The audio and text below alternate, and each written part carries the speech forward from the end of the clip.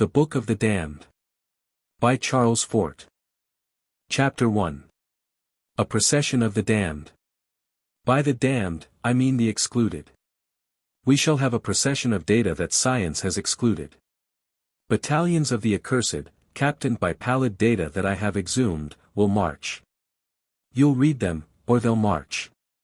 Some of them livid and some of them fiery and some of them rotten. Some of them are corpses, skeletons, mummies, twitching, tottering, animated by companions that have been damned alive. There are giants that will walk by, though sound asleep. There are things that are theorems and things that are rags, they'll go by like Euclid arm in arm with the spirit of anarchy. Here and there will flit little harlots. Many are clowns. But many are of the highest respectability. Some are assassins. There are pale stenches and gaunt superstitions and mere shadows and lively malices, whims and amiabilities. The naive and the pedantic and the bizarre and the grotesque and the sincere and the insincere, the profound and the puerile. A stab and a laugh and the patiently folded hands of hopeless propriety. The ultra-respectable, but the condemned, anyway. The aggregate appearance is of dignity and dissoluteness, the aggregate voice is a defiant prayer, but the spirit of the whole is processional.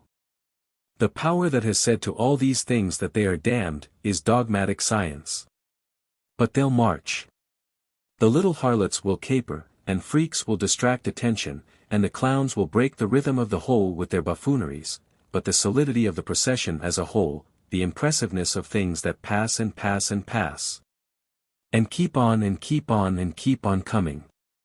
The irresistibleness of things that neither threaten nor jeer nor defy, but arrange themselves in mass formations that pass and keep on passing.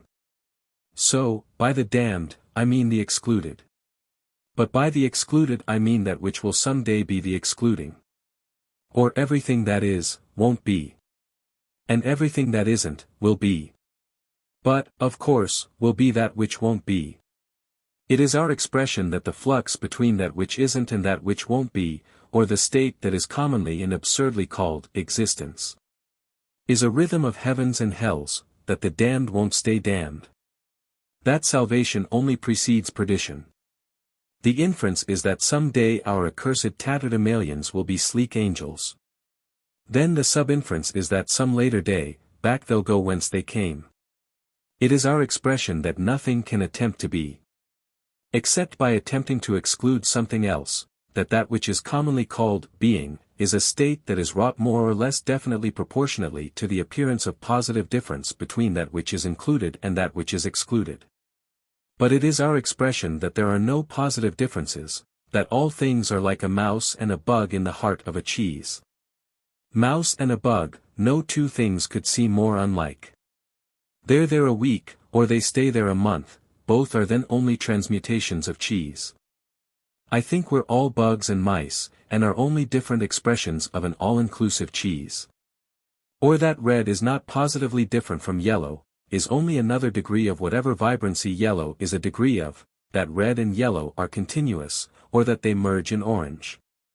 So then that, if, upon the basis of yellowness and redness, science should attempt to classify all phenomena, including all red things as veritable, and excluding all yellow things as false or illusory, the demarcation would have to be false and arbitrary, because things colored orange, constituting continuity, would belong on both sides of the attempted borderline. As we go along, we shall be impressed with this. That no basis for classification, or inclusion and exclusion, more reasonable than that of redness and yellowness has ever been conceived of. Science has, by appeal to various bases, included a multitude of data. Had it not done so, there would be nothing with which to seem to be. Science has, by appeal to various bases, excluded a multitude of data. Then, if redness is continuous with yellowness, if every basis of admission is continuous with every basis of exclusion, science must have excluded some things that are continuous with the accepted. In redness and yellowness, which merge in orangeness, we typify all tests, all standards, all means of forming an opinion. Or that any positive opinion upon any subject is illusion built upon the fallacy that there are positive differences to judge by, that the quest of all intellect ion has been for something, a fact, a basis. A generalization, law, formula, a major premise that is positive, that the best that has ever been done has been to say that some things are self-evident, whereas, by evidence we mean the support of something else. That this is the quest. But that it has never been attained, but that science has acted, ruled, pronounced, and condemned as if it had been attained. What is a house? It is not possible to say what anything is, as positively distinguished from anything else, if there are no positive differences. A barn is a house, if one lives in it. If residence constitutes houseness, because style of architecture does not, then a bird's nest is a house, and human occupancy is not the standard to judge by, because we speak of dogs' houses. Nor material. Because we speak of snow houses of Eskimos, or a shell is a house to a hermit crab, or was to the mollusk that made it, or things seemingly so positively different as the White House at Washington and a shell on the seashore are seen to be continuous. So no one has ever been able to say what electricity is, for instance. It isn't anything, as positively distinguished from heat or magnetism or life.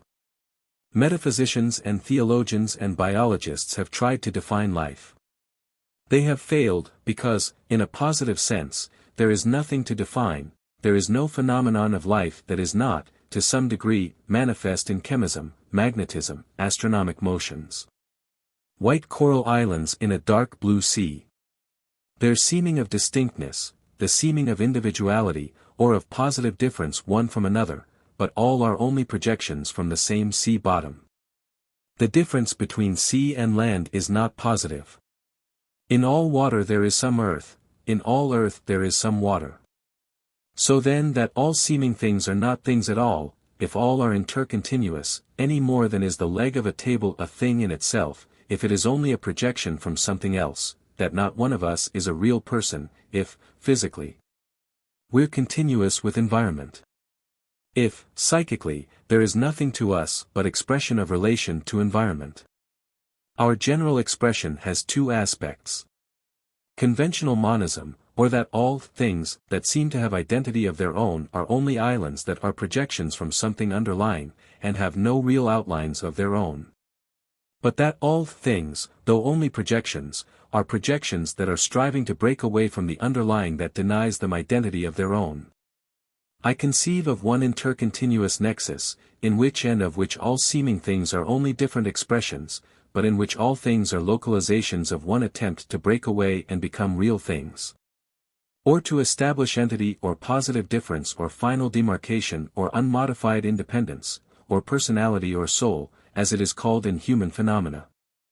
That anything that tries to establish itself as a real, or positive, or absolute system.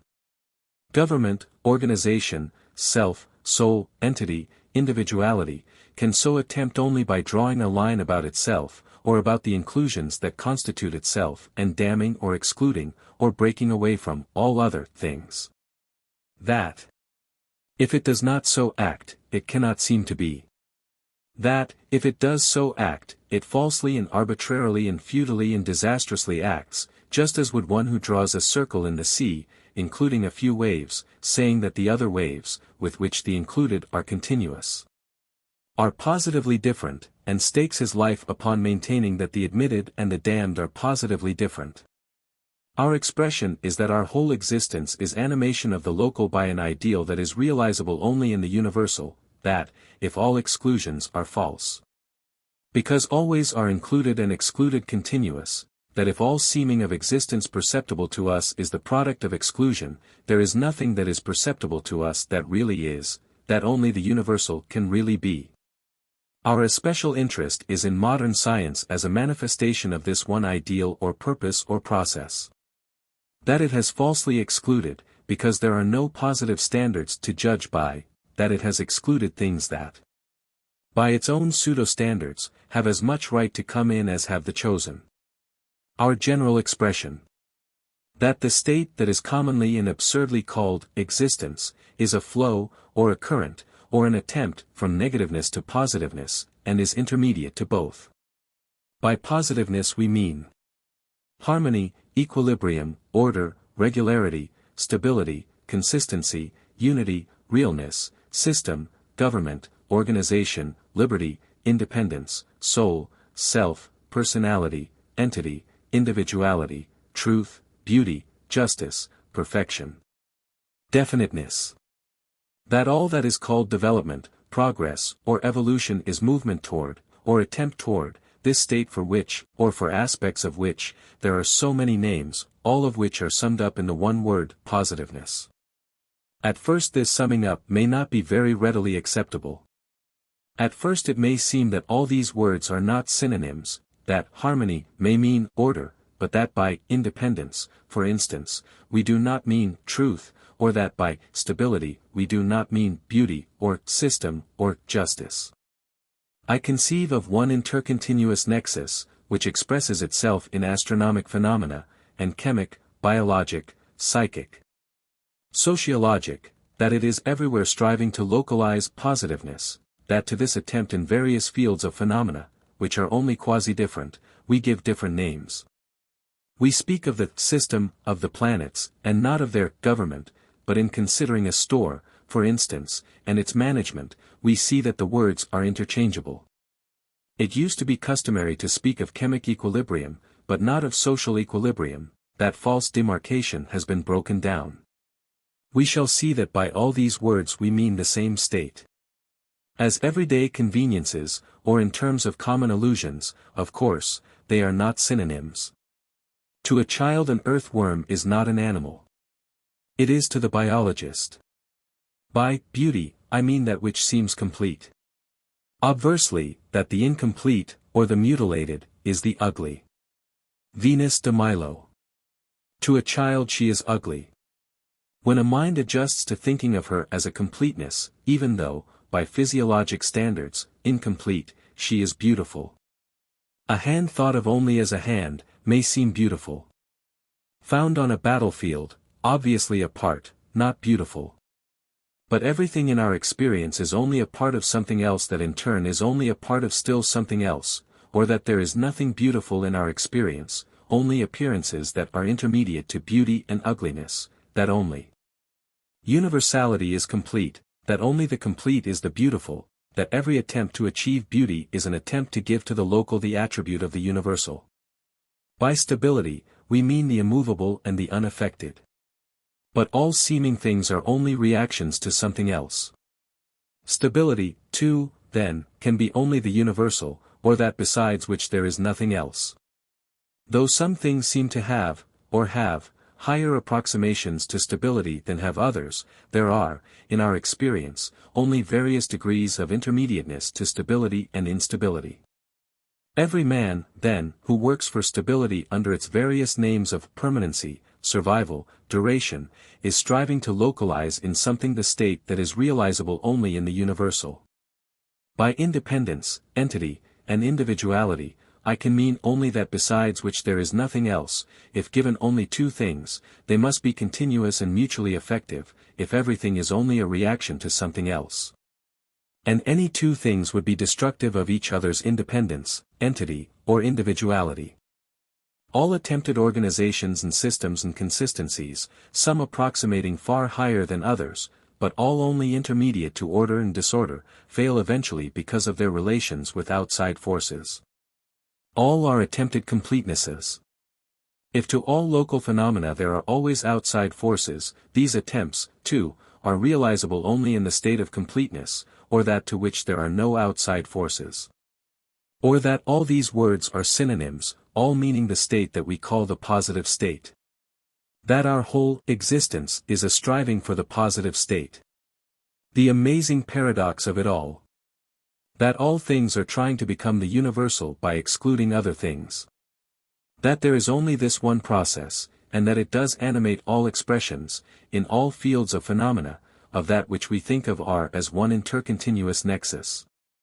The religious and their idea or ideal of the soul. They mean distinct, stable entity, or a state that is independent, and not a mere flux of vibrations or complex of reactions to environment, continuous with environment, merging away with an infinitude of other interdependent complexes. But the only thing that would not merge away into something else would be that besides which there is nothing else. That truth is only another name for the positive state, or that the quest for truth is the attempt to achieve positiveness. Scientists who have thought that they were seeking truth, but who were trying to find out astronomic, or chemic, or biologic truths.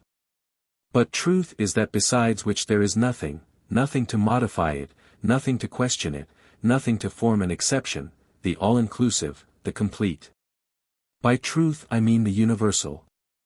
So chemists have sought the true, or the real, and have always failed in their endeavors, because of the outside relations of chemical phenomena, have failed in the sense that never has a chemical law, without exceptions, been discovered, because chemistry is continuous with astronomy, physics, biology. For instance, if the sun should greatly change its distance from this earth, and if human life could survive, the familiar chemic formulas would no longer work out, a new science of chemistry would have to be learned.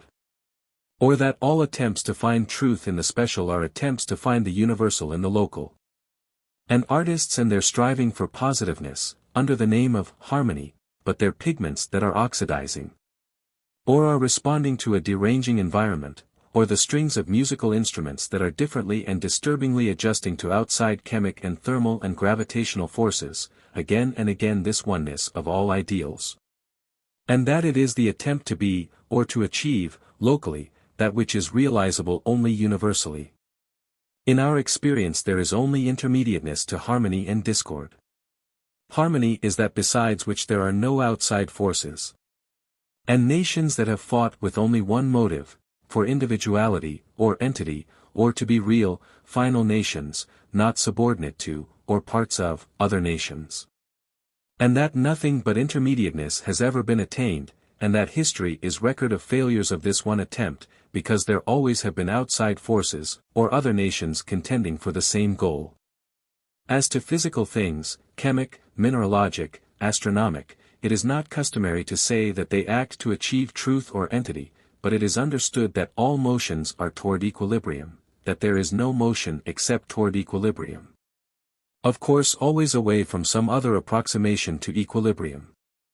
All biologic phenomena act to adjust, there are no biologic actions other than adjustments. Adjustment is another name for equilibrium. Equilibrium is the universal, or that which has nothing external to derange it. But that all that we call being is motion, and that all motion is the expression, not of equilibrium, but of equilibrating. Or of equilibrium unattained, that life motions are expressions of equilibrium unattained, that all thought relates to the unattained, that to have what is called being in our quasi-state, is not to be in the positive sense. Or is to be intermediate to equilibrium and in equilibrium. So then, that all phenomena in our intermediate state, or quasi-state, represent this one attempt to organize, stabilize, harmonize, individualize, or to positivize. Or to become real. That only to have seeming is to express failure or intermediateness to final failure and final success. That every attempt, that is observable, is defeated by continuity, or by outside forces, or by the excluded that are continuous with the included. That our whole existence is an attempt by the relative to be the absolute, or by the local to be the universal. In this book, my interest is in this attempt as manifested in modern science. That it has attempted to be real, true, final, complete, absolute, that, if the seeming of being, here, in our quasi-state, is the product of exclusion that is always false and arbitrary, if always are included and excluded continuous, the whole seeming system, or entity, of modern science is only quasi-system, or quasi-entity. Wrought by the same false and arbitrary process as that by which the still less positive system that preceded it, or the theological system, wrought the illusion of its being. In this book, I assemble some of the data that I think are of the falsely and arbitrarily excluded. The data of the damned. I have gone into the outer darkness of scientific and philosophical transactions and proceedings, ultra-respectable, but covered with the dust of disregard. I have descended into journalism. I have come back with the quasi-souls of lost data. They will march. As to the logic of our expressions to come, that there is only quasi-logic in our mode of seeming. That nothing ever has been proved. Because there is nothing to prove. When I say that there is nothing to prove, I mean that to those who accept continuity, or the merging away of all phenomena into other phenomena, without positive demarcations one from another, there is, in a positive sense, no one thing. There is nothing to prove. For instance, nothing can be proved to be an animal, because animalness and vegetableness are not positively different. There are some expressions of life that are as much vegetable as animal, or that represent the merging of animalness and vegetableness. There is then no positive test, standard, criterion, means of forming an opinion. As distinct from vegetables, animals do not exist. There is nothing to prove. Nothing could be proved to be good, for instance. There is nothing in our existence that is good, in a positive sense, or as really outlined from evil. If to forgive be good in times of peace, it is evil in wartime. There is nothing to prove, good in our experience is continuous with, or is only another aspect of evil. As to what I'm trying to do now, I accept only. If I can't see universally, I only localize. So, of course then, that nothing ever has been proved. That theological pronouncements are as much open to doubt as ever they were, but that, by a hypnotizing process, they became dominant over the majority of minds in their era. That, in a succeeding era, the laws, dogmas, formulas, principles, of materialistic science never were proved, because they are only localizations simulating the universal. But that the leading minds of their era of dominance were hypnotized into more or less firmly believing them. Newton's three laws, and that they are attempts to achieve positiveness, or to defy and break continuity, and are as unreal as are all other attempts to localize the universal. That, if every observable body is continuous, mediately or immediately, with all other bodies, it cannot be influenced only by its own inertia, so that there is no way of knowing what the phenomena of inertia may be. That, if all things are reacting to an infinitude of forces, there is no way of knowing what the effects of only one impressed force would be. That if every reaction is continuous with its action, it cannot be conceived of as a whole, and that there is no way of conceiving what it might be equal and opposite to. Or that Newton's three laws are three articles of faith. Or that demons and angels and inertias and reactions are all mythological characters. But that, in their eras of dominance, they were almost as firmly believed in as if they had been proved. Enormities and preposterousnesses will march. They will be proved, as well as Moses or Darwin or Lyell ever proved anything. We substitute acceptance for belief. Cells of an embryo take on different appearances in different eras.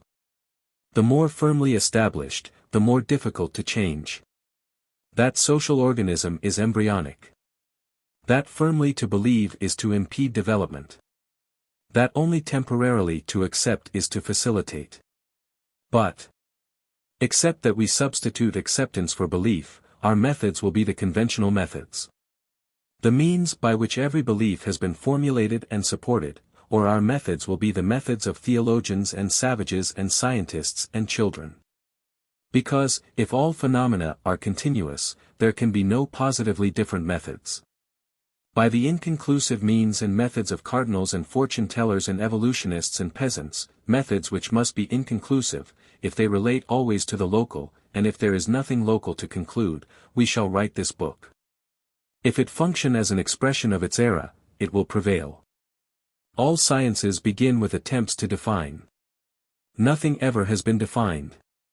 Because there is nothing to define. Darwin wrote The Origin of Species. He was never able to tell what he meant by a species. It is not possible to define. Nothing has ever been finally found out. Because there is nothing final to find out. It's like looking for a needle that no one ever lost in a haystack that never was. But that all scientific attempts really to find out something, whereas really there is nothing to find out, are attempts, themselves, really to be something. A seeker of truth. He will never find it. But the dimmest of possibilities, he may himself become truth. Or that science is more than an inquiry.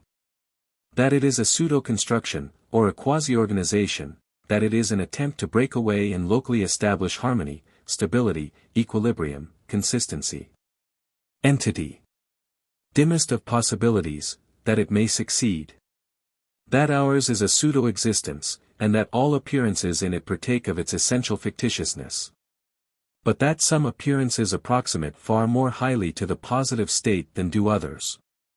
We conceive of all things as occupying gradations, or steps in series between positiveness and negativeness, or realness and unrealness, that some seeming things are more nearly consistent, just, beautiful, unified, individual, harmonious, stable, than others. We are not realists. We are not idealists. We are intermediatists, that nothing is real, but that nothing is unreal, that all phenomena are approximations one way or the other between realness and unrealness. So then, that our whole quasi-existence is an intermediate stage between positiveness and negativeness or realness and unrealness. Like purgatory, I think. But in our summing up, which was very sketchily done, we omitted to make clear that realness is an aspect of the positive state. By realness, I mean that which does not merge away into something else, and that which is not partly something else, that which is not a reaction to, or an imitation of, something else. By a real hero, we mean one who is not partly a coward, or whose actions and motives do not merge away into cowardice. But, if in continuity, all things do merge, by realness, I mean the universal, besides which there is nothing with which to merge.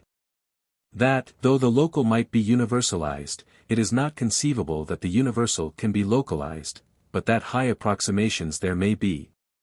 And that these approximate successes may be translated out of intermediateness into realness, quite as, in a relative sense, the industrial world recruits itself by translating out of unrealness.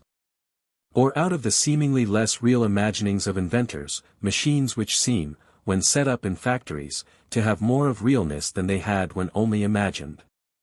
That all progress, if all progress is toward stability, organization, harmony, consistency, or positiveness, is the attempt to become real. So, then, in general metaphysical terms, our expression is that, like a purgatory, all that is commonly called existence, which we call intermediateness, is quasi-existence, neither real nor unreal, but expression of attempt to become real. Or to generate for or recruit a real existence. Our acceptance is that science, though usually thought of so specifically, or in its own local terms, usually supposed to be a prying into old bones, bugs, unsavory messes, is an expression of this one spirit animating all intermediateness, that if science could absolutely exclude all data but its own present data, or that which is assimilable with the present quasi-organization, it would be a real system, with positively definite outlines, it would be real. Its seeming approximation to consistency, stability, system, positiveness or realness, is sustained by damning the irreconcilable or the unassimilable. All would be well. All would be heavenly, if the damned would only stay damned. How do you find this book? Any thoughts about the book or the author? Any suggestion for improvement? Please take a moment to share your thoughts in a comment. If you like it, share it with your friends who might enjoy it as well. Subscribe to keep in touch. Visit completeaudiobooks.com for more quality content. Chapter 2. In the autumn of 1883, and for years afterward, occurred brilliant colored sunsets, such as had never been seen before within the memory of all observers. Also there were blue moons. I think that one is likely to smile incredulously at the notion of blue moons. Nevertheless they were as common as were green suns in 1883. Science had to account for these unconventionalities. Such publications as Nature and Knowledge were besieged with inquiries. I suppose, in Alaska and in the South Sea Islands, all the medicine men were similarly upon trial. Something had to be thought of. Upon the 28th of August, 1883, the volcano of Krakatoa, of the Straits of Sunda, had blown up. Terrific. We're told that the sound was heard 2,000 miles, and that 36,380 persons were killed. Seems just a little unscientific, or impositive, to me. Marvel to me we're not told 2,163 miles and 36,387 persons. The volume of smoke that went up must have been visible to other planets, or, tormented with our crawlings and scurryings, the Earth complained to Mars, swore a vast black oath at us. In all textbooks that mention this occurrence, no exception so far so I have read, it is said that the extraordinary atmospheric effects of 1883 were first noticed in the last of August or the 1st of September. That makes a difficulty for us. It is said that these phenomena were caused by particles of volcanic dust that were cast high in the air by Krakatoa. This is the explanation that was agreed upon in 1883. But for 7 years the atmospheric phenomena continued, except that, in the 7, there was a lapse of several years, and where was the volcanic dust all that time? You'd think that such a question as that would make trouble. Then you haven't studied hypnosis. You have never tried to demonstrate to a hypnotic that a table is not a hippopotamus. According to our general acceptance, it would be impossible to demonstrate such a thing.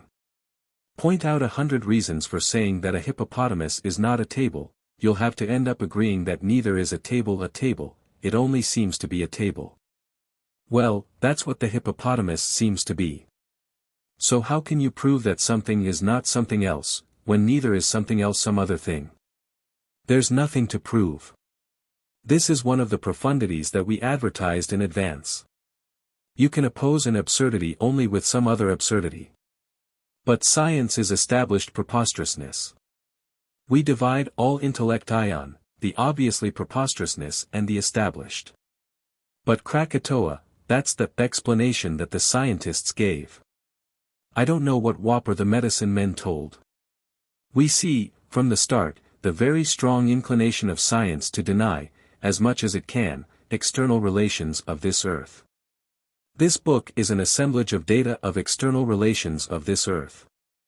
We take the position that our data have been damned, upon no consideration for individual merits or demerits, but in conformity with a general attempt to hold out for isolation of this earth. This is attempted positiveness. We take the position that science can no more succeed than, in a similar endeavor, could the Chinese, or than could the United States. So then, with only pseudo-consideration of the phenomena of 1883, or as an expression of positivism in its aspect of isolation, or unrelatedness, scientists have perpetrated such an enormity as suspension of volcanic dust 7 years in the air, disregarding the lapse of several years, rather than to admit the arrival of dust from somewhere beyond this earth. Not that scientists themselves have ever achieved positiveness, in its aspect of unitedness, among themselves, because Nordenskjöld, before 1883, wrote a great deal upon his theory of cosmic dust, and Prof. Cleveland Abbe contended against the Krakatoan explanation, but that this is the orthodoxy of the main body of scientists. My own chief reason for indignation here. That this preposterous explanation interferes with some of my own enormities. It would cost me too much explaining, if I should have to admit that this Earth's atmosphere has such sustaining power. Later, we shall have data of things that have gone up in the air and that have stayed up, somewhere, weeks, months, but not by the sustaining power of this Earth's atmosphere. For instance, the turtle of Vicksburg. It seems to me that it would be ridiculous to think of a good-sized turtle hanging, for 3 or 4 months, upheld only by the air, over the town of Vicksburg. When it comes to the horse and the barn, I think that they'll be classic some day, but I can never accept that a horse and a barn could float several months in this Earth's atmosphere. The orthodox explanation. See the report of the Krakatoa Committee of the Royal Society. It comes out absolutely for the orthodox explanation, absolutely and beautifully, also expensively. There are 492 pages in this report, and 40 plates, some of them marvelously colored. It was issued after an investigation that took 5 years. You couldn't think of anything done more efficiently, artistically, authoritatively. The mathematical parts are especially impressive: distribution of the dust of Krakatoa, velocity of translation and rates of subsidence. Altitudes and persistences. Annual Register, 1883 to 105. That the atmospheric effects that have been attributed to Krakatoa were seen in Trinidad before the eruption occurred. Knowledge, 5 to 418. That they were seen in Natal, South Africa, 6 months before the eruption. Inertia and its inhospitality. Or raw meat should not be fed to babies. We shall have a few data initiatorily. I fear me that the horse and the barn were a little extreme for our budding liberalities. The outrageous is the reasonable, if introduced politely. Hailstones, for instance. One reads in the newspapers of hailstones the size of hens' eggs. One smiles.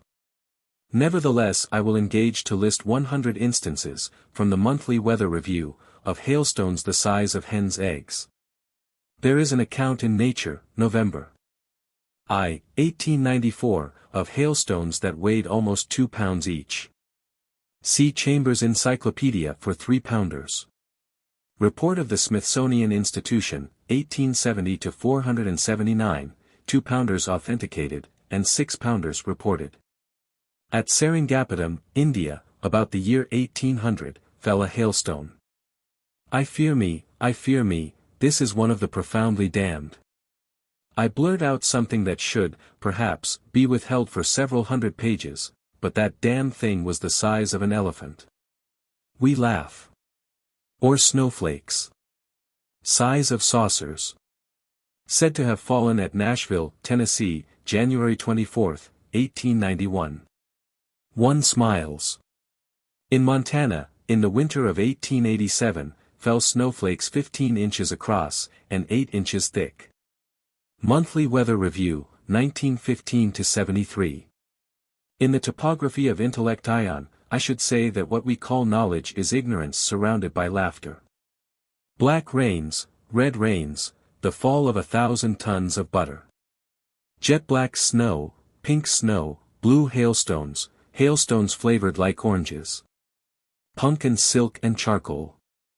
About 100 years ago, if anyone was so credulous as to think that stones had ever fallen from the sky, he was reasoned with. In the first place, there are no stones in the sky. Therefore no stones can fall from the sky. Or nothing more reasonable or scientific or logical than that could be said upon any subject. The only trouble is the universal trouble, that the major premise is not real, or is intermediate somewhere between realness and unrealness. In 1772, a committee, of whom Lavoisier was a member, was appointed by the French Academy, to investigate a report that a stone had fallen from the sky at Luce, France. Of all attempts at positiveness, in its aspect of isolation, I don't know of anything that has been fought harder for than the notion of this earth's unrelatedness. Lavoisier analyzed the stone of Luce. The exclusionists' explanation at that time was that stones do not fall from the sky, that luminous objects may seem to fall, and that hot stones may be picked up where a luminous object seemingly had landed, only lightning striking a stone, heating, even melting it. The stone of Luce showed signs of fusion. Lavoisier's analysis absolutely proved that this stone had not fallen, that it had been struck by lightning. So, authoritatively, falling stones were damned. The stock means of exclusion remained the explanation of lightning that was seen to strike something, that had been upon the ground in the first place.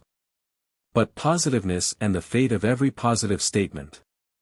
It is not customary to think of damned stones raising an outcry against a sentence of exclusion, but, subjectively, aerolites did, or data of them bombarded the walls raised against them. Monthly Review. 1796 to 426.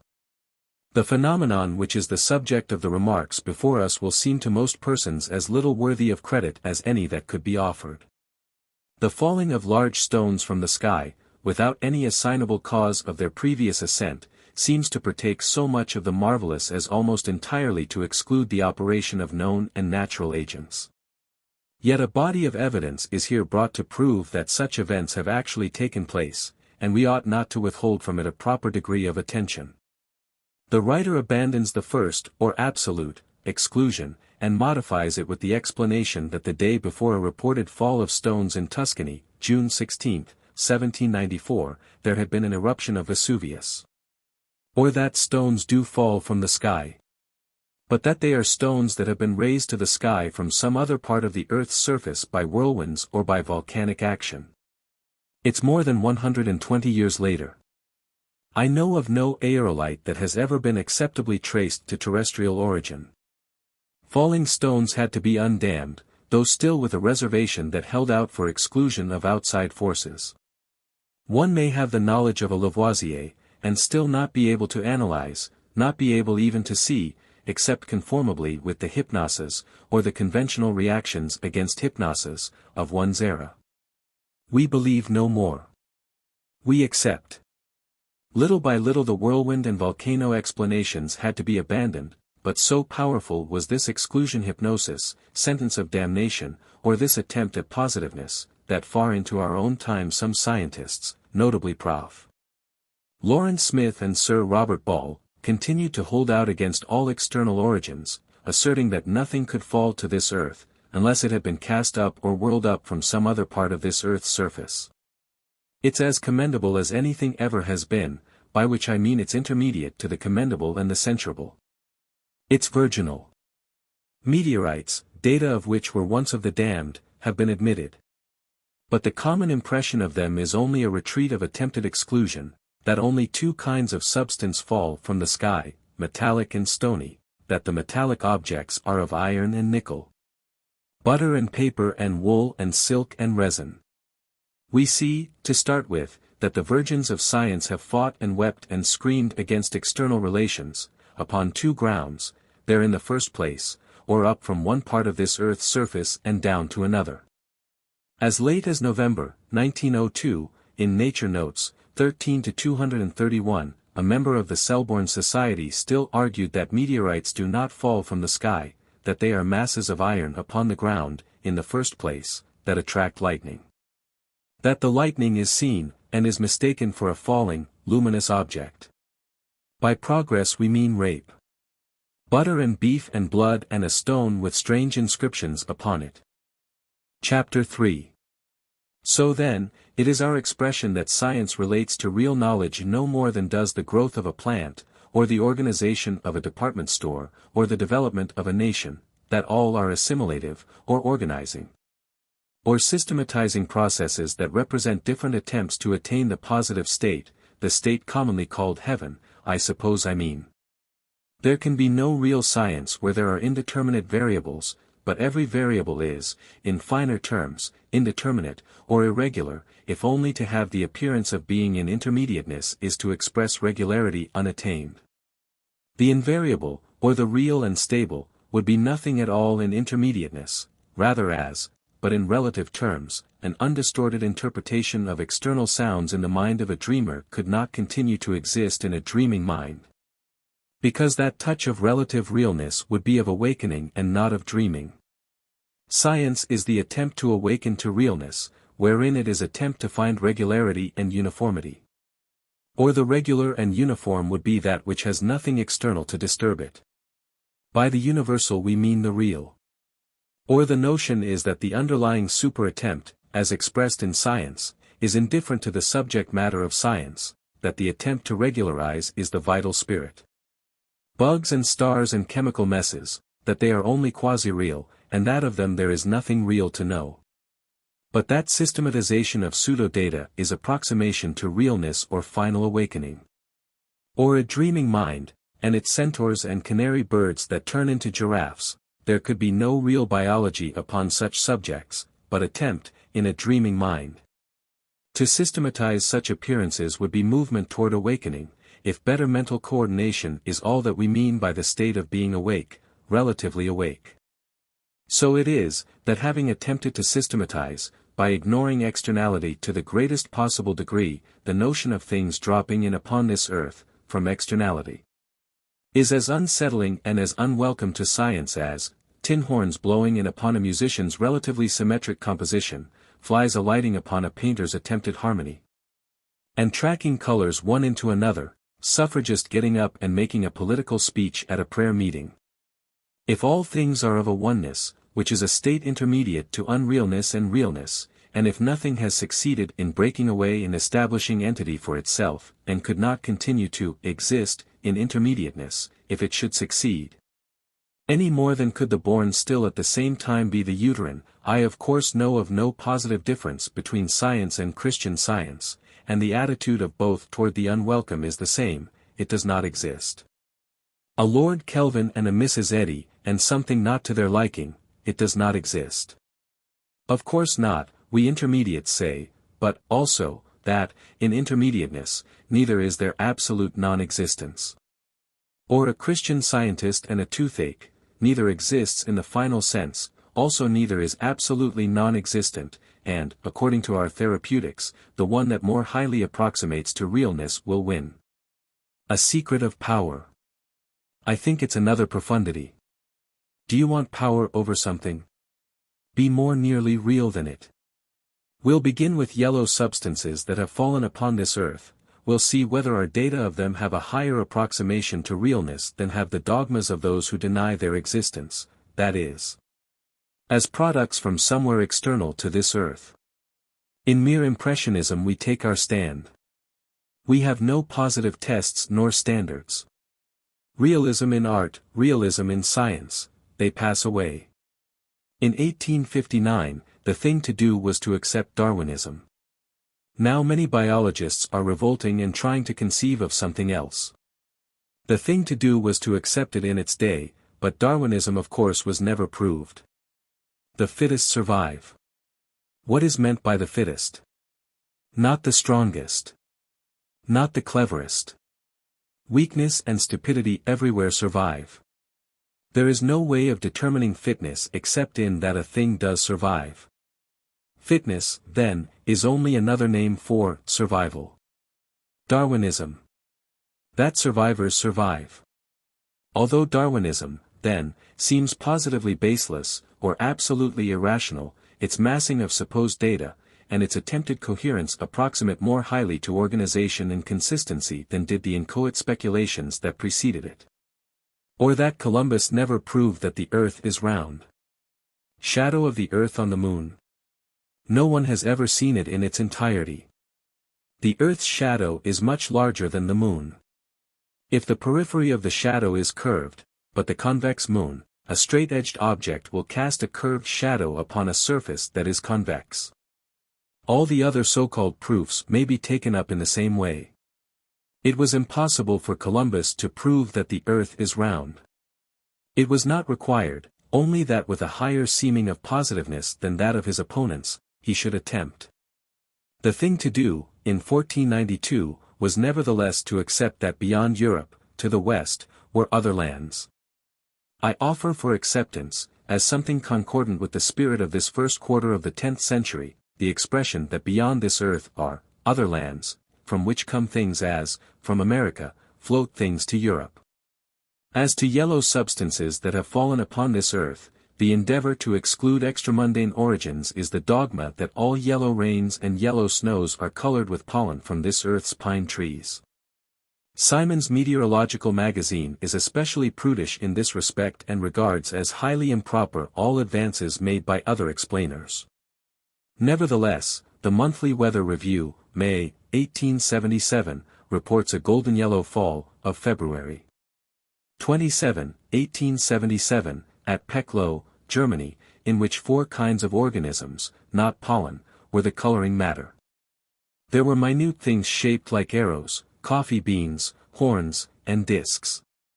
They may have been symbols. They may have been objective hieroglyphics. Mere passing fancy, let it go. In the Annals de Chimie, 85 to 288, there is a list of rains said to have contained sulfur. I have 30 or 40 other notes. I'll not use one of them. I'll admit that every one of them is upon a fall of pollen. I said, to begin with, that our methods would be the methods of theologians and scientists, and they always begin with an appearance of liberality. I grant 30 or 40 points to start with. I'm as liberal as any of them, or that my liberality won't cost me anything, the enormousness of the data that we shall have. Or just to look over a typical instance of this dogma, and the way it works out. In the American Journal of Science, 1-42-196, we are told of a yellow substance that fell by the bucketful upon a vessel, one windless night in June. In Pictou Harbor, Nova Scotia. The writer analyzed the substance, and it was found to give off nitrogen and ammonia and an animal odor. Now, one of our intermediatist principles, to start with, is that so far from positive, in the aspect of homogeneousness, are all substances, that, at least in what is called an elementary sense, anything can be found anywhere. Mahogany logs on the coast of Greenland, bugs of a valley on the top of Mont Blanc, atheists at a prayer meeting, ice in India. For instance, chemical analysis can reveal that almost any dead man was poisoned with arsenic, we'll say, because there is no stomach without some iron, lead, tin, gold, arsenic in it and of it, which, of course, in a broader sense, doesn't matter much, because a certain number of persons must, as a restraining influence, be executed for murder every year. And, if detectives aren't able really to detect anything, illusion of their success is all that is necessary, and it is very honorable to give up one's life for society as a whole. The chemist who analyzed the substance of Pictou sent a sample to the editor of the journal. The editor of course found pollen in it. My own acceptance is that there'd have to be some pollen in it, that nothing could very well fall through the air, in June, near the pine forests of Nova Scotia, and escape all floating spores of pollen. But the editor does not say that this substance contained pollen. He disregards nitrogen, ammonia, and an animal odor, and says that the substance was pollen. For the sake of our 30 or 40 tokens of liberality, or pseudo-liberality, if we can't be really liberal, we grant that the chemist of the first examination probably wouldn't know an animal odor if he were janitor of a menagerie. As we go along, however, there can be no such sweeping ignoring of this phenomenon. The fall of animal matter from the sky. I'd suggest, to start with, that we put ourselves in the place of deep-sea fishes. How would they account for the fall of animal matter from above? They wouldn't try. Or it's easy enough to think of most of us as deep-sea fishes of a kind. Jour, Franklin Inst. 90-11. That, upon the 14th of February, 1870, there fell, at Genoa, Italy, according to Director Baccardo, of the Technical Institute of Genoa, and Professor Castellani, a yellow substance. But the microscope revealed numerous globules of cobalt blue, also corpuscles of a pearly color that resembled starch. See Nature, 2-166. Comptes Rendus, 56-972. M. Buys says of a substance, reddish varying to yellowish, that fell enormously and successively, or upon April 30th, May 1st and May 2nd, in France and Spain. That it carbonized and spread the odor of charred animal matter, that it was not pollen, that in alcohol it left a residue of resinous matter. Hundreds of thousands of tons of this matter must have fallen. Odor of charred animal matter. Or an aerial battle that occurred in interplanetary space several hundred years ago, effect of time in making diverse remains uniform in appearance. It's all very absurd because, even though we are told of a prodigious quantity of animal matter that fell from the sky, 3 days, France and Spain, were not ready yet, that's all. M. Buys says that this substance was not pollen, the vastness of the fall makes acceptable that it was not pollen, still, the resinous residue does suggest pollen of pine trees. We shall hear a great deal of a substance with a resinous residue that has fallen from the sky, finally we shall divorce it from all suggestion of pollen. Blackwood's Magazine, 3-338. A yellow powder that fell at Gerace, Calabria, March 14, 1813. Some of this substance was collected by Sig Simonini, professor of chemistry, at Naples. It had an earthy, insipid taste, and is described as unctuous. When heated, this matter turned brown, then black, then red. According to the Annals of Philosophy, 11-466, one of the components was a greenish-yellow substance, which, when dried, was found to be resinous. But concomitants of this fall. Loud noises were heard in the sky. Stones fell from the sky. According to Chladni, these concomitants occurred, and to me they seem, rather brutal, or not associable with something so soft and gentle as a fall of pollen. Black rains and black snows, rains as black as a deluge of ink, jet-black snowflakes. Such a rain as that which fell in Ireland, May 14, 1849, described in the Annals of Scientific Discovery, 1850, and the Annual Register, 1849. It fell upon a district of 400 square miles, and was the color of ink, and of a fetid odor and very disagreeable taste. The rain at Castlecommon, Ireland, April 30, 1887, thick, black rain. America Met. Jour, 4 to 193. A black rain fell in Ireland, October 8 and 9, 1907. Simons Met. Mag, 43 to 2. It left a most peculiar and disagreeable smell in the air. The orthodox explanation of this rain occurs in Nature, March 2, 1908, cloud of soot that had come from South Wales, crossing the Irish Channel and all of Ireland. So the black rain of Ireland, of March, 1898, ascribed in Simons Met. Mag. 33 to 40, to clouds of soot from the manufacturing towns of North England and South Scotland. Our intermediatist principle of pseudologic, or our principle of continuity is, of course, that nothing is unique or individual, that all phenomena merge away into all other phenomena, that. For instance, suppose there should be vast celestial superoceanic, or interplanetary vessels that come near this Earth and discharge volumes of smoke at times. We're only supposing such a thing as that now, because, conventionally, we are beginning modestly and tentatively. But if it were so, there would necessarily be some phenomenon upon this Earth, with which that phenomenon would merge. Extramundane smoke and smoke from cities merge, or both would manifest in black precipitations in rain.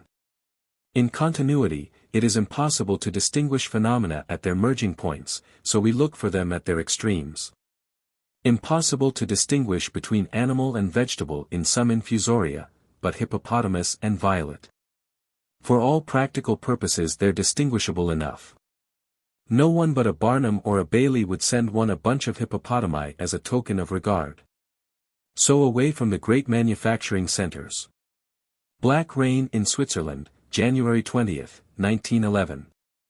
Switzerland is so remote, and so ill at ease is the conventional explanation here, that Nature, 85 to 451, says of this rain that in certain conditions of weather, snow may take on an appearance of blackness that is quite deceptive. May be so. Or at night, if dark enough, snow may look black. This is simply denying that a black rain fell in Switzerland, January 20, 191 Extreme remoteness from great manufacturing centers. La Nature, 1888, 2 to 406. That August 14, 1888, there fell at the Cape of Good Hope, a rain so black as to be described as a shower of ink. Continuity dogs us. Continuity rules us and pulls us back. We seem to have a little hope that by the method of extremes we could get away from things that merge indistinguishably into other things. We find that every departure from one merger is entrance upon another. At the Cape of Good Hope, vast volumes of smoke from great manufacturing centers, as an explanation, cannot very acceptably merge with the explanation of extramundane origin, but smoke from a terrestrial volcano can. And that is the suggestion that is made in La Nature. There is, in human intellect no real standard to judge by, but our acceptance, for the present, is that the more nearly positive will prevail. By the more nearly positive we mean the more nearly organized. Everything merges away into everything else, but proportionately to its complexity, if unified, a thing seems strong, real, and distinct, so, in aesthetics, it is recognized that diversity in unity is higher beauty, or approximation to beauty. Then is simpler unity. So the logicians feel that agreement of diverse data constitute greater convincingness, or strength, than that of mere parallel instances, so to Herbert Spencer the more highly differentiated and integrated is the more fully evolved. Our opponents hold out for mundane origin of all black rains. Our method will be the presenting of diverse phenomena in agreement with the notion of some other origin. We take up not only black rains but black rains and their accompanying phenomena. A correspondent to Knowledge, 5 to 190, writes of a black rain that fell in the Clyde Valley, March 1, 1884, of another black rain that fell 2 days later. According to the correspondent, a black rain had fallen in the Clyde Valley, March 20, 1828, then again March 22, 1828. According to Nature, 9 to 43, a black rain fell at Marlsford, England, September 4, 1873.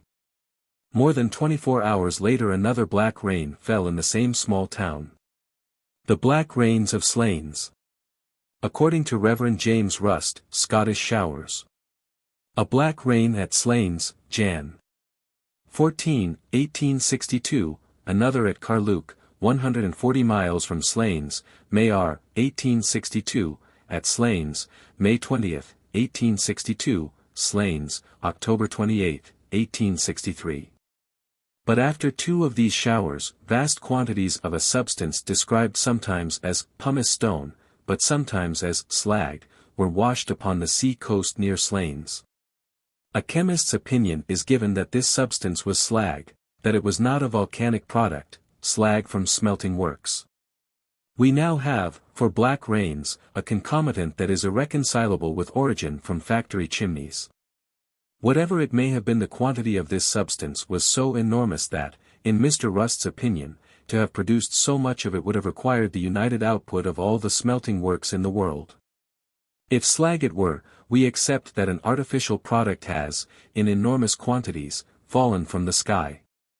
If you don't think that such occurrences are damned by science, read Scottish Showers and see how impossible it was for the author to have this matter taken up by the scientific world. The first and second rains corresponded, in time, with ordinary ebullitions of Vesuvius.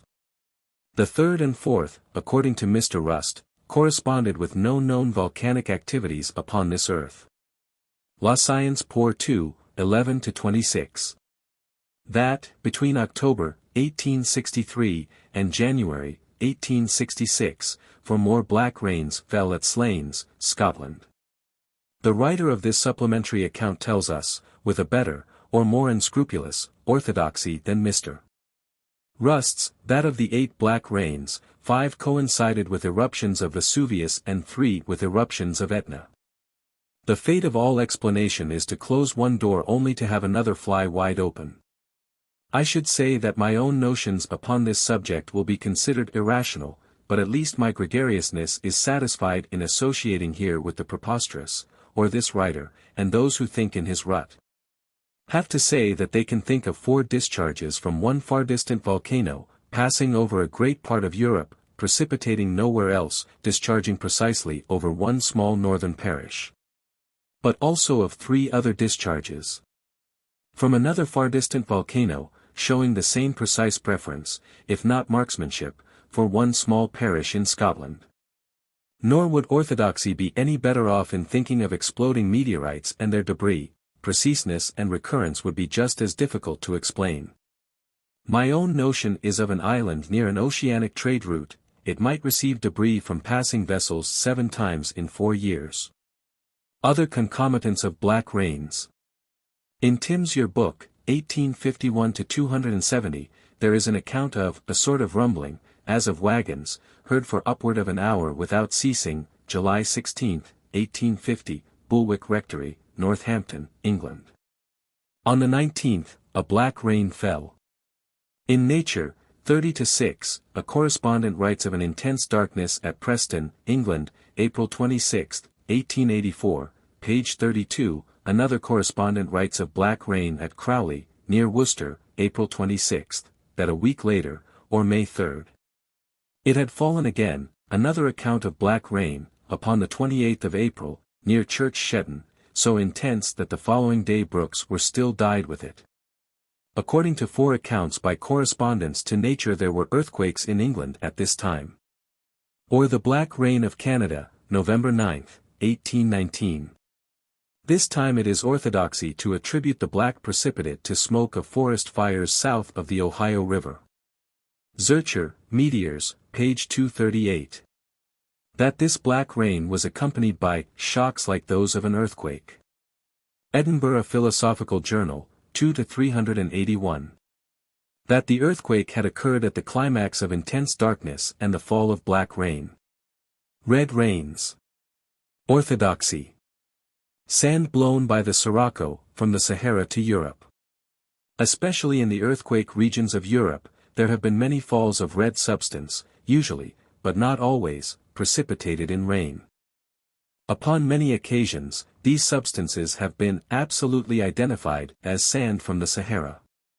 When I first took this matter up, I came across assurance after assurance, so positive to this effect, that, had I not been an intermediatist, I'd have looked no further. Samples collected from a rain at Genoa, samples of sand forwarded from the Sahara, absolute agreement, some writers said, same color, same particles of quartz, even the same shells of diatoms mixed in. Then the chemical analyses, not a disagreement worth mentioning. Our intermediatist means of expression will be that, with proper exclusions, after the scientific or theological method, anything can be identified with anything else, if all things are only different expressions of an underlying oneness. To many minds there's rest and there's satisfaction in that expression absolutely identified. Absoluteness, or the illusion of it, the universal quest.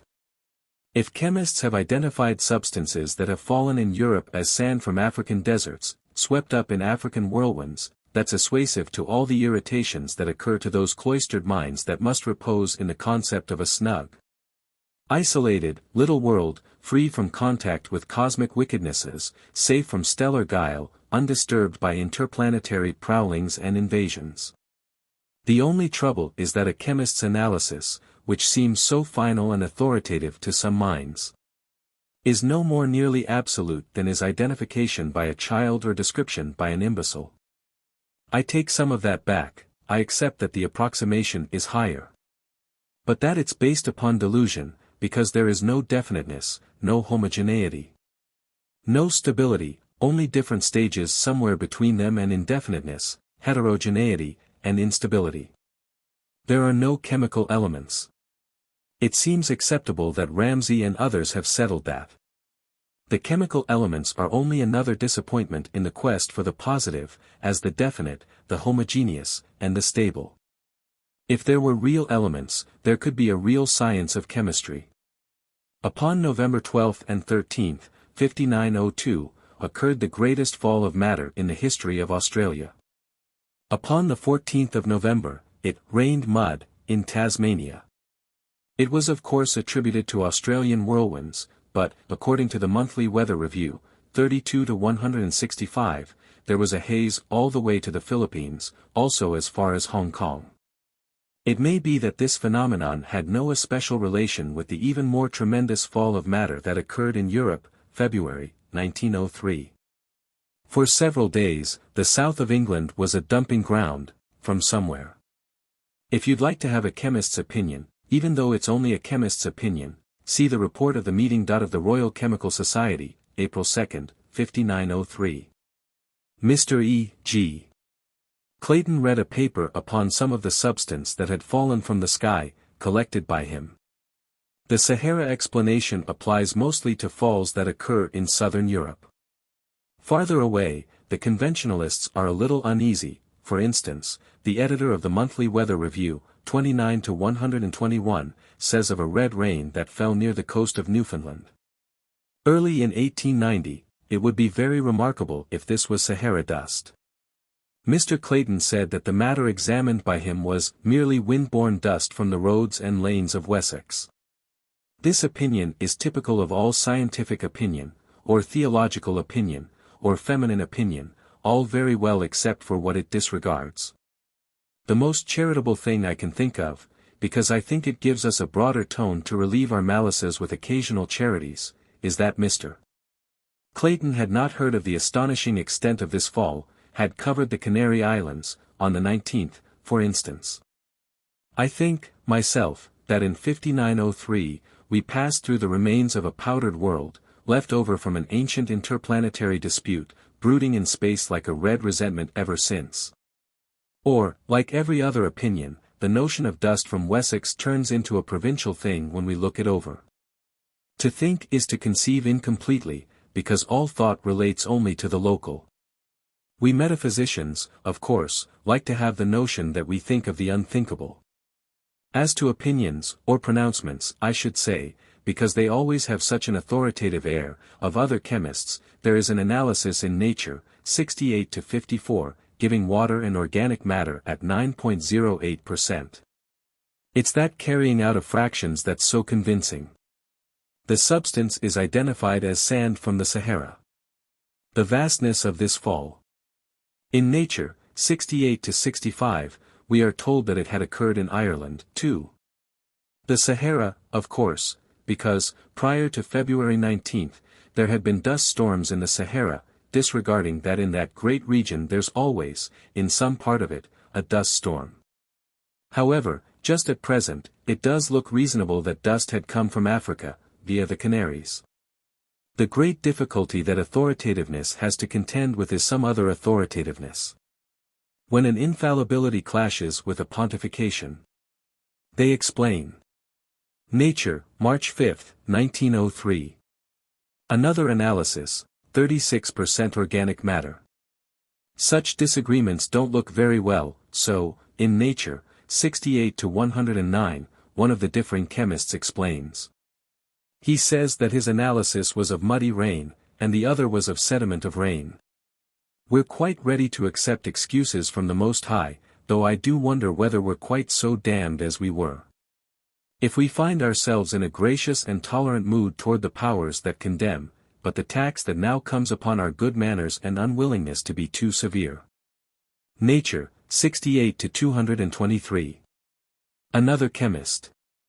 He says it was 23.49% water and organic matter.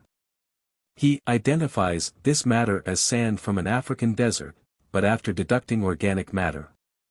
But you and I could be identified as sand from an African desert. After deducting all there is to us except sand. Why we cannot accept that this fall was of sand from the Sahara, omitting the obvious objection that in most parts the Sahara is not red at all, but is usually described as dazzling white. The enormousness of it, that a whirlwind might have carried it, but that, in that case it would be no supposititious, or doubtfully identified whirlwind, but the greatest atmospheric cataclysm in the history of this earth. Jour.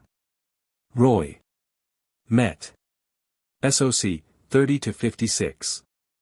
That, up to the 27th of February, this fall had continued in Belgium, Holland, Germany and Austria.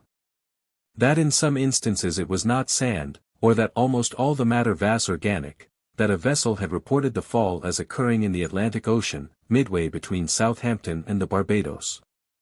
The calculation is given that, in England alone, 10 million tons of matter had fallen.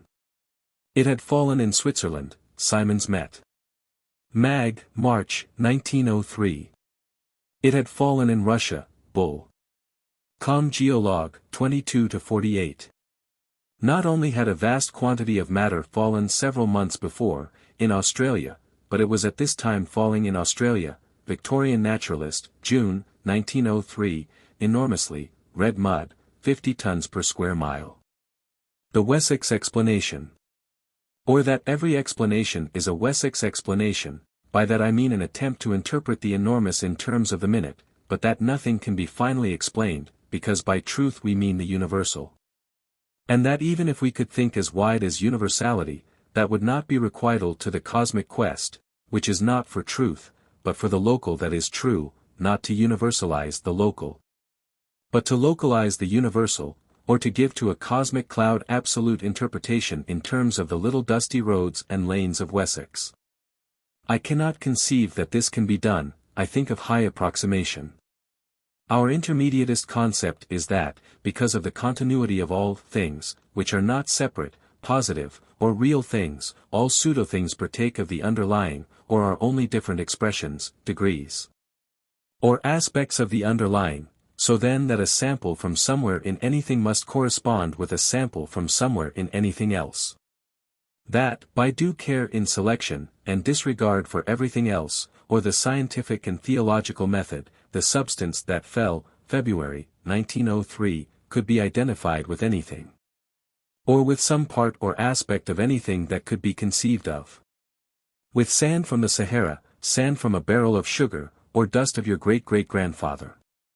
Different samples are described and listed in the Journal of the Royal Meteorological Society, 30 to 57, or we'll see whether my notion that a chemist could have identified some one of these samples as from anywhere conceivable is extreme or not. Similar to brick dust, in one place. Buff or light brown, in another place, chocolate-colored and silky to the touch and slightly iridescent, gray, red rust color, reddish raindrops and gray sand, dirty gray, quite red, yellow-brown, with a tinge of pink. Deep yellow clay color. In nature, it is described as of a peculiar yellowish cast in one place, reddish somewhere else, and salmon-colored in another place. Or there could be real science if there were really anything to be scientific about. Or the science of chemistry is like a science of sociology, prejudiced in advance, because only to see is to see with a prejudice, setting out to prove that all inhabitants of New York came from Africa. Very easy matter. Samples from one part of town. Disregard for all the rest. There is no science but Wessex science. According to our acceptance, there should be no other, but that approximation should be higher, that metaphysics is superevil, that the scientific spirit is of the cosmic quest. Our notion is that, in a real existence, such a quasi-system of fables as the science of chemistry could not deceive for a moment, but that in an existence endeavoring to become real, it represents that endeavor. And will continue to impose its pseudo-positiveness until it be driven out by a higher approximation to realness. That the science of chemistry is as impositive as fortune-telling. Or no. That, though it represents a higher approximation to realness than does alchemy, for instance, and so drove out alchemy, it is still only somewhere between myth and positiveness. The attempt at realness, or to state a real and unmodified fact here, is the statement. All red rains are colored by sands from the Sahara Desert. My own impositivist acceptances are that some red rains are colored by sands from the Sahara Desert. Some by sands from other terrestrial sources. Some by sands from other worlds. Or from their deserts, also from aerial regions too indefinite or amorphous to be thought of as worlds or planets. That no supposititious whirlwind can account for the hundreds of millions of tons of matter that fell upon Australia, Pacific Ocean and Atlantic Ocean and Europe in 1902 and 1903, that a whirlwind that could do that would not be supposititious. But now we shall cast off some of our own wessicality by accepting that there have been falls of red substance other than sand. We regard every science as an expression of the attempt to be real. But to be real is to localize the universal, or to make some one thing as wide as all things, successful accomplishment of which I cannot conceive of. The prime resistance to this endeavor is the refusal of the rest of the universe to be damned, excluded, disregarded, to receive Christian Science treatment, by something else so attempting. Although all phenomena are striving for the absolute, or have surrendered to and have incorporated themselves in higher attempts, simply to be phenomenal, or to have seeming in intermediateness is to express relations. A river. It is water expressing the gravitational relation of different levels. The water of the river. Expression of chemic relations of hydrogen and oxygen, which are not final. A city. Manifestation of commercial and social relations. How could a mountain be without base in a greater body? Storekeeper live without customers? The prime resistance to the positivist attempt by science is its relations with other phenomena, or that it only expresses those relations in the first place. Or that a science can have seeming, or survive in intermediateness, as something pure, isolated, positively different, no more than could a river, or a city, or a mountain, or a store.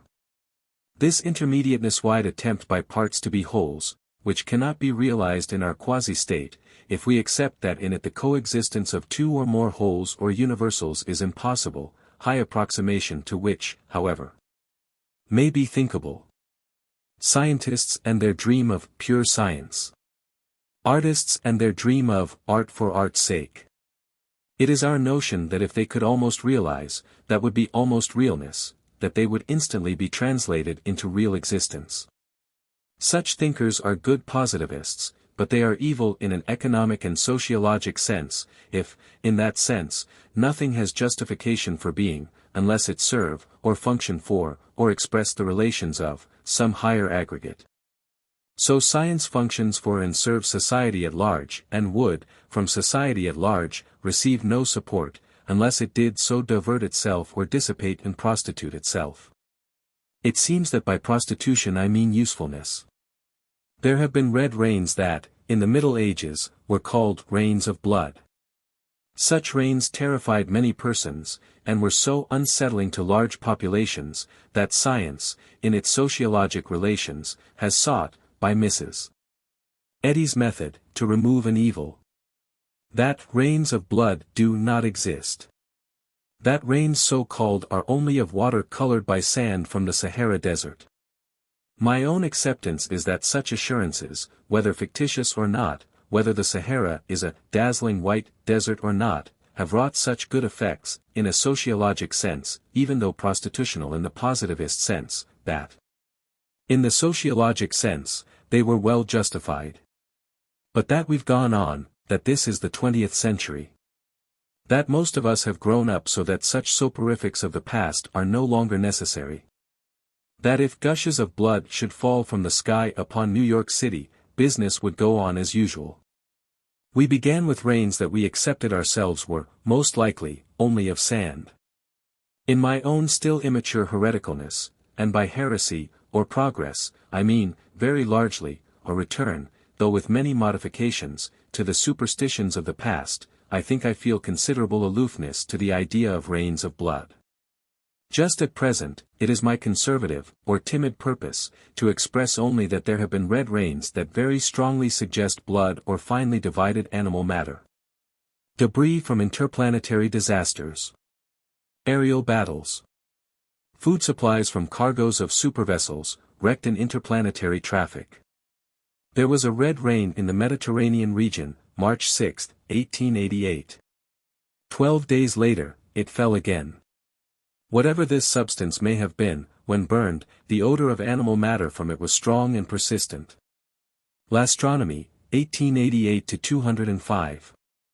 But, infinite heterogeneity, or debris from many different kinds of aerial cargoes, there have been red rains that have been colored by neither sand nor animal matter.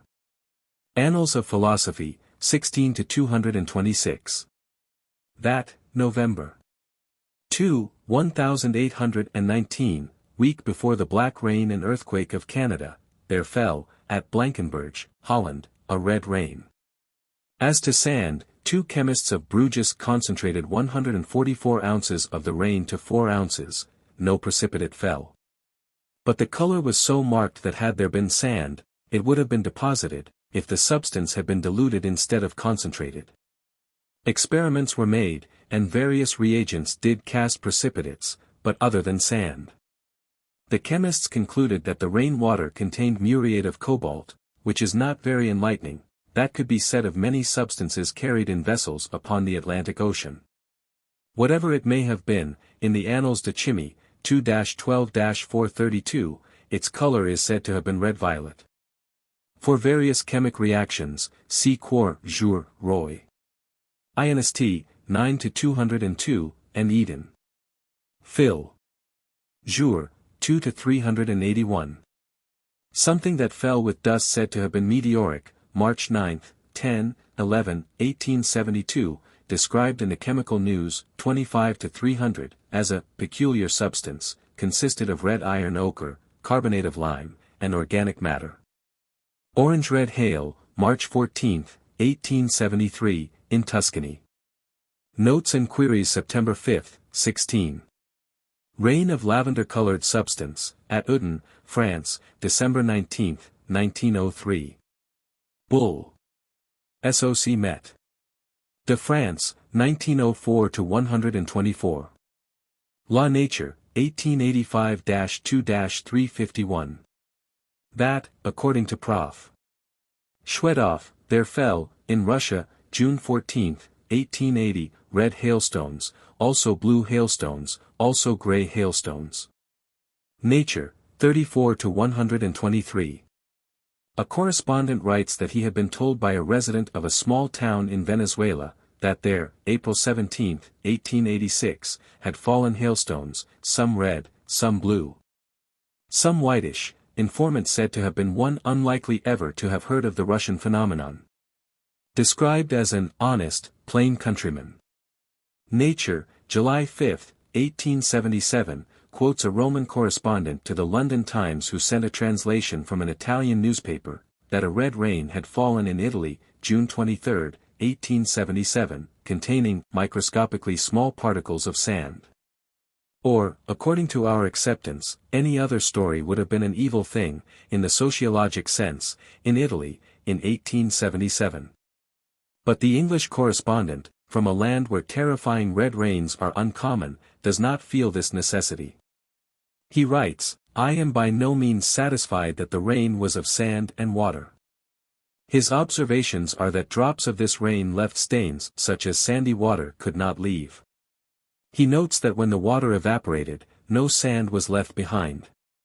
L'Année Scientifique, 1888-75. That, December 13, 1887, there fell, in Cochin China, a substance like blood, somewhat coagulated. Annales de Chimie, 85-266. That a thick, viscous, red matter fell at Ulm, in 1812. We now have a datum with a factor that has been foreshadowed, which will recur and recur and recur throughout this book. It is a factor that makes for speculation so revolutionary that it will have to be reinforced many times before we can take it into full acceptance. Yearbook of Facts, 1861-273. Quotation from a letter from Professor Campini to Prof. Matucci. That, upon December 28, 1860, at about 7 a.m., in the northwestern part of Siena, a reddish rain fell copiously for 2 hours. A second red shower fell at 11 o'clock. 3 days later, the red rain fell again. The next day another red rain fell. Still more extraordinarily.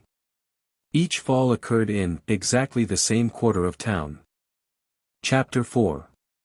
It is in the records of the French Academy that, upon March 17, 1669, in the town of Châtillon-sur-Seine, fell a reddish substance that was thick, viscous, and putrid.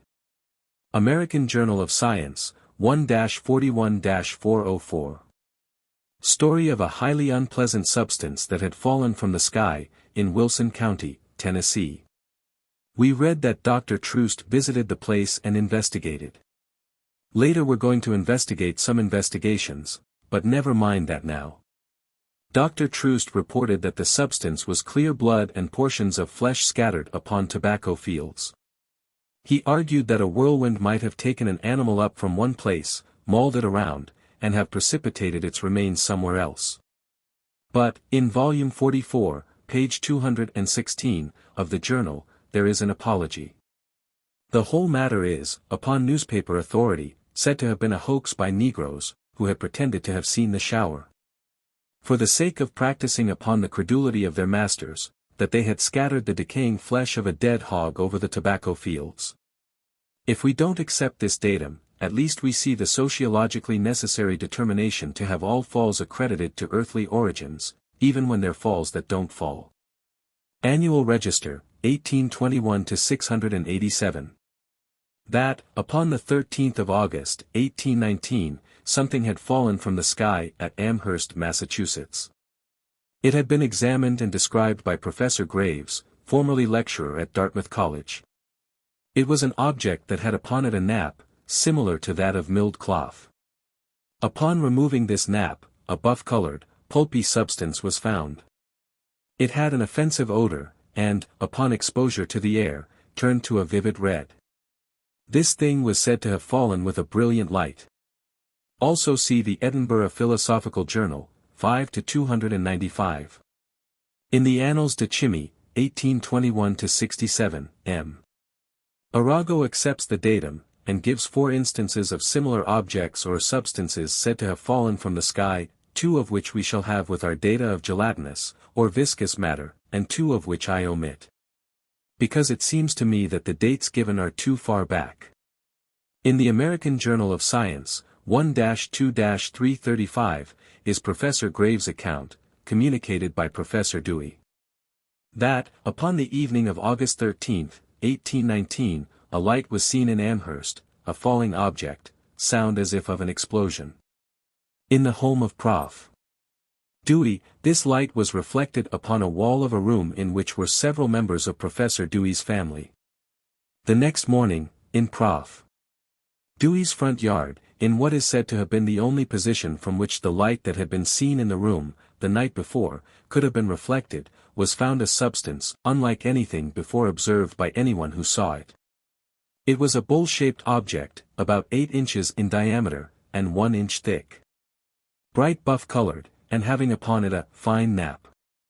Upon removing this covering, a buff-colored, pulpy substance of the consistency of soft soap, was found, of an offensive, suffocating smell. A few minutes of exposure to the air changed the buff color to a livid color resembling venous blood. It absorbed moisture quickly from the air and liquefied. For some of the chemic reactions, see the journal. There's another lost quasi-soul of a datum that seems to me to belong here. London Times, April 19, 1836.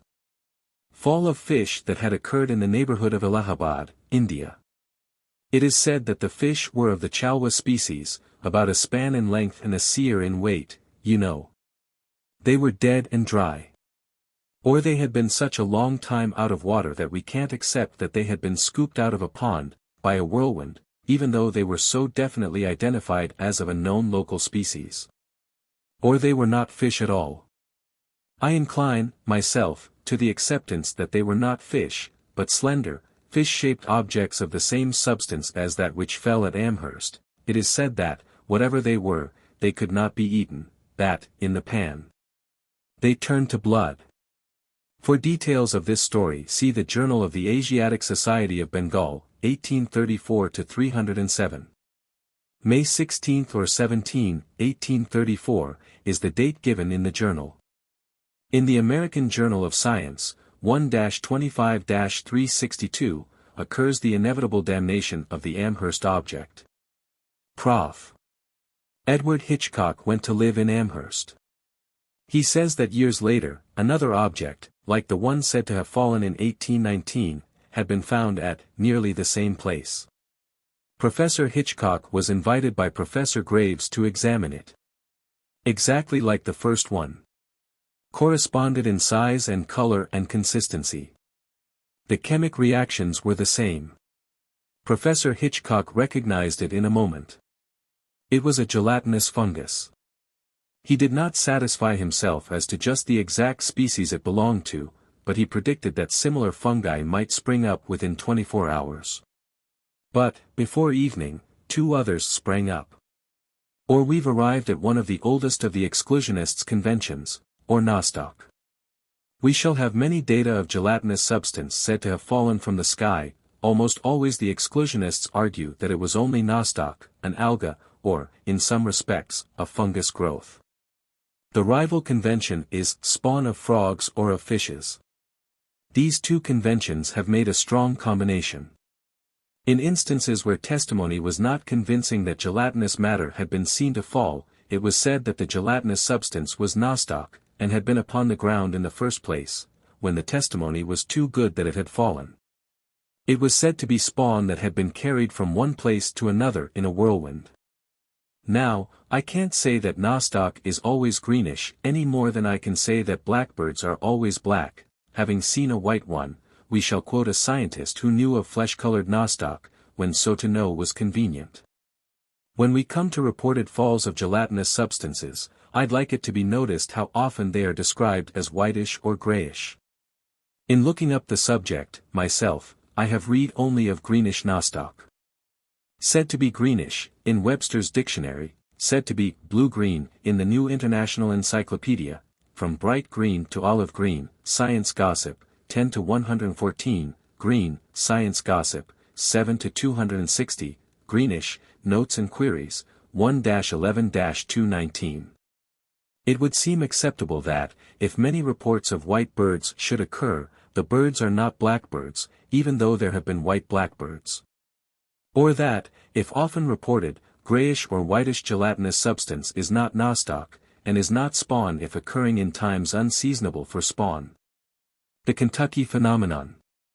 So it was called, in its day, and now we have an occurrence that attracted a great deal of attention in its own time. Usually these things of the accursed have been hushed up or disregarded, suppressed like the 7 black rains of Slains, but, upon March 3, 1876, something occurred, in Bath County, Kentucky, that brought many newspaper correspondents to the scene. The substance that looked like beef that fell from the sky. Upon March 3, 1876, at Olympian Springs, Bath County, Kentucky, flakes of a substance that looked like beef fell from the sky, from a clear sky. We'd like to emphasize that it was said that nothing but this falling substance was visible in the sky. It fell in flakes of various sizes, some 2 inches square, 1, 3 or 4 inches square. The flake formation is interesting, later we shall think of it as signifying pressure, somewhere. It was a thick shower, on the ground, on trees, on fences, but it was narrowly localized, or upon a strip of land about 100 yards long and about 50 yards wide. For the first account, see the Scientific American, 34 to 197, and the New York Times, March 10, 1876. Then the exclusionists. Something that looked like beef, 1 flake of it the size of a square envelope. If we think of how hard the exclusionists have fought to reject the coming of ordinary-looking dust from this earth's externality, we can sympathize with them in this sensational instance, perhaps. Newspaper correspondents wrote broadcast and witnesses were quoted, and this time there is no mention of a hoax, and, except by one scientist, there is no denial that the fall did take place. It seems to me that the exclusionists are still more emphatically conservators.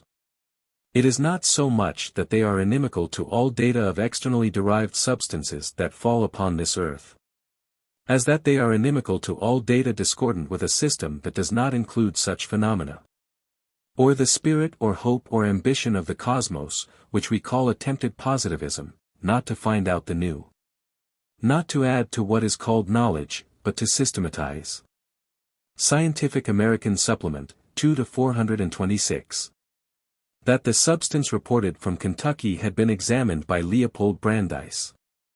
At last we have a proper explanation of this much talked of phenomenon. It has been comparatively easy to identify the substance and to fix its status. The Kentucky wonder is no more or less than nostoc. Or that it had not fallen. That it had been upon the ground in the first place, and had swollen in rain, and, attracting attention by greatly increased volume, had been supposed by unscientific observers to have fallen in rain. What rain, I don't know. Also it is spoken of as dried several times. That's one of the most important of the details. But the relief of outraged propriety, expressed in the supplement, is amusing to some of us, who, I fear, may be a little improper at times. Very spirit of the Salvation Army, when some third-rate scientist comes out with an explanation of the vermiform appendix or the os coccygus that would have been acceptable to Moses. To give completeness to the proper explanation, it is said that Mr. Brandeis had identified the substance as flesh-colored nostoc. Prof. Lawrence Smith, of Kentucky, one of the most resolute of the exclusionists. New York Times, March 12, 1876. That the substance had been examined and analyzed by Prof. Smith, according to whom it gave every indication of being the dried spawn of some reptile, doubtless of the frog, or up from one place and down in another. As to dried, that may refer to condition when Professor Smith received it. In the Scientific American Supplement, 2 to 473, Dr. Meade Edwards, president of the Newark Scientific Association, writes that, when he saw Mr. Brandeis' communication, his feeling was of conviction that propriety had been re-established, or that the problem had been solved, as he expresses it, knowing Mr. Brandeis well, he had called upon that upholder of respectability, to see the substance that had been identified as nostoc. But he had also called upon Dr. Hamilton, who had a specimen, and Dr. Hamilton had declared it to be lung tissue. R. Edwards writes of the substance that had so completely, or beautifully, if beauty is completeness, been identified as nostoc, it turned out to be lung tissue also. He wrote to other persons who had specimens, and identified other specimens as masses of cartilage or muscular fibers. As to whence it came, I have no theory. Nevertheless he endorses the local explanation, and a bizarre thing it is. A flock of gorged, heavy-weighted buzzards, but far up and invisible in the clear sky. They had disgorged. Prof. Fawcett lists the substance, in his bibliography, as fish spawn. McAtee, Monthly Weather Review, May, 1918, lists it as a jelly-like material, supposed to have been the dried spawn either of fishes or of some batrachian. Or this is why, against the seemingly insuperable odds against all things new, there can be what is called progress. That nothing is positive, in the aspects of homogeneity and unity. If the whole world should seem to combine against you, it is only unreal combination, or intermediateness to unity and disunity. Every resistance is itself divided into parts resisting one another. The simplest strategy seems to be, never bother to fight a thing, set its own parts fighting one another. We are merging away from carnal to gelatinous substance, and here there is an abundance of instances or reports of instances. These data are so improper they're obscene to the science of today, but we shall see that science, before it became so rigorous, was not so prudish. Chladni was not, and Gregg was not. I shall have to accept, myself, that gelatinous substance has often fallen from the sky. Or that, far up, or far away, the whole sky is gelatinous. That meteors tear through and detach fragments. That fragments are brought down by storms. That the twinkling of stars is penetration of light through something that quivers. I think, myself, that it would be absurd to say that the whole sky is gelatinous, it seems more acceptable that only certain areas are. Humboldt, Cosmos, 1-119, says that all our data in this respect must be classed amongst the mythical fables of mythology. He is very sure, but just a little redundant. We shall be opposed by the standard resistances. They're in the first place. Up from one place, in a whirlwind, and down in another. We shall not bother to be very convincing one way or another, because of the overshadowing of the datum with which we shall end up. It will mean that something had been in a stationary position for several days over a small part of a small town in England. This is the revolutionary thing that we have alluded to before. Whether the substance were nostoc or spawn, or some kind of a larval nexus, doesn't matter so much. If it stood in the sky for several days, we rank with Moses as a chronicler of improprieties, or was that story, or datum, we mean, told by Moses. Then we shall have so many records of gelatinous substance said to have fallen with meteorites, that, between the two phenomena, some of us will have to accept connection, or that there are at least vast gelatinous areas aloft. And that meteorites tear through, carrying down some of the substance. Comptes Rendus, 3-554. That, in 1836, M. Vallet, member of the French Academy, placed before the Academy some fragments of a gelatinous substance, said to have fallen from the sky, and asked that they be analyzed. There is no further allusion to this subject. Comptes Rendus, 23-542. That, in Wilna, Lithuania, April 4, 1846, in a rainstorm, fell nut-sized masses of a substance that is described as both resinous and gelatinous. It was odorless until burned, then it spread a very pronounced sweetish odor. It is described as like gelatin, but much firmer, but, having been in water 24 hours, it swelled out, and looked altogether gelatinous. It was grayish. We are told that, in 1841 and 1846, a similar substance had fallen in Asia Minor. In Notes and Queries, 8-6-190, it is said that, early in August, 1894, thousands of jellyfish, about the size of a shilling, had fallen at Bath, England. I think it is not acceptable that they were jellyfish, but it does look as if this time frog spawn did fall from the sky, and may have been translated by a whirlwind, because, at the same time, small frogs fell at Wigan, England. Nature, 87-10. That, June 24, 1911, at Eton, Bucks, England, the ground was found covered with masses of jelly, the size of peas, after a heavy rainfall. We are not told of nostoc. This time, it is said that the object contained numerous eggs of some species of chironomus, from which larvae soon emerged. I incline, then, to think that the objects that fell at Bath were neither jellyfish nor masses of frog spawn, but something of a larval kind. This is what had occurred at Bath, England, 23 years before. London Times, April 24, 1871. That, upon the 22nd of April, 1871, a storm of glutinous drops neither jellyfish nor masses of frog spawn, but something of a line missing here in original text. Ed. Railroad Station, at Bath. Many soon developed into a worm-like chrysalis, about an inch in length. The account of this occurrence in the Zoologist, February 6, 2686, is more like the Eton datum, of minute forms, said to have been infusoria, not forms about an inch in length. Trans. Ent. SOC of London, 1871 Proc. 22. That the phenomenon has been investigated by the Reverend L. Jennens, of Bath. His description is of minute worms in filmy envelopes. He tries to account for their segregation. The mystery of it is, what could have brought so many of them together? Many other falls we shall have record of, and in most of them segregation is the great mystery. A whirlwind seems anything but a segregative force. Segregation of things that have fallen from the sky has been avoided as most deep died of the damned. Mr. Jennens conceives of a large pool, in which were many of these spherical masses, of the pool drying up and concentrating all in a small area. Of a whirlwind then scooping all up together. But several days later, more of these objects fell in the same place. That such marksmanship is not attributable to whirlwinds seems to me to be what we think we mean by common sense. It may not look like common sense to say that these things had been stationary over the town of Bath. Several days.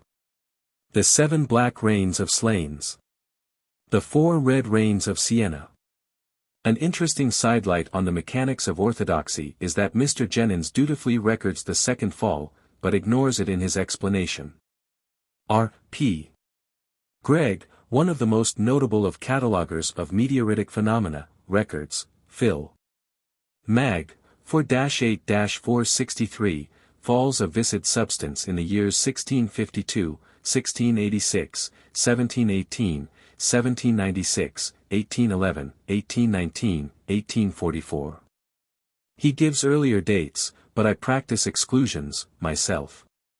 In the report of the British Association, 1860-63, Gregg records a meteor that seemed to pass near the ground, between Barsdorf and Freiburg, Germany. The next day a jelly-like mass was found in the snow. Unseasonableness for either spawn or nostoc.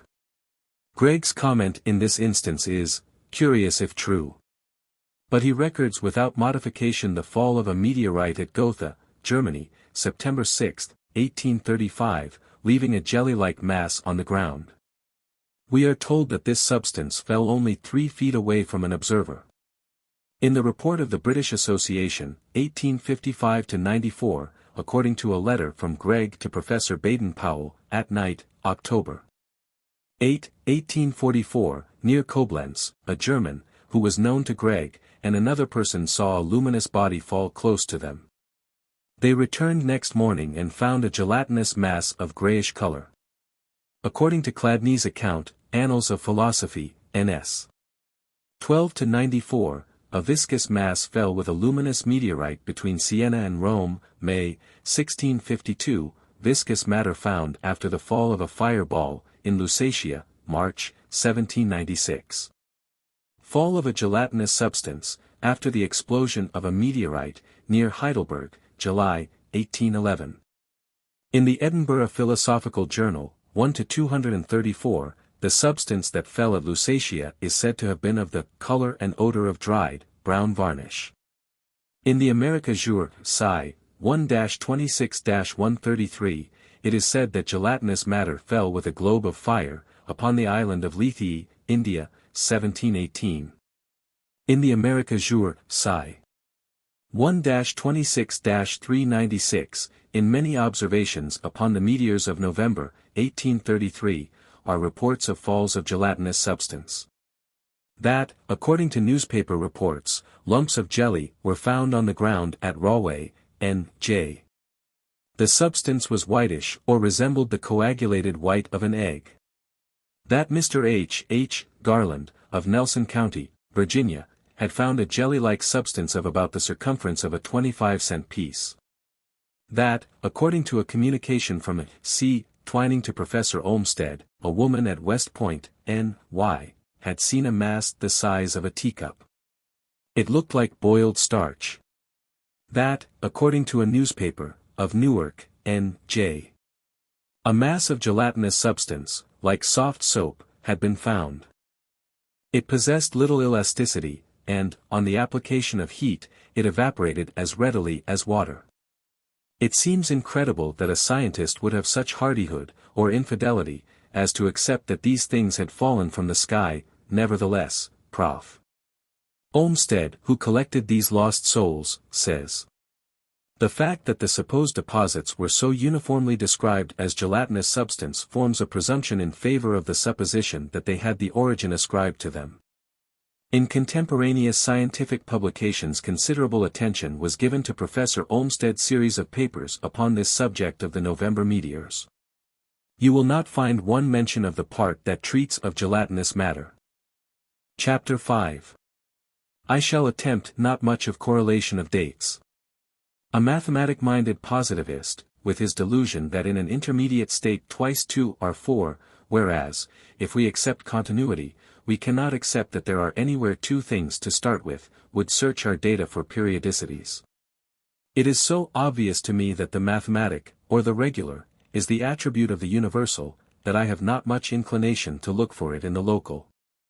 Still, in this solar system, as a whole, there is considerable approximation to regularity.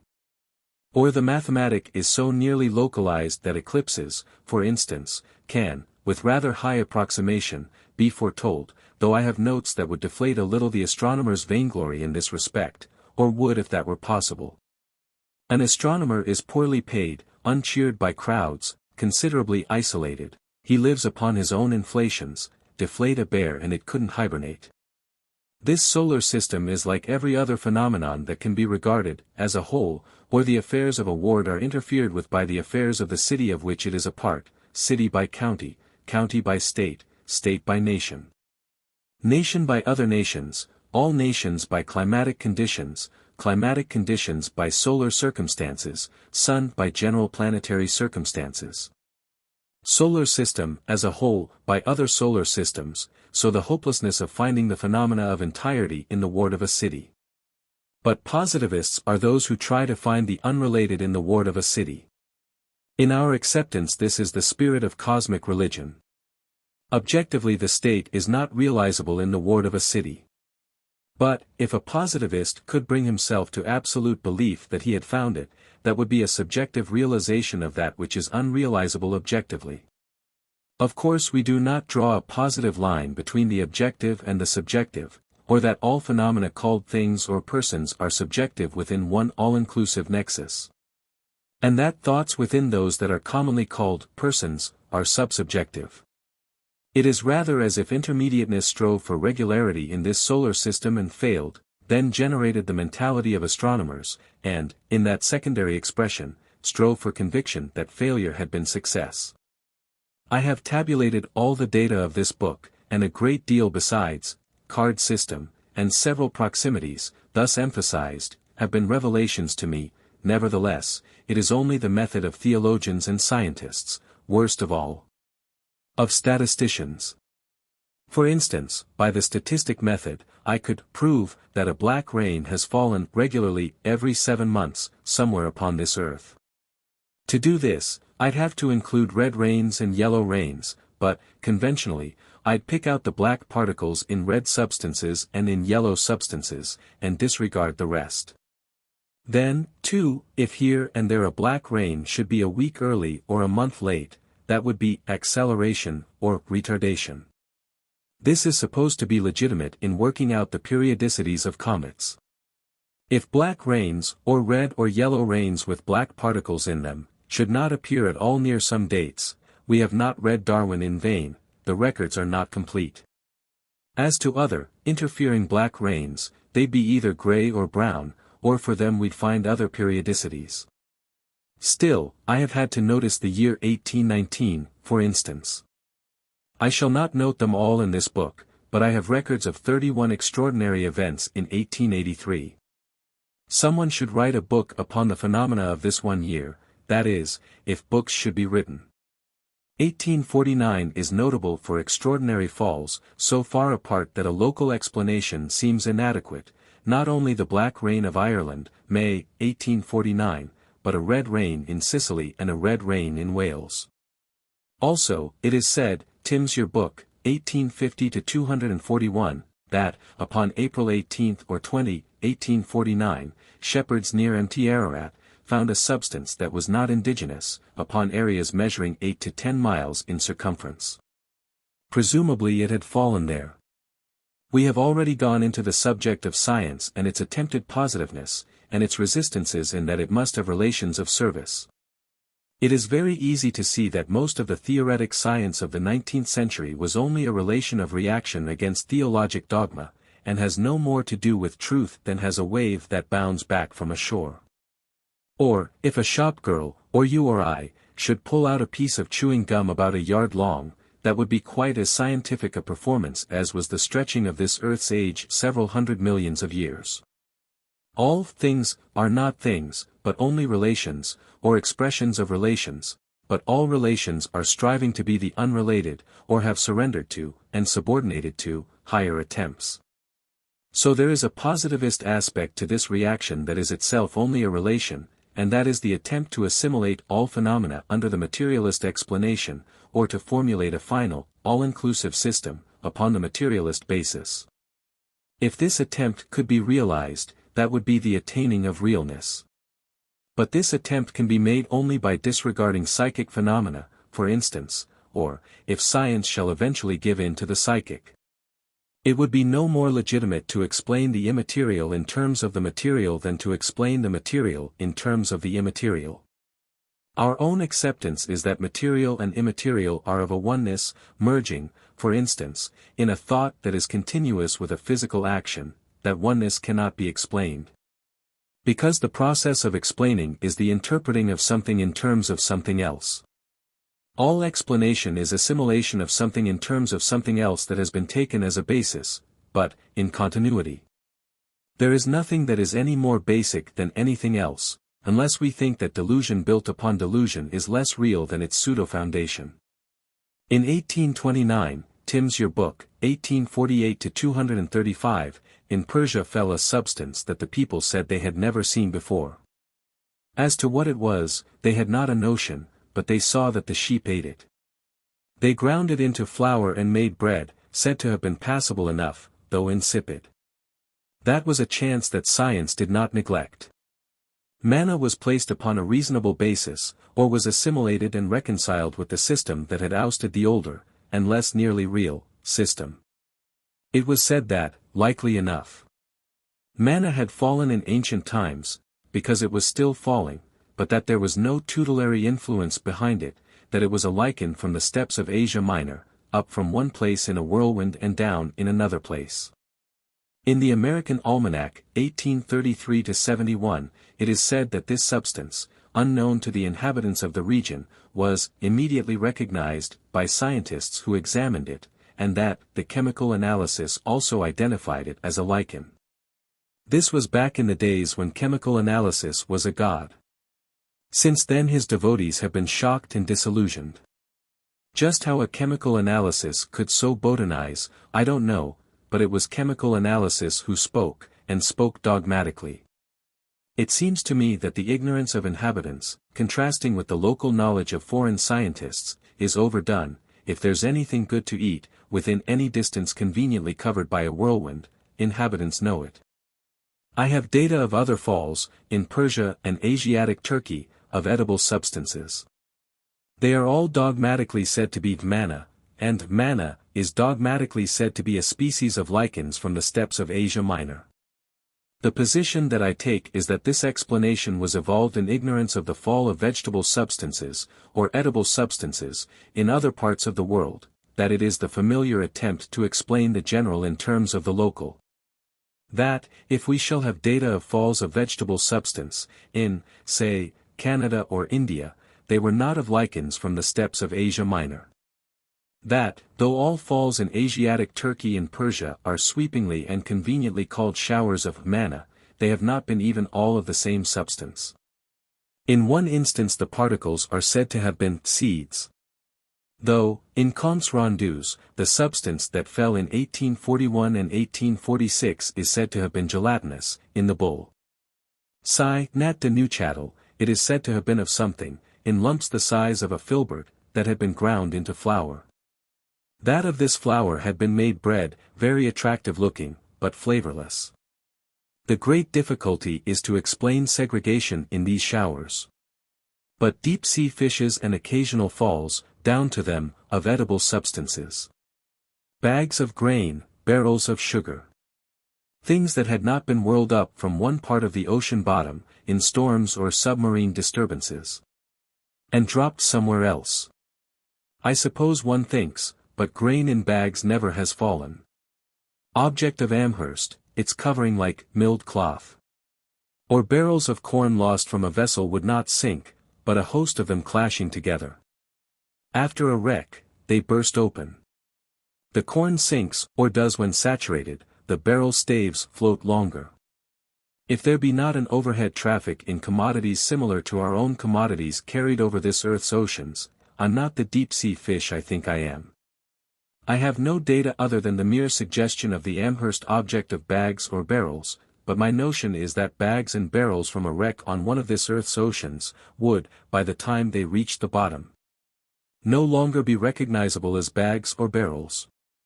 That, if we can have data of the fall of fibrous material that may have been cloth or paper or wood, we shall be satisfactory and grotesque enough. Proc. Roy. Irish Academic. 1-379. In the year 1686, some workmen, who had been fetching water from a pond, 7 German miles from Memel, on returning to their work after dinner, during which there had been a snowstorm, found the flat ground around the pond covered with a coal-black, leafy mass. And a person who lived near said he had seen it fall like flakes with the snow. Some of these flake-like formations were as large as a tabletop. The mass was damp and smelt disagreeably, like rotten seaweed, but, when dried, the smell went off. It tore fibrously, like paper. Classic explanation. Up from one place, and down in another. But what went up, from one place, in a whirlwind?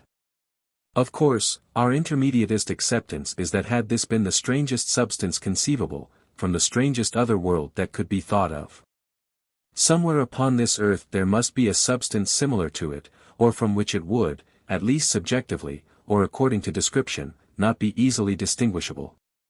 Or that everything in New York City is only another degree or aspect of something, or combination of things, in a village of Central Africa. The novel is a challenge to vulgarization. Write something that looks new to you, someone will point out that the thrice accursed Greeks said it long ago. Existence is appetite, the gnaw of being. The one attempt of all things to assimilate all other things, if they have not surrendered and submitted to some higher attempt. It was cosmic that these scientists, who had surrendered to and submitted to the scientific system, should, consistently with the principles of that system, attempt to assimilate the substance that fell at Memel with some known terrestrial product. At the meeting of the Royal Irish Academy it was brought out that there is a substance, of rather rare occurrence, that has been known to form in thin sheets upon marshland. It looks like greenish felt. The substance of memel. Damp, coal-black, leafy mass. But, if broken up, the marsh substance is flake-like, and it tears fibrously. An elephant can be identified as a sunflower, both have long stems. A camel is indistinguishable from a peanut, if only their humps be considered. Trouble with this book is that we'll end up a lot of intellectual roués, will be incapable of being astonished with anything. We knew, to start with, that science and imbecility are continuous, nevertheless so many expressions of the merging point are at first startling. We did think that Prof. Hitchcock's performance in identifying the Amherst phenomenon as a fungus was rather notable as scientific vaudeville, if we acquit him of the charge of seriousness, or that, in a place where fungi were so common that before a given evening 2 of them sprang up, only he, a stranger in this very fungiferous place, knew of fungus when he saw something like a fungus, if we disregard its quick liquefaction, for instance. It was only a monologue, however. Now we have an all-star cast, and they're not only Irish, they're Royal Irish. The Royal Irishman excluded coal-blackness and included fibrousness, so then that this substance was marsh paper, which had been raised into the air by storms of wind, and had again fallen. Second act. It was said that, according to M. Ehrenberg, the meteor paper was found to consist partly of vegetable matter, chiefly of conifervae. Third act. Meeting of the Royal Irishman, chairs, tables, Irishmen. Some flakes of marsh paper were exhibited. Their composition was chiefly of conifervae. This was a double inclusion, or it's the method of agreement that logicians make so much of. So no logician would be satisfied with identifying a peanut as a camel, because both have humps. He demands accessory agreement, that both can live a long time without water, for instance. Now, it's not so very unreasonable, at least to the free and easy vaudeville standards that, throughout this book, we are considering, to think that a green substance could be snatched up from one place in a whirlwind and fall as a black substance somewhere else, but the Royal Irishman excluded something else, and it is a datum that was as accessible to them as it is to me. That, according to Chladni, this was no little local deposition that was seen to occur by some indefinite person living near a pond somewhere. It was a tremendous fall from a vast sky area. Likely enough all the marsh paper in the world could not have supplied it. At the same time, this substance was falling, in great quantities, in Norway and Pomerania. Or see Kirkwood, Meteoric Astronomy, page 66. Substance like charred paper fell in Norway and other parts of northern Europe, January 31, 1686. Or a whirlwind, with a distribution as wide as that, would not acceptably, I should say, have so specialized in the rare substance called marsh paper. There'd have been falls of fence rails, roofs of houses, parts of trees. Nothing is said of the occurrence of a tornado in northern Europe, in January, 1686. There is record only of this one substance having fallen in various places.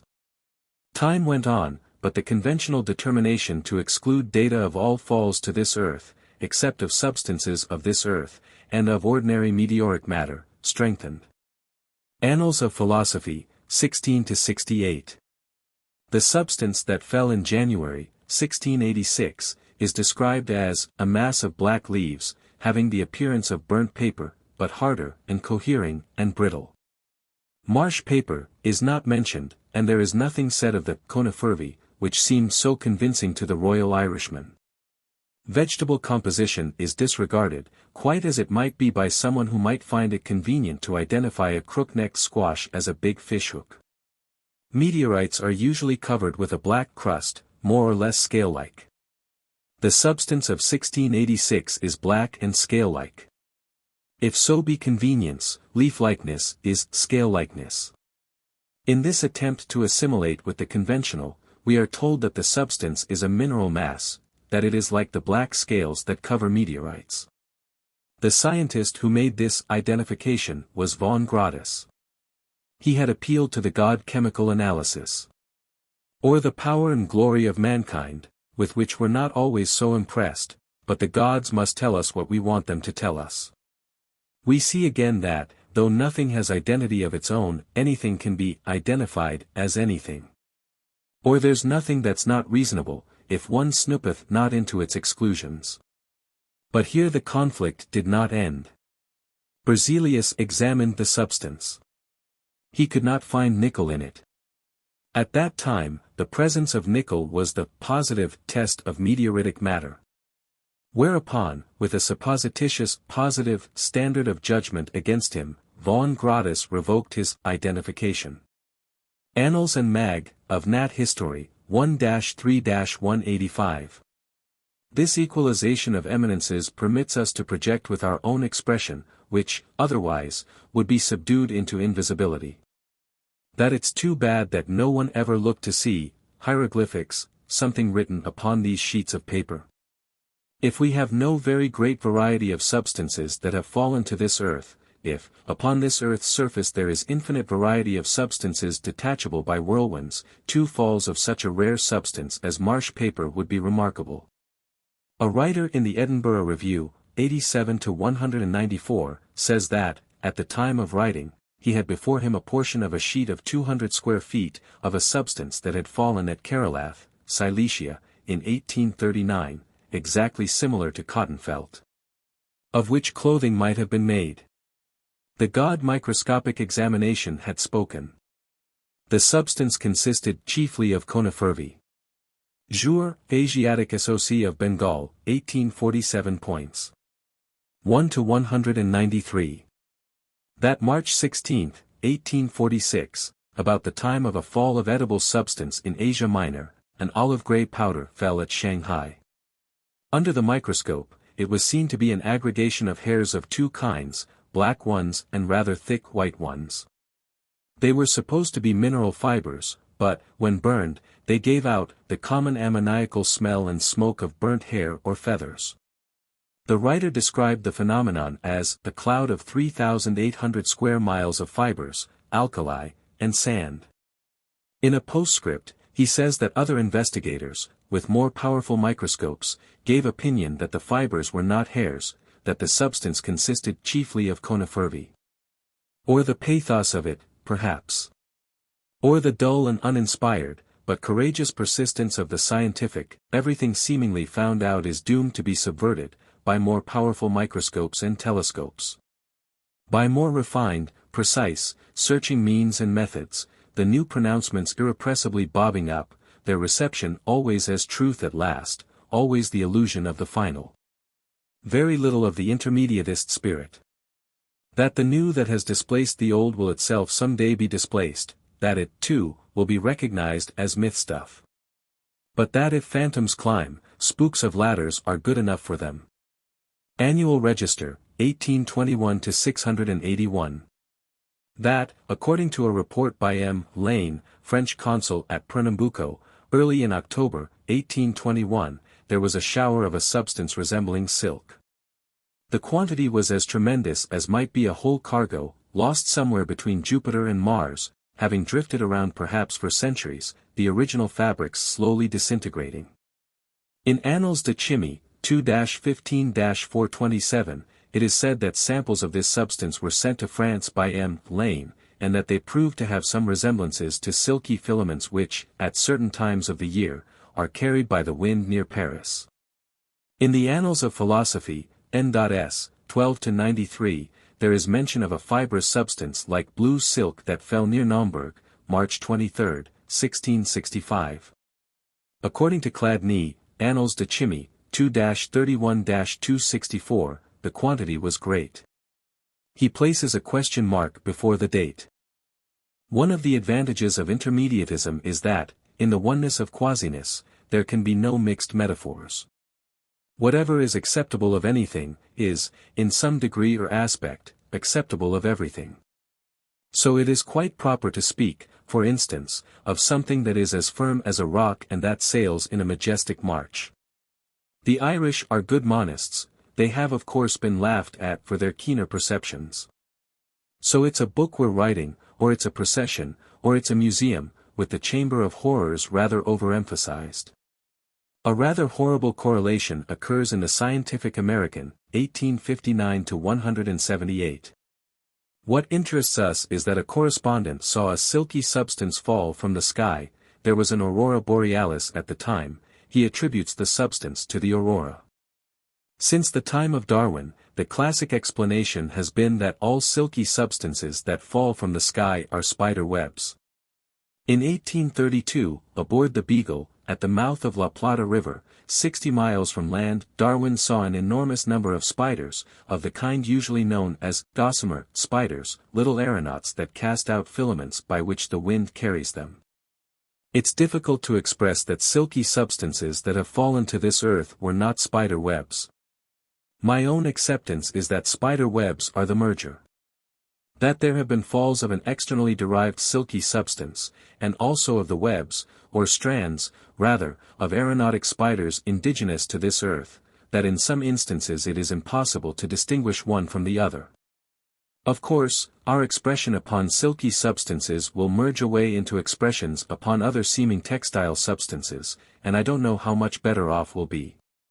Except that, if fabriceable materials have fallen from the sky, simply to establish acceptance of that may be doing well enough in this book of first and tentative explorations. In all the year round, 8 to 254, is described a fall that took place in England, September 21, 1741, in the towns of Bradley, Selborne, and Alresford, and in a triangular space included by these three towns. The substance is described as cobwebs, but it fell in flake formation, or in flakes or rags about 1 inch broad and 5 or 6 inches long. Also these flakes were of a relatively heavy substance, they fell with some velocity.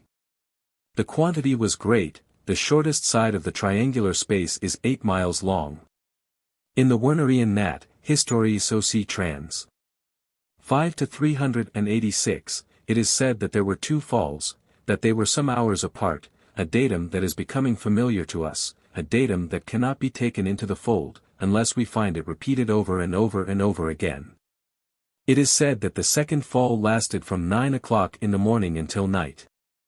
Now the hypnosis of the classic, that what we call intelligence is only an expression of an equilibrium.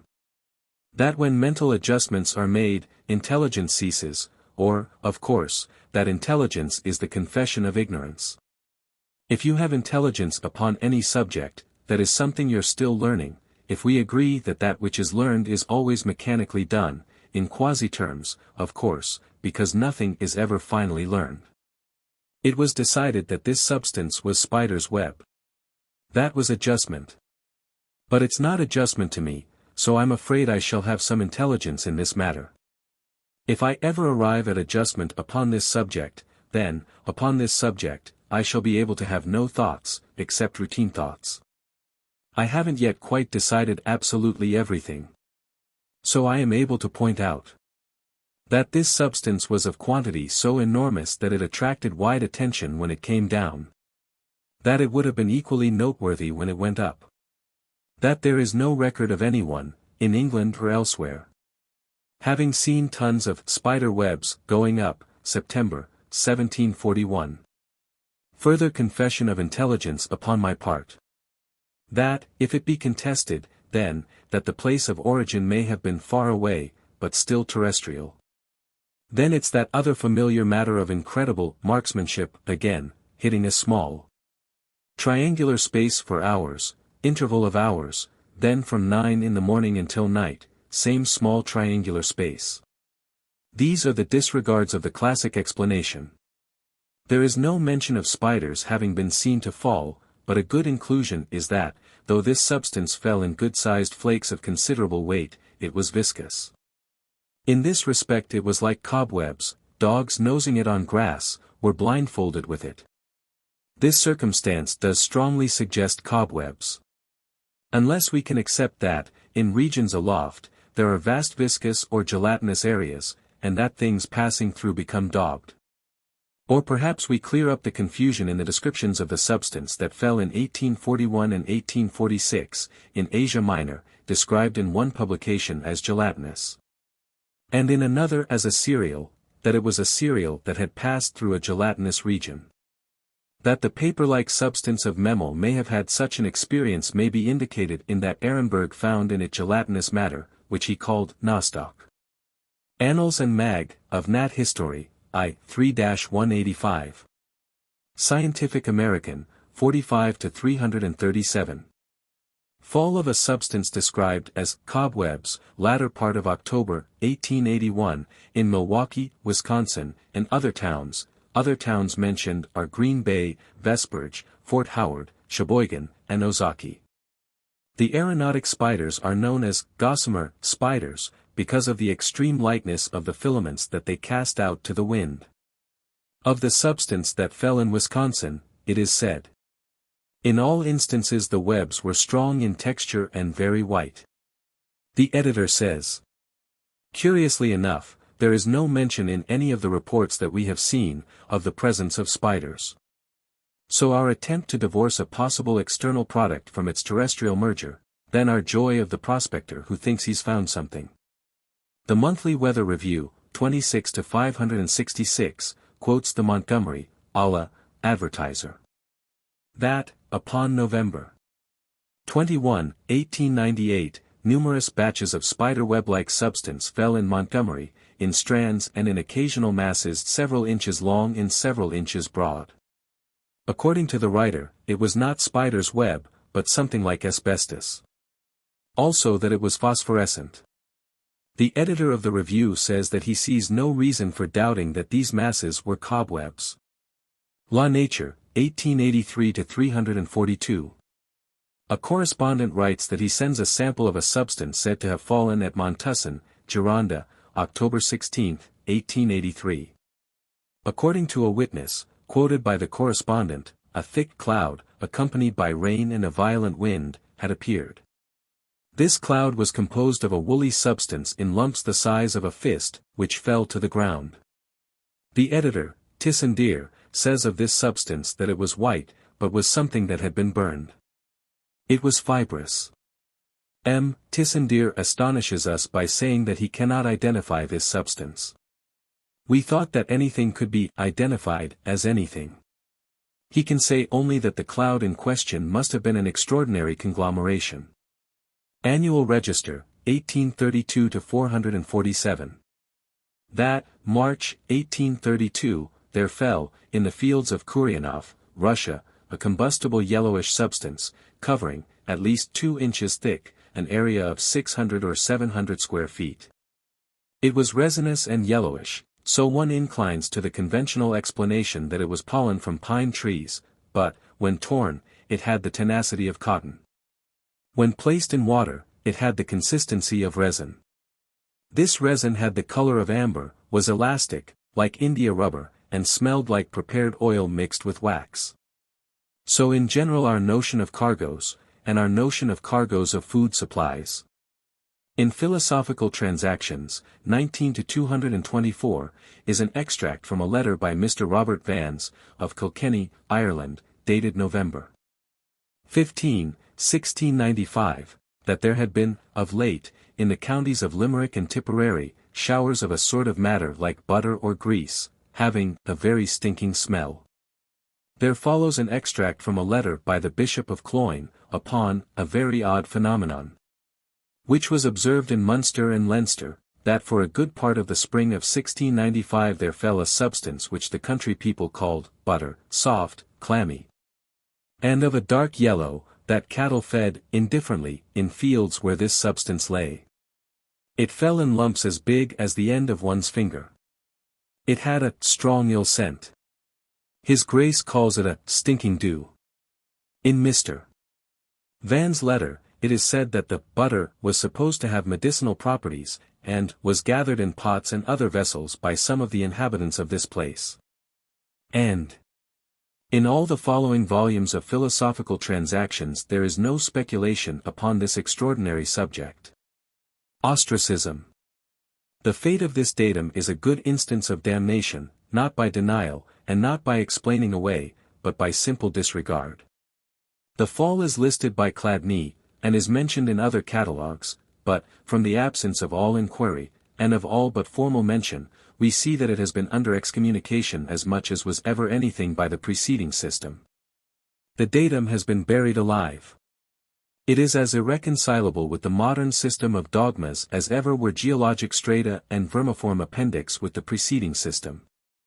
If, intermittently, or for a good part of the spring, this substance fell in 2 Irish provinces, and nowhere else, we have, stronger than before, a sense of a stationary region overhead, or a region that receives products like this Earth's products, but from external sources. A region in which this Earth's gravitational and meteorological forces are relatively inert, if for many weeks a good part of this substance did hover before finally falling. We suppose that, in 1685, Mr. Vans and the Bishop of Cloyne could describe what they saw as well as could witnesses in 1885, nevertheless, it is going far back, we shall have to have many modern instances before we can accept. As to other falls, or another fall, it is said in the America Jour, Sci. 1-28-361, that, April U, 1832, about a month after the fall of the substance of Kuryanov, fell a substance that was wine-yellow, transparent, soft, and smelling like rancid oil. M. Herman, a chemist who examined it, named it sky oil. For analysis and chemic reactions, see the journal. The Edinburgh New Philosophical Journal, 13-368, mentions an unctuous substance that fell near Rotterdam, in 1832. In Comptes Rendus, 13-215, there is an account of an oily, reddish matter that fell at Genoa, February, 1841. Whatever it may have been. Altogether, most of our difficulties are problems that we should leave to later developers of supergeography, I think. A discoverer of America should leave Long Island to someone else. If there he, plying back and forth from Jupiter and Mars and Venus, superconstructions that are sometimes wrecked, we think of fuel as well as cargoes. Of course the most convincing data would be of coal falling from the sky, nevertheless, one does suspect that oil-burning engines were discovered ages ago in more advanced worlds, but, as I say, we should leave something to our disciples, so will not especially wonder whether these butter-like or oily substances were food or fuel. So we merely note that in the Scientific American, 24-323, is an account of hail that fell, in the middle of April, 1871, in Mississippi, in which was a substance described as turpentine. Something that tasted like orange water, in hailstones, about the 1st of June, 1842, near Nîmes, France, identified as nitric acid, Jour de Pharmacie, 1845-273. Hail and ashes, in Ireland, 1755, Sci. America, 5-168. That, at Elizabeth, N.J. June 9, 1874, fell hail in which was a substance, said, by Professor Leeds, of Stevens Institute, to be carbonate of soda, Sci. America, 30-262. We are getting a little away from the lines of our composition, but it will be an important point later that so many extraordinary falls have occurred with hail. Or, if they were of substances that had origin upon some other part of this earth's surface, had the hail, too, that origin? Our acceptance here will depend upon the number of instances. Reasonably enough, some of the things that fall to this earth should coincide with falls of hail. As to vegetable substances in quantities so great as to suggest lost cargoes, we have a note in the Intellectual Observer, 3-468, that, upon the 1st of May, 1863, a rain fell at Perpignan, bringing down with it a red substance, which proved on examination to be a red meal mixed with fine sand. At various points along the Mediterranean, this substance fell. There is, in Philosophical Transactions, 16-281, an account of a seeming cereal, said to have fallen in Wiltshire, in 1686, said that some of the wheat fell, enclosed in hailstones, but the writer in Transactions says that he had examined the grains, and that they were nothing but seeds of ivy berries dislodged from holes and chinks where birds had hidden them.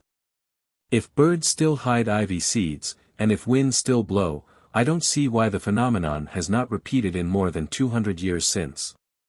Or the red matter in rain, at Siena, Italy, May, 1830. Said, by Arago, to have been vegetable matter, Arago, Ovra, 12 to 468. Somebody should collect data of falls at Siena alone.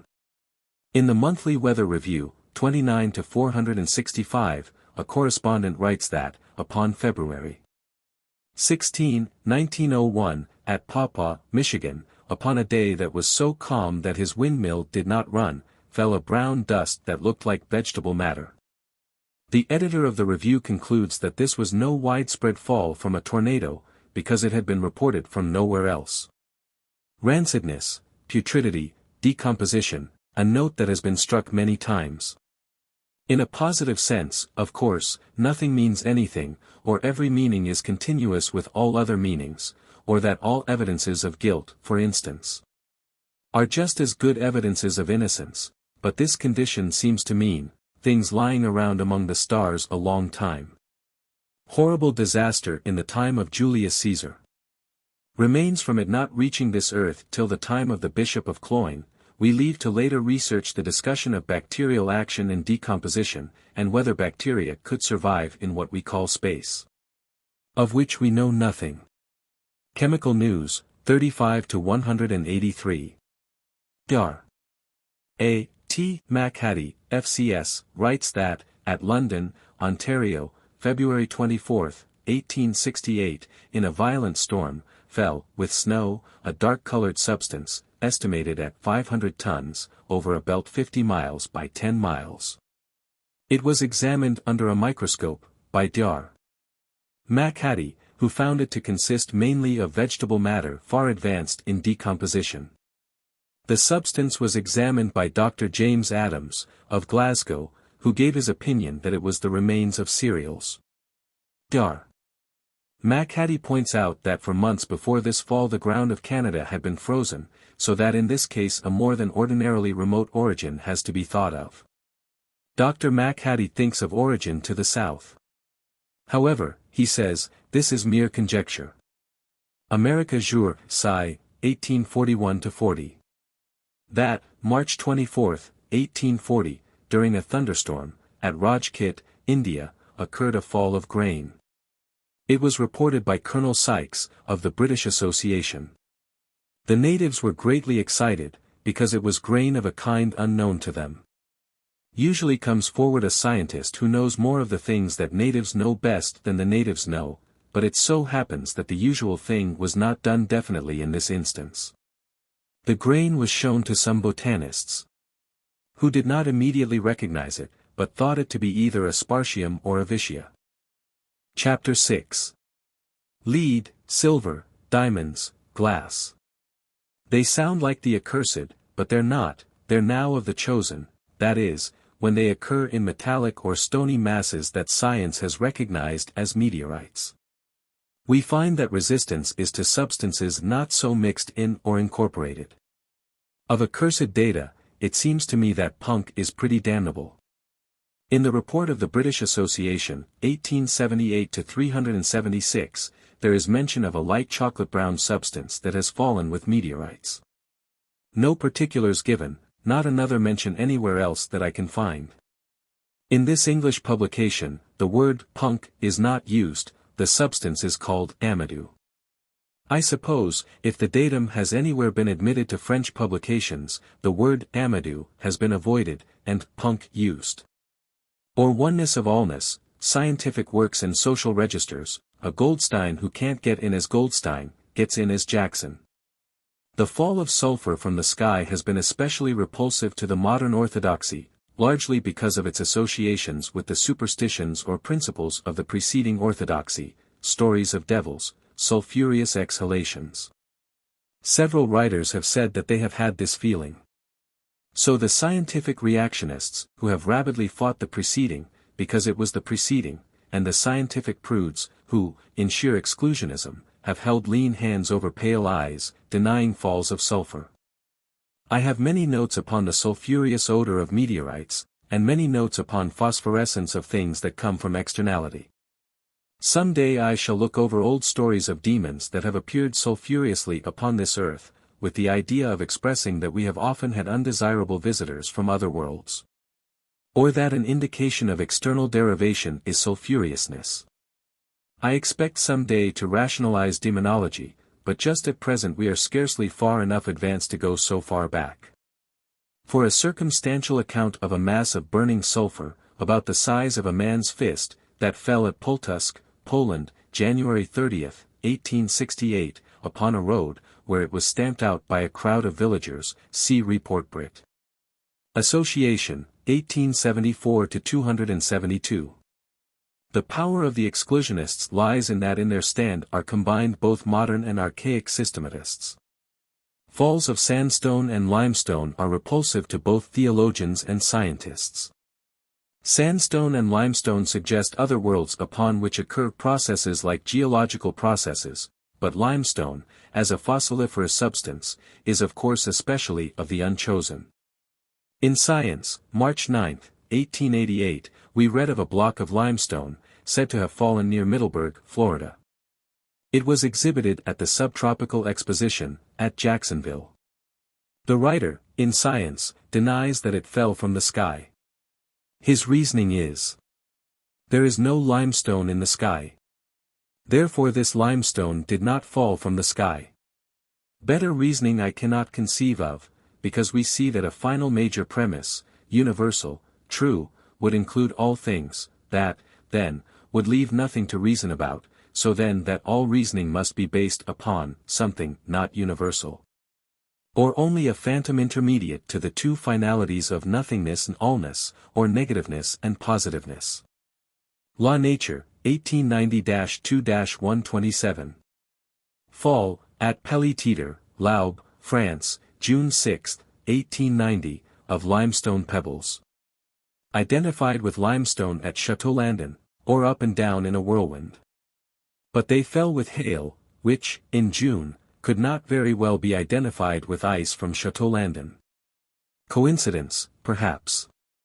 Upon page 70, Science Gossip, 1887, the editor says, of a stone that was reported to have fallen at Little Lever, England, that a sample had been sent to him. It was sandstone. Therefore it had not fallen, but had been on the ground in the first place. But, upon page 140, Science Gossip, 1887, is an account of a large, smooth, water-worn, gritty sandstone pebble that had been found in the wood of a full-grown beech tree. Looks to me as if it had fallen red-hot, and had penetrated the tree with high velocity. But I have never heard of anything falling red-hot from a whirlwind. The wood around this sandstone pebble was black, as if charred. Dr. Farrington, for instance, in his books, does not even mention sandstone. However, the British Association, though reluctant, is less exclusive, report of 1860, p. 197, substance about the size of a duck's egg, that fell at Raphoe, Ireland, June 9, 1860, date questioned. It is not definitely said that this substance was sandstone, but that it resembled friable sandstone. Falls of salt have occurred often. They have been avoided by scientific writers, because of the dictum that only water and not substances held in solution, can be raised by evaporation. However, falls of salty water have received attention from Dalton and others, and have been attributed to whirlwinds from the sea. This is so reasonably contested, quasi-reasonably, as to places not far from the sea. But the fall of salt that occurred high in the mountains of Switzerland. We could have predicted that that datum could be found somewhere. Let anything be explained in local terms of the coast of England, but also has it occurred high in the mountains of Switzerland. Large crystals of salt fell, in a hailstorm, August 20, 1870, in Switzerland. The orthodox explanation is a crime, whoever made it, should have had his fingerprints taken. We are told, en Rec. Sci. 1872, that these objects of salt came over the Mediterranean from some part of Africa. Or the hypnosis of the conventional, provided it be glib. One reads such an assertion, and provided it be suave and brief and conventional, one seldom questions, or thinks very strange and then forgets. One has an impression from geography lessons, Mediterranean not more than 3 inches wide, on the map, Switzerland only a few more inches away. These sizable masses of salt are described in the America Jour, Sci. 3-3-239, as essentially imperfect cubic crystals of common salt. As to occurrence with hail, that can in 1, or 10, or 20, instances be called a coincidence. Another datum, extraordinary year 1883. London Times, December 25, 1883. Translation from a Turkish newspaper, a substance that fell at Scutari, December 2, 1883, described as an unknown substance, in particles, or flakes, like snow. It was found to be saltish to the taste, and to dissolve readily in water. Miscellaneous. Black, capillary matter, that fell, November 16, 1857, at Charleston, S.C., America Jour, Sci. 2-31-459. Fall of small, friable, vesicular masses, from size of a pea to size of a walnut, at Loba, January 18, 1835, Report Brit. Association. 1860-85. Objects that fell at Peshawar, India, June, 1893, during a storm, substance that looked like crystallized niter, and that tasted like sugar, Nature, July 13, 1893. I suppose sometimes deep-sea fishes have their noses bumped by cinders. If their regions be subjacent to Cunard or White Star roots, they're especially likely to be bumped. I conceive of no inquiry, they're deep-sea fishes. Or the slag of Slains. That it was a furnace product. The Rev. James Rust seemed to feel bumped. He tried in vain to arouse inquiry. As to a report, from Chicago, April 9, 1879, that slag had fallen from the sky, Professor E. S. Bastian, America Jour, Sci.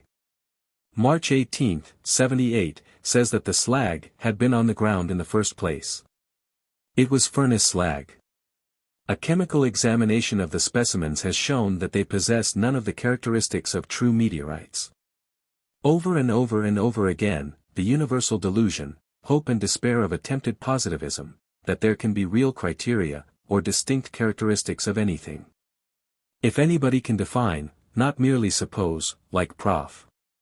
Bastian, that he can define, the true characteristics of anything, or so localize trueness anywhere, he makes the discovery for which the cosmos is laboring. He will be instantly translated, like Elijah, into the positive absolute.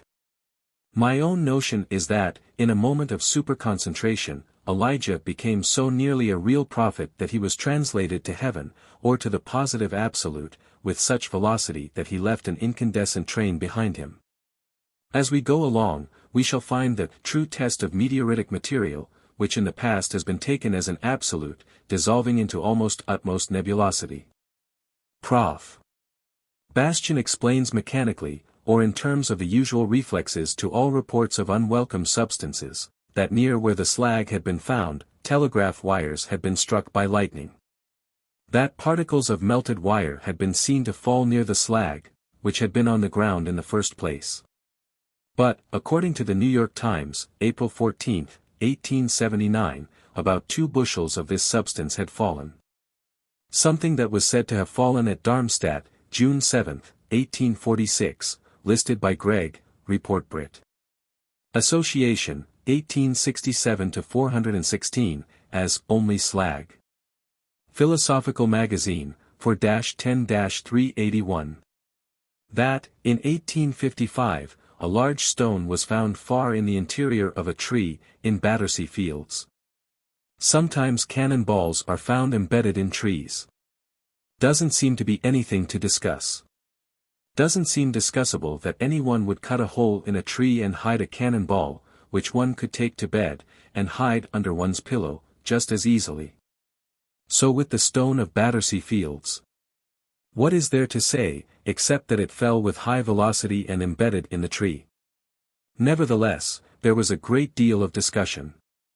Because, at the foot of the tree, as if broken off the stone, fragments of slag were found. I have 9 other instances. Slag and cinders and ashes, and you won't believe, and neither will I, that they came from the furnaces of vast aerial superconstructions.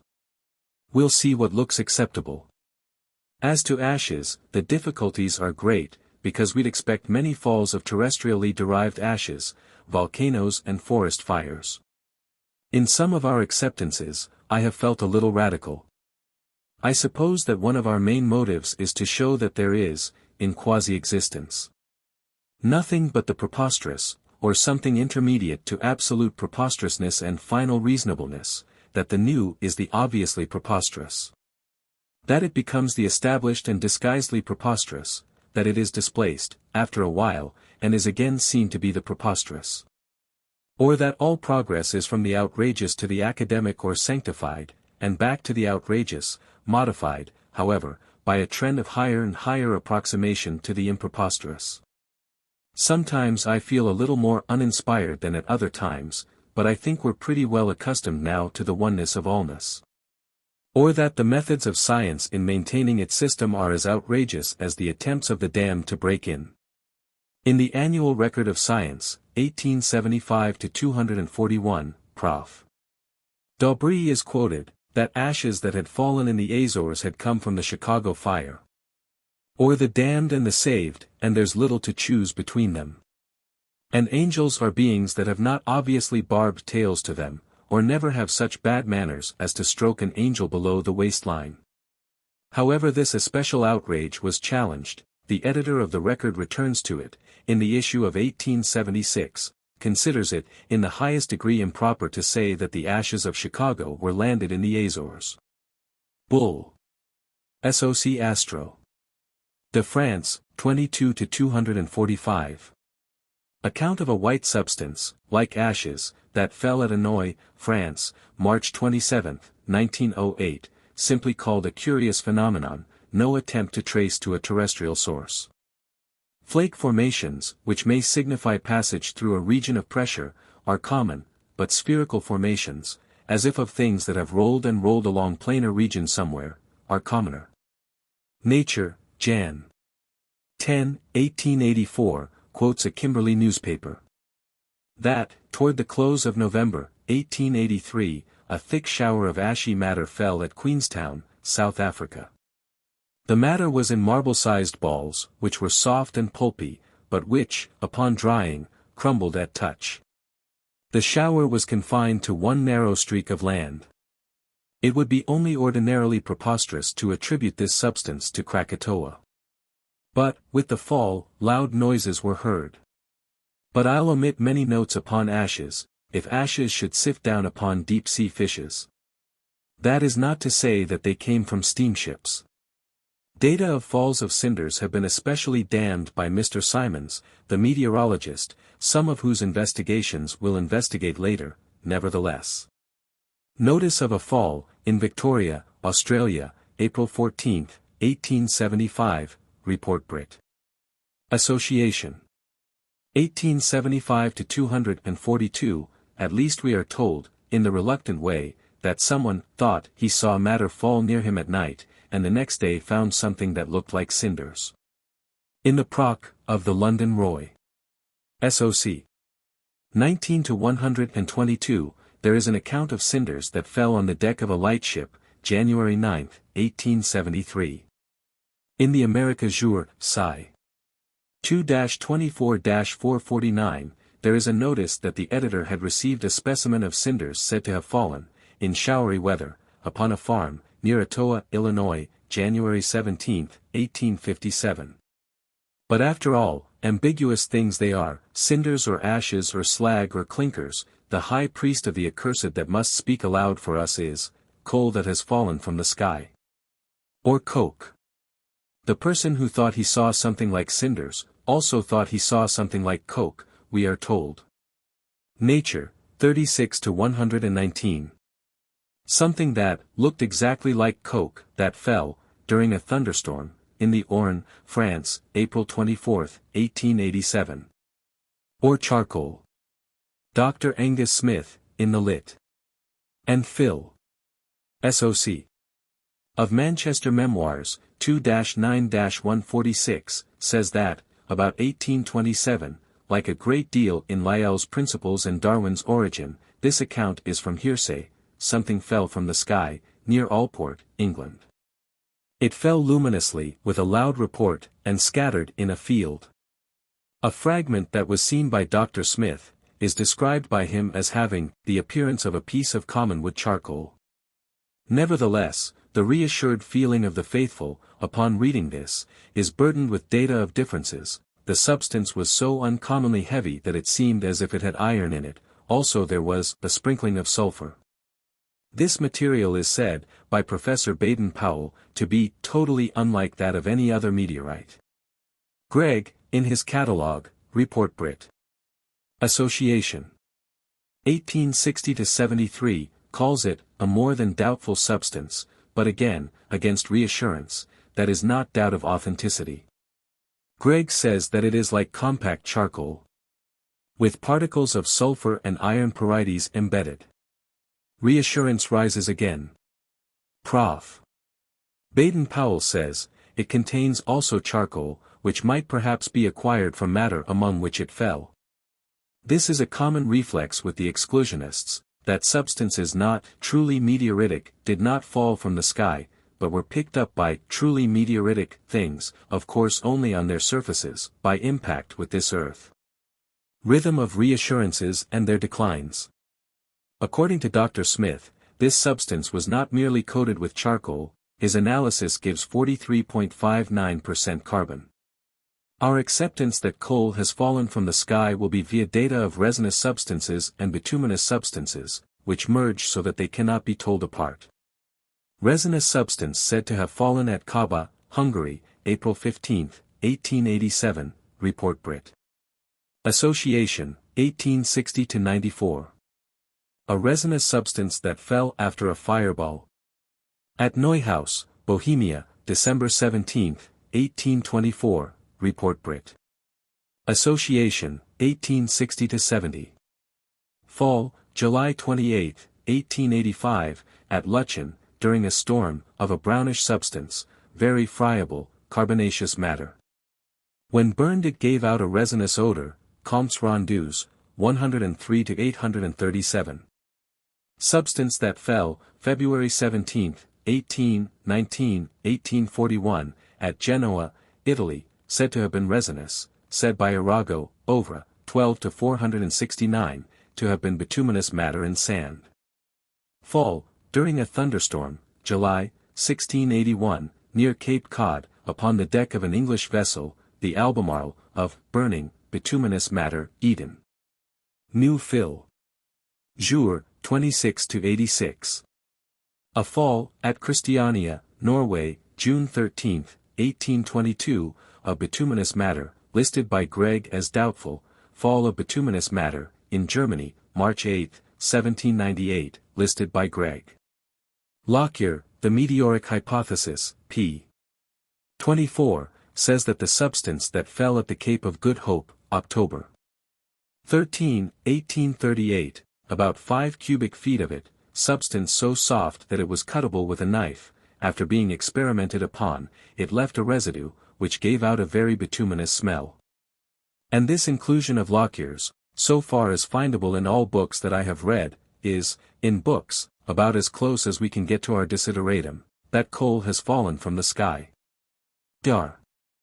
Farrington, except with a brief mention, ignores the whole subject of the fall of carbonaceous matter from the sky. Proctor, in all of his books that I have read, is, in books, about as close as we can get to the admission that carbonaceous matter has been found in meteorites, in very minute quantities, or my own suspicion is that it is possible to damn something else only by losing one's own soul, quasi-soul, of course. Sci. America, 35-120. That the substance that fell at the Cape of Good Hope resembled a piece of anthracite coal more than anything else. It's a mistake, I think, the resemblance is to bituminous coal, but it is from the periodicals that we must get our data. To the writers of books upon meteorites, it would be as wicked, by which we mean departure from the characters of an established species, quasi-established, of course, to say that coal has fallen from the sky, as would be, to something in a barnyard. A temptation that it climb a tree and catch a bird. Domestic things in a barnyard, and how wild things from forests outside seem to them. Or the homeopathist, but we shall shovel data of coal.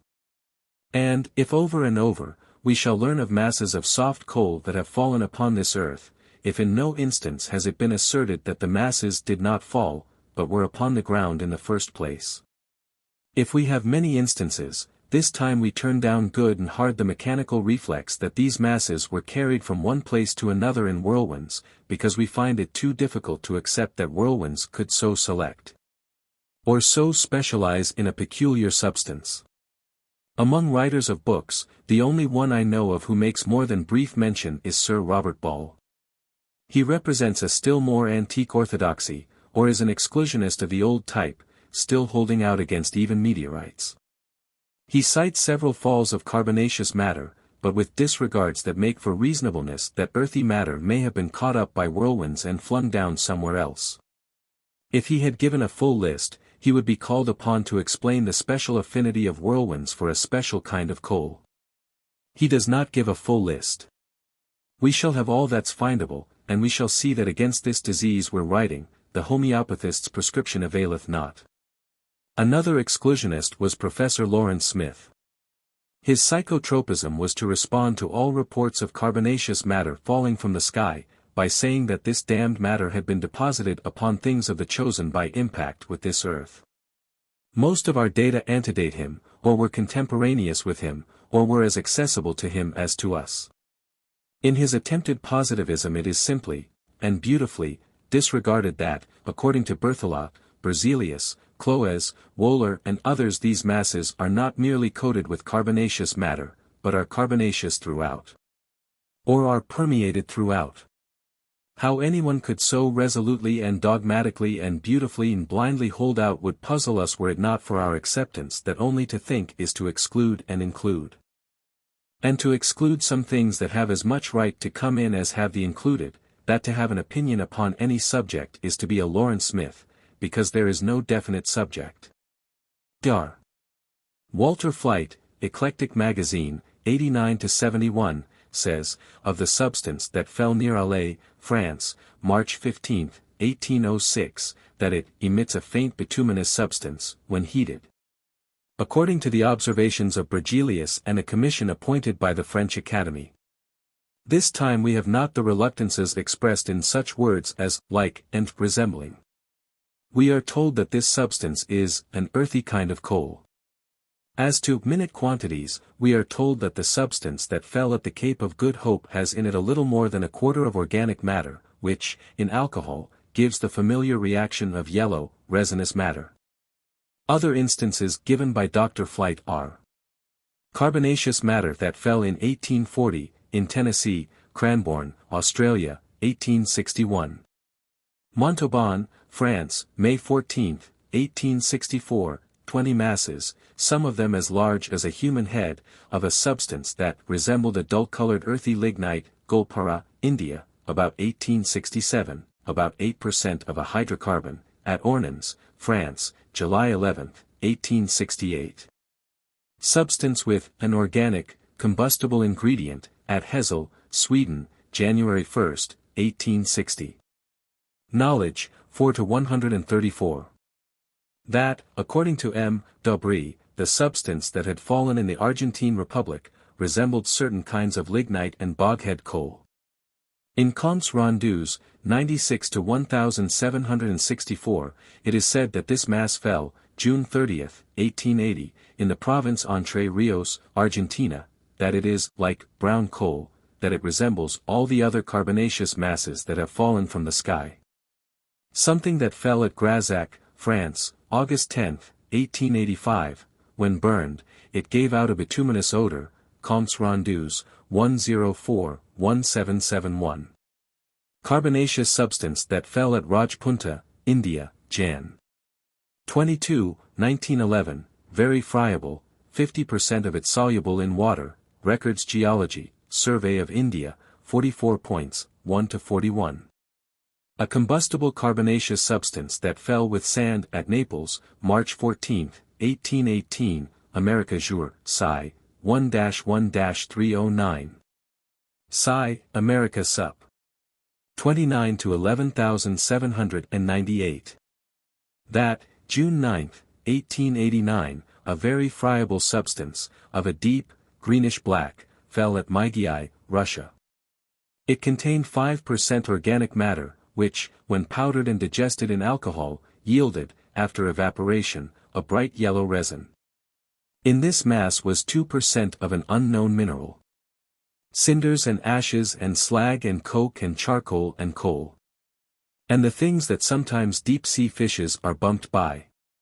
Reluctances and the disguises or covered retreats of such words as like and resemble, or that conditions of intermediateness forbid abrupt transitions, but that the spirit animating all intermediateness is to achieve abrupt transitions, because if anything could finally break away from its origin and environment, that would be a real thing, something not merging away indistinguishably with the surrounding. So all attempt to be original. All attempt to invent something that is more than mere extension or modification of the preceding, is positivism, or that if one could conceive of a device to catch flies, positively different from, or unrelated to all other devices, up he'd shoot to heaven, or the positive absolute, leaving behind such an incandescent train that in one age it would be said that he had gone aloft in a fiery chariot, and in another age that he had been struck by lightning. I'm collecting notes upon persons supposed to have been struck by lightning. I think that high approximation to positivism has often been achieved, instantaneous translation, residue of negativeness left behind, looking much like effects of a stroke of lightning. Some day I shall tell the story of the Marie Celeste, properly, as the Scientific American Supplement would say, mysterious disappearance of a sea captain, his family, and the crew of positivists, by the route of abrupt transition. I think that Manet was notable, but that his approximation was held down by his intense relativity to the public, or that it is quite as impositive to flout and insult and defy as it is to crawl and placate. Of course, Manet began with continuity with Courbet and others, and then, between him and Manet there were mutual influences, but the spirit of abrupt difference is the spirit of positivism. And Manet's stand was against the dictum that all lights and shades must merge away suavely into one another and prepare for one another. So a biologist like de Vries represents positivism, or the breaking of continuity, by trying to conceive of evolution by mutation, against the dogma of indistinguishable gradations by minute variations. A Copernicus conceives of heliocentricity. Continuity is against him. He is not permitted to break abruptly with the past. He is permitted to publish his work, but only as an interesting hypothesis.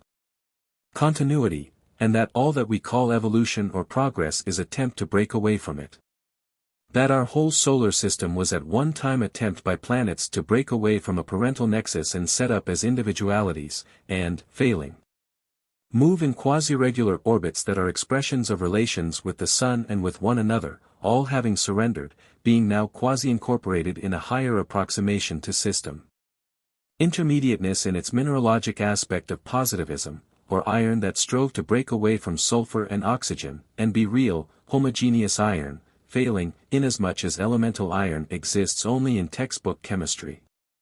Intermediateness in its biologic aspect of positivism, or the wild, fantastic, grotesque, monstrous things it conceived of, sometimes in a frenzy of effort to break away abruptly from all preceding types, but failing, in the giraffe effort. For instance, or only caricaturing an antelope. All things break one relation only by the establishing of some other relation. All things cut an umbilical cord only to clutch a breast. So the fight of the exclusionists to maintain the traditional, or to prevent abrupt transition from the quasi-established, fighting so that here, more than a century after meteorites were included, no other notable inclusion has been made. Except that of cosmic dust, data of which Nordenskjöld made more nearly real than data in opposition.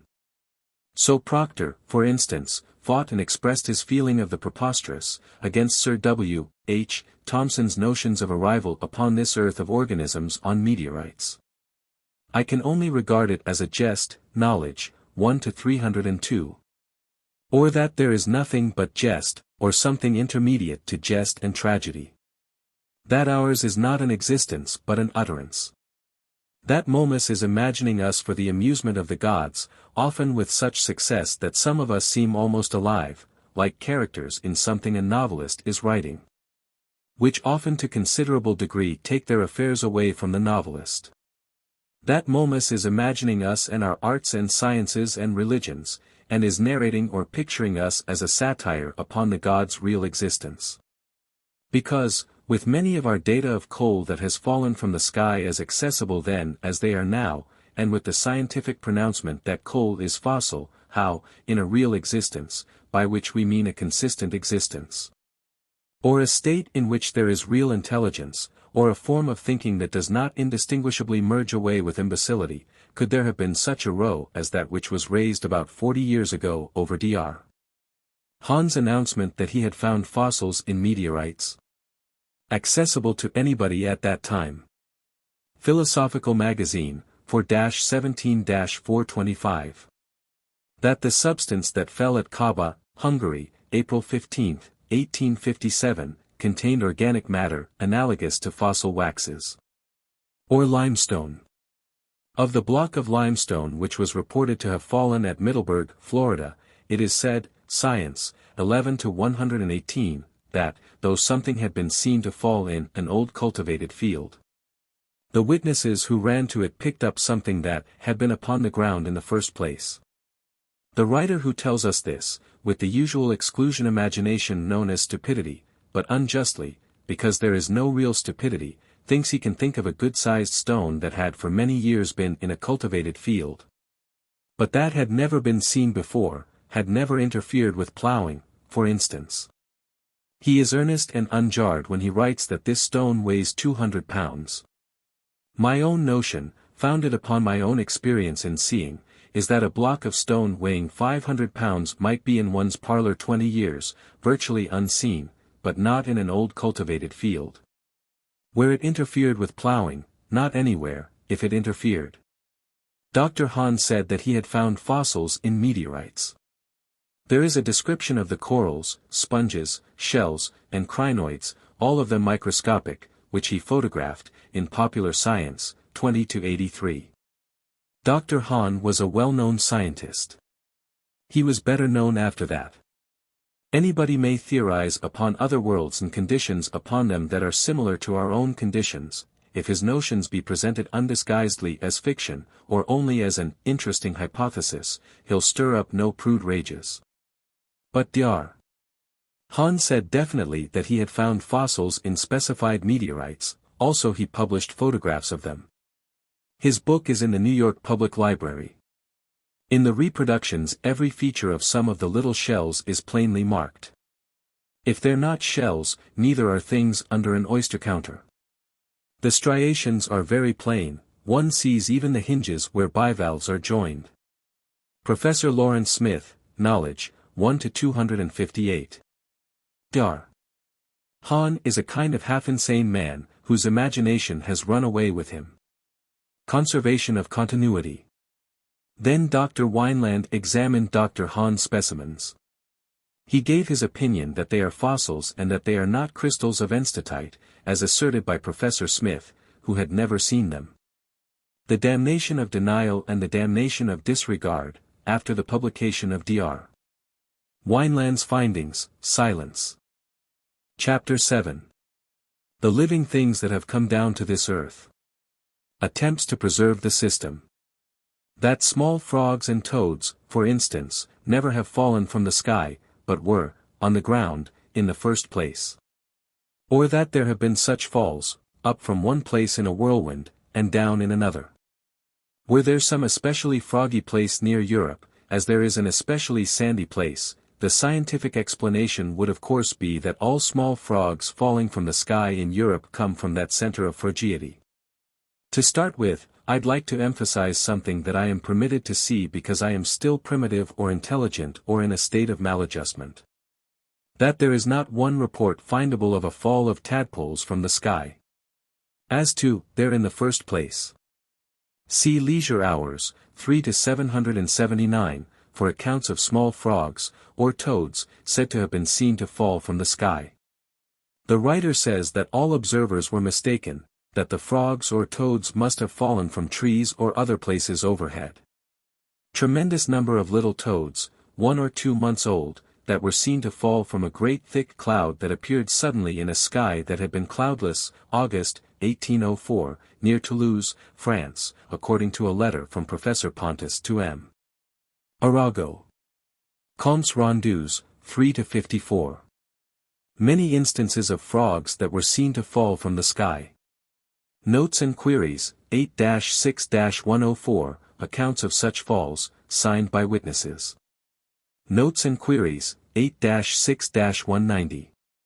Scientific American, July 12, 1873. A shower of frogs which darkened the air and covered the ground for a long distance is the reported result of a recent rainstorm at Kansas City, Missouri. As to having been there, in the first place. Little frogs found in London, after a heavy storm, July 30, 1838. Notes and Queries, 8-7-437. Little toads found in a desert, after a rainfall, Notes and Queries, 8-8-493. To start with, I do not deny, positively, the conventional explanation of up and down. I think that there may have been such occurrences. I omit many notes that I have upon indistinguishables. In the London Times, July 4, 1883, there is an account of a shower of twigs and leaves and tiny toads in a storm upon the slopes of the Apennines. These may have been the ejectamenta of a whirlwind. I add, however, that I have notes upon 2 other falls of tiny toads, in 1883, one in France and one in Tahiti, also of fish in Scotland. But in the phenomenon of the Apennines, the mixture seems to me to be typical of the products of a whirlwind. The other instances seem to me to be typical of, something like migration. Their great numbers and their homogeneity.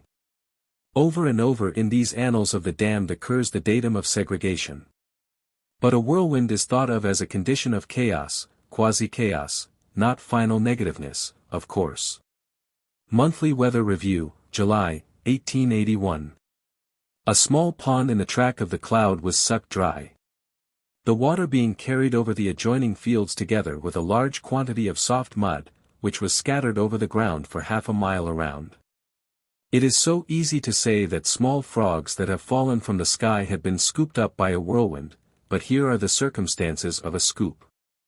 In the exclusionist imagination there is no regard for mud, debris from the bottom of a pond, floating vegetation, loose things from the shores, but a precise picking out of frogs only. Of all instances I have that attribute the fall of small frogs or toads to whirlwinds, only one definitely identifies or places the whirlwind. Also, as has been said before, a pond going up would be quite as interesting as frogs coming down. Whirlwinds we read of over and over, but where and what whirlwind? It seems to me that anybody who had lost a pond would be heard from. In Simon's Meteorological Magazine, 32-106, a fall of small frogs, near Birmingham, England, June 30, 1892, is attributed to a specific whirlwind, but not a word as to any special pond that had contributed. And something that strikes my attention here is that these frogs are described as almost white. I'm afraid there is no escape for us, we shall have to give to civilization upon this earth, some new worlds. Places with white frogs in them. Upon several occasions we have had data of unknown things that have fallen from, somewhere. But something not to be overlooked is that if living things have landed alive upon this earth, in spite of all we think we know of the accelerated velocity of falling bodies, and have propagated, why the exotic becomes the indigenous. Or from the strangest of places we'd expect the familiar. Or if hosts of living frogs have come here, from somewhere else, every living thing upon this earth may, ancestrally, have come from, somewhere else. I find that I have another note upon a specific hurricane. Annals and Mag, of Nat Hist. 1-3-185. After one of the greatest hurricanes in the history of Ireland, some fish were found, as far as 15 yards from the edge of a lake. Have another, this is a good one for the exclusionists. Fall of fish in Paris, said that a neighboring pond had been blown dry. Living age, 52 to 186. Date not given, but I have seen it recorded somewhere else. The best-known fall of fishes from the sky is that which occurred at Mountain Ash, in the valley of Abedar, Glamorganshire, February 11, 1859. The editor of the Zoologist, 2 to 677, having published a report of a fall of fishes, writes, I am continually receiving similar accounts of frogs and fishes. But, in all the volumes of the Zoologist, I can find only 2 reports of such falls. There is nothing to conclude other than that hosts of data have been lost because orthodoxy does not look favorably upon such reports. The Monthly Weather Review records several falls of fishes in the United States. But accounts of these reported occurrences are not findable in other American publications. Nevertheless, the treatment by the zoologist of the fall reported from Mountain Ash is fair. First appears, in the issue of 1859 to 6493, a letter from the Rev. John Griffith, Vicar of Abedar, asserting that the fall had occurred, chiefly upon the property of Mr. Nixon, of Mountain Ash. Upon page 6540, Dr. Gray, of the British Museum, bristling with exclusionism, writes that some of these fishes, which had been sent to him alive, were very young minnows. He says, on reading the evidence, it seems to me most probably only a practical joke, that one of Mr. Nixon's employees had thrown a pailful of water upon another, who had thought fish in it had fallen from the sky, had dipped up a pailful from a brook. Those fishes, still alive, were exhibited at the Zoological Gardens, Regent's Park. The editor says that one was a minnow and that the rest were sticklebacks. He says that Dr. Gray's explanation is no doubt right. But, upon page 6564, he publishes a letter from another correspondent, who apologizes for opposing so high an authority as Dr. Gray, but says that he had obtained some of these fishes from persons who lived at a considerable distance apart, or considerably out of range of the playful pail of water. According to the Annual Register, 1859-14, the fishes themselves had fallen by pailfuls. If these fishes were not upon the ground in the first place, we base our objections to the whirlwind explanation upon 2 data, that they fell in no such distribution as one could attribute to the discharge of a whirlwind, but upon a narrow strip of land, about 80 yards long and 12 yards wide. The other datum is again the suggestion that at first seemed so incredible, but for which support is piling up. A suggestion of a stationary source overhead. That 10 minutes later another fall of fishes occurred upon this same narrow strip of land. Even arguing that a whirlwind may stand still axially, it discharges tangentially. Wherever the fishes came from it does not seem thinkable that some could have fallen and that others could have whirled even a tenth of a minute, then falling directly after the first to fall. Because of these evil circumstances the best adaptation was to laugh the whole thing off and say that someone had soused someone else with a pailful of water in which a few, very young, minnows had been caught up. In the London Times, March 2, 1859, is a letter from Mr. Aaron Roberts, curate of St. Peter's, Carmarthen. In this letter the fishes are said to have been about 4 inches long, but there is some question of species. I think, myself, that they were minnows and sticklebacks. Some persons, thinking them to be sea fishes, placed them in salt water, according to Mr. Roberts. The effect is stated to have been almost instantaneous death. Some were placed in fresh water. These seemed to thrive well. As to narrow distribution, we are told that the fishes fell in and about the premises of Mr. Nixon. It was not observed at the time that any fish fell in any other part of the neighborhood, save in the particular spot mentioned. In the London Times, March 10, 1859, Vicar Griffith writes an account. The roofs of some houses were covered with them. In this letter it is said that the largest fishes were 5 inches long, and that these did not survive the fall. Report of the British Association, 1859-158. The evidence of the fall of fish on this occasion was very conclusive. A specimen of the fish was exhibited and was found to be the Gasterosteus lyrus. Gasterosteus is the stickleback. Altogether I think we have not a sense of total perdition, when we're damned with the explanation that someone soused someone else with a pailful of water in which were thousands of fishes 4 or 5 inches long. Some of which covered roofs of houses, and some of which remained 10 minutes in the air. By way of contrast we offer our own acceptance. That the bottom of a supergeographical pond had dropped out. I have a great many notes upon the fall of fishes, despite the difficulty these records have in getting themselves published, but I pick out the instances that especially relate to our supergeographical acceptances. Or to the principles of supergeography, or data of things that have been in the air longer than acceptably could a whirlwind carry them. That have fallen with a distribution narrower than is attributable to a whirlwind, that have fallen for a considerable length of time upon the same narrow area of land. These three factors indicate, somewhere not far aloft, a region of inertness to this Earth's gravitation, of course, however, a region that, by the flux and variation of all things, must at times be susceptible, but, afterward, our heresy will bifurcate.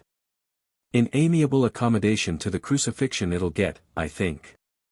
But so impressed are we with the datum that, though there have been many reports of small frogs that have fallen from the sky, not one report upon a fall of tadpoles is findable, that to these circumstances another adjustment must be made. Apart from our three factors of indication, an extraordinary observation is the fall of living things without injury to them. The devotees of St. Isaac explain that they fall upon thick grass and so survive, but Sir James Emerson Tennant, in his History of Ceylon, tells of a fall of fishes upon gravel, by which they were seemingly uninjured. Something else apart from our three main interests is a phenomenon that looks like what one might call an alternating series of falls of fishes, whatever the significance may be. Meerut, India, July, 1824, living age, 52 to 186. Fifeshire, Scotland, summer of 1824, Wernerian Nat History Soc Trans, 5 to 575, Moradabad, India, July, 1826, living age, 52 to 186, Rossshire, Scotland, 1828, living age, 52 to 186, Moradabad, India, July 20, 1829, Lim. SOC Trans, 16 to 764. Perthshire, Scotland, living age, 52 to 186, Argyllshire, Scotland, 1830, March 9, 1830, Recreative Science, 3 to 339, Faridpur, India, February 19, 1830, Jur, Asiatic SOC of Bengal, 2 to 650. A psychotropism that arises here, disregarding serial significance, or mechanical, unintelligent, repulsive reflex, is that the fishes of India did not fall from the sky. That they were found upon the ground after torrential rains, because streams had overflowed and had then receded. In the region of inertness that we think we can conceive of, or a zone that is to this Earth's gravitation very much like the neutral zone of a magnet's attraction. We accept that there are bodies of water and also clear spaces, bottoms of ponds dropping out, very interesting ponds. Having no earth at bottom, vast drops of water afloat in what is called space, fishes and deluges of water falling. But also other areas, in which fishes, however they got there, a matter that we'll consider, remain and dry, or even putrefy. Then sometimes falling by atmospheric dislodgement. After a tremendous deluge of rain, one of the heaviest falls on record, all the year round, 8 to 255, at Rajkot, India, July 25, 1850, the ground was found literally covered with fishes.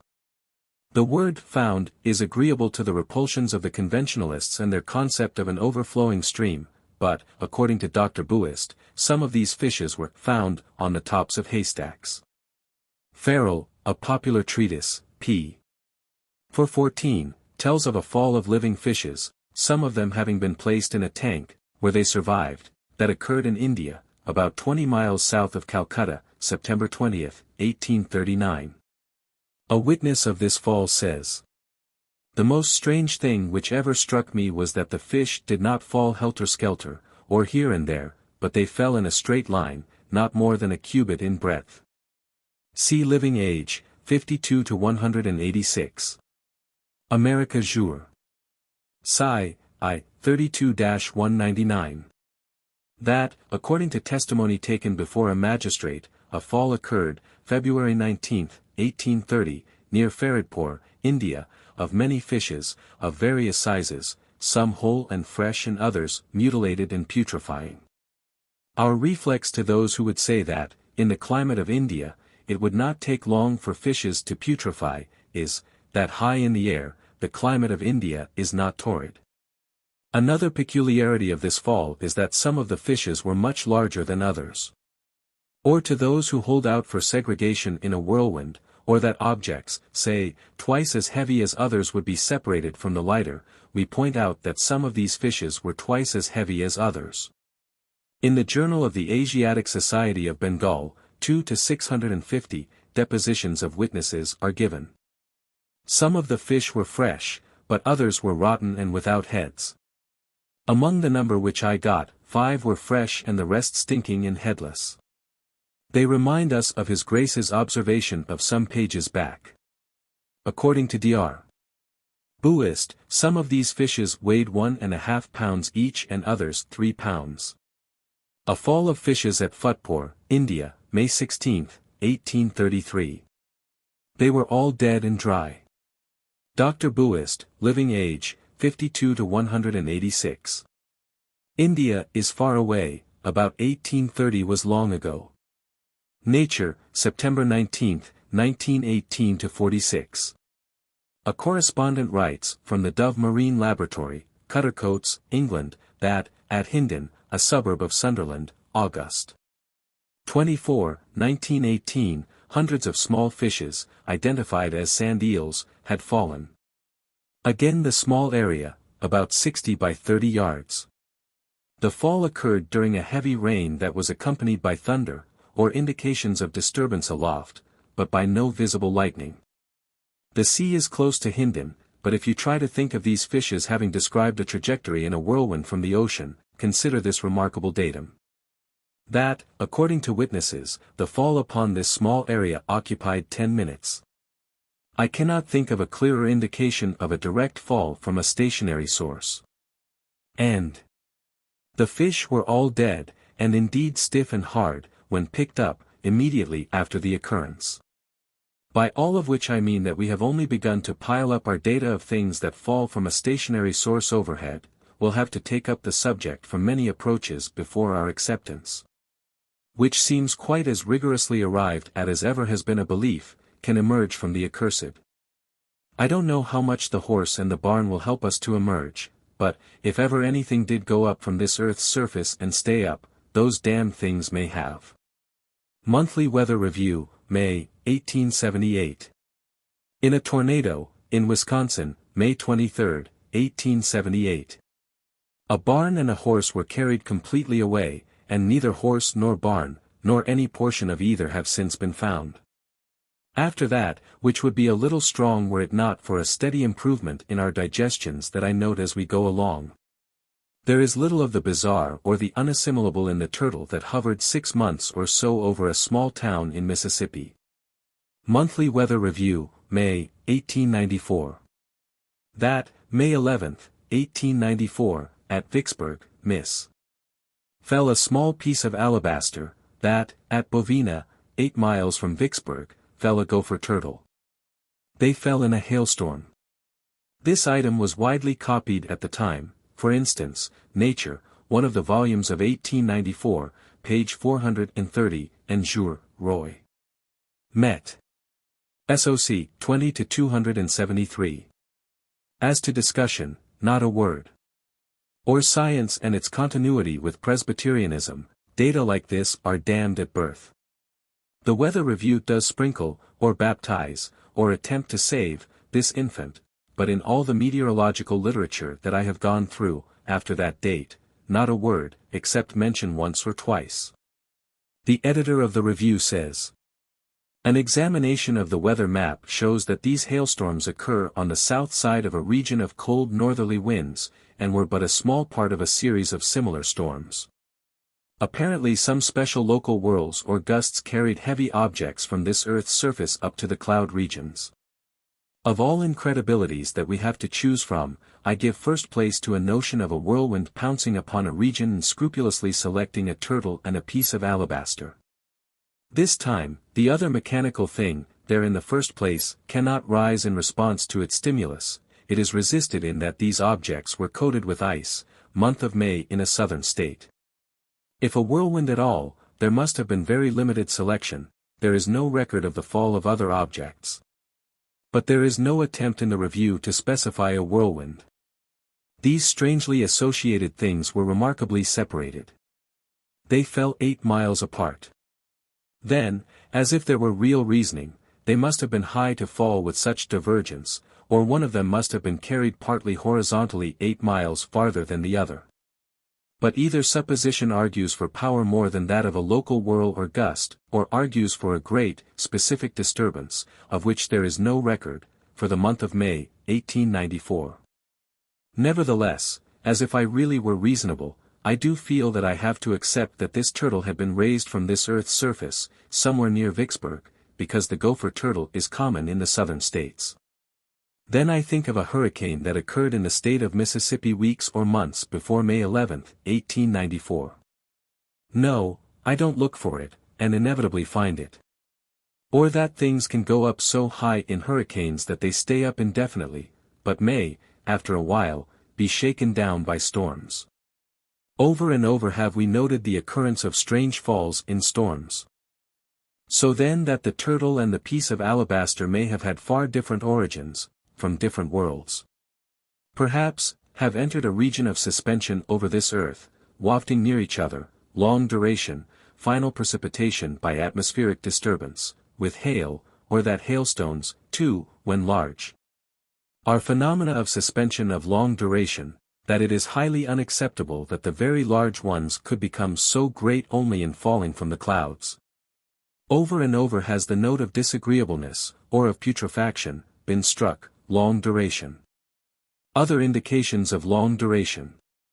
I think of a region somewhere above this earth's surface in which gravitation is inoperative and is not governed by the square of the distance, quite as magnetism is negligible at a very short distance from a magnet.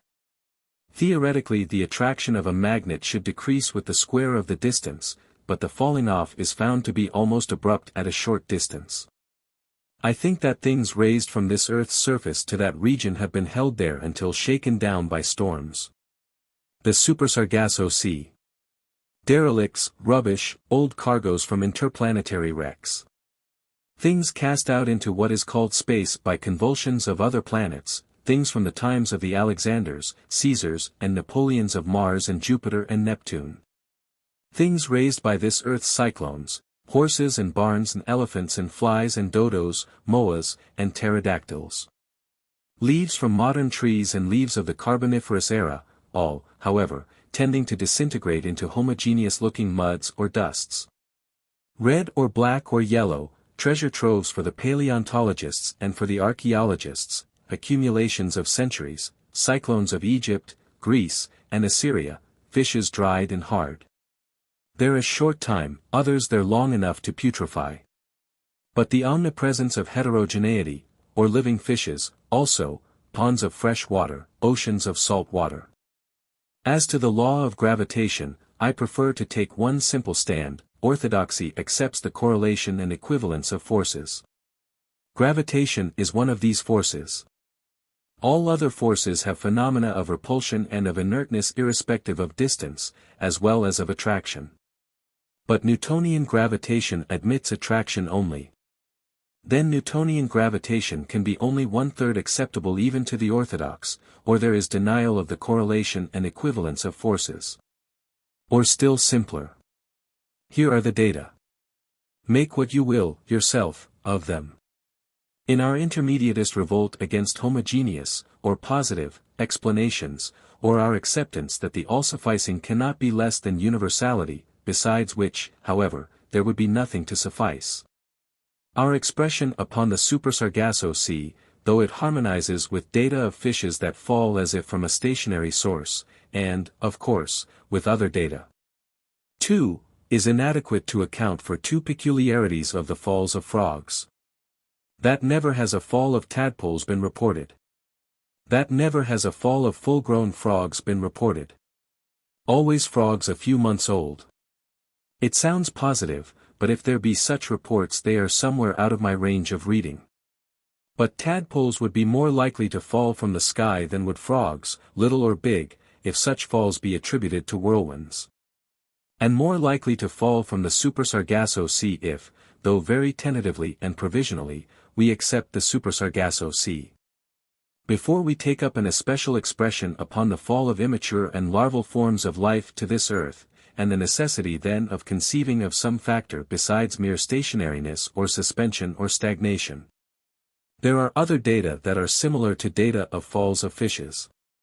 Science Gossip, 1886-238. That small snails, of a land species, had fallen near Redruth, Cornwall, July 8, 1886, during a heavy thunderstorm, roads and fields strewn with them. So that they were gathered up by the hatful, none seen to fall by the writer of this account, snails said to be, quite different to any previously known in this district. But, upon page 282, we have better orthodoxy. Another correspondent writes that he had heard of the supposed fall of snails, that he had supposed that all such stories had gone the way of witch stories. That, to his astonishment, he had read an account of this absurd story in a local newspaper of great and deserved repute. I thought I should for once like to trace the origin of one of these fabulous tales. Our own acceptance is that justice cannot be in an intermediate existence, in which there can be approximation only to justice or to injustice, that to be fair is to have no opinion at all, that to be honest is to be uninterested. That to investigate is to admit prejudice, that nobody has ever really investigated anything, but has always sought positively to prove or to disprove something that was conceived of, or suspected, in advance. As I suspected, says this correspondent, I found that the snails were of a familiar land species, that they had been upon the ground, in the first place. He found that the snails had appeared after the rain, that astonished rustics had jumped to the conclusion that they had fallen. He met one person who said that he had seen the snails fall. This was his error, says the investigator. In the Philosophical Magazine, 58-310, there is an account of snails said to have fallen at Bristol in a field of 3 acres, in such quantities that they were shoveled up. It is said that the snails may be considered as a local species. Upon page 457, another correspondent says that the numbers had been exaggerated, and that in his opinion they had been upon the ground in the first place. But that there had been some unusual condition aloft comes out in his observation upon the curious azure-blue appearance of the sun, at the time. Nature, 47-278.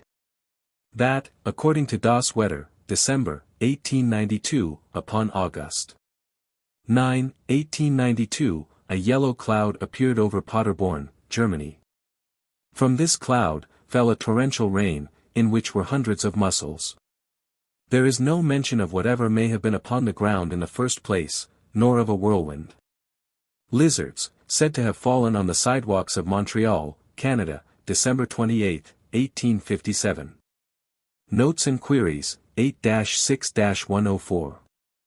In the Scientific American, 3-112, a correspondent writes, from South Granville, N.Y. that, during a heavy shower, July 3, 1860, he heard a peculiar sound at his feet, and looking down, saw a snake lying as if stunned by a fall. It then came to life. Gray snake, about a foot long. These data have any meaning or lack of meaning or degree of damnation you please, but, in the matter of the fall that occurred at Memphis, Tennessee, occur some strong significances. Our quasi-reasoning upon this subject applies to all segregations so far considered. Monthly Weather Review, January 15, 1877. That, in Memphis, Tennessee, Jan. 15, 1877, rather strictly localized, or, in a space of 2 blocks, and after a violent storm in which the rain fell in torrents, snakes were found. They were crawling on sidewalks, in yards, and in streets, and in masses, but none were found on roofs or any other elevation above ground, and none were seen to fall. If you prefer to believe that the snakes had always been there, or had been upon the ground in the first place, and that it was only that something occurred to call special attention to them, in the streets of Memphis, Jan. 15, 1877, why, that's sensible, that's the common sense that has been against us from the first. It is not said whether the snakes were of a known species or not, but that, when first seen, they were of a dark brown, almost black. Black snakes, I suppose. If we accept that these snakes did fall, even though not seen to fall by all the persons who were out sightseeing in a violent storm, and had not been in the streets crawling loose or in thick tangled masses, in the first place. If we try to accept that these snakes had been raised from some other part of this earth's surface in a whirlwind. If we try to accept that a whirlwind could segregate them. We accept the segregation of other objects raised in that whirlwind. Then, near the place of origin, there would have been a fall of heavier objects that had been snatched up with the snakes, stones, fence rails, limbs of trees. Say that the snakes occupied the next gradation, and would be the next to fall. Still farther would there have been separate falls of lightest objects, leaves, twigs, tufts of grass. In the monthly weather review there is no mention of other falls said to have occurred anywhere in January, 1877. Again ours is the objection against such selectiveness by a whirlwind. Conceivably a whirlwind could scoop out a den of hibernating snakes, with stones and earth and an infinitude of other debris, snatching up dozens of snakes, I don't know how many to a den, hundreds maybe, but according to the account of this occurrence in the New York Times, there were thousands of them. Alive, from 1 foot to 18 inches in length. The Scientific American, 36 to 86, records the fall, and says that there were thousands of them. The usual whirlwind explanation is given, but in what locality snakes exist in such abundance is yet a mystery. This matter of enormousness of numbers suggests to me something of a migratory nature, but that snakes in the United States do not migrate in the month of January, if ever. As to falls or flutterings of winged insects from the sky, prevailing notions of swarming would seem explanatory enough. Nevertheless, in instances of ants, there are some peculiar circumstances. L'Astronomie, 1889 to 353. Fall of fishes, June 13, 1889, in Holland.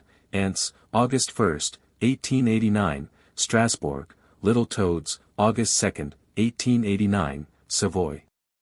Fall of ants, Cambridge, England, summer of 1874, some were wingless. Scientific American, 30 to 193. Enormous fall of ants, Nancy, France, July 21, 1887, most of them were wingless. Nature, 36 to 349. Fall of enormous, unknown ants, size of wasps, Manitoba, June, 1895. Sci. America, 72 to 385. However, our expression will be that wingless, larval forms of life, in numbers so enormous that migration from some place external to this earth is suggested, have fallen from the sky. That these migrations, if such can be our acceptance, have occurred at a time of hibernation and burial far in the ground of larvae in the northern latitudes of this earth. That there is significance in recurrence of these falls in the last of January, or that we have the square of an incredibility in such a notion as that of selection of larvae by whirlwinds, compounded with selection of the last of January. I accept that there are snow worms upon this earth, whatever their origin may have been. In the Proc. Academic Nat. Sci. of Philadelphia, 1899 to 125, there is a description of yellow worms and black worms that have been found together on glaciers in Alaska. Almost positively were there no other forms of insect life upon these glaciers, and there was no vegetation to support insect life, except microscopic organisms. Nevertheless, the description of this probably polymorphic species fits a description of larvae said to have fallen in Switzerland, and less definitely fits another description. There is no opposition here, if our data of falls are clear. Frogs of everyday ponds look like frogs said to have fallen from the sky, except the whitish frogs of Birmingham. However, all falls of larvae have not positively occurred in the last of January. London Times, April 14, 1837. That, in the parish of Bramford Speke, Devonshire, a large number of black worms, about 3/4 of an inch in length, had fallen in a snowstorm. In Tim's Yearbook, 1877-26, it is said that, in the winter of 1876, at Christiania, Norway, worms were found crawling upon the ground.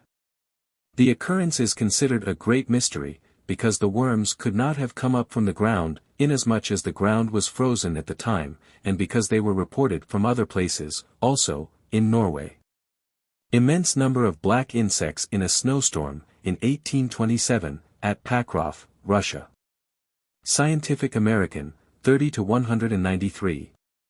Fall, with snow, at Orenburg, Russia, December 14, 1830, of a multitude of small, black insects, said to have been gnats, but also said to have had flea-like motions. America Jour, Sci. I. 22-375.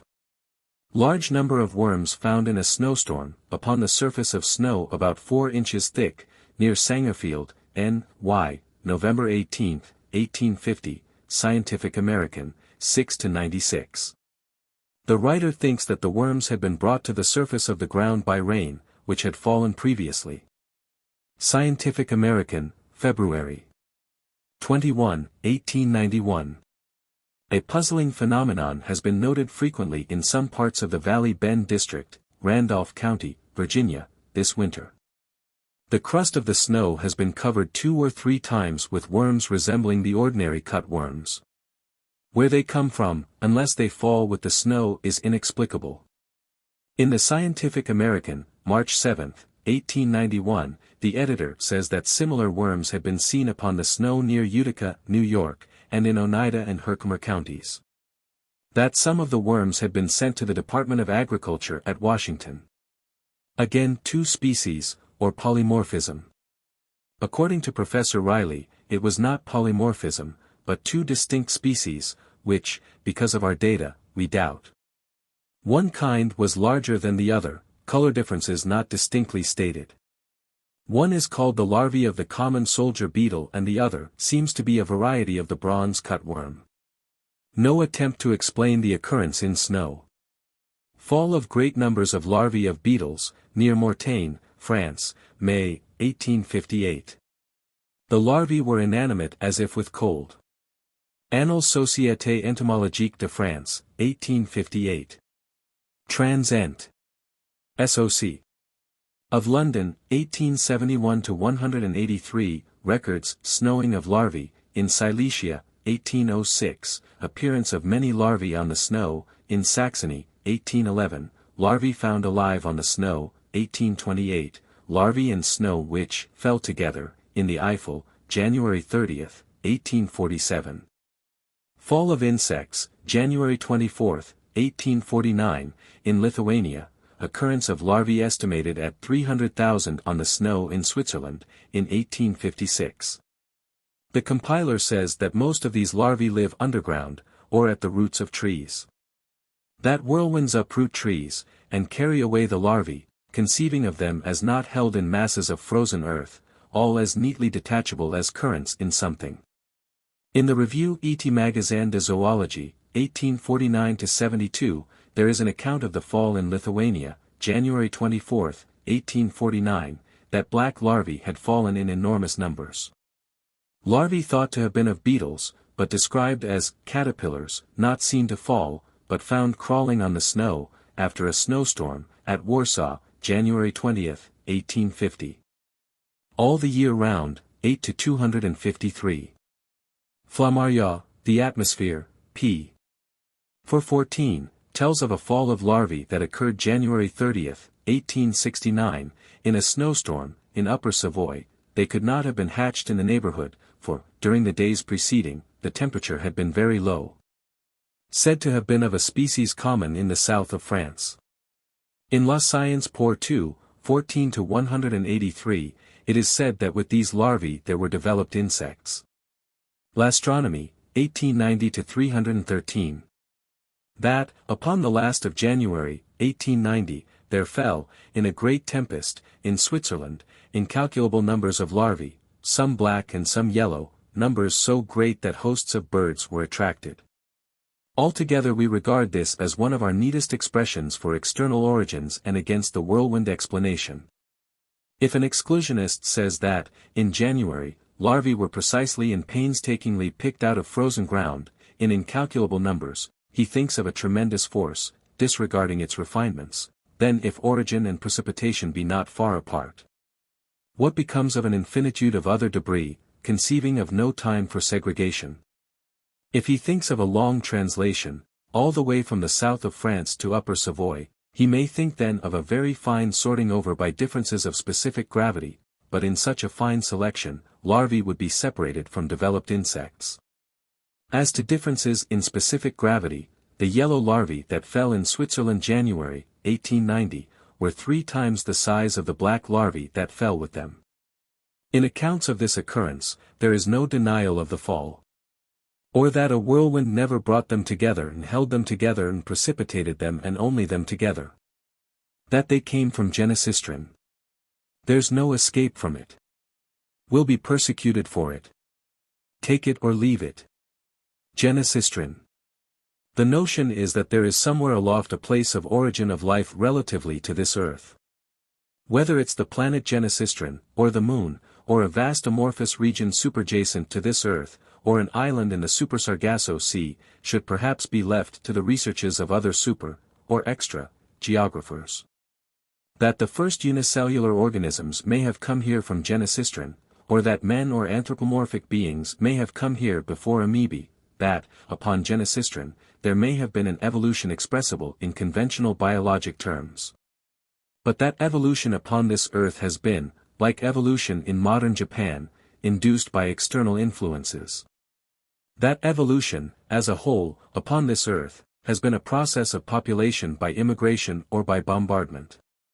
Some notes I have upon remains of men and animals encysted, or covered with clay or stone, as if fired here as projectiles, I omit now, because it seems best to regard the whole phenomenon as a tropism, as a geotropism, probably atavistic. Or vestigial, as it were, or something still continuing long after expiration of necessity. That, once upon a time, all kinds of things came here from Genesistrine, but that now only a few kinds of bugs and things, at long intervals, feel the inspiration. Not one instance have we of tadpoles that have fallen to this earth. It seems reasonable that a whirlwind could scoop up a pond, frogs and all, and cast down the frogs somewhere else, but, then, more reasonable that a whirlwind could scoop up a pond. Tadpoles and all, because tadpoles are more numerous in their season than are the frogs in theirs, but the tadpole season is earlier in the spring, or in a time that is more tempestuous. Thinking in terms of causation, as if there were real causes, our notion is that, if X is likely to cause Y, but is more likely to cause Z, but does not cause Z, X is not the cause of Y. Upon this quasi-sorites, we base our acceptance that the little frogs that have fallen to this earth are not products of whirlwinds, that they came from externality, or from Genesistrine. I think of Genesistrine in terms of biologic mechanics, not that somewhere there are persons who collect bugs in or about the last of January and frogs in July and August, and bombard this earth. Any more than do persons go through northern regions, catching and collecting birds, every autumn, then casting them southward. But atavistic, or vestigial, geotropism in Genesistrine, or a million larvae start crawling, and a million little frogs start hopping, knowing no more what it's all about than we do when we crawl to work in the morning and hop away at night. I should say, myself, that Genesistrine is a region in the Super Sargasso Sea, and that parts of the Super Sargasso Sea have rhythms of susceptibility to this earth's attraction. Chapter 8. I accept that, when there are storms, the damnedest of excluded, excommunicated things, things that are leprous to the faithful, are brought down, from the Super Sargasso Sea, or from what for convenience we call the Super Sargasso Sea, which by no means has been taken into full acceptance yet. That things are brought down by storms, just as, from the depths of the sea things are brought up by storms. To be sure it is orthodoxy that storms have little, if any, effect below the waves of the ocean, but, of course, only to have an opinion is to be ignorant of, or to disregard a contradiction. Or something else that modifies an opinion out of distinguishability. Simon's Meteorological Magazine, 47 to 180. That, along the coast of New Zealand, in regions not subject to submarine volcanic action, deep-sea fishes are often brought up by storms. Iron and stones that fall from the sky. And atmospheric disturbances. There is absolutely no connection between the two phenomena. Simon's. The orthodox belief is that objects moving at planetary velocity would, upon entering this Earth's atmosphere, be virtually unaffected by hurricanes. Might as well think of a bullet swerved by someone fanning himself. The only trouble with the orthodox reasoning is the usual trouble, it's phantom dominant, it's basing upon a myth, data we've had, and more will have, of things in the sky having no independent velocity. There are so many storms and so many meteors and meteorites that it would be extraordinary if there were no concurrences. Nevertheless, so many of these concurrences are listed by Professor Baden-Powell, Report Brit. Association, 1850-54, that 1, notices. See Report Brit. Association, 1860, other instances. The famous fall of stones at Siena, Italy, 1794, in a violent storm. See Gregg's Catalogues, many instances. One that stands out is bright ball of fire and light in a hurricane in England, September 2, 1786. The remarkable datum here is that this phenomenon was visible 40 minutes. That's about 800 times the duration that the orthodox give to meteors and meteorites. See the Annual Register, many instances. In Nature, October 25, 1877, and the London Times, October 15, 1877, something that fell in a gale of October 14, 1877, is described as a huge ball of green fire. This phenomenon is described by another correspondent, in Nature, 17 to 10, and an account of it by another correspondent was forwarded to Nature by W. F. Denning. There are so many instances that some of us will revolt against the insistence of the faithful that it is only coincidence, and accept that there is connection of the kind called causal. If it is too difficult to think of stones and metallic masses swerved from their courses by storms, if they move at high velocity, we think of low velocity, or of things having no velocity at all, hovering a few miles above this earth. Dislodged by storms, and falling luminously. But the resistance is so great here, and coincidence so insisted upon that we'd better have some more instances.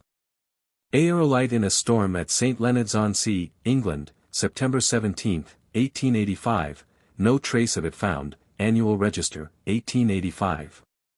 Meteorite in a gale, March 1, 1886, described in the Monthly Weather Review, March, 1886, meteorite in a thunderstorm, off coast of Greece, November 19, 1899, Nature, 61 to 111.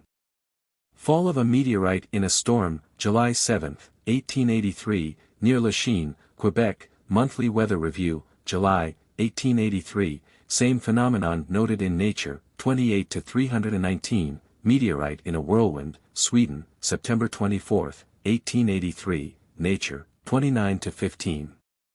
London Roy. SOC Proc, 6 to 276. A triangular cloud that appeared in a storm, Dec. 17, 1852, a red nucleus, about half the apparent diameter of the Moon, and a long tail, visible 13 minutes, explosion of the nucleus. Nevertheless, in Science Gossip, NS. 6 to 65, it is said that, though meteorites have fallen in storms, no connection is supposed to exist between the two phenomena, except by the ignorant peasantry. But some of us peasants have gone through the report of the British Association, 1852. Upon page 239, Dr. Buist, who had never heard of the Super Sargasso Sea, says that, though it is difficult to trace connection between the phenomena, 3 aerolites had fallen in 5 months, in India, during thunderstorms, in 1851, may have been 1852. For accounts by witnesses, see page 229 of the report. Or, we are on our way to account for thunderstones. It seems to me that, very strikingly here, is borne out the general acceptance that ours is only an intermediate existence, in which there is nothing fundamental, or nothing final to take as a positive standard to judge by. Peasants believed in meteorites. Scientists excluded meteorites. Peasants believe in thunderstones. Scientists exclude thunderstones. It is useless to argue that peasants are out in the fields, and that scientists are shut up in laboratories and lecture rooms. We cannot take for a real base that, as to phenomena with which they are more familiar, peasants are more likely to be right than are scientists. A host of biologic and meteorologic fallacies of peasants rises against us. I should say that our existence is like a bridge, except that comparison is in static terms, but like the Brooklyn Bridge, upon which multitudes of bugs are seeking a fundamental, coming to a girder that seems firm and final, but the girder is built upon supports. A support then seems final, but it is built upon underlying structures. Nothing final can be found in all the bridge, because the bridge itself is not a final thing in itself, but is a relationship between Manhattan and Brooklyn. If our existence is a relationship between the positive absolute and the negative absolute, the quest for finality in it is hopeless. Everything in it must be relative, if the whole is not a whole, but is, itself, a relation. In the attitude of acceptance, our pseudo-base is. Cells of an embryo are in the reptilian era of the embryo. Some cells feel stimuli to take on new appearances. If it be of the design of the whole that the next era be mammalian, those cells that turn mammalian will be sustained against resistance, by inertia, of all the rest, and will be relatively right, though not finally right, because they, too, in time will have to give way to characters of other eras of higher development. If we are upon the verge of a new era, in which exclusionism must be overthrown, it will avail thee not to call us baseborn and frosy peasants. In our crude, bucolic way, we now offer an outrage upon common sense that we think will someday be an unquestioned commonplace. That manufactured objects of stone and iron have fallen from the sky. That they have been brought down from a state of suspension in a region of inertness to this earth's attraction, by atmospheric disturbances. The thunderstone is usually a beautifully polished, wedge-shaped piece of greenstone, says a writer in the Cornhill magazine, 50 to 517.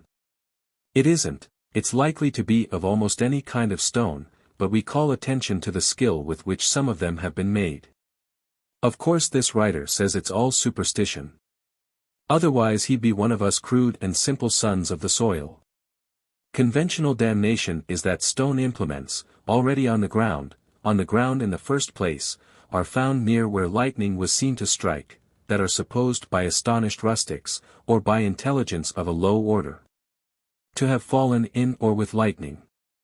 Throughout this book, we class a great deal of science with bad fiction. When is fiction bad, cheap, low? If coincidence is overworked. That's one way of deciding. But with single writers coincidence seldom is overworked, we find the excess in the subject at large. Such a writer as the one of the Cornhill magazine tells us vaguely of beliefs of peasants, there is no massing of instance after instance after instance. Here ours will be the method of mass formation. Conceivably lightning may strike the ground near where there was a wedge-shaped object in the first place, again and again and again, lightning striking ground near wedge-shaped object in China. Lightning striking ground near wedge-shaped object in Scotland, lightning striking ground near wedge-shaped object in Central Africa, coincidence in France, coincidence in Java. Coincidence in South America. We grant a great deal but note a tendency to restlessness. Nevertheless this is the psychotropism of science to all thunderstones said to have fallen luminously. As to greenstone, it is in the island of Jamaica, where the notion is general that axes of a hard greenstone fall from the sky, during the rains. Jour, Inst. Jamaica, 2-4. Some other time we shall inquire into this localization of objects of a specific material. They are of a stone nowhere else to be found in Jamaica. Notes and Queries, February 8, 24. In my own tendency to exclude, or in the attitude of one peasant or savage who thinks he is not to be classed with other peasants or savages, I am not very much impressed with what natives think. It would be hard to tell why. If the word of a Lord Kelvin carries no more weight, upon scientific subjects, than the word of a sitting bull, unless it be in agreement with conventional opinion, I think it must be because savages have bad table manners. However, my snobbishness, in this respect, loosens up somewhat before very widespread belief by savages and peasants. And the notion of thunderstones is as wide as geography itself. The natives of Burma, China, Japan, according to Blinkenberg, thunder weapons, p. 100, not, of course, that Blinkenberg accepts one word of it, think that carved stone objects have fallen from the sky, because they think they have seen such objects fall from the sky. Such objects are called thunderbolts in these countries. They are called thunderstones in Moravia, Holland, Belgium, France, Cambodia, Sumatra, and Siberia. They're called storm stones in Lausitz, sky arrows in Slavonia, thunder axes in England and Scotland. Lightning stones in Spain and Portugal, sky axes in Greece, lightning flashes in Brazil, thunder teeth in Amboina. The belief is as widespread as is belief in ghosts and witches, which only the superstitious deny today. As to beliefs by North American Indians, Tyler gives a list of references, Primitive Culture, 2 to 237. As to South American Indians, certain stone hatchets are said to have fallen from the heavens. Jour, America Folklore, 17 to 203. If you, too, revolt against coincidence after coincidence after coincidence, but find our interpretation of thunderstones just a little too strong or rich for digestion, we recommend the explanation of 1, Tallius. Written in 1649. The naturalists say they are generated in the sky by fulgurous exhalation conglobed in a cloud by the circumfused humor. Of course the paper in the Cornhill magazine was written with no intention of trying really to investigate this subject, but to deride the notion that workstone objects have ever fallen from the sky. A writer in the America Jour, Sci. 1-21-325, read this paper and thinks it remarkable, that any man of ordinary reasoning powers should write a paper to prove that thunderbolts do not exist. I confess that we're a little flattered by that. Over and over. It is scarcely necessary to suggest to the intelligent reader that thunderstones are a myth. We contend that there is a misuse of a word here, we admit that only we are intelligent upon this subject, if by intelligence is meant the inquiry of an equilibrium. And that all other intellection is only mechanical reflex, of course that intelligence, too, is mechanical, but less orderly and confined, less obviously mechanical, that as an acceptance of ours becomes firmer and firmer established. We pass from the state of intelligence to reflexes in ruts. An odd thing is that intelligence is usually supposed to be creditable. It may be in the sense that it is mental activity trying to find out, but it is confession of ignorance. The bees, the theologians, the dogmatic scientists are the intellectual aristocrats. The rest of us are plebeians, not yet graduated to nirvana, or to the instinctive and suave as differentiated from the intelligent and crude. Blinkenberg gives many instances of the superstition of thunderstones, which flourishes only where mentality is in a lamentable state, or universally. In Malacca, Sumatra, and Java, natives say that stone axes have often been found under trees that have been struck by lightning. Blinkenberg does not dispute this, but says it is coincidence, that the axes were of course upon the ground in the first place, that the natives jumped to the conclusion that these carved stones had fallen in or with lightning. In Central Africa, it is said that often have wedge-shaped, highly polished objects of stone, described as axes, been found sticking in trees that have been struck by lightning, or by what seemed to be lightning. The natives, rather like the unscientific persons of Memphis, Tennessee, when they saw snakes after a storm, jumped to the conclusion that the axes had not always been sticking in the trees. Livingstone, Last Journal, pages 83, 89, 442, 448, says that he had never heard of stone implements used by natives of Africa. A writer in the report of the Smithsonian Institution, 1877-308, says that there are a few. That they are said, by the natives, to have fallen in thunderstorms. As to luminosity, it is my lamentable acceptance that bodies falling through this earth's atmosphere, if not warmed even, often fall with a brilliant light, looking like flashes of lightning. This matter seems important, we'll take it up later, with data. In Prussia, 2 stone axes were found in the trunks of trees, one under the bark. Blinkenberg, Thunder Weapons, page 100. The finders jumped to the conclusion that the axes had fallen there. Another stone axe, or wedge-shaped object of worked stone, said to have been found in a tree that had been struck by something that looked like lightning. Thunder Weapons, page 71. The finder jumped to the conclusion. Story told by Blinkenberg, of a woman, who lived near Kulsjärgin, Sweden, who found a flint near an old willow, near her house. I emphasize, near her house, because that means familiar ground. The willow had been split by something. She jumped. Cow killed by lightning, or by what looked like lightning, Isle of Sark, near Guernsey. The peasant who owned the cow dug up the ground at the spot and found a small greenstone axe. Blinkenberg says that he jumped to the conclusion that it was this object that had fallen luminously, killing the cow. Reliquary, 1867-208. A flint axe found by a farmer, after a severe storm, described as a fearful storm, by a signal staff, which had been split by something. I should say that nearness to a signal staff may be considered familiar ground.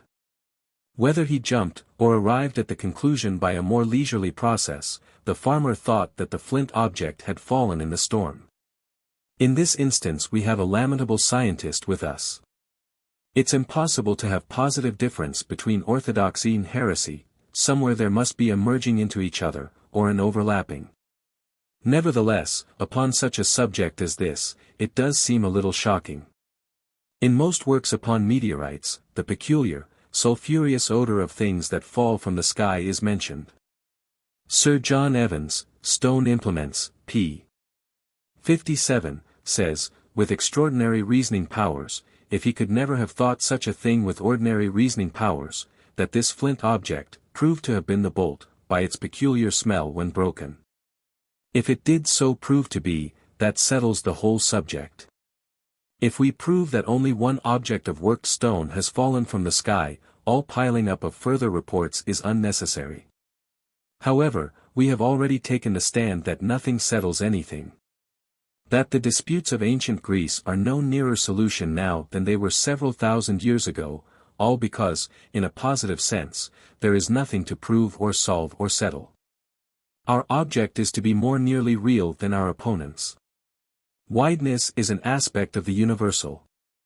We go on widely. According to us the fat man is nearer godliness than is the thin man. Eat, drink, and approximate to the positive absolute.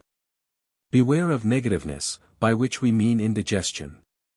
The vast majority of thunderstones are described as axes, but Meunier, La Nature, 1892-2-381, tells of one that was in his possession.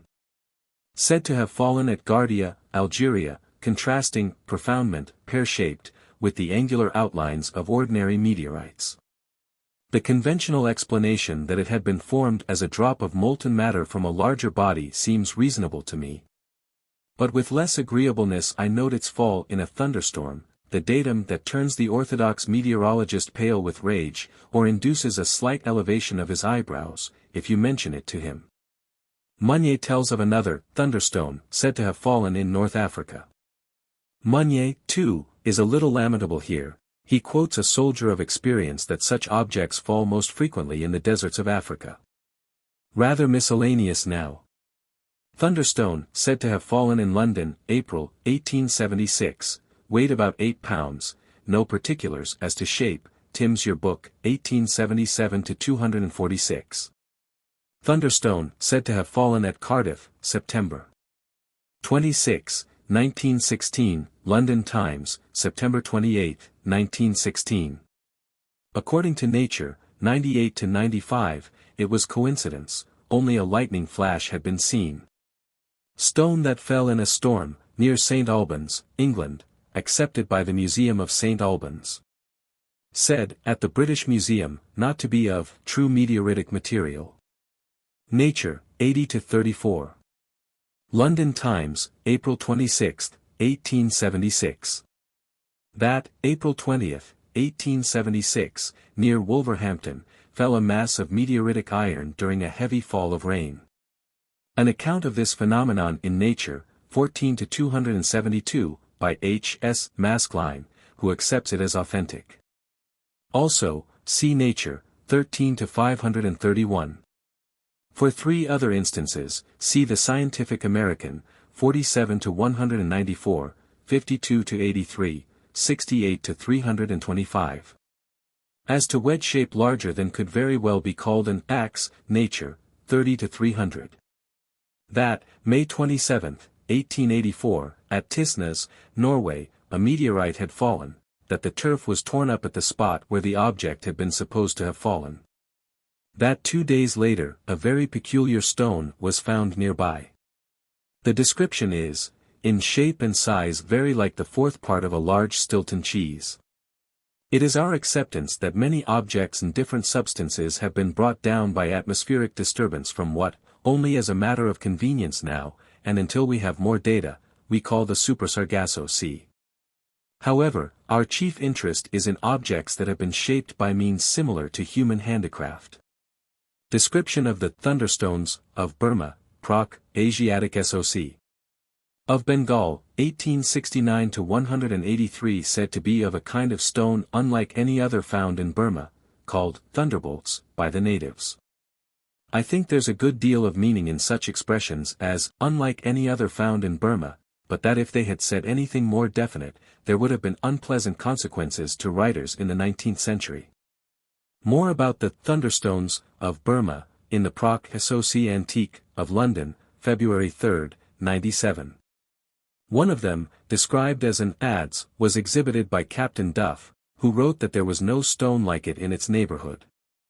Of course it may not be very convincing to say that because a stone is unlike neighboring stones it had foreign origin, also we fear it is a kind of plagiarism, we got it from the geologists, who demonstrate by this reasoning the foreign origin of erratics. We fear we're a little gross and scientific at times. But it's my acceptance that a great deal of scientific literature must be read between the lines. It's not everyone who has the lamentableness of a Sir John Evans. Just as a great deal of Voltaire's meaning was interlinear, we suspect that a Captain Duff merely hints rather than to risk having a Professor Lawrence Smith fly at him and call him a half-insane man. Whatever Captain Duff's meaning may have been, and whether he smiled like a Voltaire when he wrote it, Captain Duff writes of the extremely soft nature of the stone, rendering it equally useless as an offensive or defensive weapon. Story, by a correspondent, in Nature, 34 to 53, of a Malay, of considerable social standing, and one thing about our data is that, damned though they be, they do so often bring us into awful good company, who knew of a tree that had been struck about a month before, by something in a thunderstorm. He searched among the roots of this tree and found a thunderstone. Not said whether he jumped or leaped to the conclusion that it had fallen, process likely to be more leisurely in tropical countries. Also I'm afraid his way of reasoning was not very original, just so were fragments of the Bath Furnace meteorite, accepted by orthodoxy, discovered. We shall now have an unusual experience. We shall read of some reports of extraordinary circumstances that were investigated by a man of science, not of course that they were really investigated by him, but that his phenomena occupied a position approximating higher to real investigation than to utter neglect. Over and over we read of extraordinary occurrences, no discussion, not even a comment afterward findable, mere mention occasionally, burial and damnation. The extraordinary and how quickly it is hidden away. Burial and damnation, or the obscurity of the conspicuous. We did read of a man who, in the matter of snails, did travel some distance to assure himself of something that he had suspected in advance, and we remember Prof. Hitchcock, who had only to smite Amherst with the wand of his botanical knowledge, and lo! 2 fungi sprang up before night, and we did read of Dr. Gray and his thousands of fishes from 1 pailful of water, but these instances stand out. More frequently there was no investigation. We now have a good many reported occurrences that were investigated. Of things said to have fallen from the sky, we make, in the usual scientific way, 2 divisions: miscellaneous objects and substances, and symmetric objects attributable to beings like human beings, subdividing into wedges, spheres, and discs. Jour, Roy. Met. SOC, 14-207.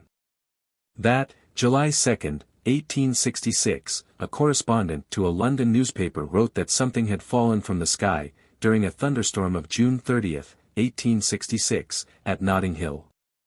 Mr. G. T. Simons, of Simons Meteorological Magazine, investigated, about as fairly, and with about as unprejudiced a mind, as anything ever has been investigated. He says that the object was nothing but a lump of coal, that next door to the home of the correspondent coal had been unloaded the day before. With the uncanny wisdom of the stranger upon unfamiliar ground that we have noted before, Mr.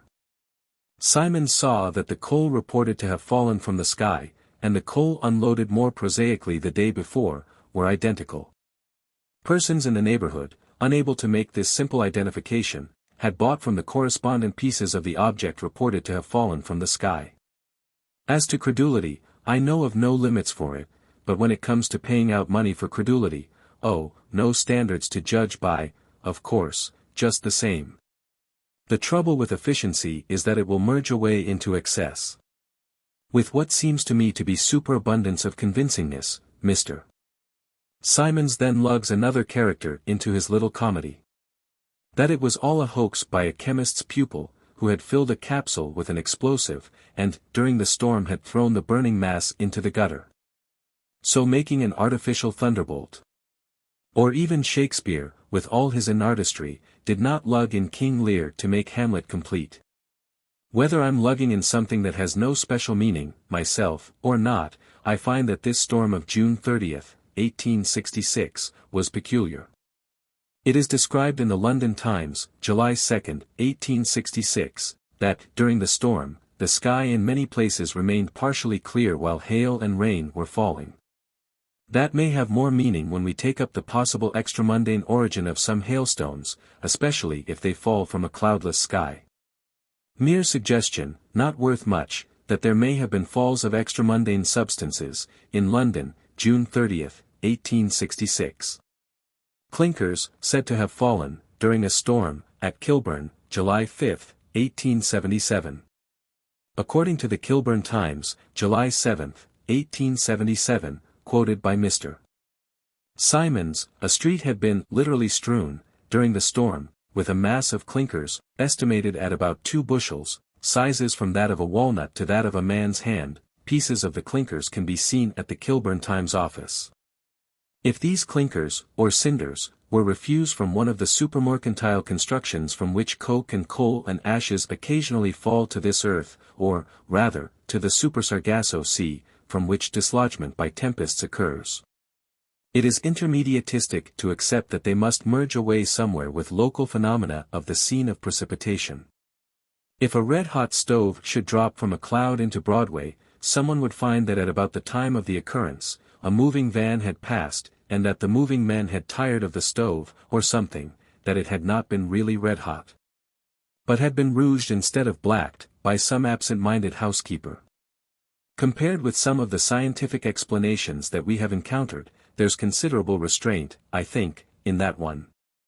Mr. Simons learned that in the same street, he emphasizes that it was a short street, there was a fire engine station. I had such an impression of him hustling and bustling around at Notting Hill, searching cellars until he found one with newly arrived coal in it. Ringing door bells, exciting a whole neighborhood, calling up to second-story windows, stopping people in the streets, hotter and hotter on the trail of a wretched impostor of a chemist's pupil. After his efficiency at Notting Hill, we'd expect to hear that he went to the station, and something like this. It is said that clinkers fell, in your street, at about 10 minutes past 4 o'clock, afternoon of July 5th. Will you look over your records and tell me where your engine was at about 10 minutes past 4, July 5th? Mr. Simons says. I think that most probably they had been raked out of the steam fire engine. June 20, 1880, it was reported that a thunderstone had struck the house at 180, Oakley Street, Chelsea, falling down the chimney, into the kitchen grate. Mr. Simons investigated. He describes the thunderstone as an agglomeration of brick, soot, unburned coal, and cinder. He says that, in his opinion, lightning had flashed down the chimney, and had fused some of the brick of it. He does think it remarkable that the lightning did not then scatter the contents of the grate, which were disturbed only as if a heavy body had fallen. If we admit that climbing up the chimney to find out is too rigorous a requirement for a man who may have been large, dignified and subject to expansions, the only unreasonableness we find in what he says, as judged by our more modern outlook, is, I suppose that no one would suggest that bricks are manufactured in the atmosphere. Sounds a little unreasonable to us, because it is so of the positivistic spirit of former times, when it was not so obvious that the highest incredibility and laughability must merge away with the proper, as the Sci.Am. Sup. would say. The preposterous is always interpretable in terms of the proper, with which it must be continuous, or, clay-like masses such as have fallen from the sky, tremendous heat generated by their velocity, they bake bricks. We begin to suspect that Mr. Simons exhausted himself at Notting Hill. It's a warning to efficiency fanatics. Then the instance of 3 lumps of earthy matter, found upon a well-frequented path, after a thunderstorm, at Reading, July 3, 1883. There are so many records of the fall of earthy matter from the sky that it would seem almost uncanny to find resistance here, were we not so accustomed to the uncompromising stands of orthodoxy, which, in our metaphysics, represent good as attempts, but evil in their insufficiency. If I thought it necessary, I'd list 150 instances of earthy matter said to have fallen from the sky. It is his antagonism to atmospheric disturbance associated with the fall of things from the sky that blinds and hypnotizes a Mr. Simons here. This especial Mr. Simons rejects the reading substance because it was not of true meteoritic material. It's uncanny, or it's not uncanny at all, but universal. If you don't take something for a standard of opinion, you can't have any opinion at all, but, if you do take a standard, in some of its applications it must be preposterous. The carbonaceous meteorites, which are unquestioned, though avoided, as we have seen, by orthodoxy, are more glaringly of untrue meteoritic material than was this substance of reading. Mr. Simons says that these 3 lumps were upon the ground, in the first place. Whether these data are worth preserving or not, I think that the appeal that this especial Mr. Simons makes is worthy of a place in the museum we're writing. He argues against belief in all external origins, for our credit as Englishmen. He is a patriot, but I think that these foreigners had a small chance, in the first place, for hospitality from him. Then comes a small lump of iron, 2 inches in diameter, said to have fallen, during a thunderstorm, at Brixton, August 17, 1887. Mr. Simons says, at present I cannot trace it.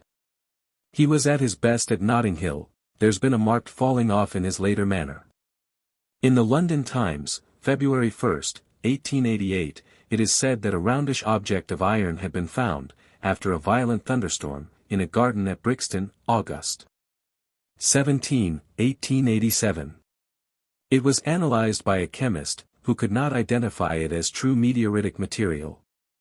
Whether a product of workmanship like human workmanship or not, this object is described as an oblate spheroid, about 2 inches across its major diameter.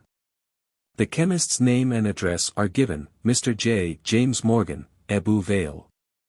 Garden, familiar ground. I suppose that in Mr. Simons' opinion this symmetric object had been upon the ground, in the first place, though he neglects to say this.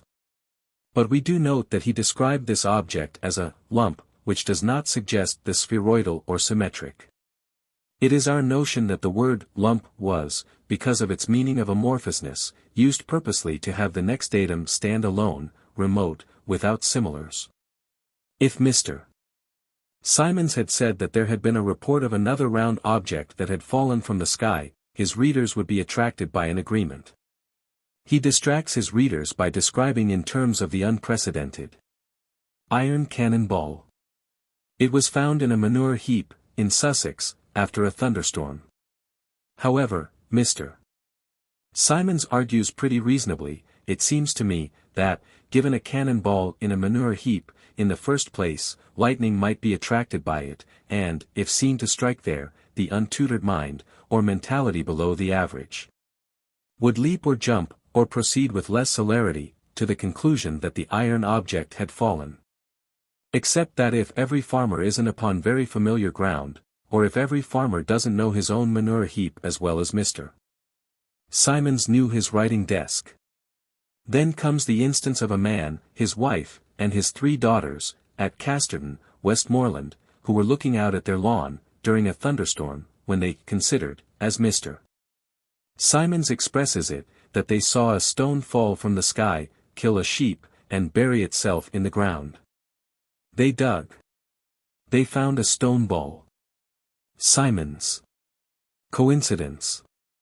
It had been there in the first place. This object was exhibited at a meeting of the Royal Meteorological Society by Mr. C. Carus Wilson. It is described in the journal's list of exhibits as a sandstone ball. It is described as sandstone by Mr. Symons.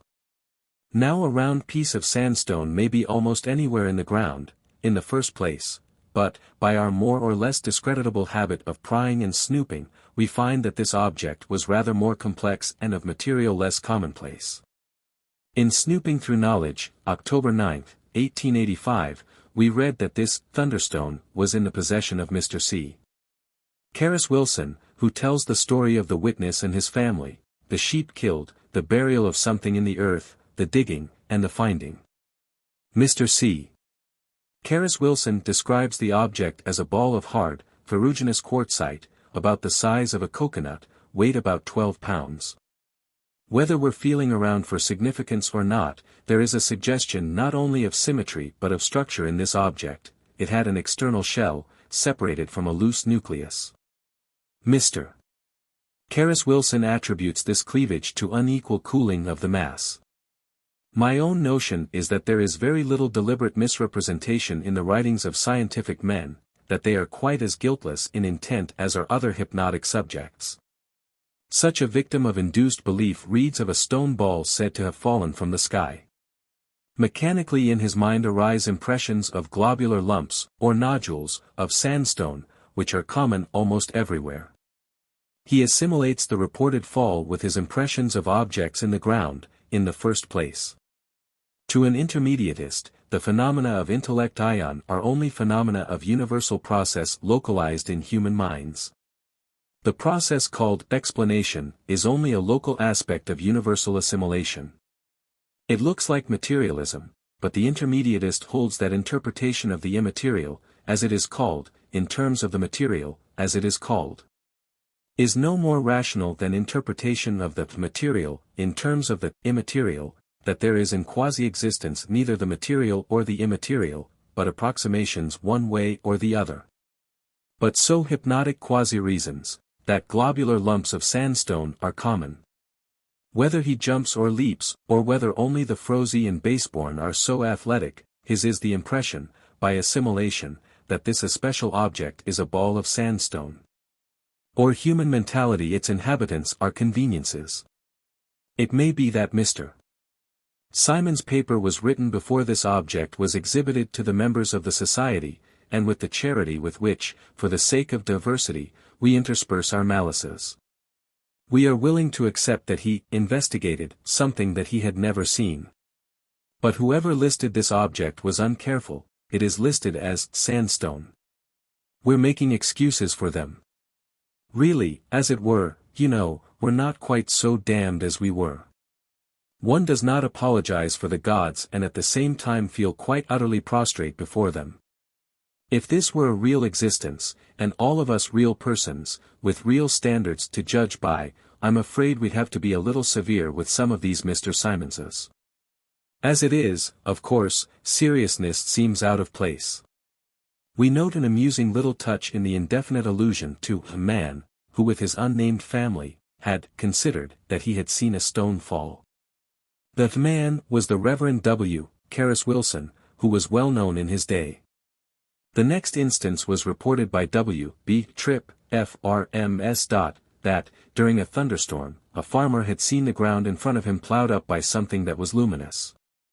Doug. Bronze axe. My own notion is that an expedition to the North Pole could not be so urgent as that representative scientists should have gone to that farmer and there spent a summer studying this one reported occurrence. As it is, unnamed farmer, somewhere, no date. The thing must stay damned. Another specimen for our museum is a comment in Nature upon these objects, that they are of an amusing character, thus clearly showing that they were of terrestrial, and not a celestial, character. Just why celestiality, or that of it which, too, is only of intermediateness should not be quite as amusing as terrestriality is beyond our reasoning powers, which we have agreed are not ordinary. Of course there is nothing amusing about wedges and spheres at all, or Archimedes and Euclid are humorists. It is that they were described derisively. If you'd like a little specimen of the standardization of orthodox opinion. America Met. Jour. 4-589. They are of an amusing character, thus clearly showing that they were of a terrestrial and not a celestial character. I'm sure, not positively, of course, that we've tried to be as easygoing and lenient with Mr. Simons as his obviously scientific performance would permit. Of course it may be that subconsciously we were prejudiced against him, instinctively classing him with St. Augustine, Darwin, St. Jerome, and Lyell. As to the thunderstones, I think that he investigated them mostly, for the credit of Englishmen, or in the spirit of the Royal Krakatoa Committee, or about as the Commission from the French Academy investigated meteorites.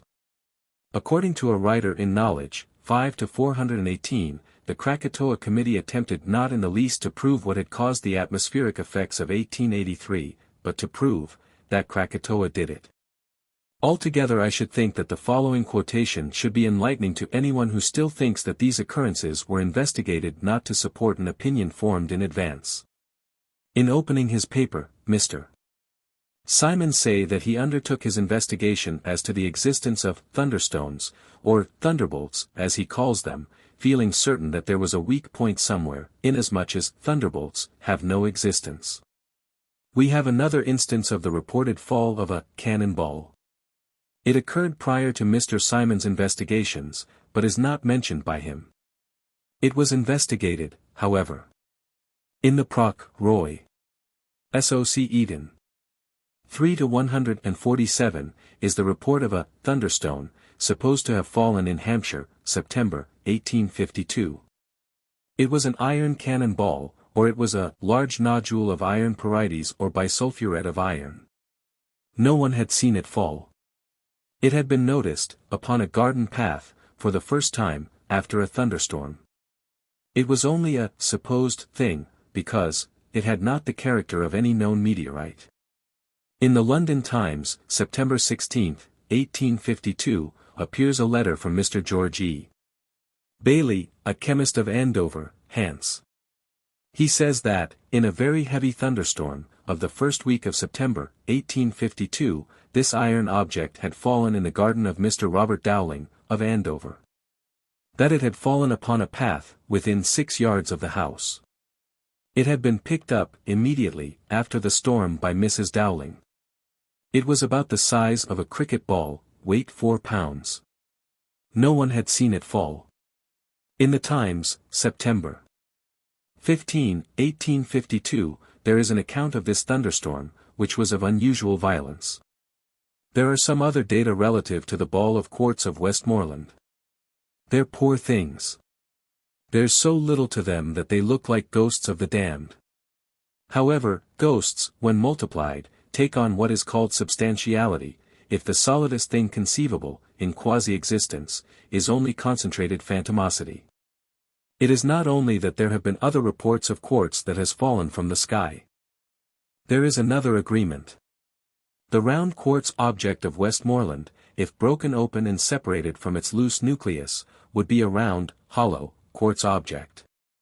My pseudo-position is that two reports of similar extraordinary occurrences, one from England and one from Canada, are interesting.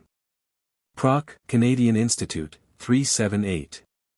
That, at the meeting of the Institute, of December 1, 1888, one of the members, Mr. J.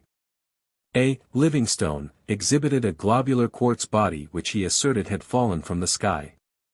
It had been split open. It was hollow. But the other members of the Institute decided that the object was spurious, because it was not of true meteoritic material. No date, no place mentioned.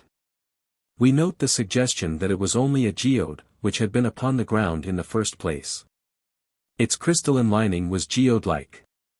Quartz is upon the index prohibitory of science. A monk who would read Darwin would sin no more than would a scientist who would admit that, except by the up and down process. Quartz has ever fallen from the sky, but continuity, it is not excommunicated if part of or incorporated in a baptized meteorite, St. Catherine's of Mexico, I think. It's as Epicurean a distinction as any ever made by theologians. Fawcett lists a quartz pebble, found in a hailstone, Bibliography, Part 2 to 355. Up and down, of course. Another object of quartzite was reported to have fallen, in the autumn of 1880, at Scroon Lake, N.Y. Said in the Scientific American, 43 to 272 to be a fraud, it was not, the usual. About the 1st of May, 1899, the newspapers published a story of a snow-white meteorite that had fallen, at Vincennes, Indiana. The editor of the Monthly Weather Review, issue of April, 1899, requested the local observer, at Vincennes, to investigate. The editor says that the thing was only a fragment of a quartz boulder. He says that anyone with at least a public school education should know better than to write that quartz has ever fallen from the sky. Notes and Queries, February 8, 92. That, in the Leiden Museum of Antiquities, there is a disk of quartz, 6 cm by 5 mm by about 5 cm, said to have fallen upon a plantation in the Dutch West Indies, after a meteoric explosion. Bricks. I think this is a vice we're writing. I recommend it to those who have hankered for a new sin. At first some of our data were of so frightful or ridiculous mien as to be hated, or eyebrowed, was only to be seen. Then some pity crept in. I think that we can now embrace bricks. The baked clay idea was all right in its place, but it rather lacks distinction, I think. With our minds upon the concrete boats that have been building terrestrially lately, and thinking of wrecks that may occur to some of them, and of a new material for the deep-sea fishes to disregard. Object that fell at Richland, South Carolina, yellow to gray. Said to look like a piece of brick. America Jour, Sci. 2-34-298. Pieces of furnace-made brick said to have fallen, in a hailstorm, at Padua, August, 1834. Eden. New Phil. Jour, 19-87. The writer offered an explanation that started another convention, that the fragments of brick had been knocked from buildings by the hailstones. But there is here a concomitant that will be disagreeable to anyone who may have been inclined to smile at the now digestible enough notion that furnace-made bricks have fallen from the sky. It is that in some of the hailstones, 2% of them, that were found with the pieces of brick, was a light grayish powder. Monthly Notices of the Royal Astronomical Society, 337-365. Padre Secchi explains that a stone said to have fallen, in a thunderstorm, at Supino, Italy, September, 1875, had been knocked from a roof. Nature, 33-153. That it had been reported that a good-sized stone, of form clearly artificial, had fallen at Naples, November, 1885. The stone was described by two professors of Naples, who had accepted it as inexplicable but veritable. They were visited by Dr. H. Johnstone Lavis, the correspondent to Nature, whose investigations had convinced him that the object was a shoemaker's lapstone. Now to us of the initiated, or to us of the wider outlook, there is nothing incredible in the thought of shoemakers in other worlds, but I suspect that this characterization is tactical. This object of worked stone, or this shoemaker's lapstone, was made of Vesuvian lava, Dr. Johnstone Lavis thinks, most probably of lava of the flow of 1631, from the La Scala quarries. We condemn, most probably, as bad positivism. As to the men of position, who had accepted that this thing had fallen from the sky, I have now obliged them to admit their mistake, says Dr. Johnstone Lavis, or it's always the stranger in Naples who knows La Scala lava better than the natives know it. Explanation. That the thing had been knocked from, or thrown from, a roof. As to attempt to trace the occurrence to any special roof, nothing said upon that subject. Or that Dr. Johnstone Lavis called a carved stone a lapstone, quite as Mr. Simons called a spherical object a cannon ball, bent upon a discrediting incongruity. Shoemaking and celestiality. It is so easy to say that axes, or wedge-shaped stones found on the ground, were there in the first place. And that it is only coincidence that lightning should strike near one, but the credibility of coincidences decreases as the square root of their volume, I think. Our massed instances speak too much of coincidences opound coincidences. But the axes, or wedge-shaped objects that have been found in trees, are more difficult for orthodoxy. For instance, Arago accepts that such finds have occurred, but he argues that, if wedge-shaped stones have been found in tree trunks, so have toads been found in tree trunks. Did the toads fall there? Not at all bad for a hypnotic. Of course, in our acceptance, the Irish are the chosen people. It's because they are characteristically best in accord with the underlying essence of quasi-existence. Arago answers a question by asking another question. That's the only way a question can be answered in our Hibernian kind of an existence. Dr. Botting argued with the natives of the Santal Parganas, India, who said that cut and shaped stones had fallen from the sky, some of them lodging in tree trunks. Dr.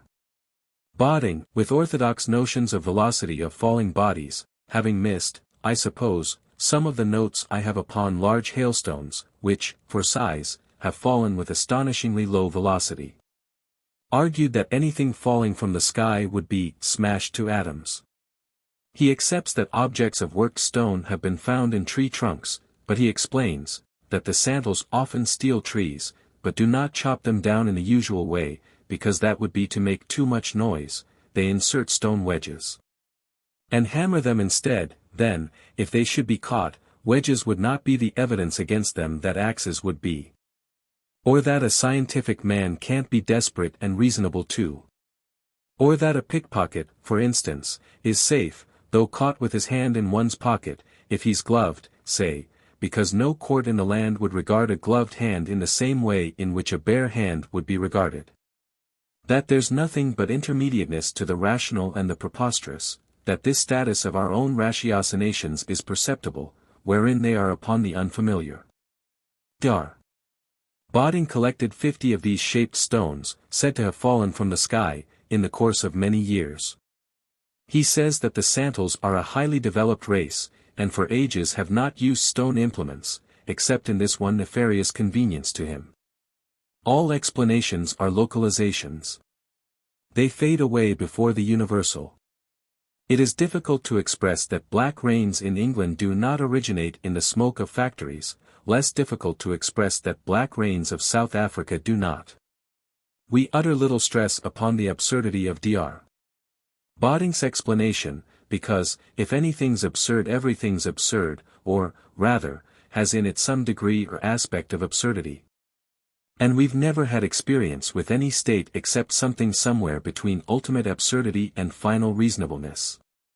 Our acceptance is that Dr. Botting's elaborate explanation does not apply to cut stone objects found in tree trunks in other lands. We accept that for the general, a local explanation is inadequate. As to thunderstones not said to have fallen luminously, and not said to have been found sticking in trees, we are told by faithful hypnotics that astonished rustics come upon prehistoric axes that have been washed into sight by rains, and jump to the conclusion that the things have fallen from the sky. But simple rustics come upon many prehistoric things, scrapers, pottery, knives, hammers. We have no record of rusticity coming upon old pottery after a rain, reporting the fall of a bowl from the sky. Just now, my own acceptance is that wedge-shaped stone objects, formed by means similar to human workmanship, have often fallen from the sky. Maybe there are messages upon them. My acceptance is that they have been called axes to discredit them, or the more familiar a term, the higher the incongruity with vague concepts of the vast, remote, tremendous, unknown. In Notes and Queries, February 8, 92, a writer says that he had a thunderstone, which he had brought from Jamaica. The description is of a wedge-shaped object, not of an axe. It shows no mark of having been attached to a handle. Of 10 thunderstones, figured upon different pages in Blinkenberg's book, 9 show no sign of ever having been attached to a handle, 1 is perforated. But in a report by Dr. C. Luminous, director of the Leiden Museum of Antiquities, objects, said by the Japanese to have fallen from the sky, are alluded to throughout as wedges. In the Archaeologic Journal, 11-118, in a paper upon the thunderstones of Java, the objects are called wedges and not axes. Our notion is that rustics and savages call wedge-shaped objects that fall from the sky, axes, that scientific men, when it suits their purposes, can resist temptations to prolixity in pedantry, and adopt the simple, that they can be intelligible when derisive.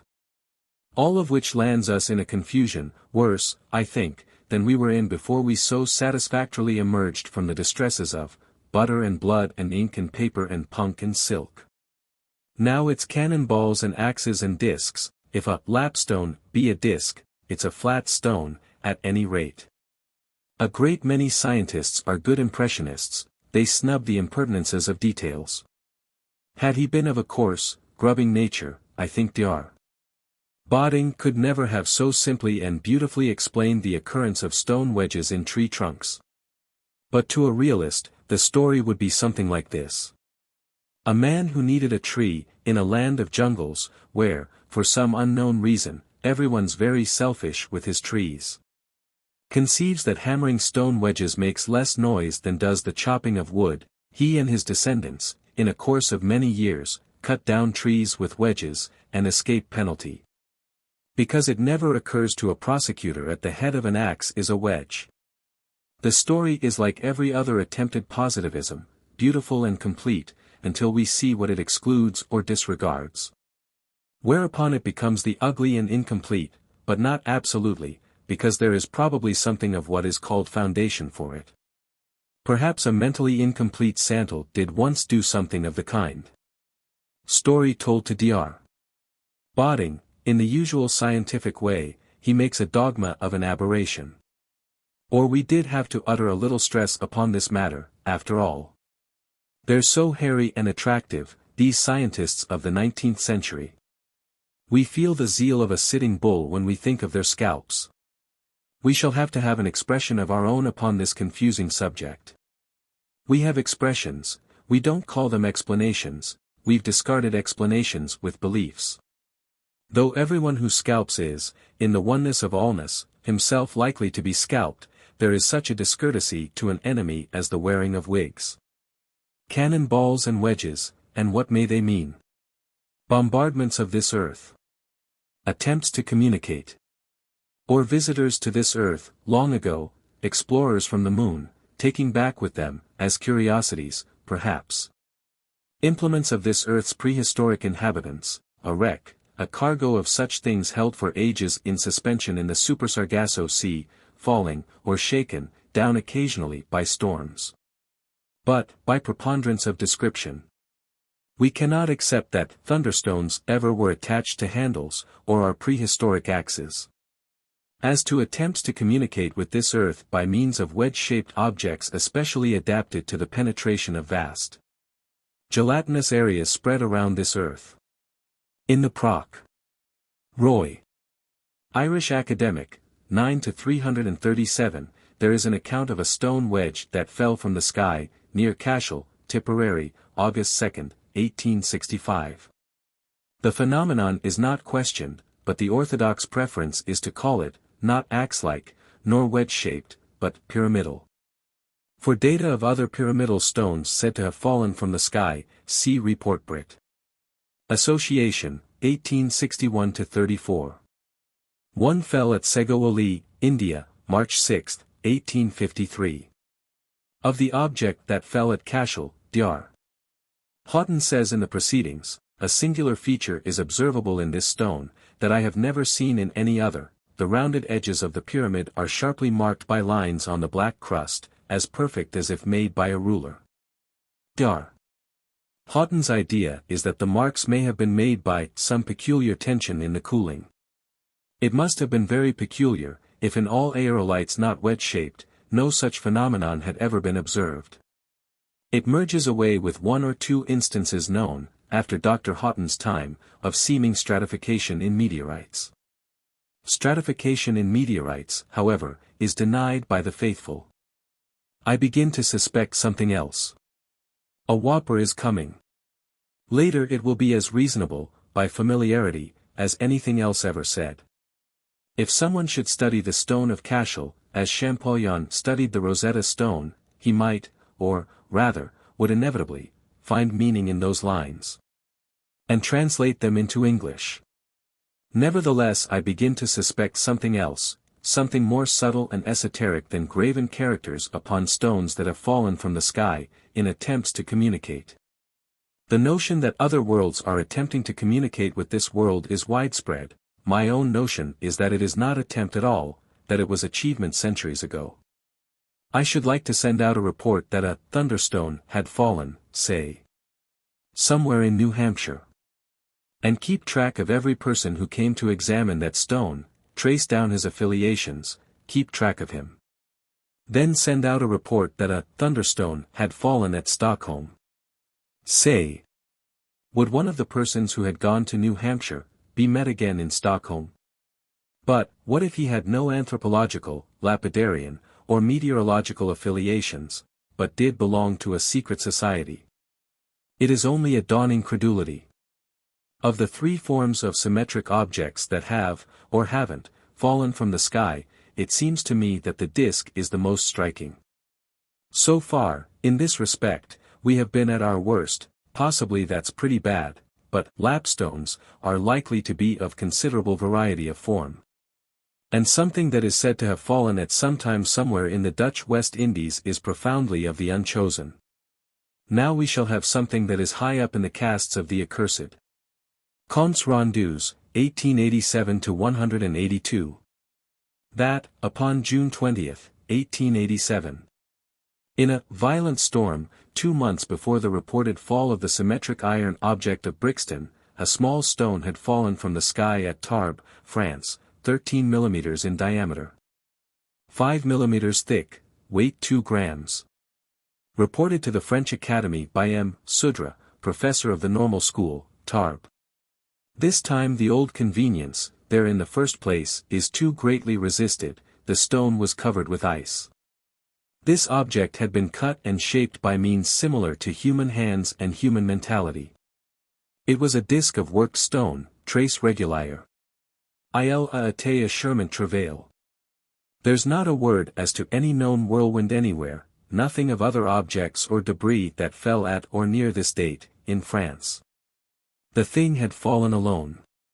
But as mechanically as any part of a machine responds to its stimulus, the explanation appears in Comptes Rendus that this stone had been raised by a whirlwind and then flung down.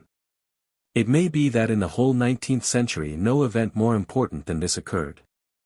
In La Nature, 1887, and in L'Année Scientifique, 1887, this occurrence is noted. It is mentioned in one of the summer numbers of Nature, 1887. Faussig lists a paper upon it in the Enwerd Soc Met, 1887. Not a word of discussion. Not a subsequent mention can I find. Our own expression. What matters it how we, the French Academy, or the Salvation Army may explain? A disk of worked stone fell from the sky, at Tarbes, France, June 20, 1887. Chapter 9. My own pseudo-conclusion. That we've been damned by giants sound asleep, or by great scientific principles and abstractions that cannot realize themselves, that little harlots have visited their caprices upon us. That clowns, with buckets of water from which they pretend to cast thousands of good-sized fishes have anathematized us for laughing disrespectfully, because, as with all clowns, underlying buffoonery is the desire to be taken seriously. That pale ignorances, presiding over microscopes by which they cannot distinguish flesh from nostoc or fish's spawn or frog's spawn, have visited upon us their wan solemnities. We've been damned by corpses and skeletons and mummies, which twitch and totter with pseudo-life derived from conveniences. Or there is only hypnosis. The accursed are those who admit they're the accursed. If we be more nearly real, we are reasons arraigned before a jury of dream phantasms. Of all meteorites in museums, very few were seen to fall. It is considered sufficient grounds for admission if specimens can't be accounted for in any way other than that they fell from the sky, as if in the haze of uncertainty that surrounds all things, or that is the essence of everything. Or in the merging away of everything into something else, there could be anything that could be accounted for in only one way. The scientist and the theologian reason that if something can be accounted for in only one way, it is accounted for in that way, or logic would be logical, if the conditions that it imposes, but, of course, does not insist upon, could anywhere be found in quasi-existence. In our acceptance, logic, science, art, religion are, in our existence, premonitions of a coming awakening. Like dawning awarenesses of surroundings in the mind of a dreamer. Any old chunk of metal that measures up to the standard of true meteoritic material is admitted by the museums. It may seem incredible that modern curators still have this delusion, but we suspect that the date on one's morning newspaper hasn't much to do with one's modernity all day long. In reading Fletcher's catalogue, for instance, we learn that some of the best-known meteorites were found in draining a field, found in making a road, turned up by the plow, occurs a dozen times. Someone fishing in Lake Okeechobee, brought up an object in his fishing net. No meteorite had ever been seen to fall near it. The U.S. National Museum accepts it. If we have accepted only one of the data of untrue meteoritic material, one instance of carbonaceous matter, if it be too difficult to utter the word coal, we see that in this inclusion-exclusion, as in every other means of forming an opinion. False inclusion and false exclusion have been practiced by curators of museums. There is something of ultrapathos, of cosmic sadness, in this universal search for a standard, and in belief that one has been revealed by either inspiration or analysis. Then the dogged clinging to a poor sham of a thing long after its insufficiency has been shown, or renewed hope and search for the special that can be true, or for something local that could also be universal.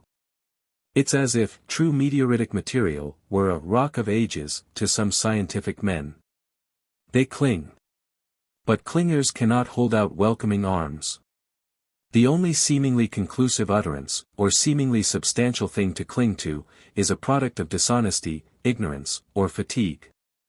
All sciences go back and back, until they're worn out with the process, or until mechanical reaction occurs, then they move forward, as it were. Then they become dogmatic, and take for bases, positions that were only points of exhaustion. So chemistry divided and subdivided down to atoms. Then, in the essential insecurity of all quasi-constructions, it built up a system, which, to anyone so obsessed by his own hypnosis that he is exempt to the chemist's hypnosis, is perceptibly enough an intellectual anemia built upon infinitesimal debilities. In Science, N.S. 31-298, ed. Hovey, of the American Museum of Natural History, asserts or confesses that often have objects of material such as fossiliferous limestone and slag been sent to him. He says that these things have been accompanied by assurances that they have been seen to fall on lawns, on roads, in front of houses. They are all excluded. They are not of true meteoritic material. They were on the ground in the first place. It is only by coincidence that lightning has struck, or that a real meteorite, which was unfindable, has struck near objects of slag and limestone. Mr. Hovey says that the list might be extended indefinitely. That's a tantalizing suggestion of some very interesting stuff. He says. But it is not worthwhile. I'd like to know what strange, damned, excommunicated things have been sent to museums by persons who have felt convinced that they had seen what they may have seen, strongly enough to risk ridicule, to make up bundles, go to express offices, and write letters. I accept that over the door of every museum, into which such things enter, is written, "Abandon hope." If a Mr. Simons mentions one instance of coal, or of slag or cinders, said to have fallen from the sky, we are not, except by association with the carbonaceous meteorites, strong in our impression that coal sometimes falls to this earth from coal-burning superconstructions up somewhere. In Comptes Rendus, 91 to 197, M. Daubry tells the same story. Our acceptance, then, is that other curators could tell this same story. Then the phantomosity of our impression substantiates proportionately to its multiplicity. M. Daubry says that often have strange damn things been sent to the French museums, accompanied by assurances that they had been seen to fall from the sky. Especially to our interest, he mentions coal and slag. Excluded. Buried unnamed and undated in science's potter's field. I do not say that the data of the damned should have the same rights as the data of the saved. That would be justice. That would be of the positive absolute, and, though the ideal of, a violation of, the very essence of quasi-existence, wherein only to have the appearance of being is to express a preponderance of force one way or another, or in equilibrium, or inconsistency, or injustice. Our acceptance is that the passing away of exclusionism is a phenomenon of the 20th century, that gods of the 20th century will sustain our notions be they ever so unwashed and frosy. But, in our own expressions, we are limited, by the oneness of quasiness, to the very same methods by which orthodoxy established and maintains its now sleek, suave preposterousnesses. At any rate, though we are inspired by an especial subtle essence, or imponderable, I think, that pervades the 20th century, we have not the superstition that we are offering anything as a positive fact. Rather often we have not the delusion that we're any less superstitious and credulous than any logician, savage, curator, or rustic.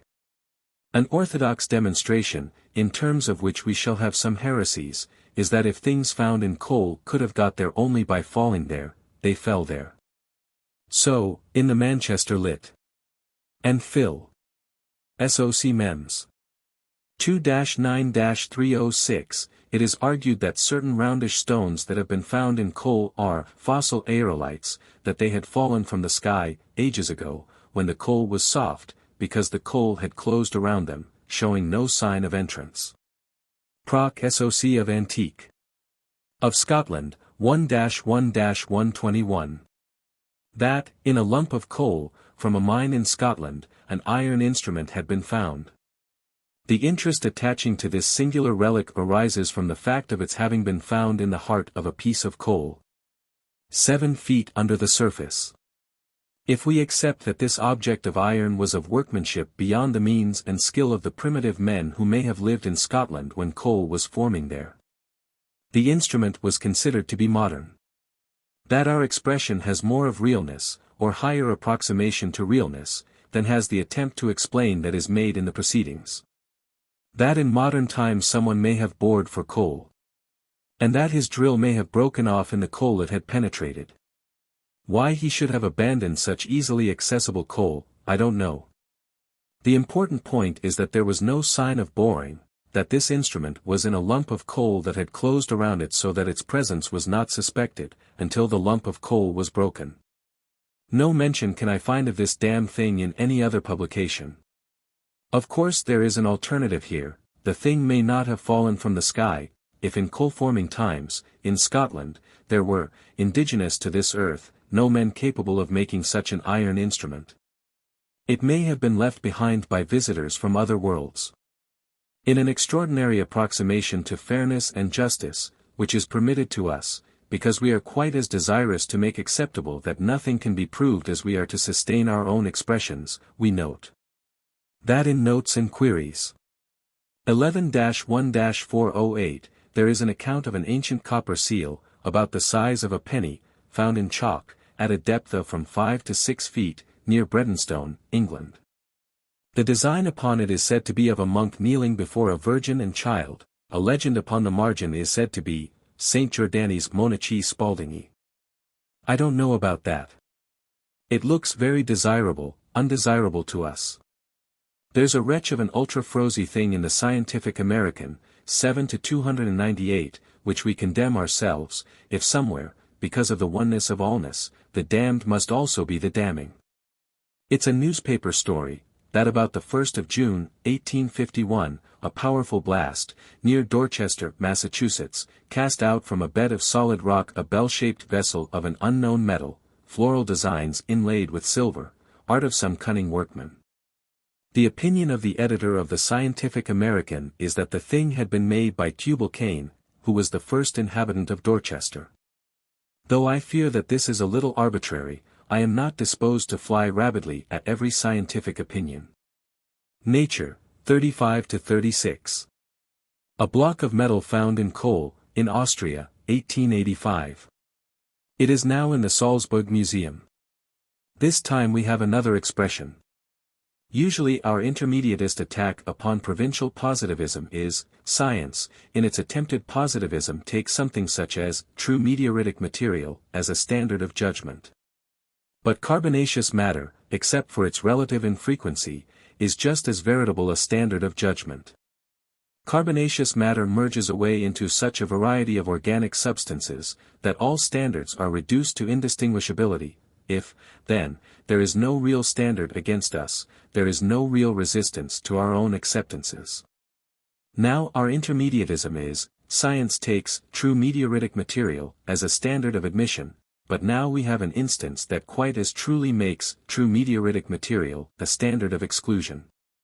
Or, then, a thing that denies itself is no real resistance to our own acceptances, this depending upon whether we have a datum of something of true meteoritic material that orthodoxy can never accept fell from the sky. We're a little involved here. Our own acceptance is upon a carved, geometric thing that, if found in a very old deposit, antedates human life, except, perhaps, very primitive human life. As an indigenous product of this earth, but we're quite as much interested in the dilemma it made for the faithful. It is of true meteoritic material.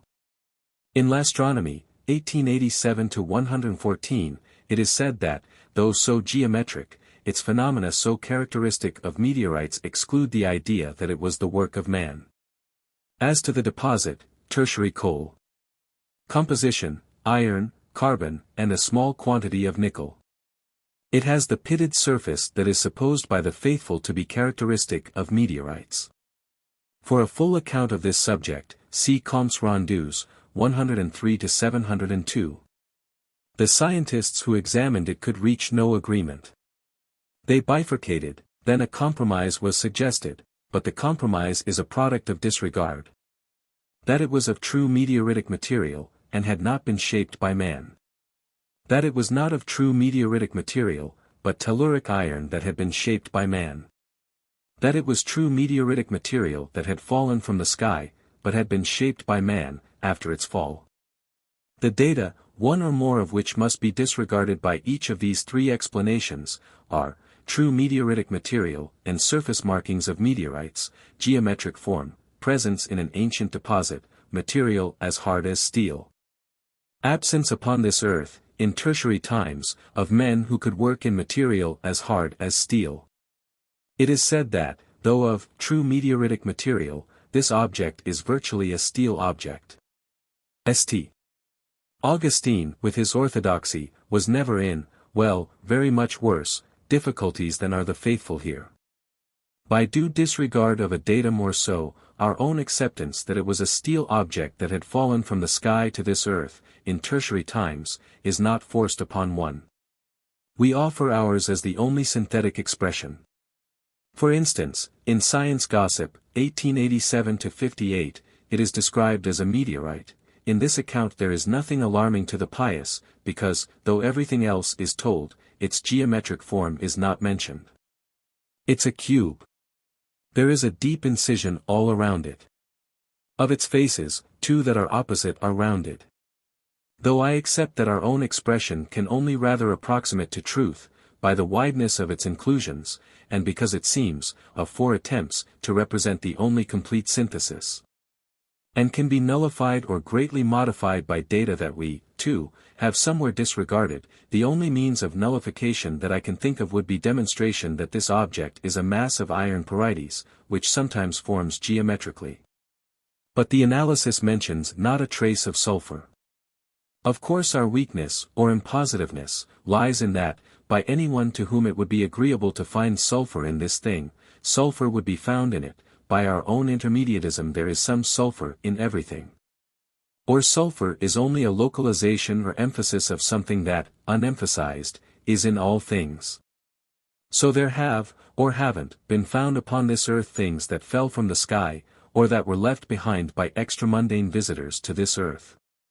A yarn in the London Times, June 22, 1844, that some workmen, quarrying rock, close to the Tweed, about a quarter of a mile below Rutherford Mills, discovered a gold thread embedded in the stone at a depth of 8 feet, that a piece of the gold thread had been sent to the office of the Kelso Chronicle. Pretty little thing, not at all frosy, rather damnable. London Times, December 24, 1851. That Hiram DeWitt, of Springfield, Massachusetts, returning from California, had brought with him a piece of auriferous quartz about the size of a man's fist. It was accidentally dropped, split open, nail in it. There was a cut iron nail, size of a 6-penny nail, slightly corroded. It was entirely straight and had a perfect head. Or, California, ages ago, when auriferous quartz was forming, super carpenter, millions of miles or so up in the air, drops a nail. To one not an intermediatist, it would seem incredible that this datum, not only of the damned, but of the lowest of the damned, or of the journalistic caste of the accursed, could merge away with something else damned only by disregard, and backed by what is called highest scientific authority. Communication by Sir David Brewster, Report. Brit. Association, 1845-51. That a nail had been found in a block of stone from Kingoody Quarry, North Britain. The block in which the nail was found was 9 inches thick, but as to what part of the quarry it had come from, there is no evidence, except that it could not have been from the surface. The quarry had been worked about 20 years. It consisted of alternate layers of hard stone and a substance called till. The point of the nail, quite eaten with rust, projected into some till upon the surface of the block of stone. The rest of the nail lay upon the surface of the stone to within an inch of the head, that inch of it was embedded in the stone. Although its cast is high, this is a thing profoundly of the damned, sort of a Brahmin as regarded by a Baptist. Its case was stated fairly. Brewster related all circumstances available to him, but there was no discussion at the meeting of the British Association, no explanation was offered. Nevertheless the thing can be nullified. But the nullification that we find is as much against orthodoxy in one respect as it is against our own expression that inclusion in quartz or sandstone indicates antiquity, or there would have to be a revision of prevailing dogmas upon quartz and sandstone and age indicated by them, if the opposing data should be accepted. Of course it may be contended by both the orthodox and us heretics that the opposition is only a yarn from a newspaper. By an odd combination, we find our 2 lost souls that have tried to emerge, chucked back to perdition by one blow. Pop Sci. News, 1884-41. That, according to the Carson Appeal, there had been found in a mine, quartz crystals that could have had only 15 years in which to form, that, where a mill had been built, sandstone had been found, when the mill was torn down. That had hardened in 12 years, that in this sandstone was a piece of wood with a nail in it. Annals of Scientific Discovery, 1853-71. That, at the meeting of the British Association, 1853. Sir David Brewster had announced that he had to bring before the meeting an object of so incredible a nature that nothing short of the strongest evidence was necessary to render the statement at all probable. A crystal lens had been found in the treasure house at Nineveh. In many of the temples and treasure houses of old civilizations upon this earth have been preserved things that have fallen from the sky, or meteorites. Again we have a Brahmin. This thing is buried alive in the heart of propriety. It is in the British Museum. Carpenter, in the microscope and its revelations, gives 2 drawings of it. Carpenter argues that it is impossible to accept that optical lenses had ever been made by the ancients. Never occurred to him, someone 1,000,000 miles or so up in the air, looking through his telescope, lens drops out. This does not appeal to Carpenter. He says that this object must have been an ornament. According to Brewster, it was not an ornament, but a true optical lens. In that case, in ruins of an old civilization upon this earth, has been found an accursed thing that was, acceptably, not a product of any old civilization indigenous to this earth. Chapter 10. Early explorers have Florida mixed up with Newfoundland. But the confusion is worse than that still earlier. It arises from simplicity. Very early explorers think that all land westward is one land, India. Awareness of other lands as well as India comes as a slow process. I do not now think of things arriving upon this earth from some especial other world. That was my notion when I started to collect our data. Or, as is a commonplace of observation, all intellect ion begins with the illusion of homogeneity. It's one of Spencer's data. We see homogeneousness in all things distant, or with which we have small acquaintance. Advance from the relatively homogeneous to the relatively heterogeneous is Spencerian philosophy, like everything else, so-called, not that it was really Spencer's discovery, but was taken from Von Baer, who, in turn, was continuous with preceding evolutionary speculation. Our own expression is that all things are acting to advance to the homogeneous, or are trying to localize homogeneousness. Homogeneousness is an aspect of the universal, wherein it is a state that does not merge away into something else. We regard homogeneousness as an aspect of positiveness. But it is our acceptance that infinite frustrations of attempts to positivize manifest themselves in infinite heterogeneity, so that though things try to localize homogeneousness they end up in heterogeneity so great that it amounts to infinite dispersion or indistinguishability. So all concepts are little attempted positivenesses, but soon have to give in to compromise, modification, nullification, merging away into indistinguishability, unless, here and there, in the world's history, there may have been a super-dogmatist who, for only an infinitesimal of time, has been able to hold out against heterogeneity or modification or doubt or listening to reason, or loss of identity, in which case, instant translation to heaven or the positive absolute. Odd thing about Spencer is that he never recognized that homogeneity, integration, and definiteness are all words for the same state, or the state that we call positiveness. What we call his mistake is in that he regarded homogeneousness as negative. I began with a notion of some one other world, from which objects and substances have fallen to this earth. Which had, or which, to less degree, has a tutelary interest in this earth. Which is now attempting to communicate with this earth, modifying, because of data which will pile up later, into acceptance that some other world is not attempting but has been, for centuries, in communication with a sect, perhaps. Or a secret society, or certain esoteric ones of this earth's inhabitants. I lose a great deal of hypnotic power in not being able to concentrate attention upon some one other world. As I have admitted before, I'm intelligent, as contrasted with the orthodox. I haven't the aristocratic disregard of a New York curator or an Eskimo medicine man. I have to dissipate myself in acceptance of a host of other worlds, size of the moon, some of them, one of them, at least, tremendous thing, we'll take that up later. Vast, amorphous aerial regions, to which such definite words as worlds and planets seem inapplicable. And artificial constructions that I have called superconstructions, one of them about the size of Brooklyn, I should say, offhand. And one or more of them will shape things a goodly number of square miles in area. I think that earlier in this book, before we liberalized into embracing everything that comes along, your indignation, or indigestion would have expressed in the notion that, if this were so, astronomers would have seen these other worlds and regions and vast geometric constructions. You'd have had that notion, you'd have stopped there. But the attempt to stop is saying, enough, to the insatiable.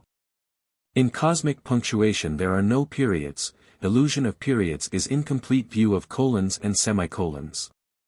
We can't stop with the notion that if there were such phenomena, astronomers would have seen them. Because of our experience with suppression and disregard, we suspect, before we go into the subject at all, that astronomers have seen them. That navigators and meteorologists have seen them, that individual scientists and other trained observers have seen them many times. That it is the system that has excluded data of them. As to the law of gravitation, and astronomers' formulas, remember that these formulas worked out in the time of Laplace as well as they do now. But there are hundreds of planetary bodies now known that were then not known. So a few hundred worlds more of ours won't make any difference. Laplace knew of about only 30 bodies in this solar system, about 600 are recognized now. What are the discoveries of geology and biology to a theologian? His formulas still work out as well as they ever did. If the law of gravitation could be stated as a real utterance, it might be a real resistance to us. But we are told only that gravitation is gravitation. Of course, to an intermediatist, nothing can be defined except in terms of itself, but even the orthodox, in what seems to me to be the innate premonitions of realness, not founded upon experience, agree that to define a thing in terms of itself is not real definition. It is said that by gravitation is meant the attraction of all things proportionately to mass and inversely as the square of the distance. Mass would mean interattraction holding together final particles, if there were final particles. Then, until final particles be discovered, only one term of this expression survives, or mass is attraction. But distance is only extent of mass, unless one holds out for absolute vacuum among planets, a position against which we could bring a host of data. But there is no possible means of expressing that gravitation is anything other than attraction. So there is nothing to resist us but such a phantom as, that gravitation is the gravitation of all gravitations proportionately to gravitation and inversely as the square of gravitation. In a quasi-existence, nothing more sensible than this can be said upon any so-called subject. Perhaps there are higher approximations to ultimate sensibleness. Nevertheless, we seem to have a feeling that with the system against us we have a kind of resistance here. We'd have felt so formerly, at any rate. I think the Dr. Grays and Prof. Hitchcocks have modified our trustfulness toward indistinguishability. As to the perfection of this system that quasi-opposes us and the infallibility of its mathematics, as if there could be real mathematics in a mode of seeming where twice two are not four, we've been told over and over of their vindication in the discovery of Neptune. I'm afraid that the course we're taking will turn out like every other development. We began humbly, admitting that we're of the damned. But our eyebrows, just a faint flicker in them, or in one of them, every time we hear of that triumphal discovery of Neptune, this monumental achievement of theoretical astronomy, as the textbooks call it. The whole trouble is that we've looked it up. The textbooks omit this. That, instead of the orbit of Neptune agreeing with the calculations of Adams and Leverrier, it was so different, that Leverrier said that it was not the planet of his calculations. Later it was thought best to say no more upon that subject. The textbooks omit this. That, in 1846, everyone who knew a sine from a cosine was out sheaning and cosining for a planet beyond Uranus. 2 of them guessed right. To some minds, even after Leverrier's own rejection of Neptune, the word guessed may be objectionable, but, according to Prof. Pierce, of Harvard, the calculations of Adams and Leverrier would have applied quite as well to positions many degrees from the position of Neptune. Or for Prof. Pierce's demonstration that the discovery of Neptune was only a happy accident, see Proc. America Academic, Sciences, 1-65. For references, see Lowell's Evolution of Worlds. Or comets, another nebulous resistance to our own notions. As to eclipses, I have notes upon several of them that did not occur upon scheduled time, though with differences only of seconds, and one delightful lost soul, deep buried. But buried in the ultra-respectable records of the Royal Astronomical Society, upon an eclipse that did not occur at all. That delightful, ultra-sponsored thing of perdition is too good and malicious to be dismissed with passing notice. We'll have him later. Throughout the history of astronomy, every comet that has come back upon predicted time, not that, essentially. There was anything more abstruse about it than is a prediction that you can make of a postman's periodicities tomorrow, was advertised for all it was worth. It's the way reputations are worked up for fortune-tellers by the faithful. The comets that didn't come back, omitted or explained. Or Encke's comet. It came back slower and slower. But the astronomers explained. Be almost absolutely sure of that, they explained. They had it all worked out and formulated and proved why that comet was coming back slower and slower, and there the damn thing began coming faster and faster. Halley's Comet. Astronomy, the perfect science, as we astronomers like to call it. Jacobi. It's my own notion that if, in a real existence, an astronomer could not tell one longitude from another, he'd be sent back to this purgatory of ours until he could meet that simple requirement. Halley was sent to the Cape of Good Hope to determine its longitude. He got it degrees wrong. He gave to Africa's noble Roman promontory a retroussé twist that would take the pride out of any Kaffir. We hear everlastingly of Halley's Comet. It came back, maybe. But, unless we look the matter up in contemporaneous records, we hear nothing of, the Leonids, for instance. By the same methods as those by which Halley's Comet was predicted, the Leonids were predicted. November, 1898, no Leonids. It was explained. They had been perturbed. They would appear in November, 1899. November, 1899, November, 1900, no Leonids. My notion of astronomic accuracy. Who could not be a prize marksman, if only his hits be recorded? As to Halley's Comet, of 1910, everybody now swears he saw it. He has to perjure himself, otherwise he'd be accused of having no interest in great, inspiring things that he's never given any attention to. Regard this. That there never is a moment when there is not some comet in the sky. Virtually there is no year in which several new comets are not discovered, so plentiful are they. Luminous flees on a vast black dog. In popular impressions, there is no realization of the extent to which this solar system is flea-bitten. If a comet have not the orbit that astronomers have predicted, perturbed. If, like Halley's Comet, it be late, even a year late, perturbed. When a train is an hour late, we have small opinion of the predictions of timetables. When a comet's a year late, all we ask is, that it be explained. We hear of the inflation and arrogance of astronomers. My own acceptance is not that they are imposing upon us, that they are requiting us.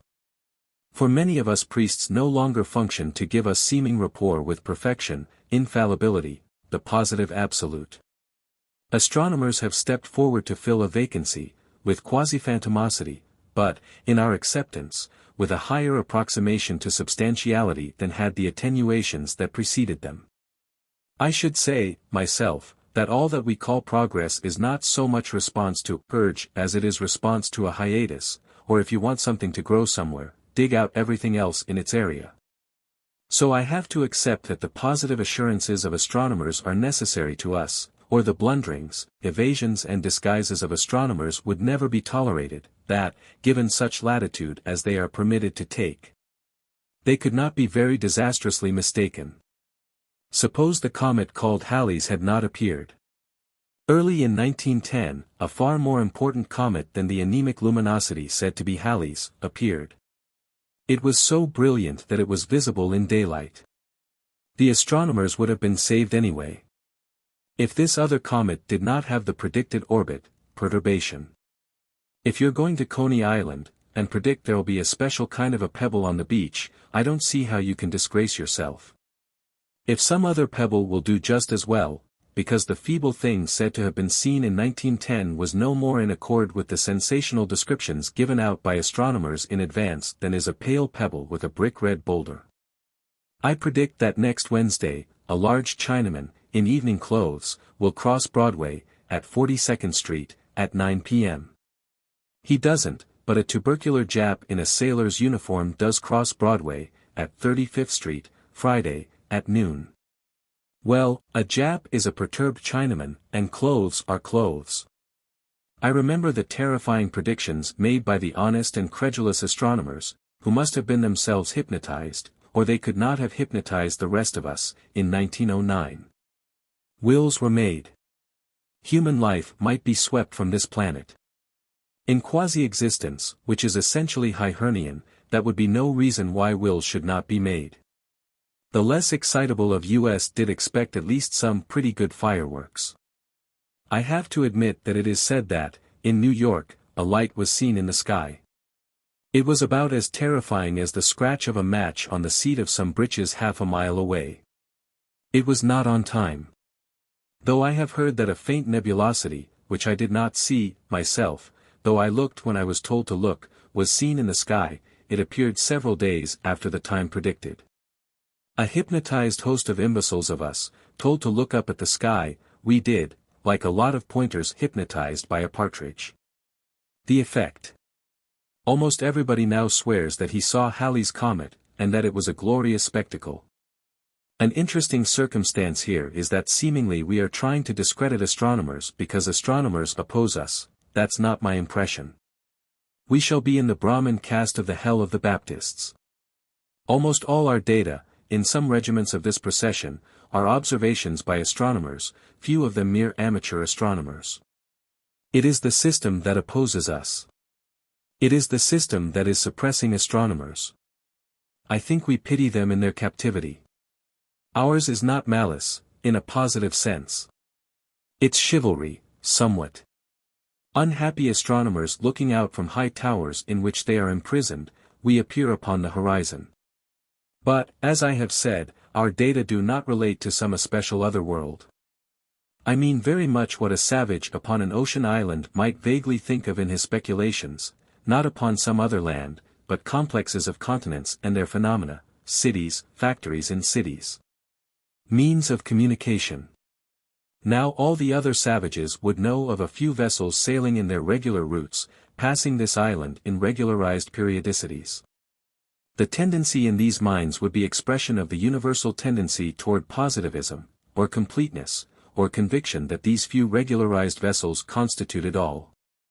Now I think of some especial savage who suspects otherwise, because he's very backward and unimaginative and insensible to the beautiful ideals of the others, not piously occupied, like the others, in bowing before impressive-looking sticks of wood. Dishonestly taking time for his speculations, while the others are patriotically witch-finding.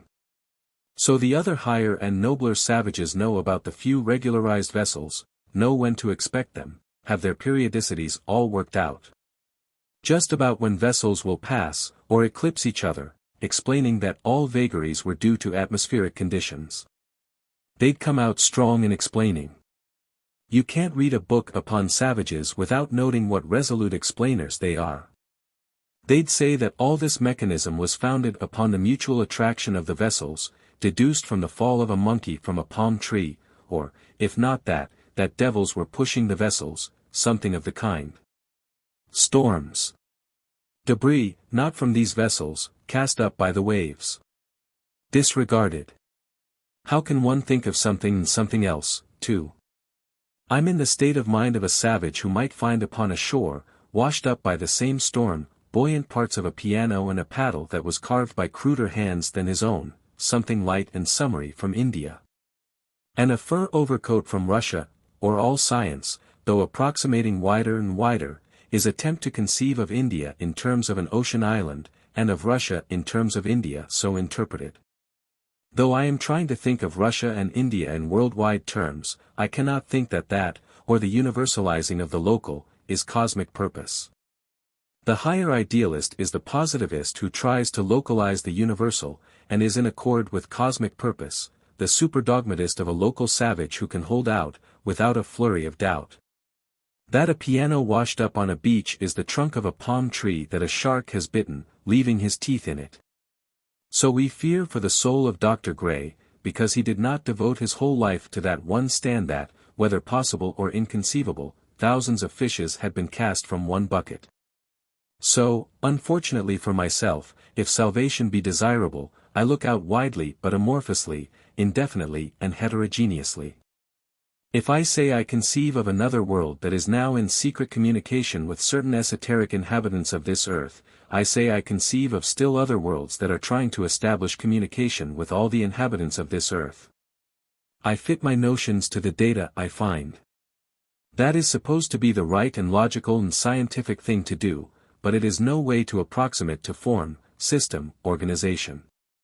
Then I think I conceive of other worlds and vast structures that pass us by, within a few miles, without the slightest desire to communicate, quite as tramp vessels pass many islands without particularizing one from another. Then I think I have data of a vast construction that has often come to this earth, dipped into an ocean, submerged there a while, then going away. Why? I'm not absolutely sure.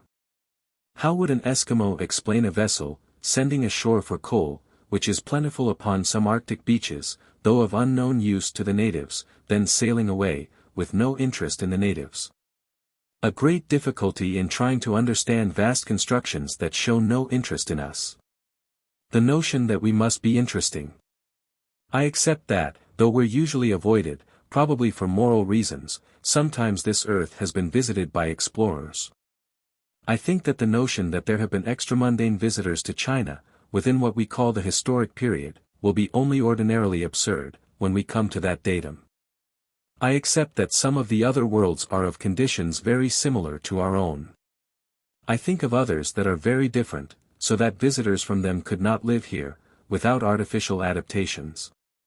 How some of them could breathe our attenuated air, if they came from a gelatinous atmosphere. Masks. The masks that have been found in ancient deposits. Most of them are of stone, and are said to have been ceremonial regalia of savages. But the mask that was found in Sullivan County, Missouri, in 1879, American Antiquarian, 3-336. It is made of iron and silver. Chapter 11. One of the damnedest in our whole Saturnalia of the accursed. Because it is hopeless to try to shake off an excommunication only by saying that we're damned by blacker things than ourselves. And that the damned are those who admit they're of the damned. Inertia and hypnosis are too strong for us. We say that, then we go right on admitting we're of the damned. It is only by being more nearly real that we can sweep away the quasi-things that oppose us.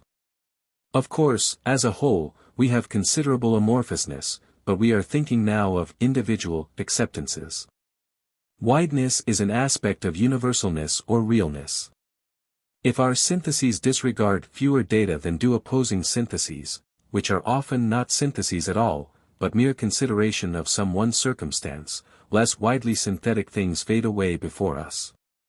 Harmony is an aspect of the universal, by which we mean realness. If we approximate more highly to harmony among the parts of an expression and to all available circumstances of an occurrence, the self-contradictors turn hazy. Solidity is an aspect of realness. We pile them up, and we pile them up, or they pass and pass and pass, things that bulk large as they march by, supporting and solidifying one another. And still, and for regiments to come, hypnosis and inertia rule us. One of the damnedest of our data. In the Scientific American, September 10, 1910, Charles F. Holder writes. Many years ago, a strange stone resembling a meteorite, fell into the valley of the Yaqui, Mexico. And the sensational story went from one end to the other of the country that a stone bearing human inscriptions had descended to the earth. The bewildering observation here is Mr. Holder's assertion that this stone did fall. It seems to me that he must mean that it fell by dislodgement from a mountainside into a valley, but we shall see that it was such a marked stone that very unlikely would it have been unknown to dwellers in a valley. If it had been reposing upon a mountainside above them, it may have been carelessness. Intent may have been to say that a sensational story of a strange stone said to have fallen, etc. This stone was reported by Major Frederick Burnham, of the British Army. Later Major Burnham revisited it, and Mr. Holder accompanied him, their purpose to decipher the inscriptions upon it, if possible. This stone was a brown, igneous rock, its longest axis about 8 feet, and on the eastern face, which had an angle of about 45 degrees, was the deep-cut inscription. Mr. Holder says that he recognized familiar Mayan symbols in the inscription. His method was the usual method by which anything can be identified as anything else, that is to pick out whatever is agreeable and disregard the rest.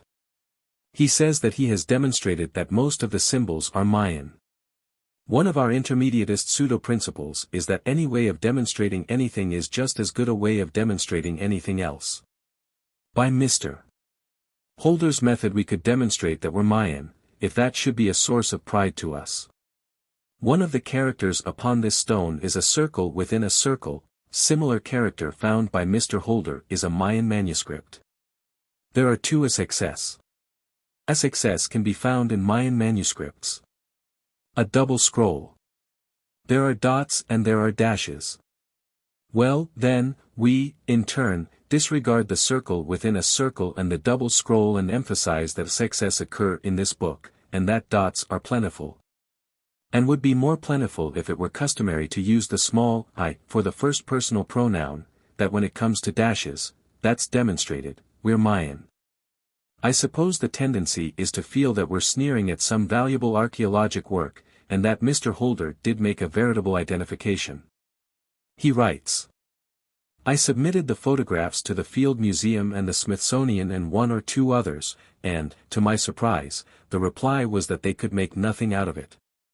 Our indefinite acceptance, by preponderance of 3 or 4 groups of museum experts against 1 person, is that a stone bearing inscriptions unassimilable with any known language upon this earth, is said to have fallen from the sky.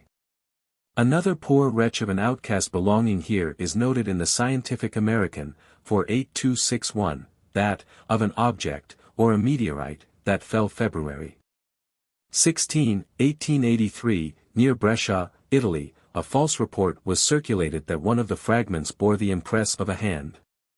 That's all that is findable by me upon this mere gasp of a thing. Intermediatistically, my acceptance is that, though in the course of human history, there have been some notable approximations, there never has been a real liar, that he could not survive in intermediateness. Where everything merges away or has its pseudo-base in something else, would be instantly translated to the negative absolute. So my acceptance is that, though curtly dismissed, there was something to base upon in this report, that there were unusual markings upon this object. Of course that is not to jump to the conclusion that they were cuneiform characters that looked like fingerprints. Altogether, I think that in some of our past expressions, we must have been very efficient, if the experience of Mr. Simons be typical, so indefinite are we becoming here. Just here we are interested in many things that have been found, especially in the United States, which speak of a civilization, or of many civilizations not indigenous to this earth. One trouble is in trying to decide whether they fell here from the sky, or were left behind by visitors from other worlds. We have a notion that there have been disasters aloft, and that coins have dropped here, that inhabitants of this earth found them or saw them fall, and then made coins imitatively. It may be that coins were showered here by something of a tutelary nature that undertook to advance us from the stage of barter to the use of a medium. If coins should be identified as Roman coins, we've had so much experience with identifications that we know a phantom when we see one, but, even so, how could Roman coins have got to North America, far in the interior of North America, or buried under the accumulation of centuries of soil, unless they did drop from wherever the first Romans came from? Ignatius Donnelly, in Atlantis, gives a list of objects that have been found in mounds that are supposed to antedate all European influence in America, lathe-made articles, such as traders, from somewhere, would supply to savages, marks of the lathe said to be unmistakable. Said to be, of course we can't accept that anything is unmistakable. In the report Smithson. INST, 1881-619, there is an account, by Charles C. Jones, of 2 silver crosses that were found in Georgia. They are skillfully made, highly ornamented crosses, but are not conventional crucifixes, all arms of equal length. Mr. Jones is a good positivist, that De Soto had halted at the precise spot where these crosses were found. But the spirit of negativeness that lurks in all things said to be precise shows itself in that upon one of these crosses in an inscription that has no meaning in Spanish or any other known, terrestrial language. Ainkisidou, according to Mr. Jones. He thinks that this is a name, and that there is an aboriginal ring to it, though I should say, myself, that he was thinking of the far distant Incas, that the Spanish donor cut on the cross the name of an Indian to whom it was presented. But we look at the inscription ourselves and see that the letters said to be C and D are turned the wrong way, and that the letter said to be K is not only turned the wrong way, but is upside down. It is difficult to accept that the remarkable, the very extensive, copper mines in the region of Lake Superior were ever the works of American aborigines. Despite the astonishing extent of these mines, nothing has ever been found to indicate that the region was ever inhabited by permanent dwellers. Not a vestige of a dwelling, a skeleton, or a bone has been found. The Indians have no traditions relating to the mines. America Antiquarian, 25-258. I think that we've had visitors, that they have come here for copper, for instance. As to other relics of them, but we now come upon frequency of a merger that has not so often appeared before. Fraudulency. Hair called real hair, then there are wigs. Teeth called real teeth, then there are false teeth. Official money, counterfeit money. It's the bane of psychic research. If there be psychic phenomena, there must be fraudulent psychic phenomena. So desperate is the situation here that Carrington argues that, even if Palladino be caught cheating, that is not to say that all her phenomena are fraudulent. My own version is, that nothing indicates anything, in a positive sense, because, in a positive sense, there is nothing to be indicated. Everything that is called true must merge away indistinguishably into something called false. Both are expressions of the same underlying quasiness, and are continuous. Fraudulent antiquarian relics are very common, but they are not more common than are fraudulent paintings. W. S. Forrest, Historical Sketches of Norfolk, Virginia. That, in September, 1833, when some workmen, near Norfolk, were boring for water, a coin was drawn up from a depth of about 30 feet. It was about the size of an English shilling, but oval, an oval disc, if not a coin. The figures upon it were distinct, and represented a warrior or hunter and other characters, apparently of Roman origin. The means of exclusion would probably be, men digging a hole, no one else looking, one of them drops a coin into the hole, as to where he got a strange coin, remarkable in shape even, that's disregarded. Up comes the coin, expressions of astonishment from the evil one who had dropped it. However, the antiquarians have missed this coin. I can find no other mention of it. Another coin. Also a little study in the genesis of a prophet.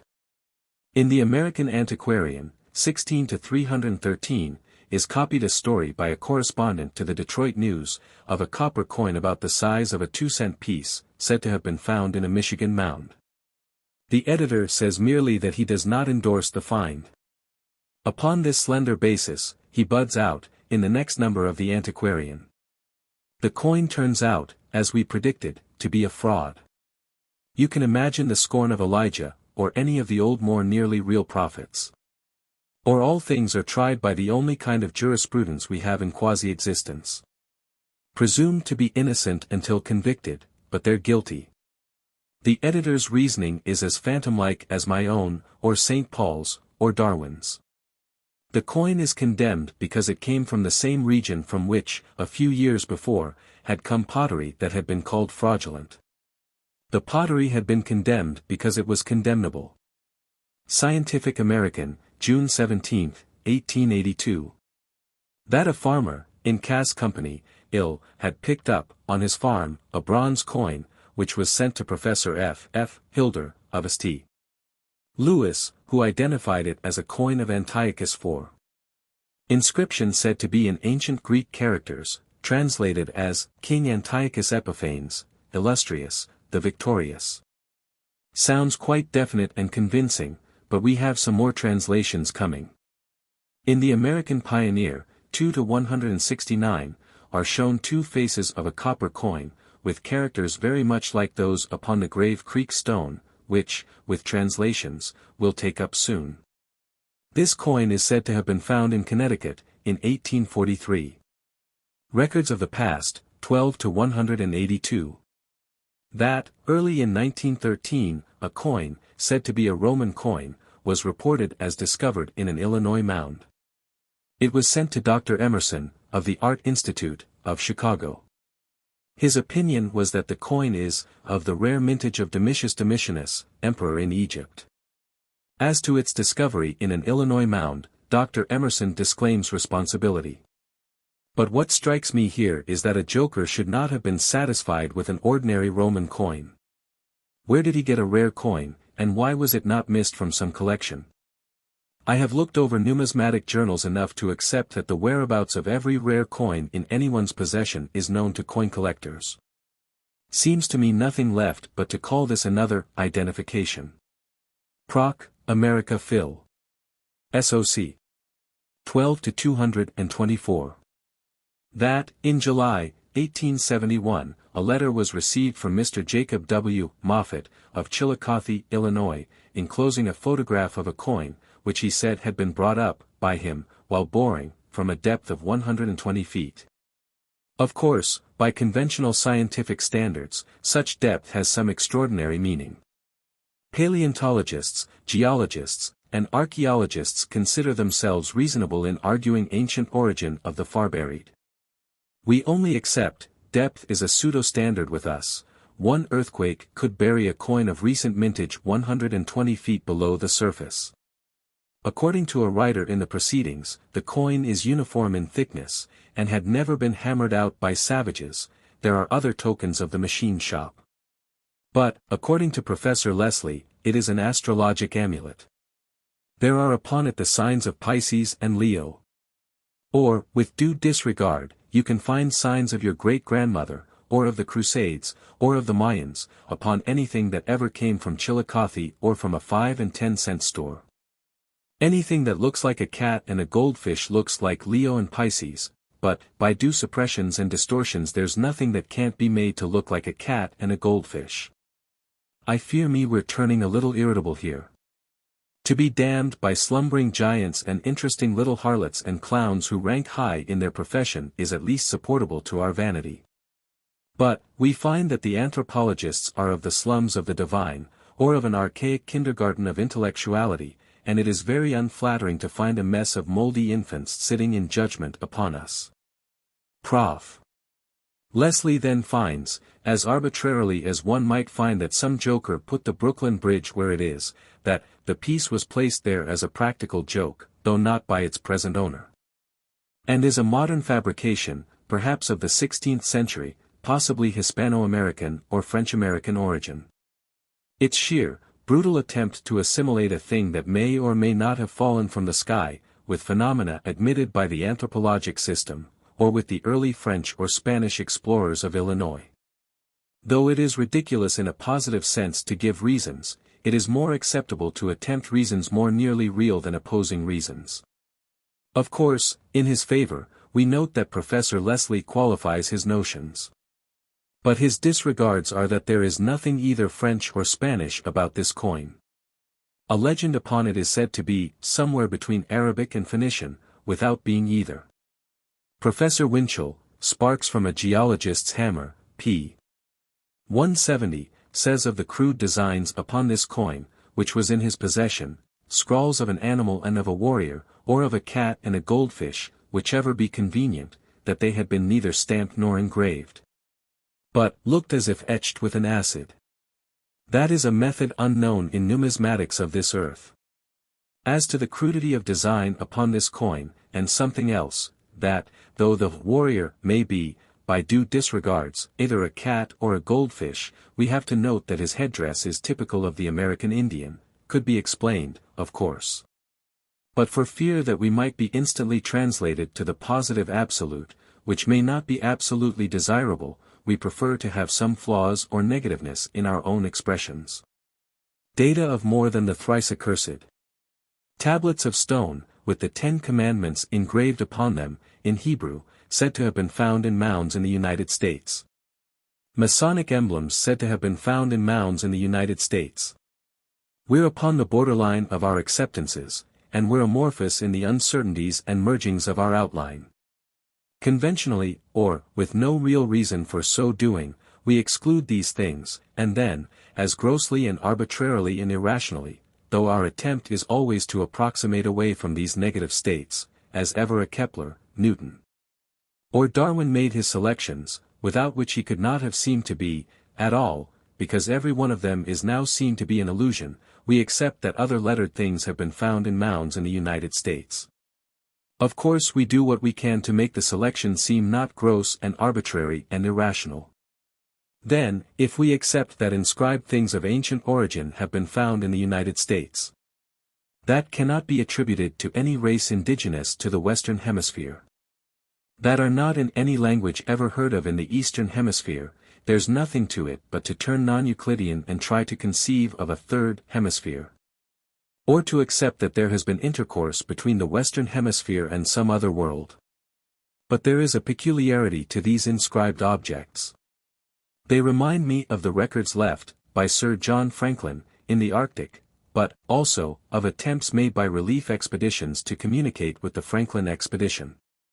The lost explorers cached their records, or concealed them conspicuously in mounds. The relief expeditions sent up balloons, from which messages were dropped broadcast. Our data are of things that have been cached, and of things that seem to have been dropped. Or a lost expedition from, somewhere. Explorers from somewhere, and their inability to return, then, a long, sentimental, persistent attempt, in the spirit of our own Arctic relief expeditions, at least to establish communication. What if it may have succeeded? We think of India, the millions of natives who are ruled by a small band of esoterics, only because they receive support and direction from, somewhere else, or from England. In 1838, Mr. A.B. Tomlinson, owner of the Great Mound at Grave Creek, West Virginia, excavated the mound. He said that, in the presence of witnesses, he had found a small, flat, oval stone, or disc, upon which were engraved alphabetic characters. Colonel Whittlesey, an expert in these matters, says that the stone is now universally regarded by archaeologists as a fraud, that, in his opinion, Mr. Tomlinson had been imposed upon. Avebury, Prehistoric Times, p. 271. I mention it because it has been the subject of much discussion, but it is now generally admitted to be a fraud. It is inscribed with Hebrew characters, but the forger has copied the modern instead of the ancient form of the letters. As I have said, we're as irritable here, under the oppressions of the anthropologists as ever were slaves in the South towards superiorities from poor white trash. When we finally reverse our relative positions we shall give lowest place to the anthropologists. A Dr. Gray does at least look at a fish before he conceives of a miraculous origin for it.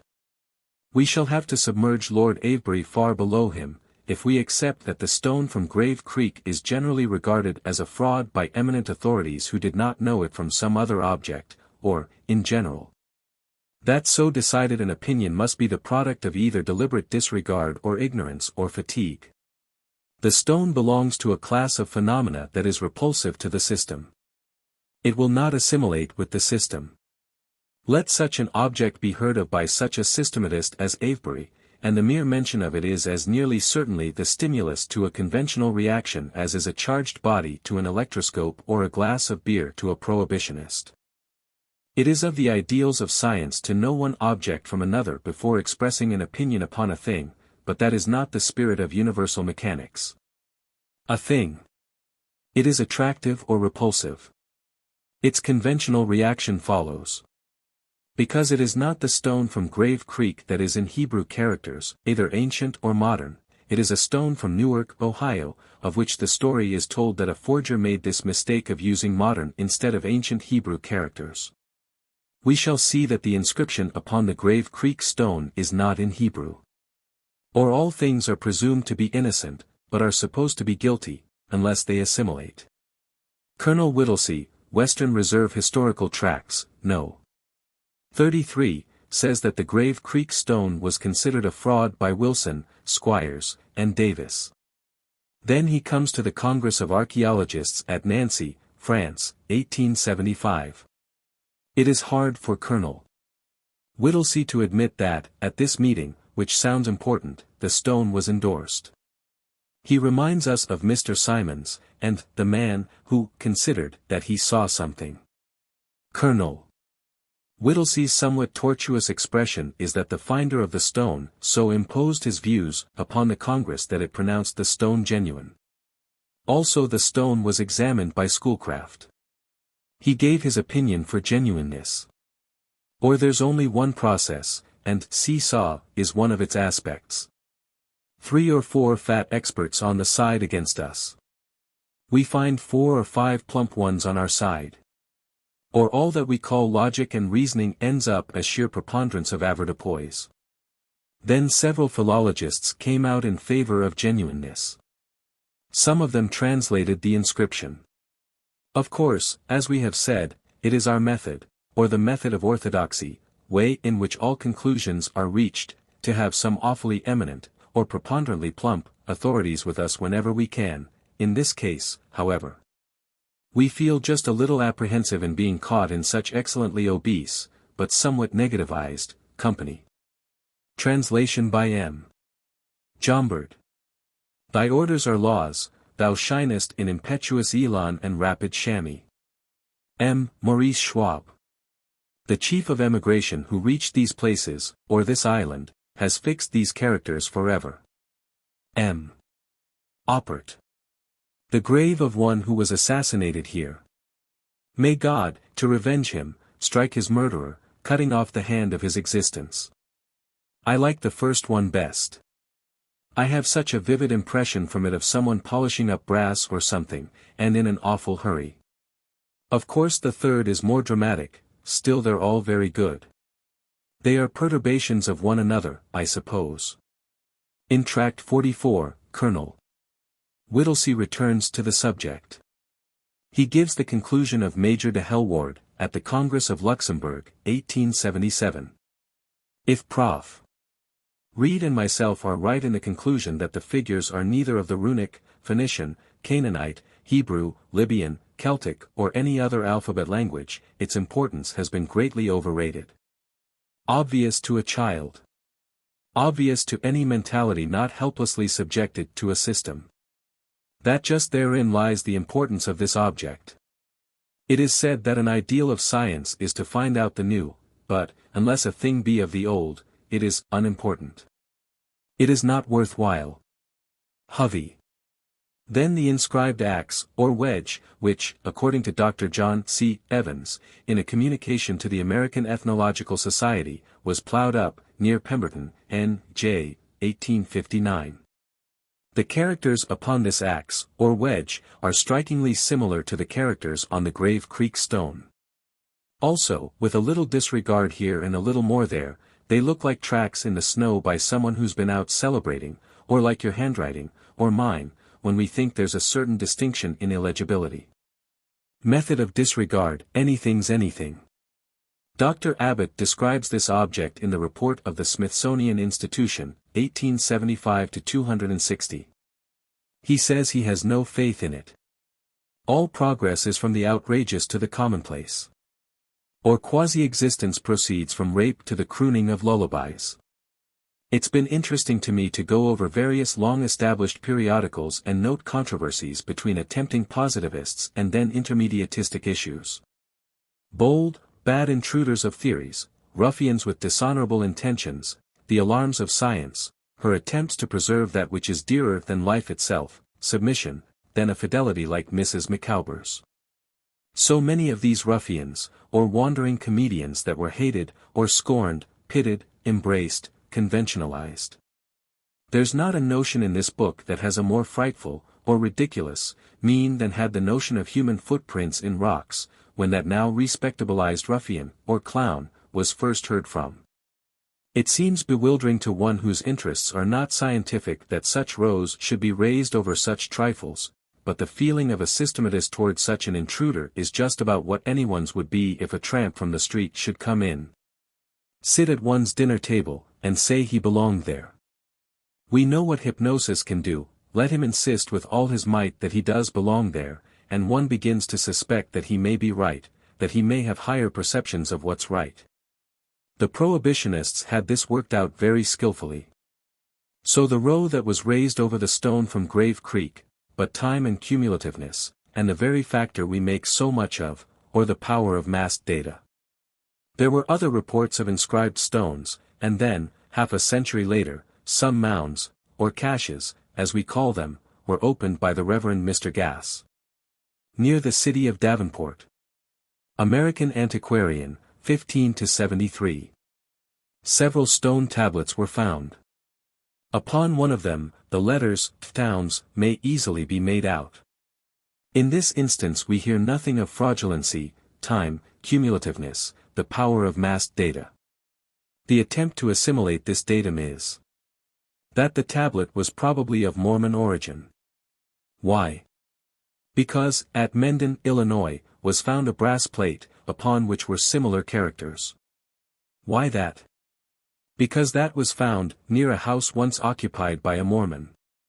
In a real existence, a real meteorologist, suspecting that cinders had come from a fire engine, would have asked a fireman.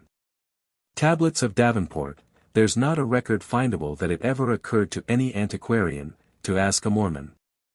Other tablets were found. Upon one of them are 2 F's and 2 8's. Also a large tablet, 12 inches by 8 to 10 inches, with Roman numerals and Arabic. It is said that the figure 8 occurs 3 times, and the figure or letter O 7 times. With these familiar characters are others that resemble ancient alphabets, either Phoenician or Hebrew.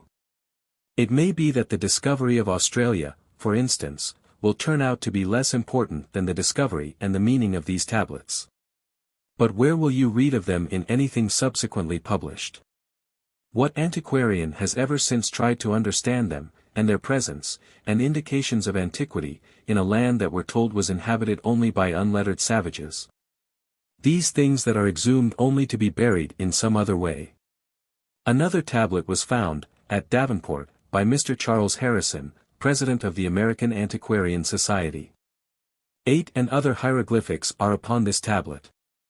This time, also, fraud is not mentioned. My own notion is that it is very unsportsmanlike ever to mention fraud. Accept anything. Then explain it your way. Anything that assimilates with one explanation, must have assimilable relations, to some degree, with all other explanations, if all explanations are somewhere continuous. Mormons are lugged in again, but the attempt is faint and helpless, because general circumstances make it difficult to explain the presence of these tablets. Altogether our phantom resistance is mere attribution to the Mormons, without the slightest attempt to find base for the attribution. We think of messages that were showered upon this earth, and of messages that were cached in mounds upon this earth. The similarity to the Franklin situation is striking. Conceivably centuries from now, objects dropped from relief expedition balloons may be found in the Arctic, and conceivably there are still undiscovered caches left by Franklin, in the hope that relief expeditions would find them. It would be as incongruous to attribute these things to the Eskimos as to attribute tablets and lettered stones to the aborigines of America. Sometime I shall take up an expression that the queer-shaped mounds upon this earth were built by explorers from somewhere, unable to get back, designed to attract attention from some other world. And that a vast sword-shaped mound has been discovered upon the moon. Just now we think of lettered things and their 2 possible significances. A bizarre little lost soul, rescued from one of the morgues of the American Journal of Science. An account, sent by a correspondent, to Prof. Silliman, of something that was found in a block of marble, taken November, 1829, from a quarry, near Philadelphia, A.M. J. Sci. 1-19-361. The block was cut into slabs. By this process, it is said, was exposed an indentation in the stone, about 1½ inches by 5/8 of an inch. A geometric indentation, in it were two definite-looking raised letters, like IU, only difference is that the corners of the U are not rounded, but are right angles. We are told that this block of stone came from a depth of 70 or 80 feet, or that, if acceptable, this lettering was done long ago. To some persons, not sated with the commonness of the incredible that has to be accepted, it may seem grotesque to think that an indentation in sand could have tons of other sand piled upon it and hardening into stone, without being pressed out, but the famous Nicaraguan footprints were found in a quarry under 11 strata of solid rock. There was no discussion of this datum. We only take it out for an airing. As to lettered stones that may once upon a time have been showered upon Europe, if we cannot accept that the stones were inscribed by indigenous inhabitants of Europe. Many have been found in caves, whence they were carried as curiosities by prehistoric men, or as ornaments, I suppose. About the size and shape of the Grave Creek stone, or disc, flat and oval and about 2 inches wide. Solas. Characters painted upon them, found first by M. Pete, in the cave of Mas de Azul, Arige. According to Solas, they are marked in various directions with red and black lines. But on not a few of them, more complex characters occur, which in a few instances simulate some of the capital letters of the Roman alphabet. In one instance the letters F, E, I, accompanied by no other markings to modify them, are as plain as could be. According to Solas, Ancient Hunters, page 95, M. Cartailhack has confirmed the observations of Pete and M. Boole has found additional examples. They offer one of the darkest problems of prehistoric times. Solas. As to caches in general, I should say that they are made with two purposes, to proclaim and to conceal. Or that caches documents are hidden, or covered over, in conspicuous structures, at least, so are designed the cairns in the Arctic. Trans-New York Academic of Sciences, 11-27. That Mr. J. H. Hooper, Bradley Company, 10. Having come upon a curious stone, in some woods upon his farm, investigated. He dug. He unearthed a long wall. Upon this wall were inscribed many alphabetic characters. 872 characters have been examined, many of them duplicates, and a few imitations of animal forms, the moon, and other objects. Accidental imitations of Oriental alphabets are numerous. The part that seems significant. That these letters had been hidden under a layer of cement. And still, in our own heterogeneity, or unwillingness, or inability, to concentrate upon single concepts, we shall, or we shan't, except that, though there may have been a lost colony or lost expedition from somewhere, upon this earth, and extramundane visitors who could never get back, there have been other extramundane visitors who have gone away again, altogether quite in analogy with the Franklin expedition and Peary's flittings in the Arctic. And a wreck that occurred to one group of them. And the loot that was lost overboard. The Chinese seals of Ireland. Not the things with the big, wistful eyes that lie on ice, and that are taught to balance objects on their noses, but inscribed stamps, with which to make impressions. Proc. Roy. Irish Academic, I. 381. A paper was read by Mr. J. Hubin Smith, descriptive of about a dozen Chinese seals that had been found in Ireland. They are all like, each a cube with an animal seated upon it. It is said that the inscriptions upon them are of a very ancient class of Chinese characters. The 3 points that have made a leper and an outcast of this datum, but only in the sense of disregard, because nowhere that I know of is it questioned. Agreement among archaeologists that there were no relations, in the remote past, between China and Ireland. That no other objects, from ancient China, virtually, I suppose, have ever been found in Ireland. The great distances at which these seals have been found apart. After Mr. Smith's investigations, if he did investigate, or do more than record, many more Chinese seals were found in Ireland, and, with one exception, only in Ireland. In 1852, about 60 had been found. Of all archaeologic finds in Ireland, none is enveloped in greater mystery. Chambers' Journal, 16-364. According to the writer in Chambers' Journal, one of these seals was found in a curiosity shop in London. When questioned, the shopkeeper said that it had come from Ireland. In this instance, if you don't take instinctively to our expression, there is no orthodox explanation for your preference. It is the astonishing scattering of them over field and forest that has hushed the explainers. In the Proceedings of the Royal Irish Academy, 10-171, Dr. Fraser says that they appear to have been sown broadcast over the country in some strange way that I cannot offer solution of. The struggle for expression of a notion that did not belong to Dr. Fraser's era. The invariable story of their find is what we might expect if they had been accidentally dropped. 3 were found in Tipperary, 6 in Cork, 3 in Down, 4 in Waterford, all the rest, 1 or 2 to a county. But one of these Chinese seals was found in the bed of the River Boyne, near Clonard, Meath, when workmen were raising gravel. That one, at least, had been dropped there. Chapter 12. Astronomy. And a watchman looking at half a dozen lanterns, where a street's been torn up. There are gas lights and kerosene lamps and electric lights in the neighborhood, matches flaring, fires in stoves, bonfires, house afire somewhere, lights of automobiles, illuminated signs. The watchman and his one little system. Ethics. And some young ladies and the dear old professor of a very select seminary. Drugs and divorce and rape, venereal diseases, drunkenness, murder, excluded. The prim and the precise, or the exact, the homogeneous, the single, the puritanic, the mathematic, the pure, the perfect. We can have illusion of this state, but only by disregarding its infinite denials. It's a drop of milk afloat in acid that's eating it. The positive swamped by the negative.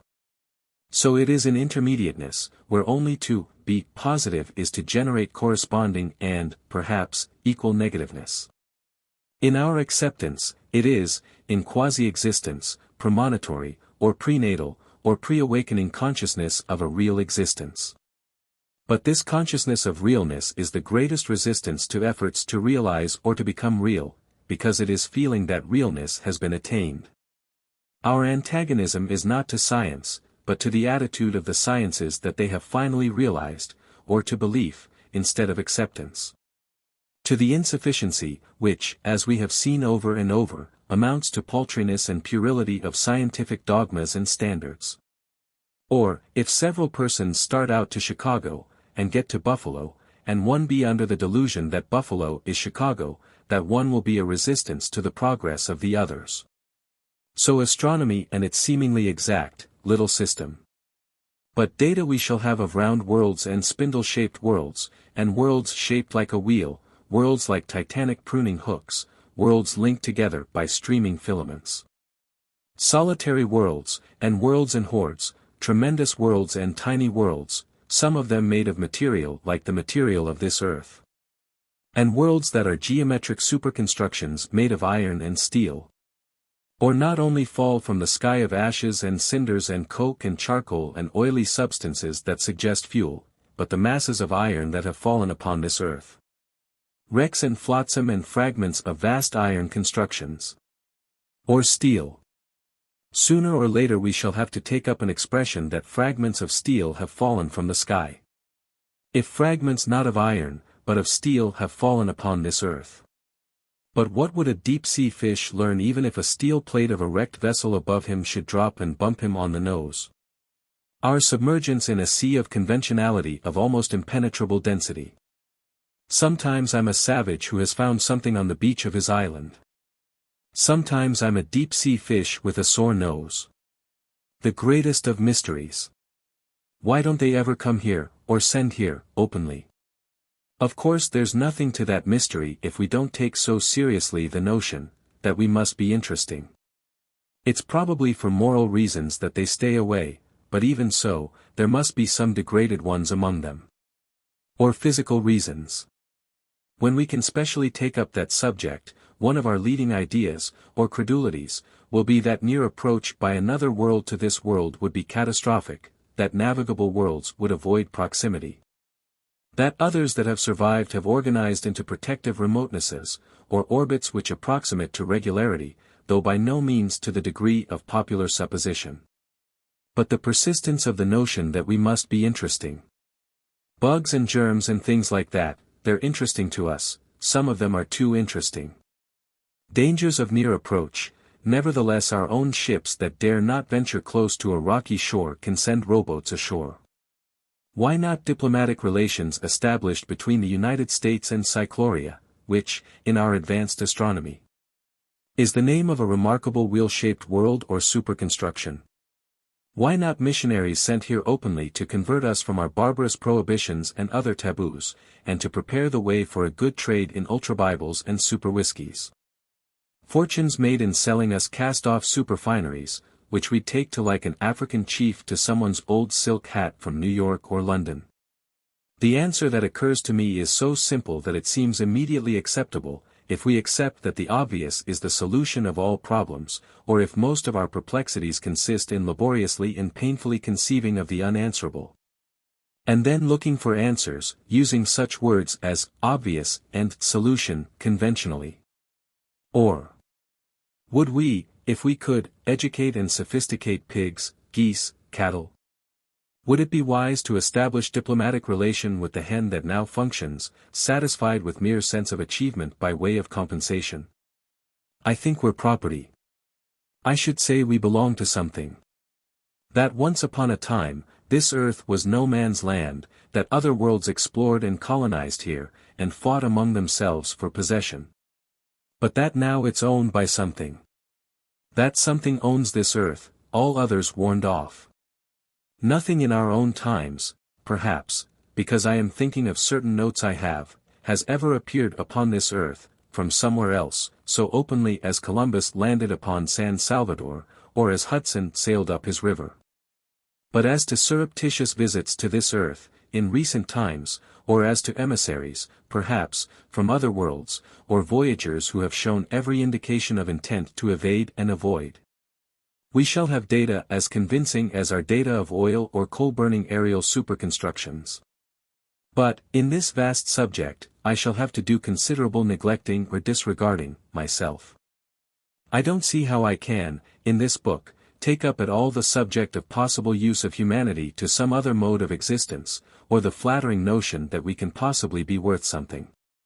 Pigs, geese, and cattle. First find out that they are owned. Then find out the whyness of it. I suspect that, after all, we're useful, that among contesting claimants, adjustment has occurred, or that something now has a legal right to us, by force, or by having paid out analogues of beads for us to former, more primitive owners of us, all others warned off, that all this has been known, perhaps for ages, to certain ones upon this earth, a cult or order, members of which function like bellwethers to the rest of us, or as superior slaves or overseers, directing us in accordance with instructions received, from somewhere else, in our mysterious usefulness. But I accept that, in the past, before proprietorship was established, inhabitants of a host of other worlds have, dropped here, hopped here, wafted, sailed, flown, motored, walked here, for all I know, been pulled here, been pushed. Have come singly, have come in enormous numbers, have visited occasionally, have visited periodically for hunting, trading, replenishing harems, mining, have been unable to stay here, have established colonies here, have been lost here. Far advanced peoples, or things, and primitive peoples or whatever they were, white ones, black ones, yellow ones. I have a very convincing datum that the ancient Britons were blue ones. Of course we are told by conventional anthropologists that they only painted themselves blue, but in our own advanced anthropology, they were veritable blue ones. Annals of Philosophy, 14-51. Note of a blue child born in England. That's atavism. Giants and fairies. We accept them, of course. Or, if we pride ourselves upon being awfully far advanced, I don't know how to sustain our conceit except by very largely going far back. Science of today, the superstition of tomorrow. Science of tomorrow, the superstition of today. Notice of a stone axe, 17 inches long, 9 inches across broad end. Proc SOC of ants. Of Scotland, 1-9-184. America Antiquarian, 18-60. Copper axe from an Ohio mound, 22 inches long, weight 38 pounds. America Anthropologist, NS. 8-229. Stone axe found at Birchwood, Wisconsin, exhibited in the collection of the Missouri Historical Society, found with the pointed end embedded in the soil, for all I know, may have dropped there, 28 inches long, 14 wide. 11 thick, weight 300 pounds. Or the footprints, in sandstone, near Carson, Nevada, each print 18 to 20 inches long. America Jour, Sci. 3-26-139. These footprints are very clear and well-defined, reproduction of them in the journal, but they assimilate with the system, like sour apples to other systems, so Prof. Marsh, a loyal and unscrupulous systematist, argues. The size of these footprints and specially the width between the right and left series, are strong evidence that they were not made by men, as has been so generally supposed. So these excluders. Stranglers of Minerva. Desperados of disregard. Above all, or below all, the anthropologists. I'm inspired with a new insult, someone offends me, I wish to express almost absolute contempt for him, he's a systematistic anthropologist.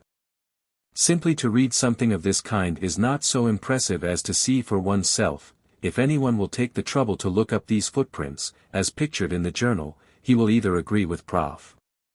Marsh or feel that to deny them is to indicate a mind as profoundly enslaved by a system as was ever the humble intellect of a medieval monk. The reasoning of this representative phantom of the chosen, or of the spectral appearances who sit in judgment, or condemnation, upon us of the more nearly real. That there never were giants upon this earth.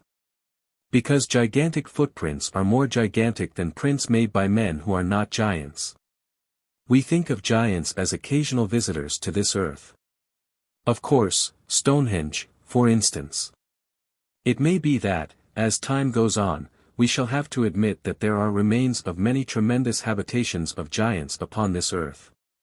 And that their appearances here were more than casual, but their bones, or the absence of their bones. Except, that, no matter how cheerful and unsuspicious my disposition may be, when I go to the American Museum of Natural History. Dark cynicisms arise the moment I come to the fossils, or old bones that have been found upon this earth, gigantic things, that have been reconstructed into terrifying but proper dinosaurs, but my uncheerfulness. The dodo did it. On one of the floors below the fossils, they have a reconstructed dodo. It's frankly a fiction, it's labeled as such, but it's been reconstructed so cleverly and so convincingly. Fairies. Fairy crosses. Harper's Weekly, 50-715. That, near the point where the Blue Ridge and the Allegheny Mountains unite, north of Patrick County, Virginia, many little stone crosses have been found. A race of tiny beings. They crucified cockroaches. Exquisite beings, but the cruelty of the exquisite. In their diminutive way they were human beings. They crucified. The fairy crosses, we are told in Harper's Weekly, range in weight from 1/4 of an ounce to an ounce, but it is said, in the Scientific American, 79 to 395, that some of them are no larger than the head of a pin. They have been found in 2 other states, but all in Virginia are strictly localized on and along Bull Mountain. We are reminded of the Chinese seals in Ireland. I suppose they fell there. Some are Roman crosses, some St. Andrews, some Maltese. This time we are spared contact with the anthropologists and have geologists instead, but I am afraid that the relief to our finer, or more nearly real, sensibilities will not be very great. The geologists were called upon to explain the fairy crosses. Their response was the usual scientific tropism: geologists say that they are crystals. The writer in Harper's Weekly points out that this hold-up, or this anesthetic, if theoretic science be little but attempt to assuage pangs of the unexplained, fails to account for the localized distributions of these objects, which make me think of both aggregation and separation at the bottom of the sea. If from a wrecked ship, similar objects should fall in large numbers but at different times. But some are Roman crosses, some St. Andrews, some Maltese. Conceivably there might be a mineral that would have a diversity of geometric forms, at the same time restricted to some expression of the cross, because snowflakes, for instance, have diversity but restriction to the hexagon. But the guilty geologists, cold-blooded as astronomers and chemists and all the other deep-sea fishes, though less profoundly of the pseudo-save than the wretched anthropologists, disregarded the very datum that it was wise to disregard. That the fairy crosses are not all made of the same material. It's the same old disregard, or it's the same old psychotropism, or process of assimilation. Crystals are geometric forms. Crystals are included in the system. So then, fairy crosses are crystals. But that different minerals should, in a few different regions, be inspired to turn into different forms of the cross, is the kind of resistance that we call less nearly real than our own acceptances. We now come to some cursed little things that are of the lost, but for the salvation of which scientific missionaries have done their damnedest. Pygmy flints. They can't very well be denied. They're lost and well known. Pygmy flints are tiny, prehistoric implements. Some of them are 1/4 of an inch in size. England, India, France, South Africa, they've been found in many parts of the world, whether showered there or not. They belong high up in the froth of the accursed, they are not denied, and they have not been disregarded. There is an abundant literature upon this subject. One attempt to rationalize them, or assimilate them, or take them into the scientific fold, has been the notion that they were toys of prehistoric children. It sounds reasonable.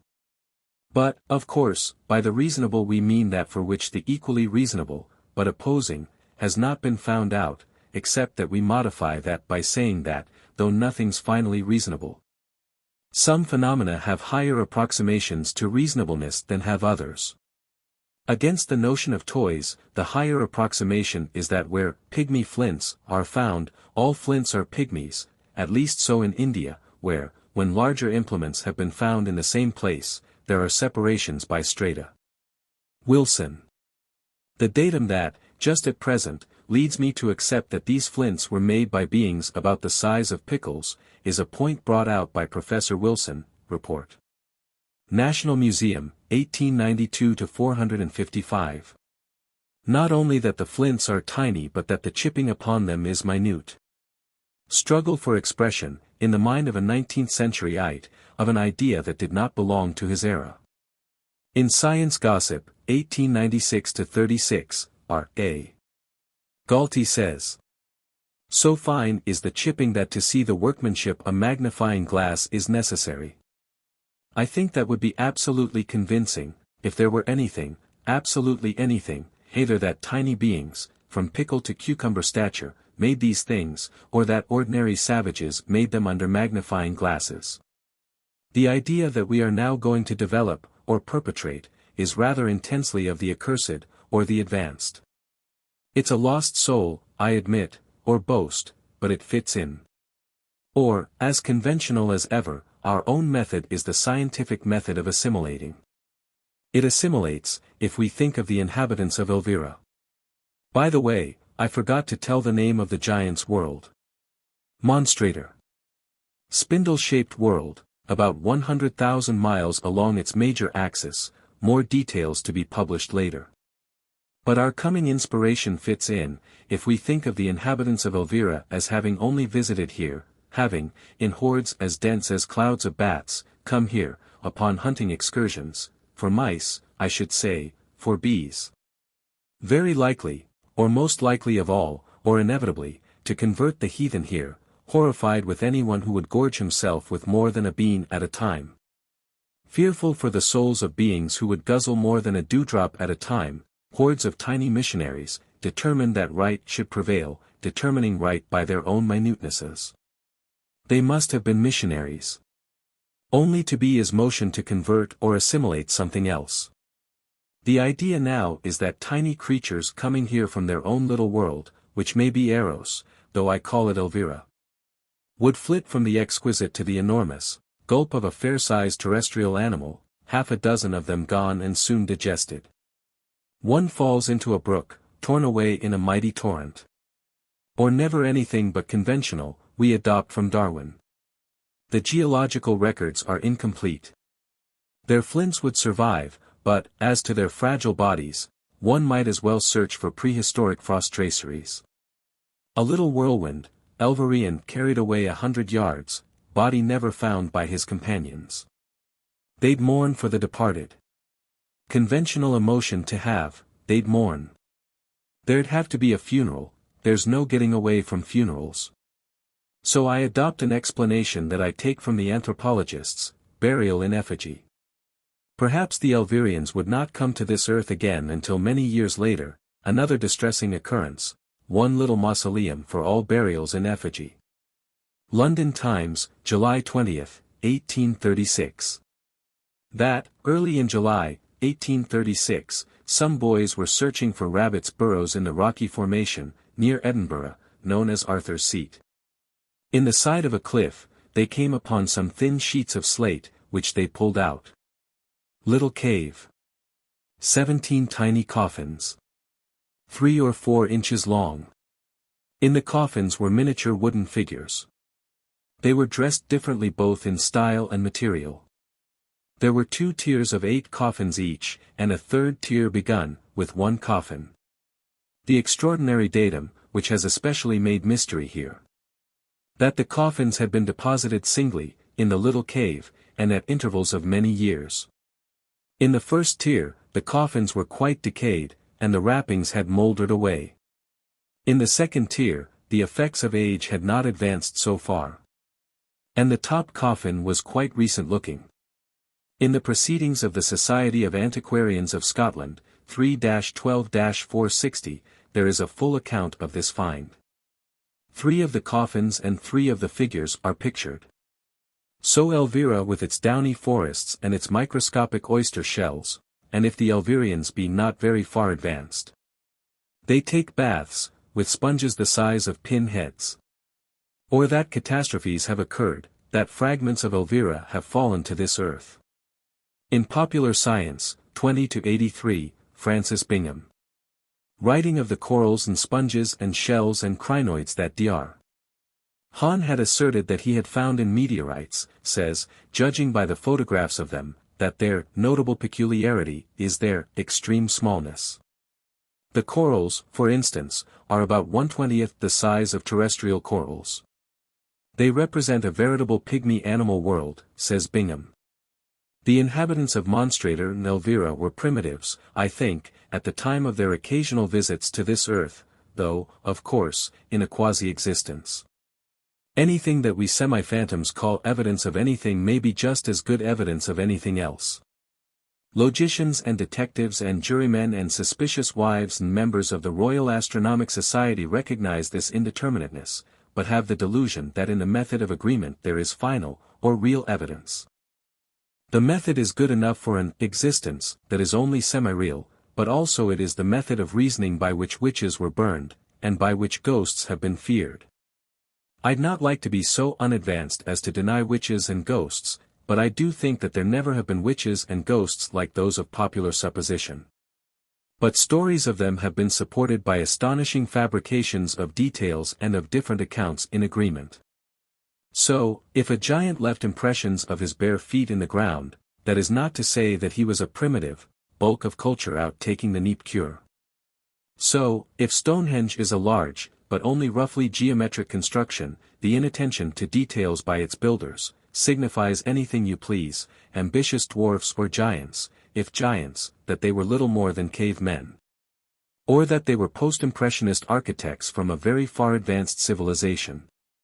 If there are other worlds, there are tutelary worlds, or that Kepler, for instance, could not have been absolutely wrong, that his notion of an angel assigned to push along and guide each planet may not be very acceptable, but that, abstractedly. Or in the notion of a tutelary relation, we may find acceptance. Only to be is to be tutelary. Our general expression. That everything, in intermediateness is not a thing, but is an endeavor to become something, by breaking away from its continuity, or merging away with all other phenomena, is an attempt to break away from the very essence of a relative existence and become absolute, if it have not surrendered to, or become part of, some higher attempt. That to this process there are two aspects. Attraction. Or the spirit of everything to assimilate all other things, if it have not given in and subordinated to, or have not been assimilated by, some higher attempted system, unity, organization, entity, harmony, equilibrium. And repulsion. Or the attempt of everything to exclude or disregard the unassimilable. Universality of the process. Anything conceivable. A tree. It is doing all it can to assimilate substances of the soil and substances of the air, and sunshine, too, into tree substance. Obversely it is rejecting or excluding or disregarding that which it cannot assimilate. Cow grazing, pig rooting, tiger stalking, planets trying, or acting, to capture comets, rag pickers and the Christian religion, and a cat down headfirst in a garbage can. Nations fighting for more territory, sciences correlating the data they can, trust magnates organizing, chorus girl out for a little late supper, all of them stopped somewhere by the unassimilable. Chorus girl and the broiled lobster. If she eats not shell and all she represents universal failure to positivize. Also, if she does she represents universal failure to positivize, her ensuing disorders will translate her to the negative absolute. Or science and some of our cursed hard-shelled data. One speaks of the tutelarian as if it were something distinct in itself. So one speaks of a tree, a saint, a barrel of pork, the Rocky Mountains. One speaks of missionaries, as if they were positively different, or had identity of their own, or were a species by themselves. To the intermediatist, everything that seems to have identity is only attempted identity, and every species is continuous with all other species, or that which is called the specific is only emphasis upon some aspect of the general. If there are cats, their only emphasis upon universal felinity. There is nothing that does not partake of that of which the missionary, or the tutelary, is the special. Every conversation is a conflict of missionaries, each trying to convert the other, to assimilate, or to make the other similar to himself. If no progress be made, mutual repulsion will follow.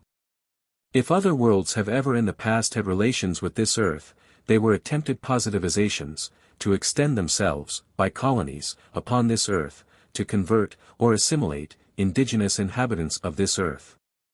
Or parent worlds and their colonies here. Super-Romanimus. Or where the first Romans came from. It's as good as the Romulus and Remus story. Super-Israelimus. Or that, despite modern reasoning upon this subject, there was once something that was superparental or tutelary to early Orientals. Azuria, which was tutelary to the early Britons. Azuria, whence came the Blue Britons, whose descendants gradually diluting, like bluing in a wash tub, where a faucet's turned on, have been most emphasized of subtutelarians. Or assimilators ever since. Worlds that were once tutelarian worlds, before this earth became sole property of one of them, their attempts to convert or assimilate, but then the state that comes to all things in their missionary frustrations, unacceptance by all stomachs of some things. Rejection by all societies of some units, glaciers that sort over and cast out stones. Repulsion. Wrath of the baffled missionary. There is no other wrath. All repulsion is reaction to the unassimilable. So then the wrath of Azuria. Because surrounding peoples of this earth would not assimilate with her own colonists in the part of the earth that we now call England. I don't know that there has ever been more nearly just, reasonable, or logical wrath, in this earth's history, if there is no other wrath. The wrath of Azuria, because the other peoples of this earth would not turn blue to suit her. History is a department of human delusion that interests us. We are able to give a little advancement to history. In the vitrified forts of a few parts of Europe, we find data that the Humes and Gibbons have disregarded. The vitrified forts surrounding England, but not in England. The vitrified forts of Scotland, Ireland, Brittany, and Bohemia. Or that, once upon a time, with electric blasts, Azuria tried to swipe this earth clear of the peoples who resisted her. The vast blue bulk of Azuria appeared in the sky. Clouds turned green. The sun was formless and purple in the vibrations of wrath that were emanating from Azuria. The whitish, or yellowish, or brownish peoples of Scotland, Ireland, Brittany, and Bohemia fled to hilltops and built forts. In a real existence, hilltops, or easiest accessibility to an aerial enemy, would be the last choice in refuges. But here, in quasi-existence, if we're accustomed to run to hilltops, in times of danger, we run to them just the same, even with danger closest to hilltops. Very common in quasi-existence, attempt to escape by running closer to the pursuing. They built forts, or already had forts, on hilltops. Something poured electricity upon them. The stones of these forts exist to this day, vitrified, or melted and turned to glass. The archaeologists have jumped from one conclusion to another, like the rapid chamois we read of a while ago, to account for vitrified forts. Always restricted by the commandment that unless their conclusions conform to such tenets as exclusionism, of the system, they would be excommunicated. So archaeologists, in their medieval dread of excommunication, have tried to explain vitrified forts in terms of terrestrial experience. We find in their insufficiencies the same old assimilating of all that could be assimilated, and disregard for the unassimilable. Conventionalizing into the explanation that vitrified forts were made by prehistoric peoples who built vast fires, often remote from wood supply, to melt externally, and to cement together, the stones of their constructions. But negativeness always, so within itself a science can never be homogeneous or unified or harmonious. So Miss Russell, in the Journal of the BAA, has pointed out that it is seldom that single stones, to say nothing of long walls, of large houses that are burned to the ground, are vitrified. If we pay a little attention to this subject, ourselves, before starting to write upon it, which is one of the ways of being more nearly real than oppositions so far encountered by us, we find that the stones of these forts are vitrified in no reference to cementing them, that they are cemented here and there, in streaks, as if special blasts had struck, or played, upon them. Then one thinks of lightning. Once upon a time something melted, in streaks, the stones of forts on the tops of hills in Scotland, Ireland, Brittany, and Bohemia. Lightning selects the isolated and conspicuous.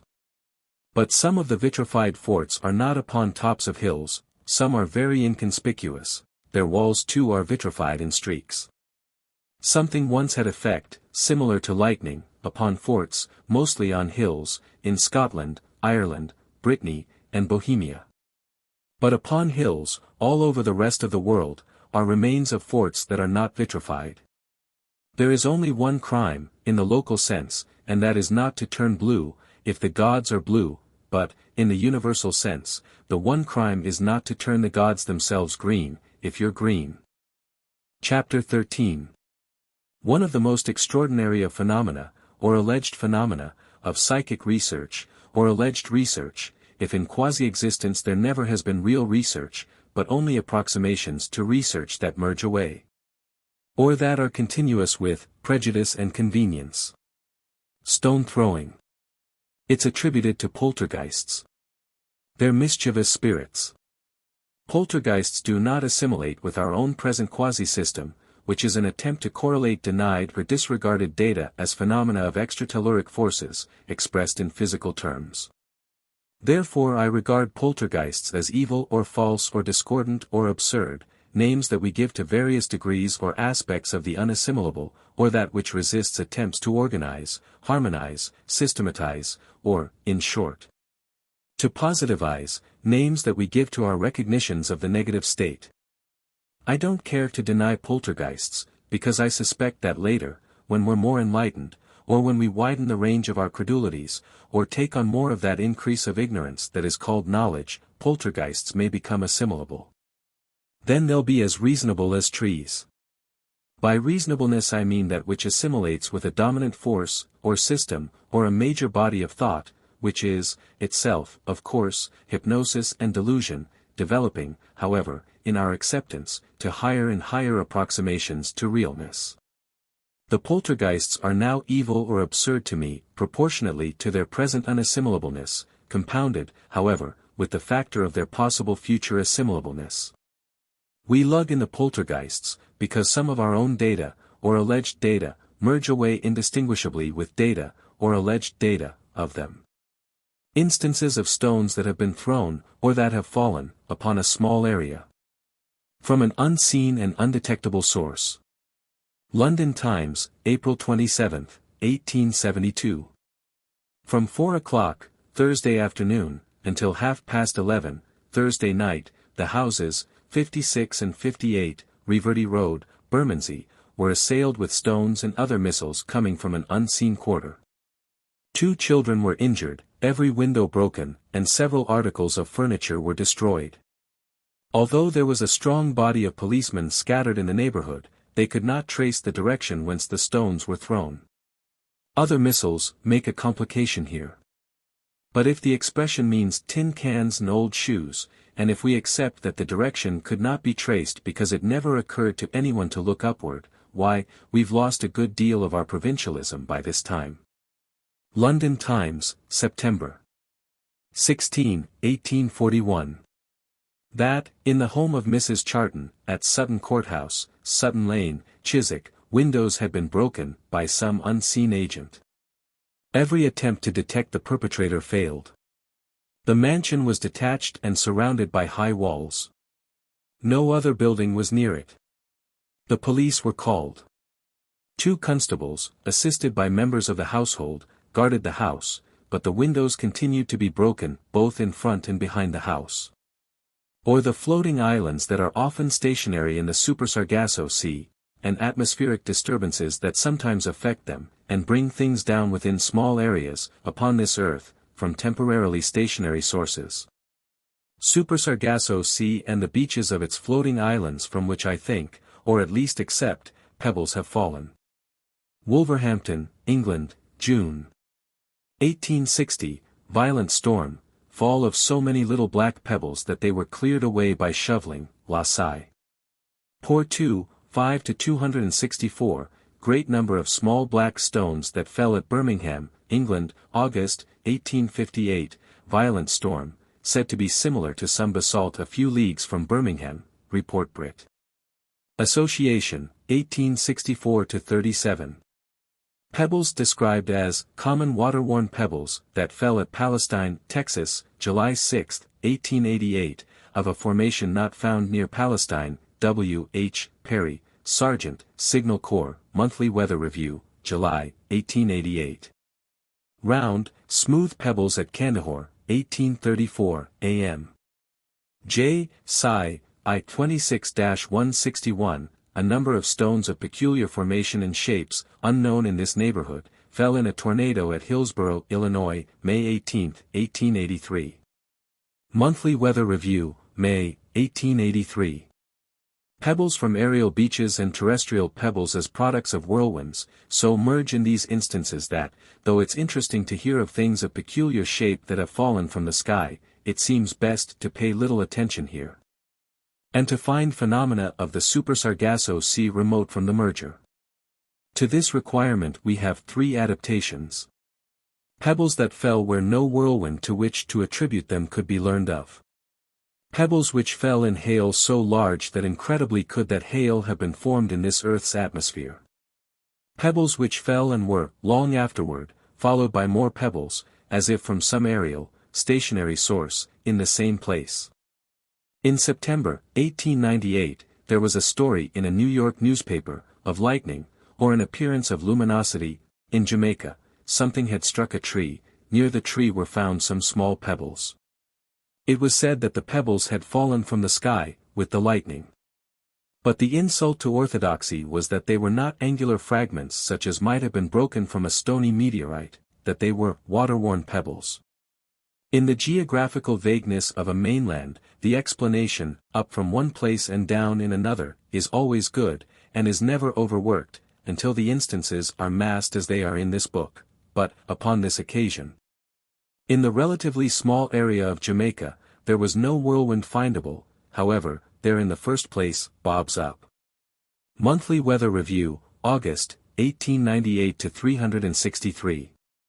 That the government meteorologist had investigated, had reported that a tree had been struck by lightning. And that small water-worn pebbles had been found near the tree, but that similar pebbles could be found all over Jamaica. Monthly Weather Review, September, 1915 to 446. Professor Fozsig gives an account of a fall of hail that occurred in Maryland, June 22, 1915, hailstones the size of baseballs, not at all uncommon. An interesting, but unconfirmed, account stated that small pebbles were found at the center of some of the larger hail gathered at Annapolis. The young man who related the story offered to produce the pebbles, but has not done so. A footnote. Since writing this, the author states that he has received some of the pebbles. When a young man produces pebbles, that's as convincing as anything else I've ever heard of, though no more convincing than, if having told of ham sandwiches falling from the sky, he should produce ham sandwiches. If this reluctance be admitted by us, we correlate it with a datum reported by a Weather Bureau observer, signifying that, whether the pebbles had been somewhere aloft a long time or not, some of the hailstones that fell with them, had been. The datum is that some of these hailstones were composed of from 20 to 25 layers alternately of clear ice and snow ice. In orthodox terms I argue that a fair-sized hailstone falls from the clouds with velocity sufficient to warm it so that it would not take on even one layer of ice. To put on 20 layers of ice, I conceive of something that had not fallen at all, but had rolled somewhere, at a leisurely rate, for a long time. We now have a commonplace datum that is familiar in two respects.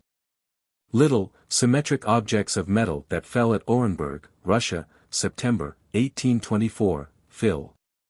Mag, 4-8-463. A second fall of these objects, at Orenburg, Russia, January 25, 1825, Quor. Jour, Roy. INST, 1828-1-447. I now think of the disk of Tarbes, but when first I came upon these data I was impressed only with recurrence, because the objects of Orenburg were described as crystals of pyrites, or sulfate of iron. I had no notion of metallic objects that might have been shaped or molded by means other than crystallization, until I came to Arago's account of these occurrences, Ovra, 11 to 644. Here the analysis gives 70%. Red oxide of iron, and sulfur and loss by ignition 5%. It seems to me acceptable that iron with considerably less than 5%.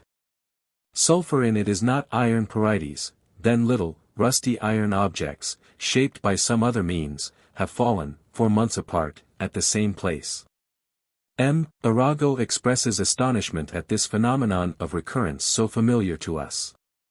Altogether, I find opening before us, vistas of heresies to which I, for one, must shut my eyes. I have always been in sympathy with the dogmatists and exclusionists, that is plain in our opening lines, that to seem to be is falsely and arbitrarily and dogmatically to exclude. It is only that exclusionists who are good in the 19th century are evil in the 20th century. Constantly we feel a merging away into infinitude. But that this book shall approximate to form, or that our data shall approximate to organization, or that we shall approximate to intelligibility, we have to call ourselves back constantly from wandering off into infinitude. The thing that we do, however, is to make our own outline, or the difference between what we include and what we exclude, vague. The crux here, and the limit beyond which we may not go, very much, is acceptance that there is a region that we call the Super-Sargasso Sea, not yet fully accepted. But a provisional position that has received a great deal of support. But is it a part of this earth, and does it revolve with and over this earth? Or does it flatly overlie this earth? Not revolving with and over this earth. That this earth does not revolve, and is not round, or roundish, at all, but is continuous with the rest of its system, so that, if one could break away from the traditions of the geographers, one might walk, and come to Mars, and then find Mars continuous with Jupiter. I suppose some day such queries will sound absurd, the thing will be so obvious. Because it is very difficult for me to conceive of little metallic objects hanging precisely over a small town in Russia, for 4 months, if revolving, unattached. With a revolving earth. It may be that something aimed at that town, and then later took another shot.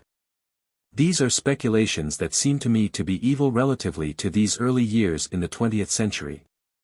Just now, I accept that this earth is, not round, of course, that is very old-fashioned, but roundish, or, at least, that it has what is called form of its own, and does revolve upon its axis, and in an orbit around the sun. I only accept these old traditional notions. And that above it are regions of suspension that revolve with it, from which objects fall, by disturbances of various kinds, and then, later, fall again, in the same place. Monthly Weather Review, May 1884 to 134. Report from the Signal Service Observer, at Bismarck, Dakota, that, at 9 o'clock, in the evening of May 22, 1884, sharp sounds were heard throughout the city, caused by a fall of flinty stones striking against windows. 15 hours later another fall of flinty stones occurred at Bismarck. There is no report of stones having fallen anywhere else. This is a thing of the ultra-damned. All editors of scientific publications read the monthly weather review and frequently copy from it. The noise made by the stones of Bismarck, rattling against those windows, may be in a language that aviators will someday interpret, but it was a noise entirely surrounded by silences. Of this ultra-damned thing, there is no mention, findable by me, in any other publication. The size of some hailstones has worried many meteorologists, but not textbook meteorologists. I know of no more serene occupation than that of writing textbooks, though writing for the war cry, of the Salvation Army, may be equally unadventurous. In the drowsy tranquility of a textbook, we easily and unintelligently read of dust particles around which icy rain forms, hailstones, in their fall, then increasing by accretion, but in the meteorological journals. We read often of airspaces nucleating hailstones. But it's the size of the things. Dip a marble in icy water. Dip and dip and dip it. If you're a resolute dipper, you will, after a while, have an object the size of a baseball, but I think a thing could fall from the moon in that length of time. Also the strata of them. The Maryland hailstones are unusual, but a dozen strata have often been counted. Farrell gives an instance of 13 strata. Such considerations led Prof. Shwedoff to argue that some hailstones are not, and cannot, be generated in this Earth's atmosphere, that they come from somewhere else. Now, in a relative existence, nothing can of itself be either attractive or repulsive, its effects are functions of its associations or implications. Many of our data have been taken from very conservative scientific sources. It was not until their discordant implications, or irreconcilabilities with the system, were perceived, that excommunication was pronounced against them. Prof. Shwedoff's paper was read before the British Association, Report of 1882, page 453. The implication, and the repulsiveness of the implication to the snug and tight little exclusionists of 1882, though we hold out that they were functioning well and ably relatively to 1882. That there is water, oceans or lakes and ponds, or rivers of it, that there is water away from, and yet not far remote from, this earth's atmosphere and gravitation. The pain of it. That the snug little system of 1882 would be ousted from its reposefulness. A whole new science to learn. The science of supergeography. And science is a turtle that says that its own shell encloses all things. So the members of the British Association To some of them Professor Schwedoff's ideas were like slaps on the back of an environment-denying turtle, to some of them his heresy was like an offering of meat, raw and dripping, to milk-fed lambs. Some of them bleated like lambs, and some of them told like turtles. We used to crucify, but now we ridicule, or, in the loss of vigor of all progress, the spike has etherealized into the laugh. Sir William Thomson ridiculed the heresy, with the phantomosities of his era. That all bodies, such as hailstones, if away from this Earth's atmosphere, would have to move at planetary velocity, which would be positively reasonable if the pronouncements of St. Isaac were anything but articles of faith, that a hailstone falling through this Earth's atmosphere, with planetary velocity, would perform 13,000 times as much work as would raise an equal weight of water 1 degree centigrade. And therefore never fall as a hailstone at all. Be more than melted, supervolatilized. These turls and these bleats of pedantry, though we insist that, relatively to 1882, these turls and bleats should be regarded as respectfully as we regard rag dolls that keep infants occupied and noiseless, it is the survival of rag dolls into maturity that we object to, so these pious and naive ones who believe that 13,000 times something could have, that is, in quasi-existence, an exact and calculable resultant, whereas there is, in quasi-existence, nothing that can, except by delusion and convenience, be called a unit, in the first place, whose devotions to St. Isaac required blind belief in formulas of falling bodies. Against data that were piling up, in their own time, of slow, falling meteorites, milk-warm ones admitted even by Farrington and Merrill. At least one icy meteorite nowhere denied by the present orthodoxy, a datum as accessible to Thomson, in 1882, as it is now to us, because it was an occurrence of 1860. Beans and needles and tacks and a magnet. Needles and tacks adhere to and systematize relatively to a magnet, but, if some beans, too, be caught up, they are irreconcilables to this system and drop right out of it. A member of the Salvation Army may hear over and over data that seem so memorable to an evolutionist. It seems remarkable that they do not influence him, one finds that he cannot remember them. It is incredible that Sir William Thomson had never heard of slow-falling, cold meteorites. It is simply that he had no power to remember such irreconcilabilities. And then Mr. Symons again. Mr. Symons was a man who probably did more for the science of meteorology than did any other man of his time, therefore he probably did more to hold back the science of meteorology than did any other man of his time. In Nature, 41 to 135, Mr. Symons says that Professor Schwedoff's ideas are very droll. I think that even more amusing is our own acceptance that, not very far above this Earth's surface, is a region that will be the subject of a whole new science, supergeography, with which we shall immortalize ourselves in the resentments of the schoolboys of the future. Pebbles and fragments of meteors and things from Mars and Jupiter and Azuria, wedges.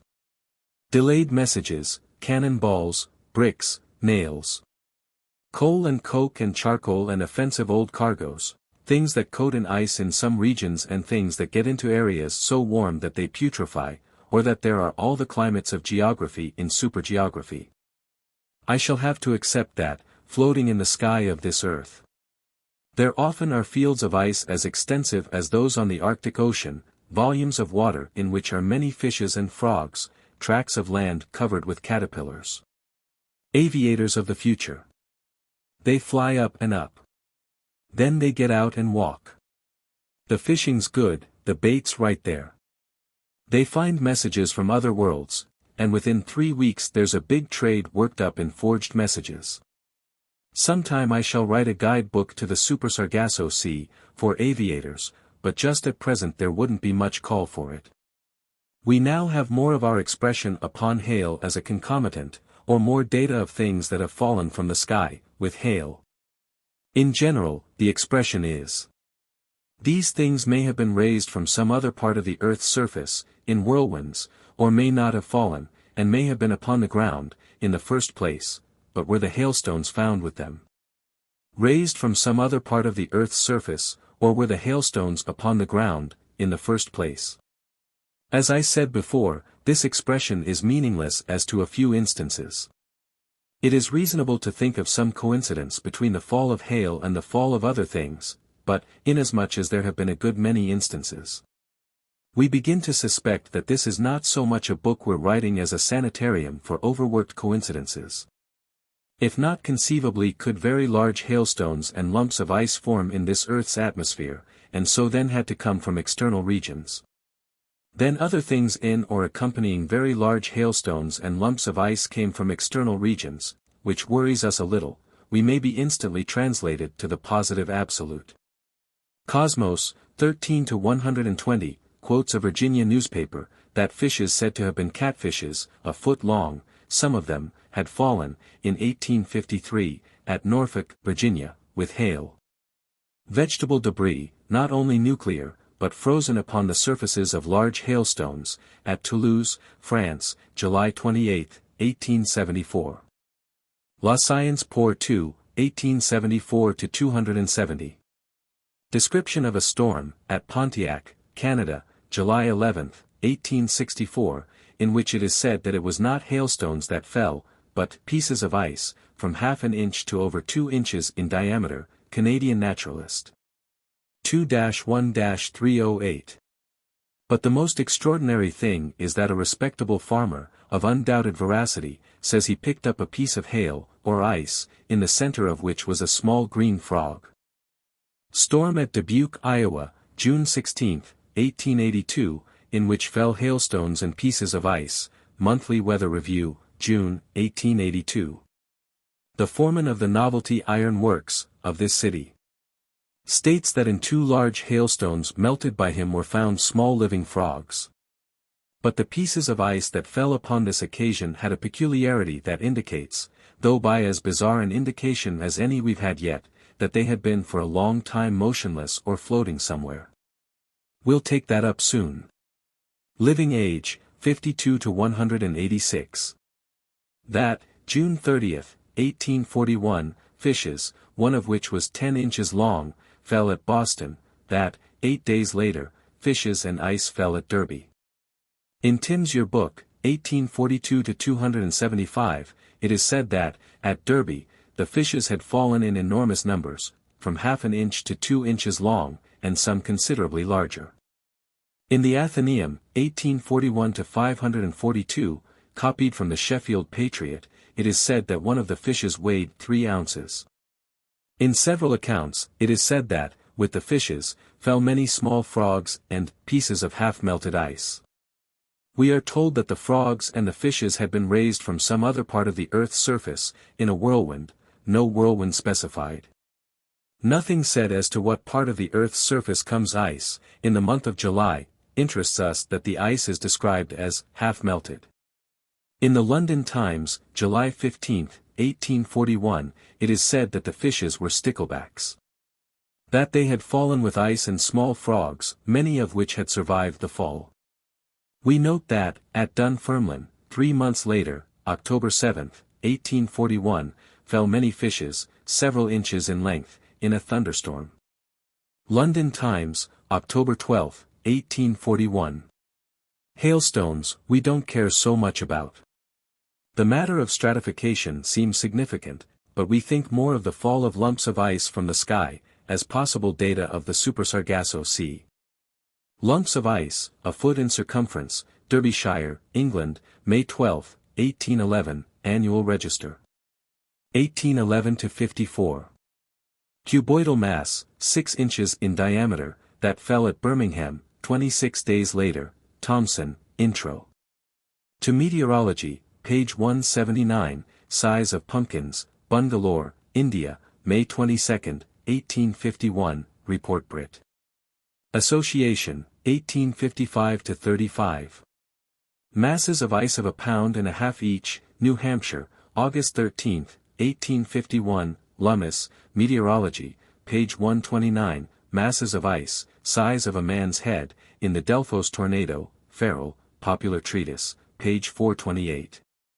Large as a man's hand, killing thousands of sheep, Texas, May 3, 1877, Monthly Weather Review, May, 1877. Pieces of ice so large that they could not be grasped in one hand, in a tornado, in Colorado, June 24, 1877, Monthly Weather Review, June, 1877, lumps of ice 4.5 inches long, Richmond, England, August 2, 1879, Simons Met. Mag. 14 to 100, mass of ice, 21 inches in circumference that fell with hail, Iowa, June, 1881, Monthly Weather Review, June, 1881, pieces of ice 8 inches long, and 1.5 inches thick, Davenport, Iowa, August 30, 1882, Monthly Weather Review, August, 1882, lump of ice size of a brick, weight 2 pounds, Chicago, July 12, 1883, Monthly Weather Review, July, 1883, lumps of ice that weighed 1.5 pounds each, India, May, 1888, Nature, 37-42. Lump of ice weighing 4 pounds, Texas, December 6, 1893, SCAM, 68-58, lumps of ice 1 pound in weight, November 14, 1901, in a tornado, Victoria, Meteorology of Australia, page 34. Of course it is our acceptance that these masses not only accompany tornadoes, but were brought down to this earth by tornadoes. Flammarion, The Atmosphere, p. 34. Block of ice, weighing 4.5 pounds that fell at Cazorta, Spain, June 15, 1829, block of ice, weighing 11 pounds, at Sète, France, October, 1844. Mass of ice 3 feet long, 3 feet wide, and more than 2 feet thick, that fell, in a storm, in Hungary, May 8, 1802. Scientific American, 47-119. That, according to the Salina Journal, a mass of ice weighing about 80 pounds had fallen from the sky, near Salina, Kansas, August, 1882. We are told that Mr. W. J. Hagler, the North Santa Fe merchant, became possessor of it, and packed it in sawdust in his store. London Times, April 7, 1860. That, upon the 16th of March, 1860, in a snowstorm, in Upper Wasdale, blocks of ice, so large that at a distance they looked like a flock of sheep, had fallen. Report Brit. Association. 1851-32. That a mass of ice about a cubic yard in size had fallen at Candish, India, 1828. Against these data, though, so far as I know, so many of them have never been assembled together before, there is a silence upon the part of scientific men that is unusual. Our Super Sargasso Sea may not be an unavoidable conclusion, but arrival upon this earth of ice from external regions does seem to be, except that there must be it ever so faint, a merger. It is in the notion that these masses of ice are only congealed hailstones. We have data against this notion, as applied to all our instances, but the explanation has been offered, and, it seems to me, may apply in some instances. In the Bull. SOC. Astro. de France, 20-245, it is said of blocks of ice the size of decanters that had fallen at Tunis that they were only masses of congealed hailstones. London Times, August 4, 1857. That a block of ice, described as pure ice, weighing 25 pounds, had been found in the meadow of Mr. Warner, of Cricklewood. There had been a storm the day before. As in some of our other instances, no one had seen this object fall from the sky. It was found after the storm, that's all that can be said about it. Letter from Captain Blackiston, communicated by General Sabine, to the Royal Society, London Roy. SOC. Proc. 10-468. That, January 14, 1860, in a thunderstorm, pieces of ice had fallen upon Captain Blackiston's vessel, that it was not hail. It was not hail, but irregular-shaped pieces of solid ice of different dimensions, up to the size of half a brick. According to the Advertiser Scotsman, quoted by the Edinburgh New Philosophical Magazine, 47-371, an irregular-shaped mass of ice fell at Ord, Scotland, August, 1849, after an extraordinary peal of thunder. It is said that this was homogeneous ice, except in a small part, which looked like congealed hailstones. The mass was about 20 feet in circumference. The story, as told in the London Times, August 14, 1849, is that, upon the evening of the 13th of August, 1849, after a loud peal of thunder, a mass of ice said to have been 20 feet in circumference, had fallen upon the estate of Mr. Moffat, of Balvolich, Rossshire. It is said that this object fell alone, or without hailstones. Altogether, though it is not so strong for the Super Sargasso Sea, I think this is one of our best expressions upon external origins. That large blocks of ice could form in the moisture of this Earth's atmosphere is about as likely as that blocks of stone could form in a dust whirl. Of course, if ice or water comes to this Earth from external sources, we think of at least minute organisms in it, and on, with our data, to frogs, fishes, on to anything that's thinkable, coming from external sources. It's of great importance to us to accept that large lumps of ice have fallen from the sky, but what we desire most, perhaps because of our interest in its archaeologic and paleontologic treasures, is now to be through with tentativeness and probation. And to take the Super Sargasso Sea into full acceptance in our more advanced fold of the chosen of this 20th century. In the report of the British Association, 1855-37, it is said that, at Purhundar, India, December 11, 1854, flat pieces of ice, many of them weighing several pounds, each, I suppose, had fallen from the sky. They are described as large ice flakes. Vast fields of ice in the subarctic regions, or strata, of the Super Sargasso Sea. When they break up, their fragments are flake-like. In our acceptance, there are aerial ice fields that are remote from this Earth. That break up, fragments grinding against one another, rolling in vapor and water, of different constituency in different regions, forming slowly as stratified hailstones, but that there are ice fields near this Earth. That break up into just such flat pieces of ice as cover any pond or river when ice of a pond or river is broken, and are sometimes soon precipitated to the Earth, in this familiar flat formation. Simons Met. Mag. 43-154. A correspondent writes that, at Braemar, July 2, 1908, when the sky was clear overhead, and the sun shining, flat pieces of ice fell, from somewhere. The sun was shining, but something was going on somewhere, thunder was heard.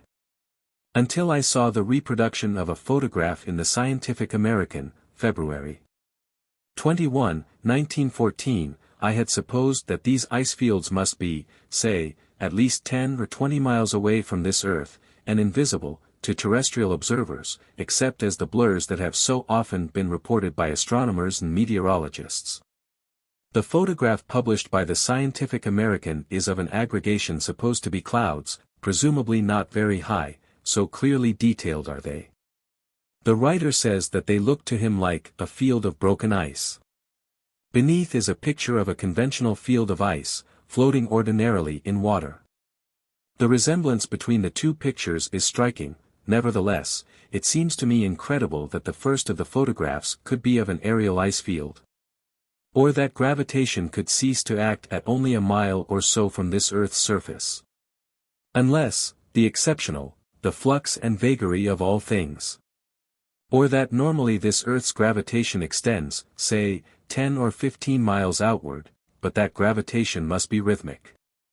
Of course, in the pseudo-formulas of astronomers, gravitation as a fixed quantity is essential.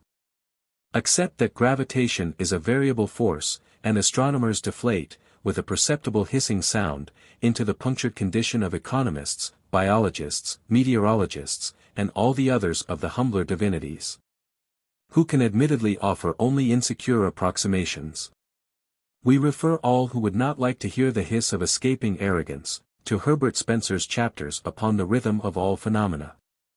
If everything else, light from the stars, heat from the sun, the winds, and the tides, forms and colors and sizes of animals, demands and supplies and prices, political opinions and chemic reactions and religious doctrines and magnetic intensities and the ticking of clocks, An arrival and departure of the seasons. If everything else is variable, we accept that the notion of gravitation as fixed and formulable is only another attempted positivism, doomed, like all other illusions of realness in quasi-existence. So it is intermediatism to accept that, though gravitation may approximate higher to invariability than do the winds, for instance, it must be somewhere between the absolutes of stability and instability. Here then we are not much impressed with the opposition of physicists and astronomers, fearing, a little mournfully, that their language is of expiring sibilations. So then the fields of ice in the sky, and that, though usually so far away as to be mere blurs, at times they come close enough to be seen in detail. For description of what I call a blur, see Pop Sci. News, February, 1884, sky, in general, unusually clear, but, near the sun, a white, slightly curdled haze, which was dazzlingly bright. We accept that sometimes fields of ice pass between the sun and the earth, that many strata of ice, or very thick fields of ice, or superimposed fields would obscure the sun, that there have been occasions when the sun was eclipsed by fields of ice. Flammarion, The Atmosphere, p. 394. That a profound darkness came upon the city of Brussels, June 18, 1839. There fell flat pieces of ice, an inch long. Intense darkness at Aitkin, Minnesota. April 2, 1889, sand and solid chunks of ice reported to have fallen, Science, April 19, 1889. In Simon's Meteorological Magazine, 32-172, are outlined rough-edged but smooth-surfaced pieces of ice that fell at Manassas, Virginia, August 10, 1897. They look as much like the roughly broken fragments of a smooth sheet of ice, as ever have roughly broken fragments of a smooth sheet of ice looked. About 2 inches across, and 1 inch thick. In Cosmos, 3-116, it is said that, at Rouen, July 5, 1853, fell irregular-shaped pieces of ice, about the size of a hand, described as looking as if all had been broken from one enormous block of ice. That, I think, was an aerial iceberg. In the awful density, or almost absolute stupidity of the 19th century, it never occurred to anybody to look for traces of polar bears or of seals upon these fragments. Of course, seeing what we want to see, having been able to gather these data only because they are in agreement with notions formed in advance. We are not so respectful to our own notions as to a similar impression forced upon an observer who had no theory or acceptance to support. In general, our prejudices see and our prejudices investigate, but this should not be taken as an absolute. Monthly Weather Review, July, 1894. That, from the Weather Bureau, of Portland, Oregon, a tornado, of June 3, 1894, was reported. Fragments of ice fell from the sky. They averaged 3 to 4 inches square, and about an inch thick. In length and breadth they had the smooth surfaces required by our acceptance, and, according to the writer in the review, gave the impression of a vast field of ice suspended in the atmosphere, and suddenly broken into fragments about the size of the palm of the hand. This datum, profoundly of what we used to call the damned, or before we could no longer accept judgment, or cut and dried condemnation by infants, turtles, and lambs, was copied, but without comment, in the Scientific American, 71-371. Our theology is something like this. Of course we ought to be damned, but we revolt against adjudication by infants, turtles, and lambs. We now come to some remarkable data in a rather difficult department of supergeography. Vast fields of aerial ice. There's a lesson to me in the treachery of the imaginable. Most of our opposition is in the clearness with which the conventional, but impossible, becomes the imaginable, and then the resistant to modifications. After it had become the conventional with me, I conceived clearly of vast sheets of ice, a few miles above this earth, then the shining of the sun. And the ice partly melting, that note upon the ice that fell at Derby, water trickling and forming icicles upon the lower surface of the ice sheet. I seemed to look up and so clearly visualize those icicles hanging like stalactites from a flat-roofed cave, in white calcite. Or I looked up at the underside of an aerial ice lump, and seemed to see a papillation similar to that observed by a calf at times. But then, if icicles should form upon the underside of a sheet of aerial ice, that would be by the falling of water toward this earth. An icicle is of course an expression of gravitation, and, if water melting from ice should fall toward this earth, why not the ice itself fall before an icicle could have time to form? Of course, in quasi-existence, where everything is a paradox, one might argue that the water falls, but the ice does not, because the ice is heavier, that is, in masses. That notion, I think, belongs in a more advanced course than we are taking at present. Our expression upon icicles. A vast field of aerial ice, it is inert to this earth's gravitation, but by universal flux and variation, part of it sags closer to this earth, and is susceptible to gravitation, by cohesion with the main mass. This part does not fall, but water melting from it does fall, and forms icicles. Then, by various disturbances, this part sometimes falls in fragments that are protrusive with icicles.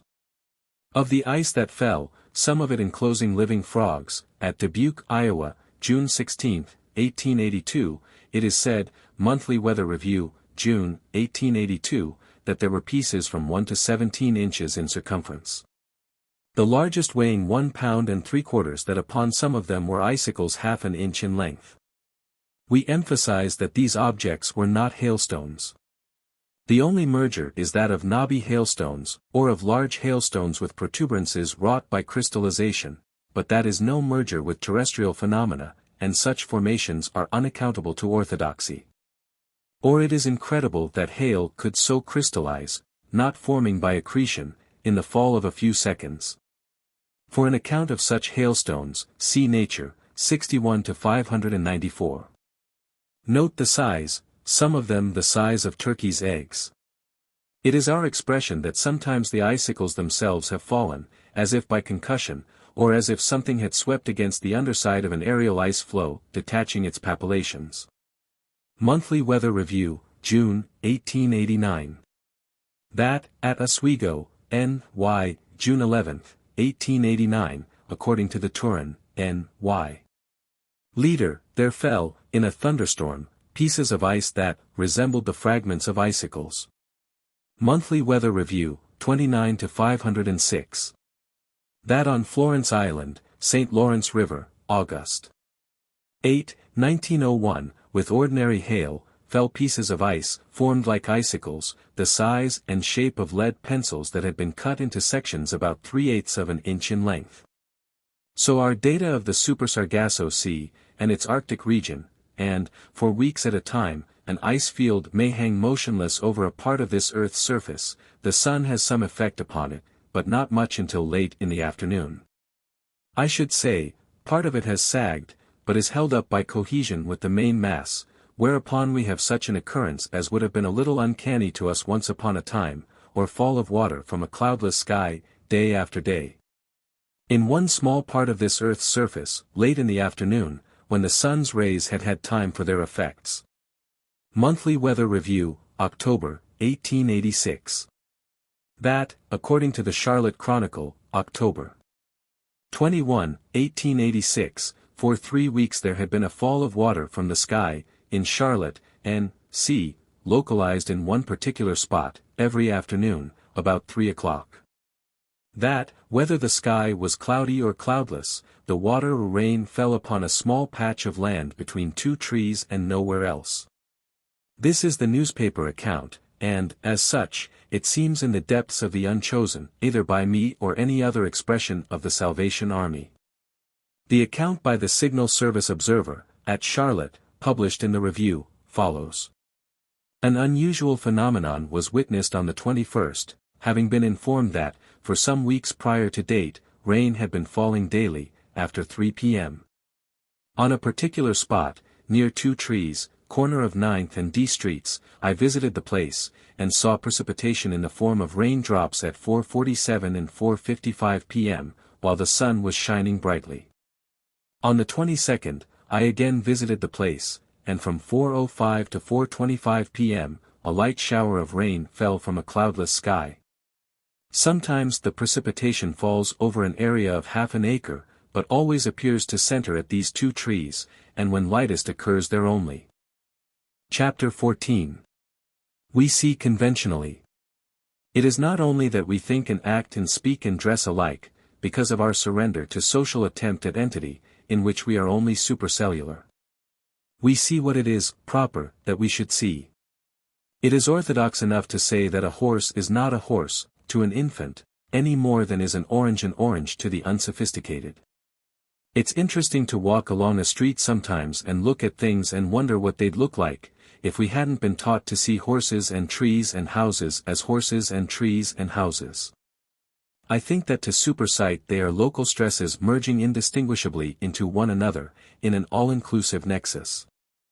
I think that it would be credible enough to say that many times have Monstrator, Nelvira and Azuria crossed telescopic fields of vision, and were not even seen, because it wouldn't be proper to see them. It wouldn't be respectable, and it wouldn't be respectful, it would be insulting to old bones to see them, it would bring on evil influences from the relics of Saint Isaac to see them. But our data of vast worlds that are orbitless, or that are navigable, or that are adrift in interplanetary tides and currents, the data that we shall have of their approach, in modern times, within 5 or 6 miles of this earth. But then their visits, or approaches, to other planets, or to other of the few regularized bodies that have surrendered to the attempted entity of this solar system as a whole. The question that we can't very well evade. Have these other worlds, or superconstructions, ever been seen by astronomers?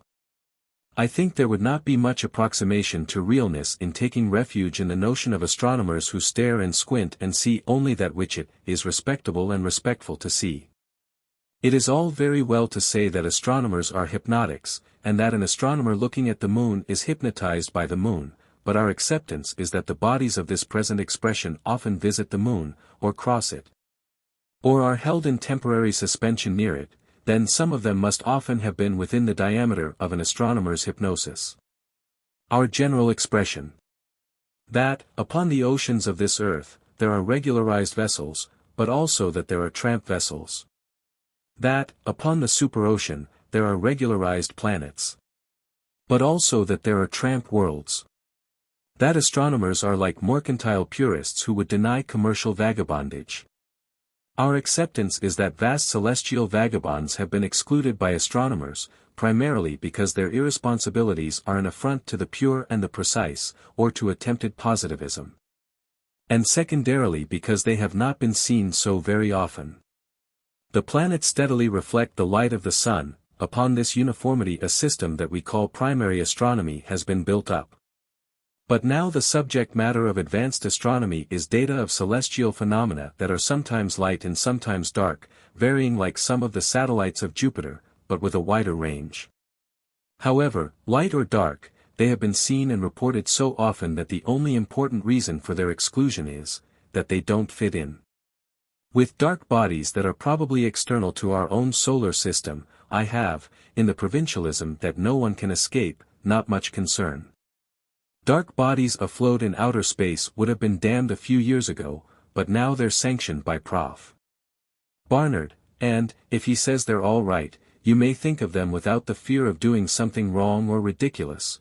The close kinship we note so often between the evil and the absurd, I suppose by the ridiculous I mean the froth of evil. The dark companion of Algol, for instance. Though that's a clear case of celestial miscegenation, the purists, or positivists, admit that's so. In the Proceedings of the National Academy of Science, 1915-394, Prof. Barnard writes of an object, he calls it an object, in Cephas.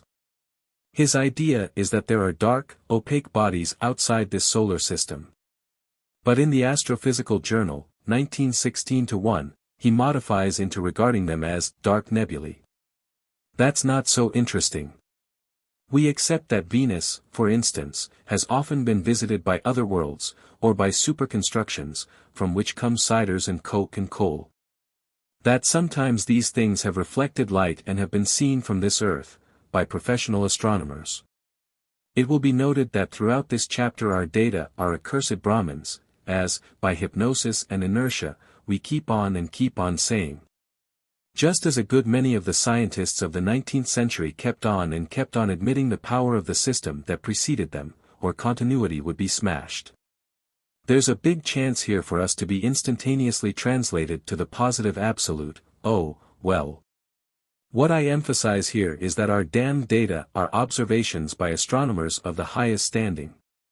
Excommunicated by astronomers of similar standing, but backed up by the dominant spirit of their era, to which all minds had to equilibrate or be negligible, unheard, submerged. It would seem sometimes, in this book, as if our revolts were against the dogmatisms and pontifications of single scientists of eminence. This is only a convenience, because it seems necessary to personify. If we look over philosophical transactions, or the publications of the Royal Astronomical Society, for instance, we see that Herschel, for instance, was as powerless as any boy stargazer. To enforce acceptance of any observation of his that did not harmonize with the system that was growing up as independently of him and all other astronomers. As a phase in the development of an embryo compels all cells to take on appearances concordantly with the design and the predetermined progress and schedule of the whole. Visitors to Venus. Evans, Ways of the Planets, page 140. That, in 1645, a body large enough to look like a satellite was seen near Venus. For times in the first half of the 18th century, a similar observation was reported. The last report occurred in 1767. A large body has been seen, 7 times, according to Science Gossip, 1886 to 178, near Venus. At least one astronomer, Houzeau, accepted these observations and named the world, planet, superconstruction, Neith. His views are mentioned, in passing, but without endorsement, in the Trans-N.Y. Academic, 5 to 249. Houzeau or someone writing for the magazine section of a Sunday newspaper, outer darkness for both alike. A new satellite in this solar system might be a little disturbing, though the formulas of Laplace, which were considered final in his day, have survived the admittance of 500 or 600 bodies not included in those formulas. A satellite to Venus might be a little disturbing, but would be explained. But a large body approaching a planet, staying a while, going away, coming back some other time, anchoring, as it were. Azuria is pretty bad, but Azuria is no worse than Neith. Astrophysical Journal, 1 to 127. A light-reflecting body, or a bright spot near Mars, seen November 25, 1894, by Prof. Pickering and others, at the Lowell Observatory, above an unilluminated part of Mars, self-luminous, it would seem, thought to have been a cloud, but estimated to have been about 20 miles away from the planet. Luminous spot seen moving across the disk of Mercury, in 1799, by Harding and Schroeder. Monthly notices of the RAS, 38 to 338. In the first bulletin issued by the Lowell Observatory, in 1903, Prof. Lowell describes a body that was seen on the terminator of Mars, May 20, 1903. On May 27, it was suspected. If still there, it had moved, we are told, about 300 miles, probably a dust cloud. Very conspicuous and brilliant spots seen on the disk of Mars, October and November, 1911. Popular Astronomy, Volume 19, No. 10. So one of them accepted 6 or 7 observations that were in agreement, except that they could not be regularized, upon a world, planet, satellite, and he gave it a name. He named it Neith. Monstrator and Elvira and Azuria and Superomanimus. Or heresy and orthodoxy and the oneness of all quasiness, and our ways and means and methods are the very same. Or, if we name things that may not be, we are not of lonely guilt in the nomenclature of absences. But now Leverrier and Vulcan. Leverrier again.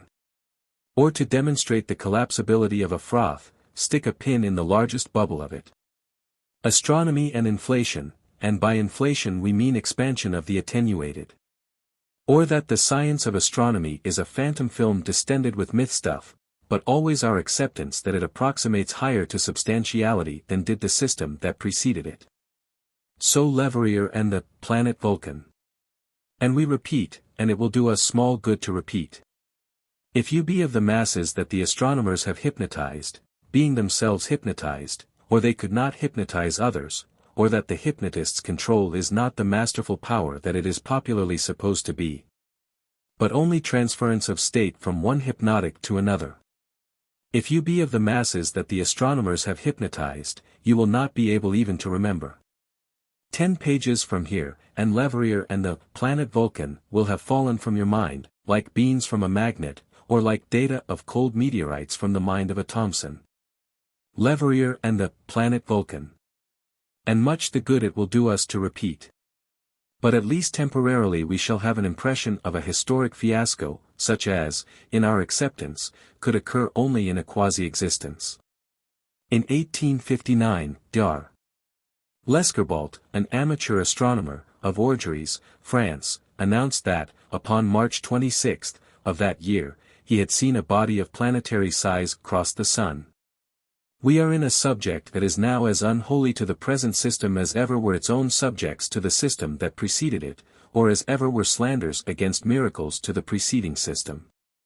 Nevertheless, few textbooks go so far as quite to disregard this tragedy. The method of the systematists is slightingly to give a few instances of the unholy, and dispose of the few. If it were desirable to them to deny that there are mountains upon this earth, they would record a few observations upon some slight eminences near Orange, N.J. But say that commuters, though estimable persons in several ways, are likely to have their observations mixed. The textbooks casually mention a few of the supposed observations upon Vulcan, and then pass on. Dr. Lescarbault wrote to Leverrier, who hastened to Orgeries. Because this announcement assimilated with his own calculations upon a planet between Mercury and the Sun. Because this solar system itself has never attained positiveness in the aspect of regularity, there are to Mercury, as there are to Neptune, phenomena irreconcilable with the formulas, or motions that betray influence by something else. We are told that Leverrier satisfied himself as to the substantial accuracy of the reported observation.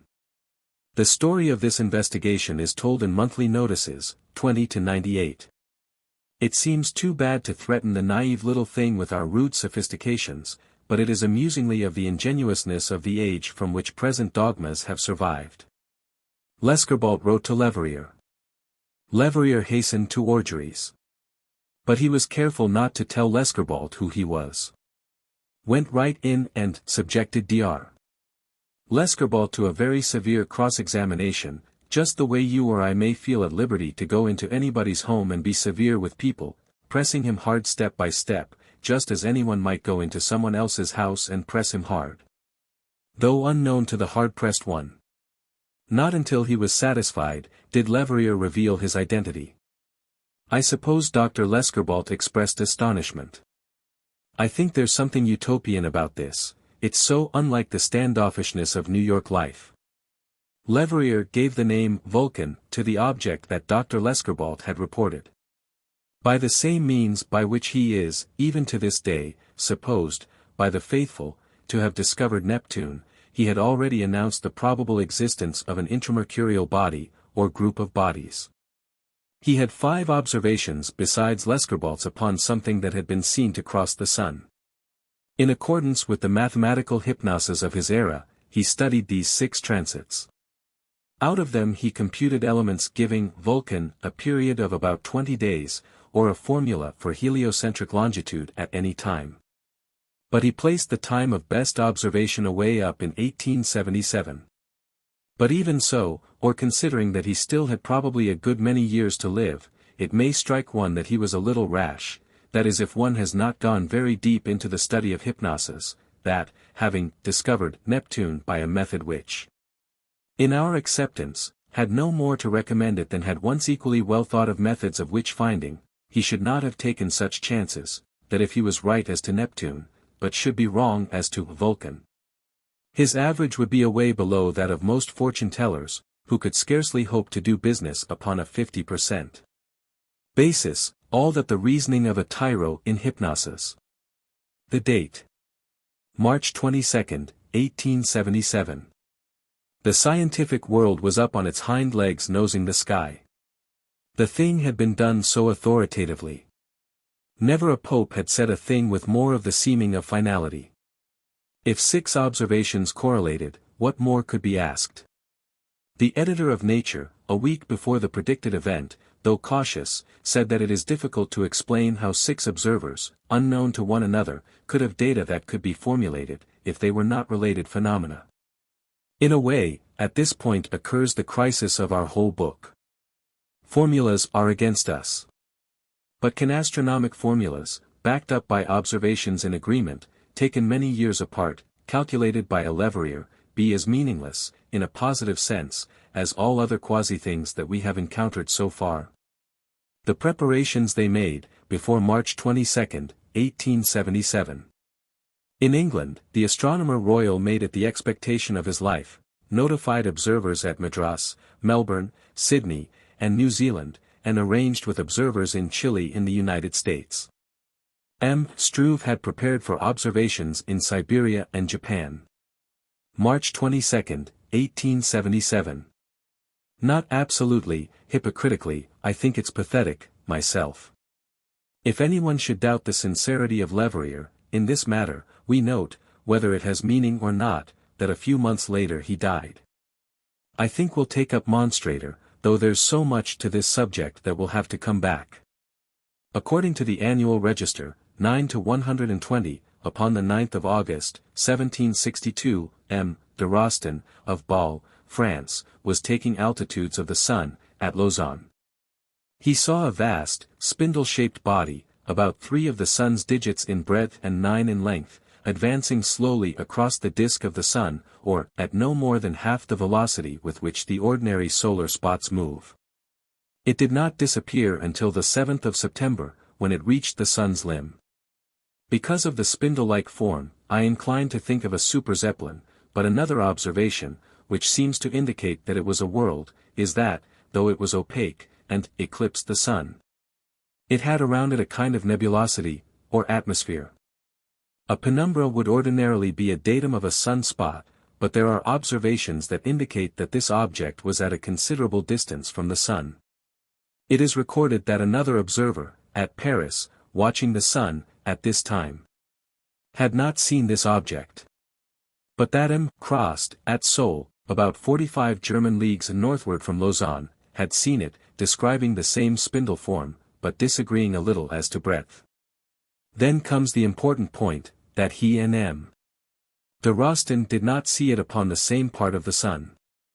This, then, is parallax, and, compounded with invisibility at Paris, is great parallax, or that, in the course of a month, in the summer of 1762, a large, opaque, spindle-shaped body traversed the disk of the sun. But at a great distance from the sun. The writer in the Register says, in a word, we know of nothing to have recourse to, in the heavens, by which to explain this phenomenon. I suppose he was not a hopeless addict to explaining. Extraordinary, we fear he must have been a man of loose habits in some other respects. As to us. Monstrator. In the monthly notices of the RAS. February, 1877, Leverrier, who never lost faith, up to the last day, gives the 6 observations upon an unknown body of planetary size, that he had formulated. Fritsche, October 10, 1802, Stark, October 9, 1819, De Cuppies, October 30, 1839. Sidebotham, November 12, 1849, Lescarbault, March 26, 1859, Lummis, March 20, 1862. If we weren't so accustomed to science in its essential aspect of disregard, we'd be mystified and impressed, like the editor of Nature. With the formulation of these data, agreement of so many instances would seem incredible as a coincidence, but our acceptance is that, with just enough disregard, astronomers and fortune-tellers can formulate anything, or we'd engage, ourselves. To formulate periodicities in the crowds in Broadway, say that every Wednesday morning, a tall man, with one leg and a black eye, carrying a rubber plant, passes the Singer Building, at 10:15. Of course it couldn't really be done, unless such a man did have such periodicity, but if some Wednesday mornings it should be a small child lugging a barrel, or a fat negress with a week's wash. By ordinary disregard that would be prediction good enough for the kind of quasi-existence we're in. So whether we accuse, or whether we think that the word accuse over-dignifies an attitude toward a quasi-astronomer, or mere figment in a super-dream. Our acceptance is that Leverrier never did formulate observations. That he picked out observations that could be formulated. That of this type are all formulas. That, if Leverrier had not been himself helplessly hypnotized, or if he had had in him more than a tincture of realness, never could he have been beguiled by such a quasi-process, but that he was hypnotized, and so extended, or transferred, his condition to others, that upon March 22, 1877, he had this earth bristling with telescopes, with the rigid and almost inanimate forms of astronomers behind them, and not a blessed thing of any unusuality was seen upon that day or succeeding days. But that the science of astronomy suffered the slightest in prestige? It couldn't. The spirit of 1877 was behind it. If, in an embryo, some cells should not live up to the phenomena of their era, the others will sustain the scheduled appearances. Not until an embryo enters the mammalian stage are cells of the reptilian stage false cells. It is our acceptance that there were many equally authentic reports upon large planetary bodies that had been seen near the Sun. That, of many, Leverrier picked out 6. Not then deciding that all the other observations related to still other large, planetary bodies, but arbitrarily, or hypnotically, disregarding, or heroically disregarding, every one of them, that to formulate at all he had to exclude falsely. The denouement killed him, I think. I'm not at all inclined to place him with the Greys and Hitchcocks and Simonses. I'm not, because, though it was rather unsportsmanlike to put the date so far ahead, he did give a date, and he did stick to it with such a high approximation. I think Leverrier was translated to the positive absolute. The disregarded observation, of July 26, 1819, by Grothinson, but that was of 2 bodies that crossed the Sun together. Nature, 14 to 469.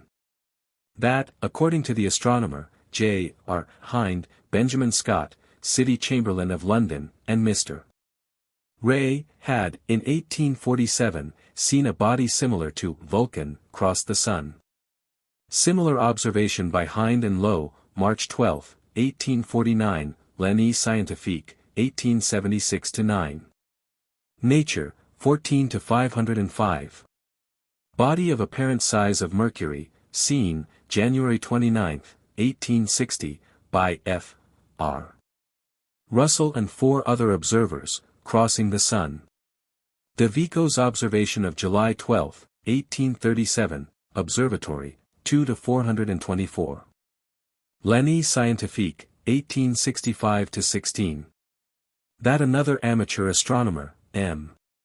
Cumbre, of Constantinople, had written to Leverrier, that, upon the 8th of March 1865 he had seen a black point, sharply outlined, traverse the disk of the Sun. It detached itself from a group of sun spots near the limb of the Sun, and took 48 minutes to reach the other limb. Figuring upon the diagram sent by M. Cumbre, a central passage would have taken a little more than an hour. This observation was disregarded by Leverrier, because his formula required about 4 times that velocity. The point here is that these other observations are as authentic as those that Leverrier included. That, then, upon data as good as the data of Vulcan, there must be other Vulcans, the heroic and defiant disregard, then, of trying to formulate one, omitting the others, which, by orthodox doctrine, must have influenced it greatly. If all were in the relatively narrow space between Mercury and the Sun. Observation upon another such body, of April 4, 1876, by M. Weber, of Berlin. As to this observation, Leverrier was informed by Wolf, in August, 1876, L'Année Scientifique, 1876-7. It made no difference, so far as can be known, to this notable positivist. 2 other observations noted by Hind and Denning, London Times, November 3, 1871, and March 26, 1873. Monthly notices of the RAS, 20 to 100. Standicker, February, 1762. Lichtenberg, November 19, 1762, Hoffman, May, 1764, Dangos, January 18, 1798, Stark, February 12, 1820. An observation by Schmidt, October 11, 1847, is said to be doubtful, but, upon page 192, it is said that this doubt had arisen because of a mistaken translation, and two other observations by Schmidt are given, October 14, 1849, and February 18, 1850, also an observation by Loft, Jan. 6, 1818. Observation by Steinheibel, at Vienna, April 27, 1820, monthly notices, 1862. Hasse had collected reports of 20 observations like Lescarbault's. The list was published in 1872, by Wolf. Also there are other instances like Grothinson's. America Jour, Sci. 2-28-446. Report by Pastorff that he had seen twice in 1836, and once in 1837, two round spots of unequal size moving across the sun, changing position relatively to each other, and taking a different course, if not orbit, each time, that, in 1834. He had seen similar bodies pass 6 times across the disk of the sun, looking very much like Mercury in his transits. March 22, 1876. But to point out Leverrier's poverty-stricken average, or discovering planets upon a 50% basis, would be to point out the low percentage of realness in the quasi-myth stuff of which the whole system is composed. We do not accuse the textbooks of omitting this fiasco, but we do note that theirs is the conventional adaptation here of all beguilers who are in difficulties. The diverting of attention. It wouldn't be possible in a real existence, with real mentality, to deal with, but I suppose it's good enough for the quasi-intellects that stupefy themselves with textbooks. The trick here is to gloss over Leverrier's mistake, and blame Lescarbault. He was only an amateur, had delusions. The reader's attention is led against Lescarbault by a report from M. Lias, director of the Brazilian Coast Survey, who, at the time of Lescarbault's supposed observation had been watching the sun in Brazil, and, instead of seeing even ordinary sun-spots, had noted that the region of the supposed transit was of uniform intensity. But the meaninglessness of all utterances in quasi-existence. Uniform intensity turns our way as much as against us, or someday some brain will conceive a way of beating Newton's third law, if every reaction, or resistance, is, or can be, interpretable as stimulus instead of resistance. If this could be done in mechanics, there's a way open here for someone to own the world. Specifically in this matter, uniform intensity means that Lescarbault saw no ordinary sun spot. Just as much as it means that no spot at all was seen upon the sun. Continuing the interpretation of a resistance as an assistance, which can always be done with mental forces, making us wonder what applications could be made with steam and electric forces, we point out that invisibility in Brazil means parallax quite as truly as it means absence, and inasmuch as Vulcan was supposed to be distant from the sun, we interpret denial as corroboration, method of course of every scientist, politician, theologian, high school debater. So the textbooks, with no especial cleverness, because no especial cleverness is needed, lead the reader into contempt for the amateur of orgeries, and forgetfulness of Leverrier, and some other subject is taken up. But our own acceptance. That these data are as good as ever they were. That, if someone of eminence should predict an earthquake, and if there should be no earthquake at the predicted time, that would discredit the prophet, but data of past earthquakes would remain as good as ever they had been. It is easy enough to smile at the illusion of a single amateur. The mass formation. Fritchie, Stark, De Cuppies, Sidebotham, Lescarbault, Lummis, Grothinson, De Vico, Scott, Ray, Russell, Hind, Lowe, Cumbre, Weber, Standicker, Lichtenberg. Dangos, Hoffman, Schmidt, Loft, Steinheibel, Pastorff. These are only the observations conventionally listed relatively to an intramercurial planet. They are formidable enough to prevent our being diverted, as if it were all the dream of a lonely amateur, but they're a mere advance guard. From now on, other data of large celestial bodies, some dark and some reflecting light, will pass and keep on passing. So that some of us will remember a thing or two, after the procession's over, possibly taking up only one of the listed observations.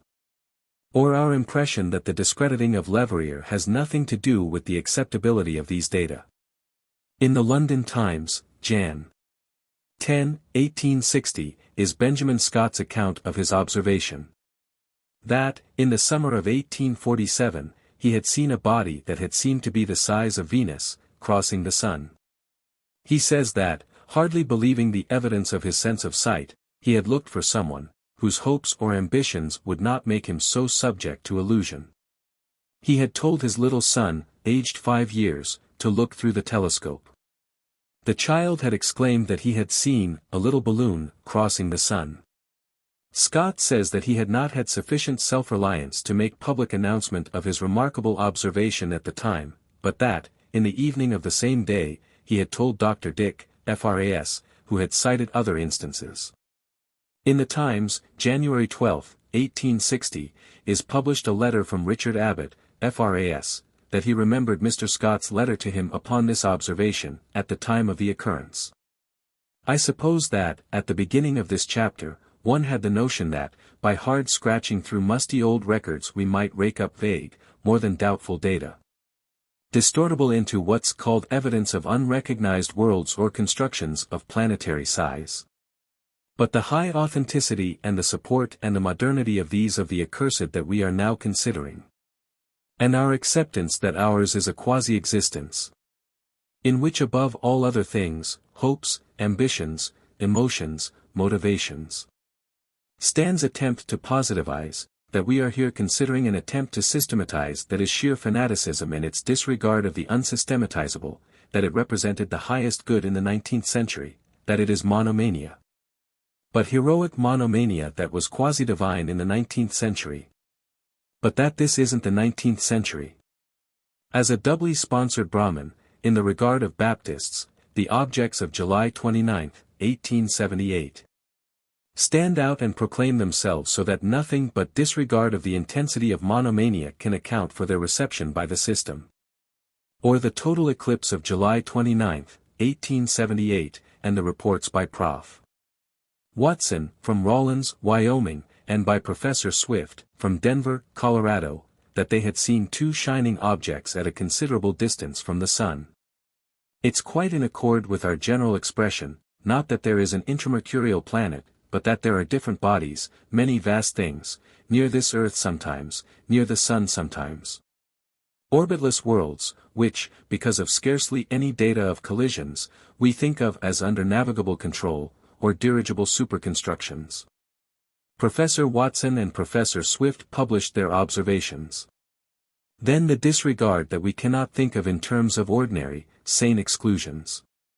The textbook systematists begin by telling us that the trouble with these observations is that they disagree widely. There is considerable respectfulness, especially for Prof.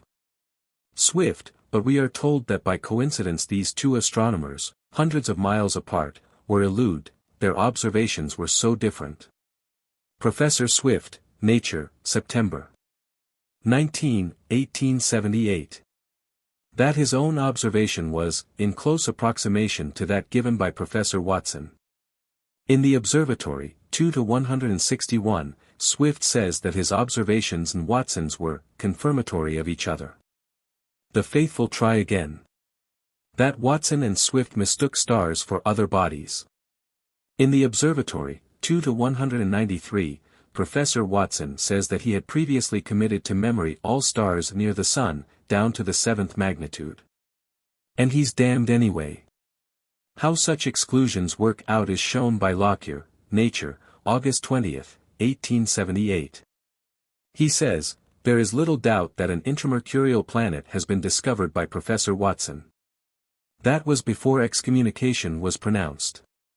He says, if it will fit one of Leverrier's orbits.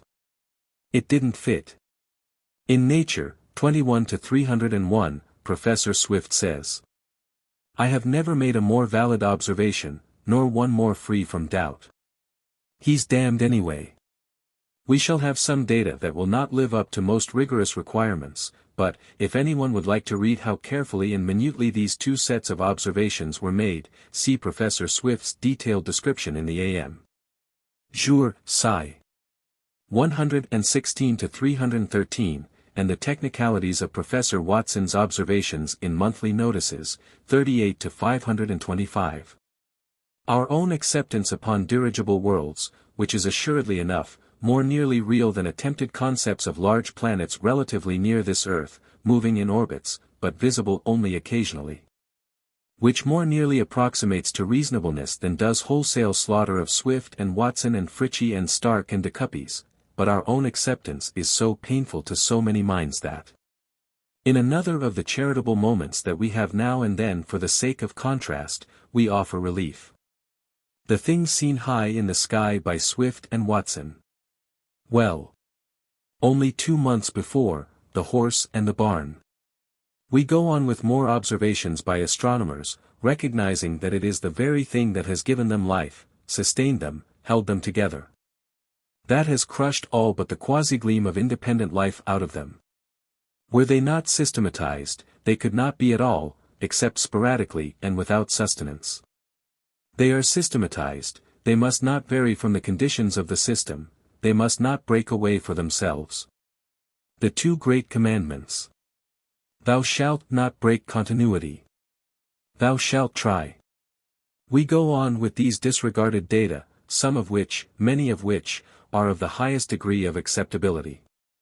It is the system that pulls back its variations, as this Earth is pulling back the Matterhorn. It is the system that nourishes and rewards, and also freezes out life with the chill of disregard. We do note that, before excommunication is pronounced, orthodox journals do liberally enough record unassimilable observations. All things merge away into everything else. That is continuity. So the system merges away and evades us when we try to focus against it. We have complained a great deal. At least we are not so dull as to have the delusion that we know just exactly what it is that we are complaining about. We speak seemingly definitely enough of the system, but we're building upon observations by members of that very system. Or what we are doing, gathering up the loose heresies of the orthodox. Of course, the system fringes and ravels away, having no real outline. A Swift will antagonize the system, and a Lockyer will call him back. But, then, a Lockyer will vary with a meteoric hypothesis, and a Swift will, in turn, represent the system. This state is to us typical of all intermediatist phenomena. Or that not conceivably is anything really anything, if its parts are likely to be their own opposites at any time. We speak of astronomers, as if there were real astronomers, but who have lost their identity in a system, as if it were a real system, but behind that system is plainly a rapport, or loss of identity in the spirit of an era.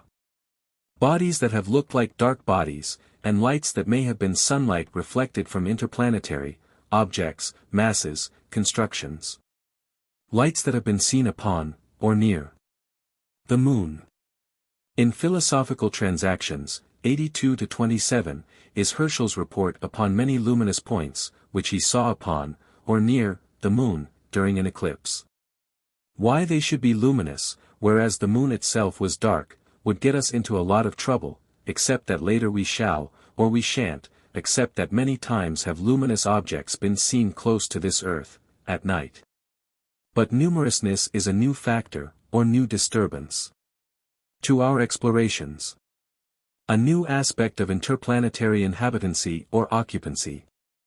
Worlds and hordes, or beings, winged beings perhaps, wouldn't astonish me if we should end up by discovering angels, or beings in machines, argosies of celestial voyagers.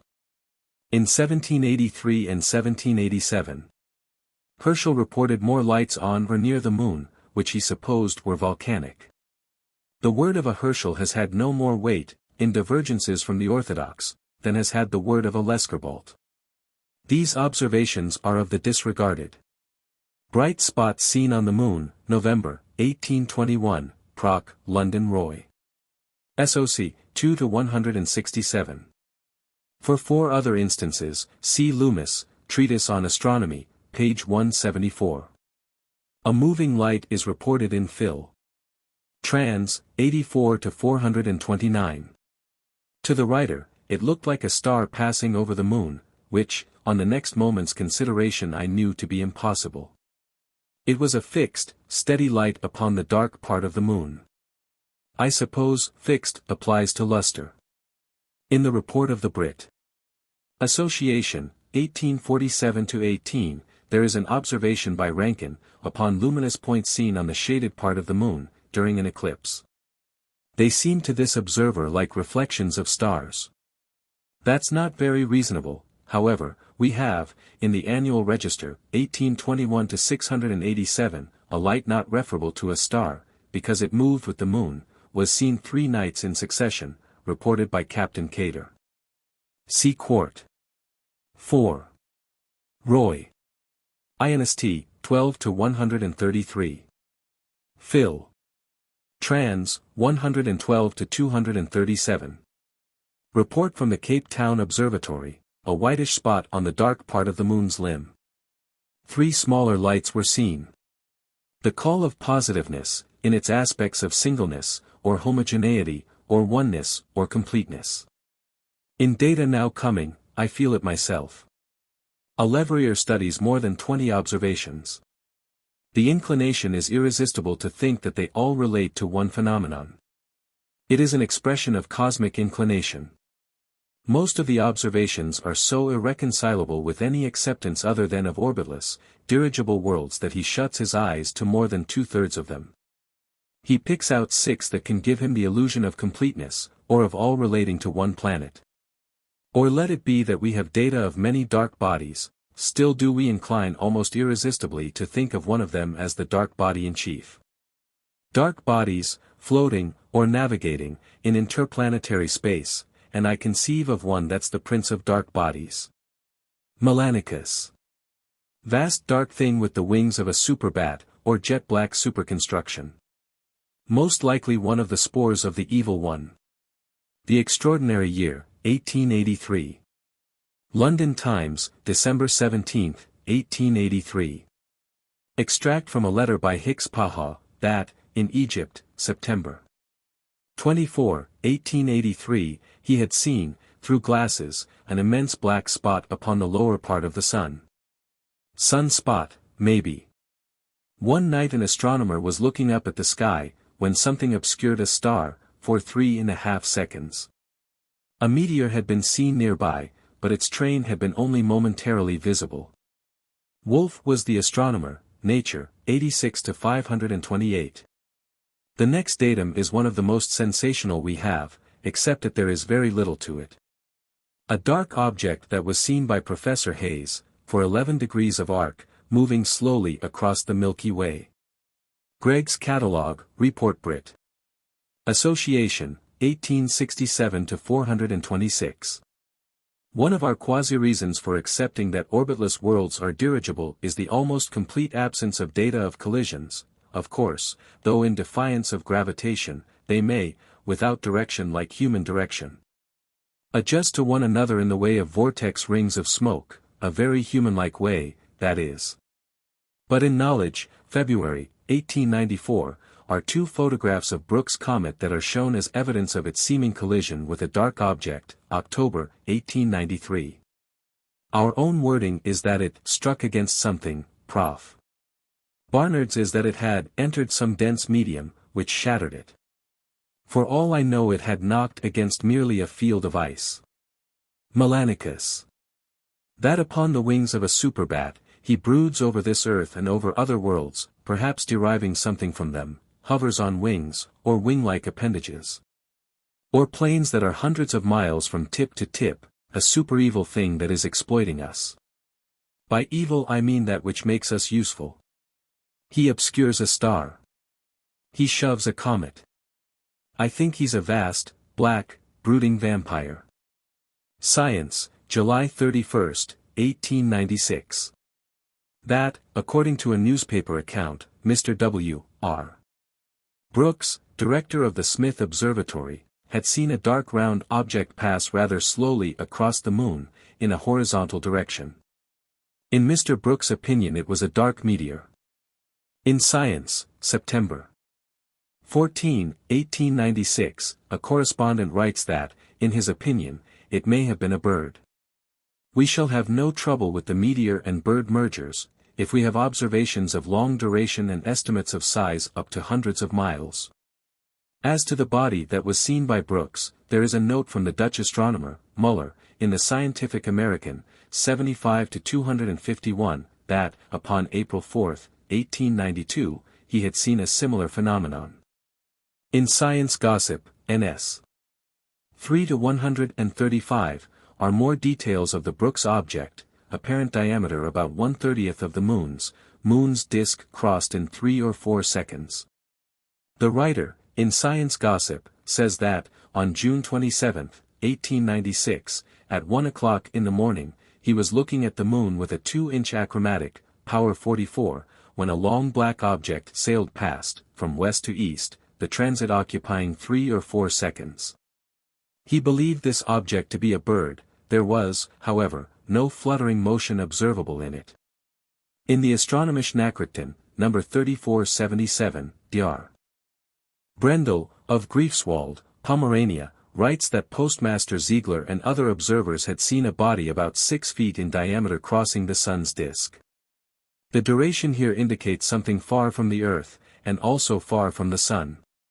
This thing was seen a quarter of an hour before it reached the sun. Time in crossing the sun was about an hour. After leaving the sun it was visible an hour. I think he's a vast, black vampire that sometimes broods over this earth and other bodies. Communication from Dr. F. B. Harris, Popular Astronomy, 20,398. That, upon the evening of January 27, 1912, Dr. Harris saw, upon the moon, an intensely black object. He estimated it to be 250 miles long and 50 miles wide. The object resembled a crow poised, as near as anything. Clouds then cut off observation. Dr. Harris writes, I cannot but think that a very interesting and curious phenomenon happened. Chapter 15. Short chapter coming now, and it's the worst of them all. I think it's speculative. It's a lapse from our usual pseudo-standards. I think it must mean that the preceding chapter was very efficiently done, and that now by the rhythm of all quasi-things, which can't be real things, if they're rhythms. Because a rhythm is an appearance that turns into its own opposite and then back again, but now, to pay up, we're what we weren't. Short chapter, and I think we'll fill in with several points in intermediatism. A puzzle. If it is our acceptance that, out of the negative absolute, the positive absolute is generating itself, recruiting, or maintaining, itself, via a third state, or our own quasi-state. It would seem that we're trying to conceive of universalness manufacturing more universalness from nothingness. Take that up yourself, if you're willing to run the risk of disappearing with such velocity that you'll leave an incandescent train behind, and risk being infinitely happy forever. Whereas you probably don't want to be happy, I'll sidestep that myself, and try to be intelligible by regarding the positive absolute from the aspect of realness instead of universalness. Recalling that by both realness and universalness we mean the same state, or that which does not merge away into something else, because there is nothing else. So the idea is that out of unrealness, instead of nothingness, realness, instead of universalness, is, via our own quasi-state, manufacturing more realness. Just so, but in relative terms, of course, all imaginings that materialize into machines or statues, buildings, dollars, paintings or books in paper and ink are graduations from unrealness to realness, in relative terms. It would seem then that intermediateness is a relation between the positive absolute and the negative absolute. But the absolute cannot be the related, of course a confession that we can't really think of it at all, if here we think of a limit to the unlimited. Doing the best we can, and encouraged by the reflection that we can't do worse than has been done by metaphysicians in the past, we accept that the absolute can't be the related. So then that our quasi-state is not a real relation, if nothing in it is real. On the other hand, it is not an unreal relation, if nothing in it is unreal. It seems thinkable that the positive absolute can, by means of intermediateness, have a quasi-relation, or be only quasi-related, or be the unrelated, in final terms, or, at least, not be the related, in final terms. As to free will and intermediatism, same answer as to everything else. By free will we mean independence, or that which does not merge away into something else, so, in intermediateness, neither free will nor slave will, but a different approximation for every so-called person toward one or the other of the extremes. The hackneyed way of expressing this seems to me to be the acceptable way, if in intermediateness, there is only the paradoxical, that we're free to do what we have to do. I am not convinced that we make a fetish of the preposterous. I think our feeling is that in first gropings there's no knowing what will afterward be the acceptable. I think that if an early biologist heard of birds that grow on trees, he should record that he had heard of birds that grow on trees, then let sorting over of data occur afterward.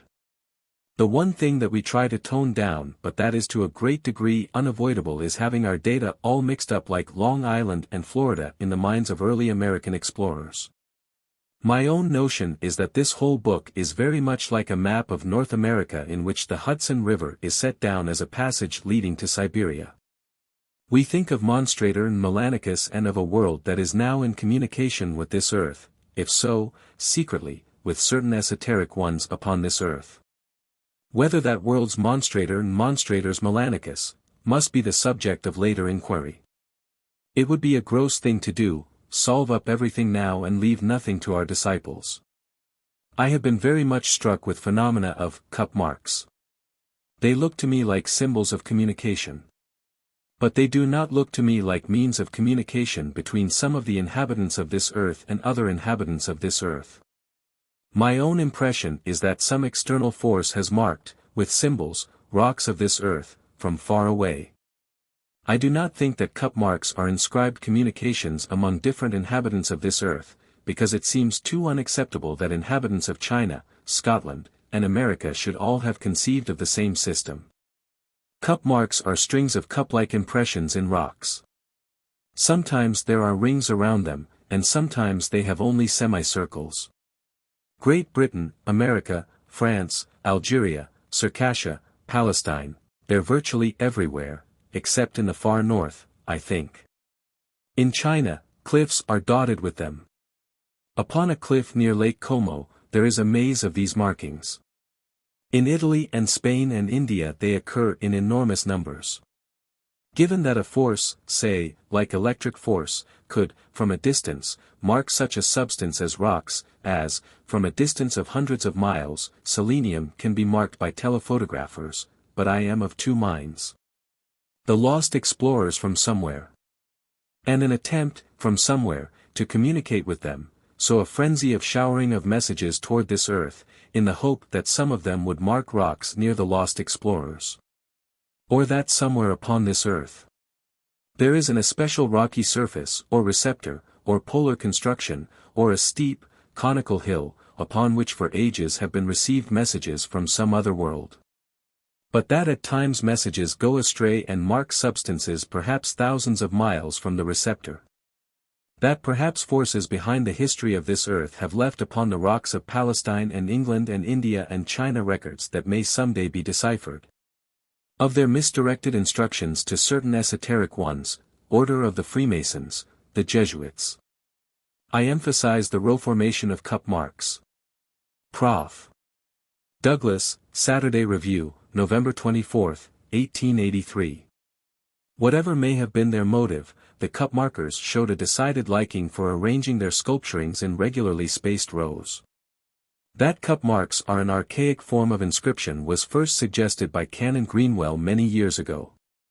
But more specifically adumbratory to our own expression are the observations of Rivet Karnak, Jur. Roy. Asiatic SOC. 1903-515. That the Braille system of raised dots is an inverted arrangement of cup marks, also that there are strong resemblances to the Morse code. But no tame and systematized archaeologist can do more than casually point out resemblances, and merely suggest that strings of cup marks look like messages, because, China, Switzerland, Algeria, America, if messages they be. There seems to be no escape from attributing one origin to them, then, if messages they be, I accept one external origin, to which the whole surface of this earth was accessible, for them. Something else that we emphasize. That rows of cup marks have often been likened to footprints. But, in this similitude, their unilinear arrangement must be disregarded. Of course often they're mixed up in every way, but arrangement in single lines is very common. It is odd that they should so often be likened to footprints. I suppose there are exceptional cases, but unless it's something that hops on one foot, or a cat going along a narrow fence top. I don't think of anything that makes footprints one directly ahead of another, cop, in a station house, walking a chalk line, perhaps. Upon the Witch's Stone, near Ratho, Scotland, there are 24 cups, varying in size from 1.5 to 3 inches in diameter, arranged in approximately straight lines. Locally it is explained that these are tracks of dogs' feet, proc. SOC Antique, Scotland, February 4, 79. Similar marks are scattered bewilderingly all around the Witch's Stone, like a frenzy of telegraphing, or like messages repeating and repeating, trying to localize differently. In Inverness Shire, cup marks are called fairies' footmarks. At Valna's Church, Norway, and St. Peter's, Ambleteuse, there are such marks, said to be horses' hoofprints. The rocks of Clare, Ireland, are marked with prints supposed to have been made by a mythical cow, folklore, 21 to 184. We now have such a ghost of a thing that I'd not like to be interpreted as offering it as a datum. It simply illustrates what I mean by the notion of symbols, like cups, or like footprints, which, if like those of horses or cows, are the reverse of, or the negatives of, cups, of symbols that are regularly received somewhere upon this earth, steep, conical hill, somewhere. I think, but that have often alighted in wrong places, considerably to the mystification of persons waking up some morning to find them upon formerly blank spaces. An ancient record, still worse, an ancient Chinese record, of a courtyard of a palace, dwellers of the palace waking up one morning, finding the courtyard marked with tracks like the footprints of an ox, suppose that the devil did it. Notes and Queries, 9 to 6225. Chapter 16. Angels. Hordes upon hordes of them. Beings massed like the clouds of souls, or the commingling whiffs of spirituality, or the exhalations of souls that Dore pictured so often.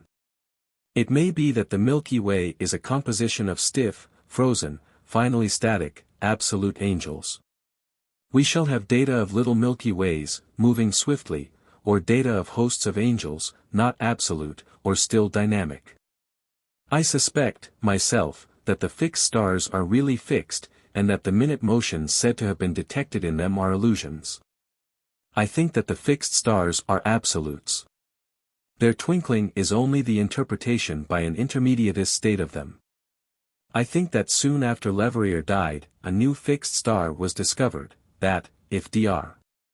Gray had stuck to his story of the thousands of fishes from one pail of water, had written upon it, lectured upon it, taken to street corners, to convince the world that, whether conceivable or not, his explanation was the only true explanation, had thought of nothing but this last thing at night and first thing in the morning, his obituary, another nova reported in monthly notices.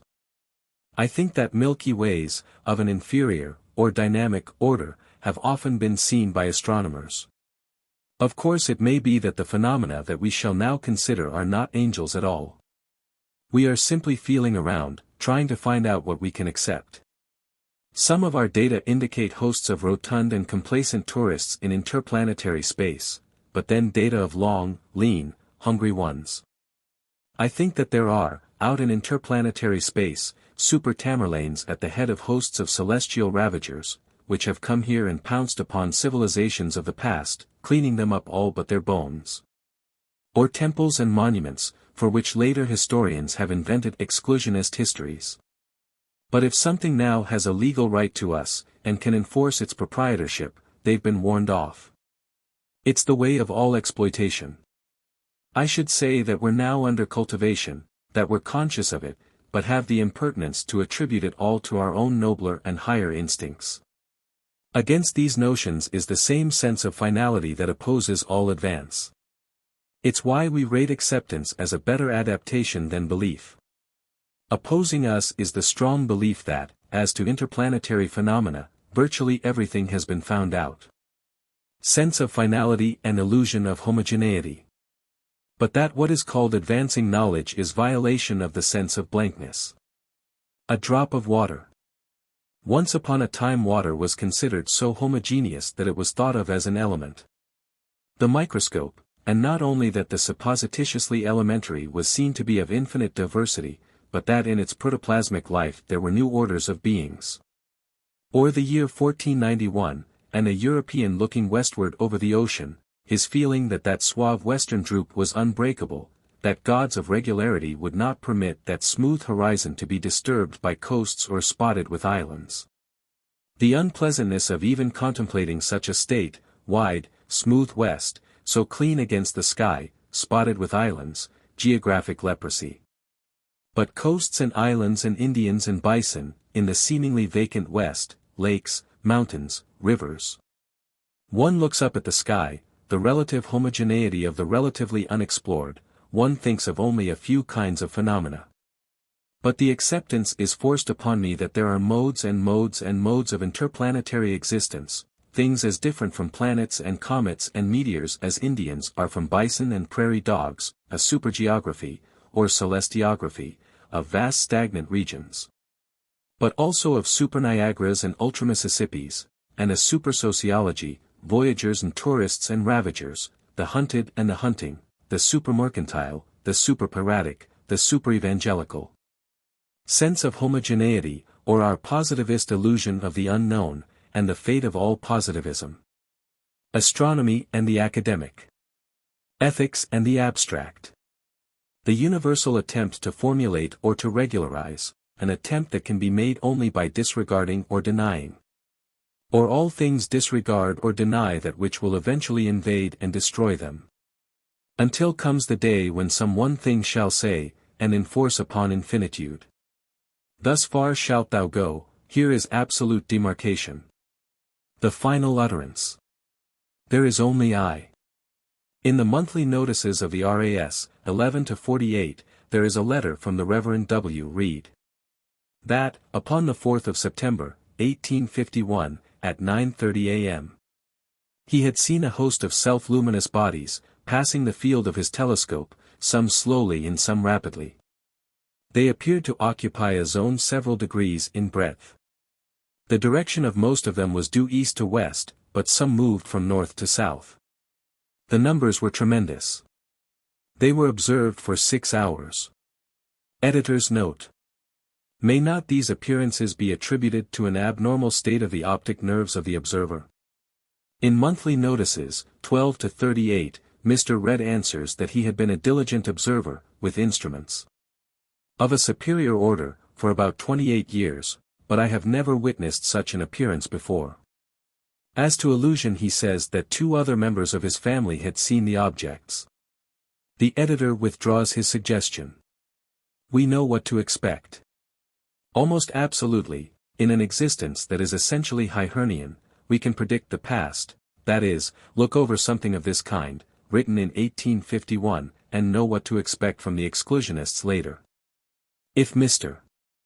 Reed saw a migration of dissatisfied angels, numbering millions, they must merge away, at least subjectively, with commonplace terrestrial phenomena, of course disregarding Mr. Reed's probable familiarity, of 28 years' duration, with the commonplaces of terrestrial phenomena. Monthly notices, 12-183. Letter from Reverend W. R. Dawes. That he had seen similar objects, and in the month of September, that they were nothing but seeds floating in the air. In the report of the British Association, 1852-235, there is a communication from Mr. Read to Prof. Baden-Powell, that the objects that had been seen by him and by Mr. Dawes were not similar. He denies that he had seen seeds floating in the air. There had been little wind, and that had come from the sea, where seeds would not be likely to have origin. The objects that he had seen were round and sharply defined, and with none of the feathery appearance of thistledown. He then quotes from a letter from C. B. Chalmers, FRAS, who had seen a similar stream, a procession, or migration, except that some of the bodies were more elongated, or lean and hungry, than globular. He might have argued for 65 years. He'd have impressed nobody, of importance. The supermotif, or dominant, of his era, was exclusionism, and the notion of seeds in the air assimilates, with due disregards, with that dominant.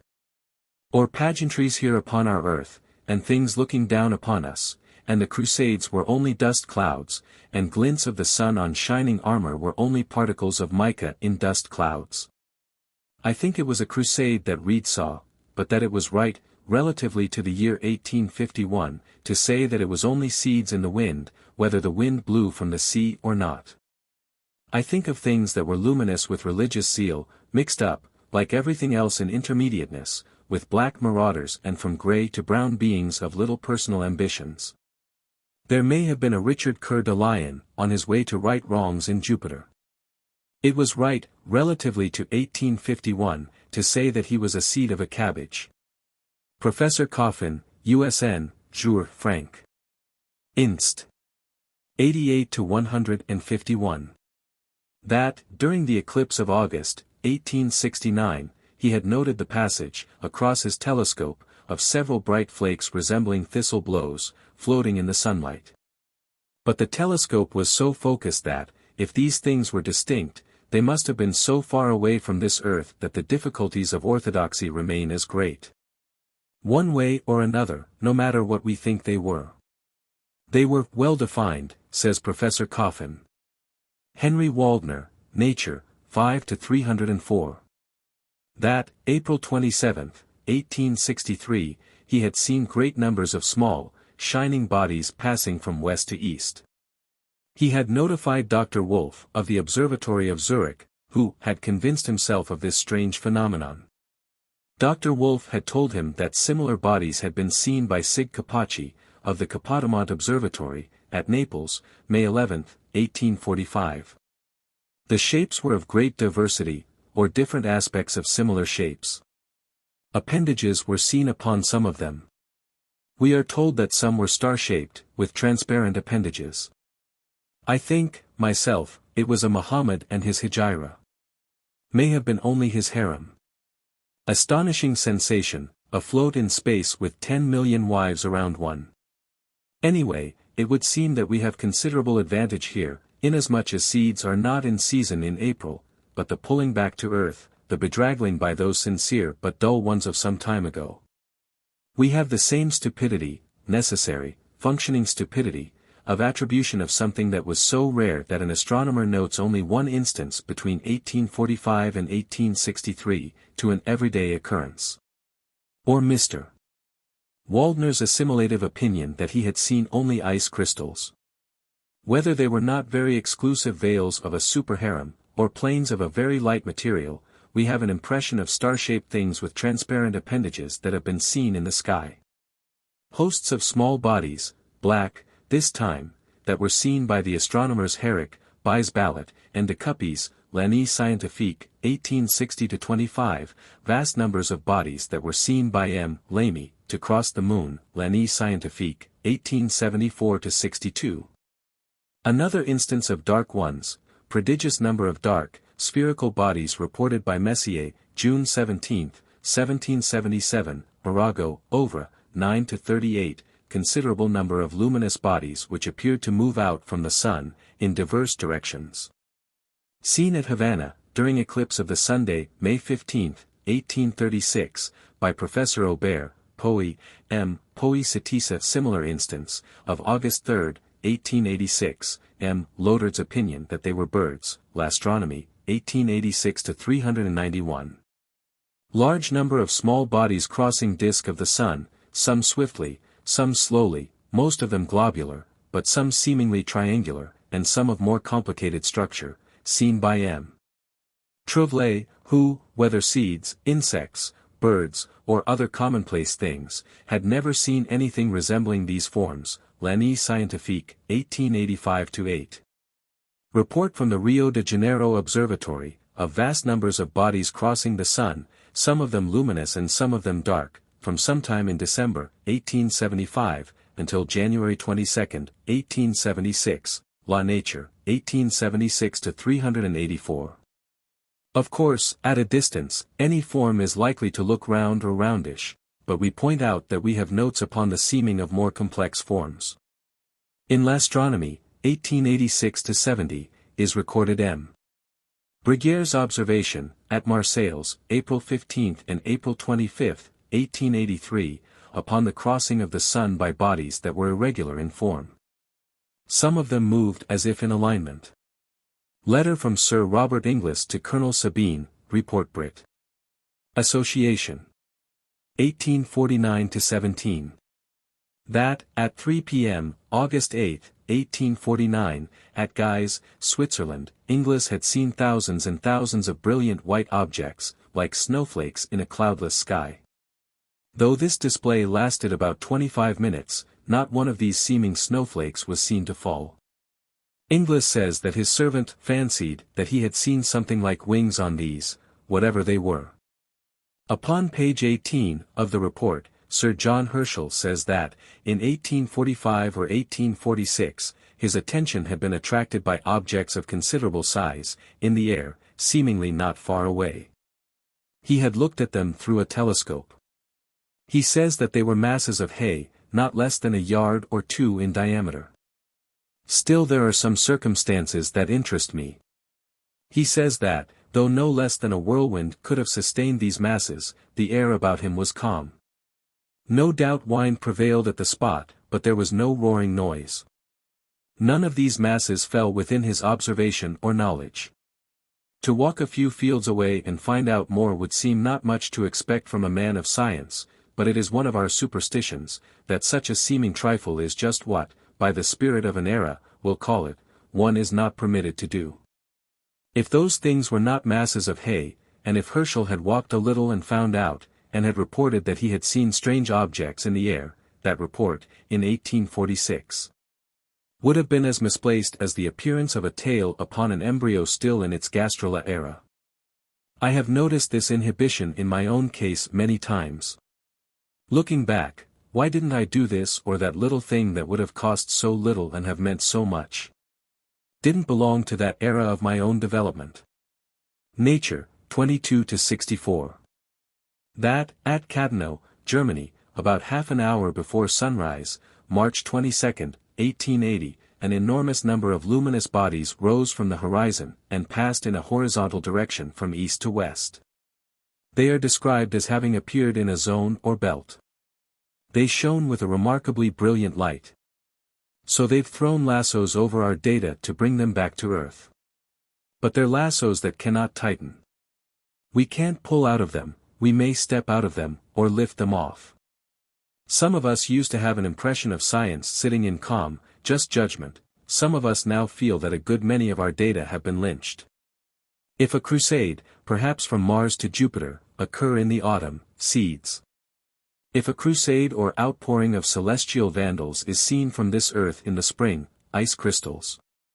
If we have record of a race of aerial beings, perhaps with no substantial habitat, seen by someone in India, locusts.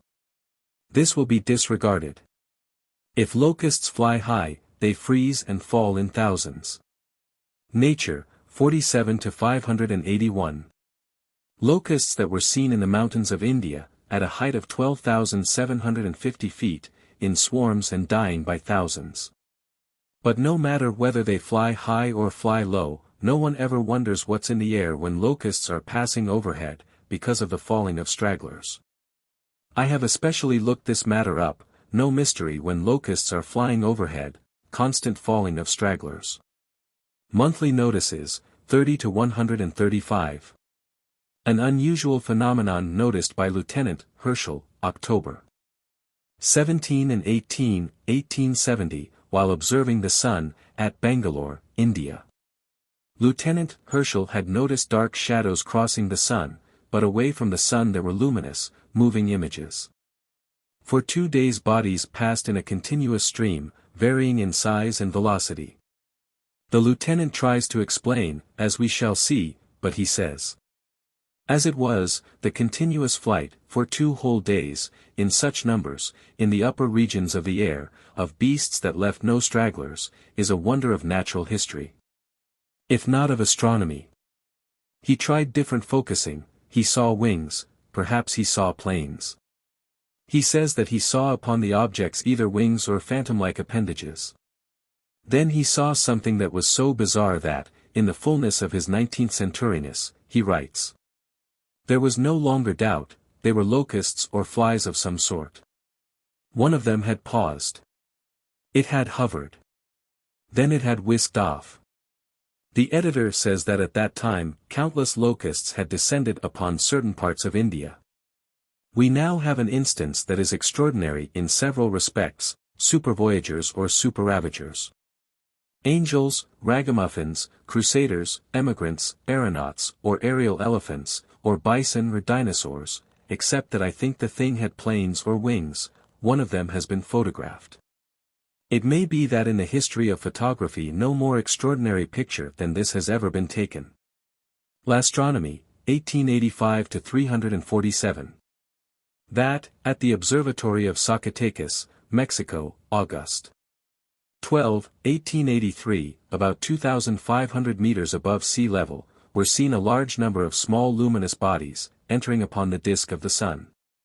M. Bonilla telegraphed to the observatories of the city of Mexico and of Puebla. Word came back that the bodies were not visible there. Because of this parallax, M. Bonilla placed the bodies relatively near the Earth. But when we find out what he called relatively near the Earth, birds or bugs or hosts of a super Tamerlane or army of a celestial Richard Coeur de Lion, our heresies rejoice anyway. His estimate is less distance than the moon. One of them was photographed. See L'Astronomie, 1885 to 349. The photograph shows a long body surrounded by indefinite structures, or by the haze of wings or planes in motion. L'Astronomie, 1887 to 66. Signor Rico, of the Observatory of Palermo, writes that, November 30, 1880, at 8:30 o'clock in the morning, he was watching the Sun, when he saw, slowly traversing its disk, bodies in 2 long, parallel lines, and a shorter, parallel line. The bodies looked winged to him. But so large were they that he had to think of large birds. He thought of cranes. He consulted ornithologists, and learned that the configuration of parallel lines agrees with the flight formation of cranes. This was in 1880, anybody now living in New York City, for instance, would tell him that also it is a familiar formation of aeroplanes. But, because of data of focus and subtended angles, these beings or objects must have been high. Sig. Rico argues that condors have been known to fly 3 or 4 miles high, and that heights reached by other birds have been estimated at 2 or 3 miles. He says that cranes have been known to fly so high that they have been lost to view. Our own acceptance, in conventional terms, is that there is not a bird of this earth that would not freeze to death at a height of more than 4 miles, that if condors fly 3 or 4 miles high. They are birds that are especially adapted to such altitudes. Sig Rico's estimate is that these objects or beings or cranes must have been at least 5.5 miles high. Chapter 17. The vast dark thing that looked like a poised crow of unholy dimensions. Assuming that I shall ever have any readers, let him, or both of them, if I shall ever have such popularity as that, note how dim that bold black datum is at the distance of only 2 chapters. The question. Was it a thing or the shadow of a thing? Acceptance either way calls not for mere revision but revolution in the science of astronomy. But the dimness of the datum of only 2 chapters ago. The carved stone disk of Tarbes, and the rain that fell every afternoon for 20, if I haven't forgotten, myself, whether it was 23 or 25 days, upon one small area. We are all Thomsons, with brains that have smooth and slippery, though corrugated, surfaces, or that all intellect ion is associative, or that we remember that which correlates with a dominant, and a few chapters go by. And there's scarcely an impression that hasn't slid off our smooth and slippery brains, of Leverrier and the planet Vulcan. There are two ways by which irreconcilables can be remembered, if they can be correlated in a system more nearly real than the system that rejects them, and by repetition and repetition and repetition. Vast black thing like a crow poised over the moon. The datum is so important to us, because it enforces, in another field, our acceptance that dark bodies of planetary size traverse this solar system. Our position.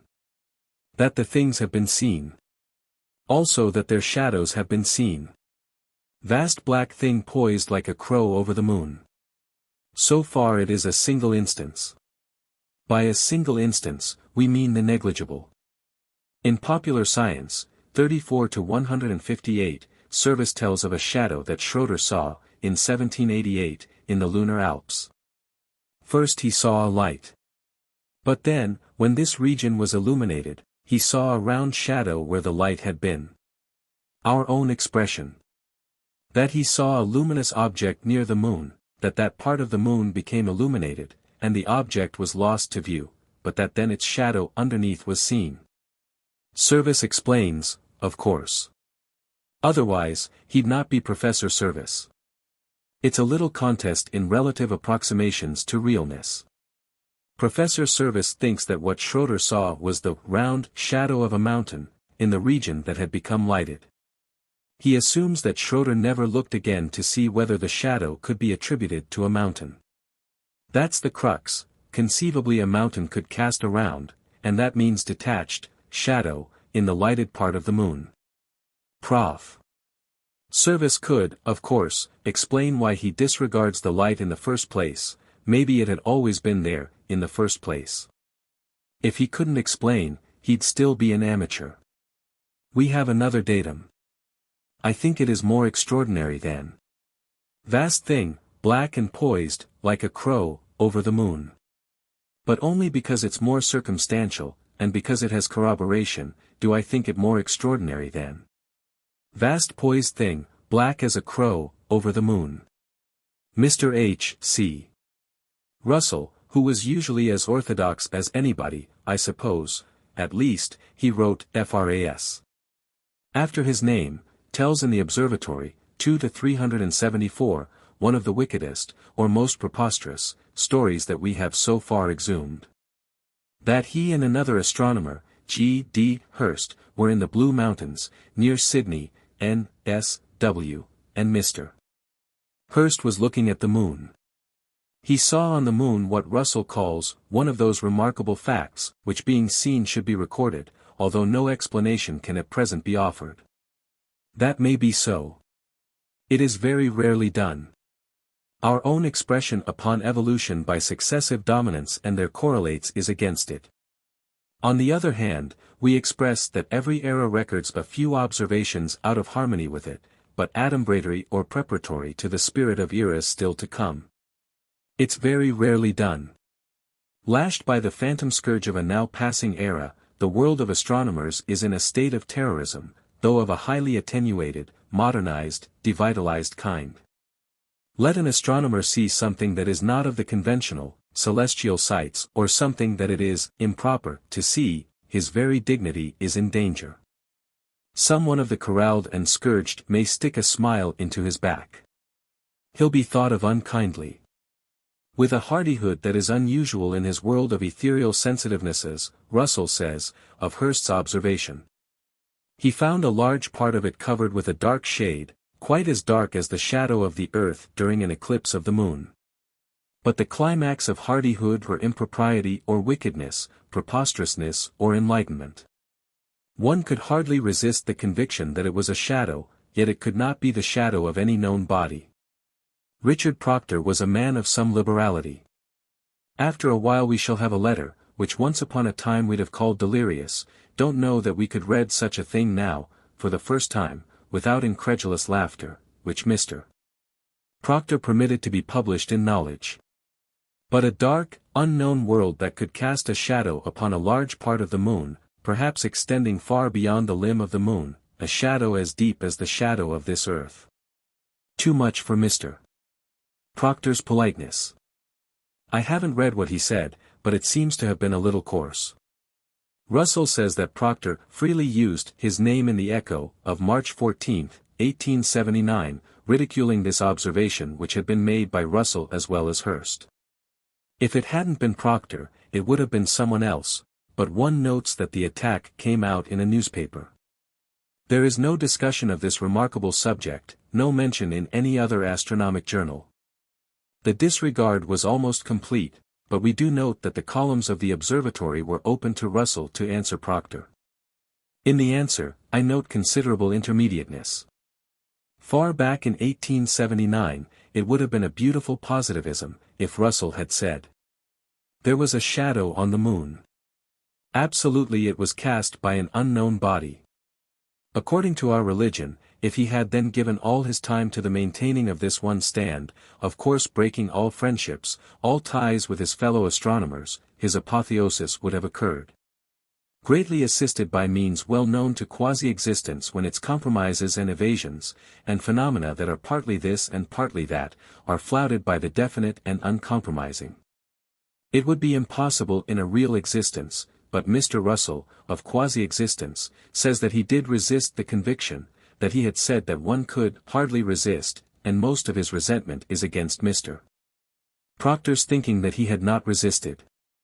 It seems too bad, if apotheosis be desirable. The point in intermediatism here is not that to adapt to the conditions of quasi-existence is to have what is called success in quasi-existence, but is to lose one's soul. But is to lose one's chance of attaining soul, self, or entity. One indignation quoted from Proctor interests us. What happens on the moon may at any time happen to this earth. Or, that is just the teaching of this department of advanced astronomy.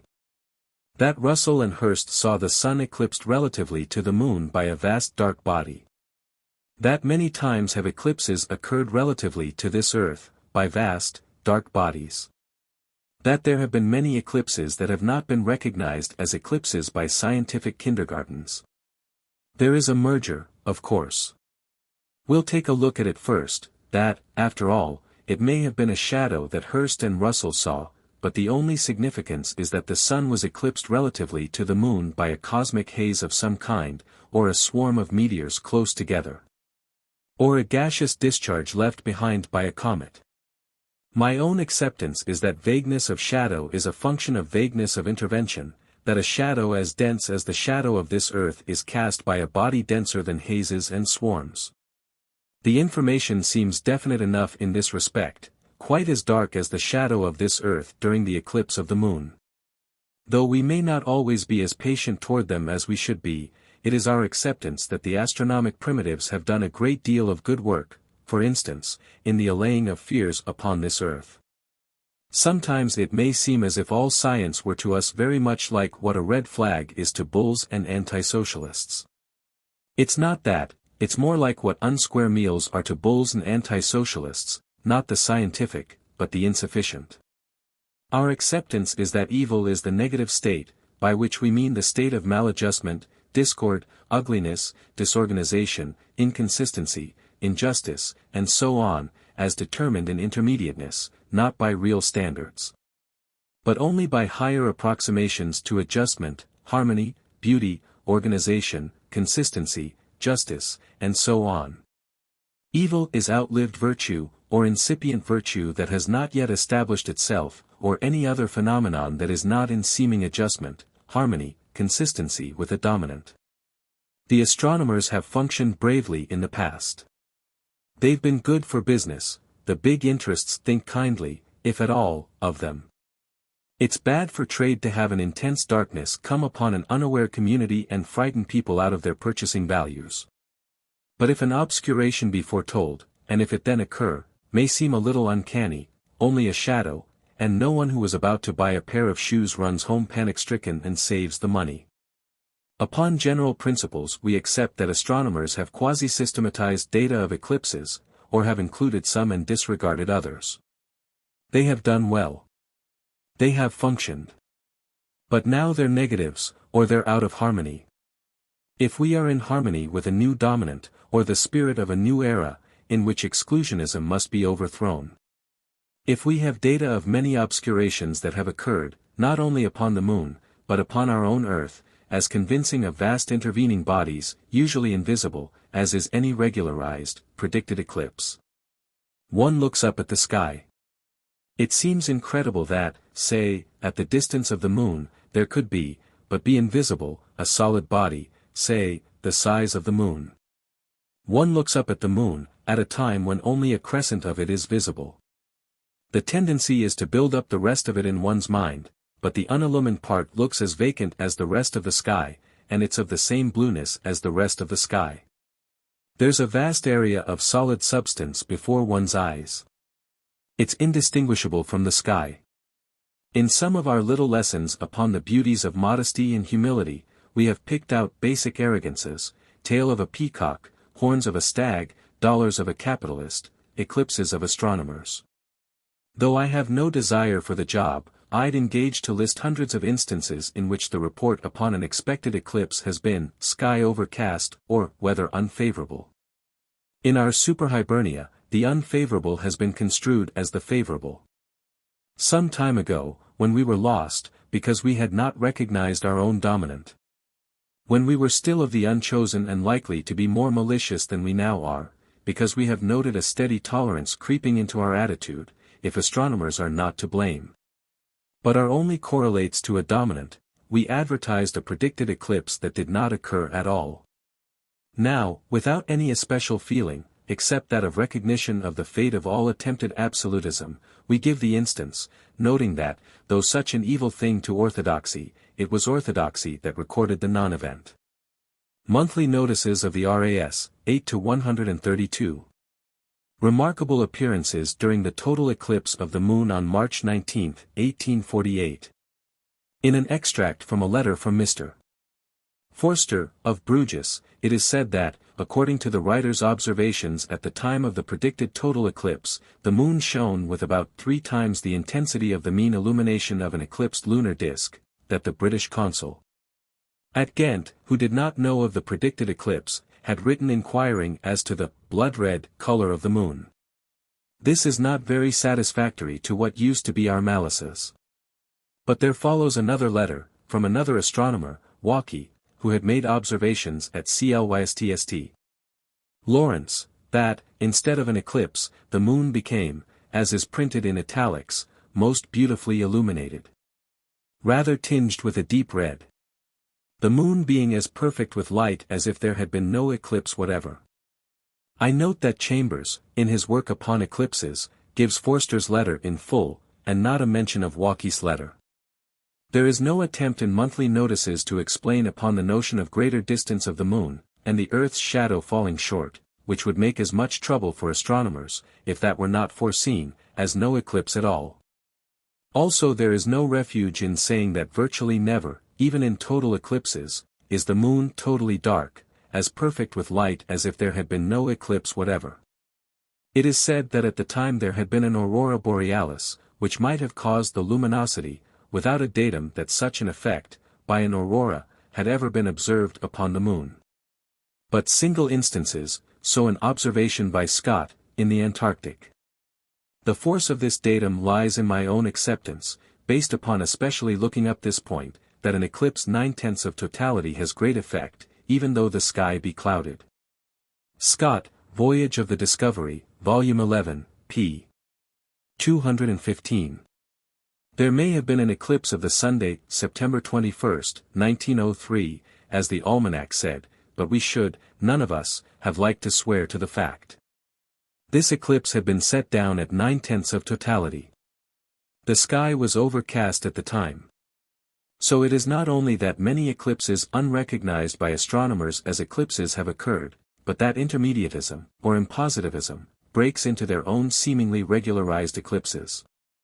Our data of unregularized eclipses, as profound as those that are conventionally, or officially, recognized, that have occurred relatively to this earth. In Notes and Queries there are several allusions to intense darknesses that have occurred upon this earth, quite as eclipses occur, but that are not referable to any known eclipsing body. Of course there is no suggestion here that these darknesses may have been eclipses.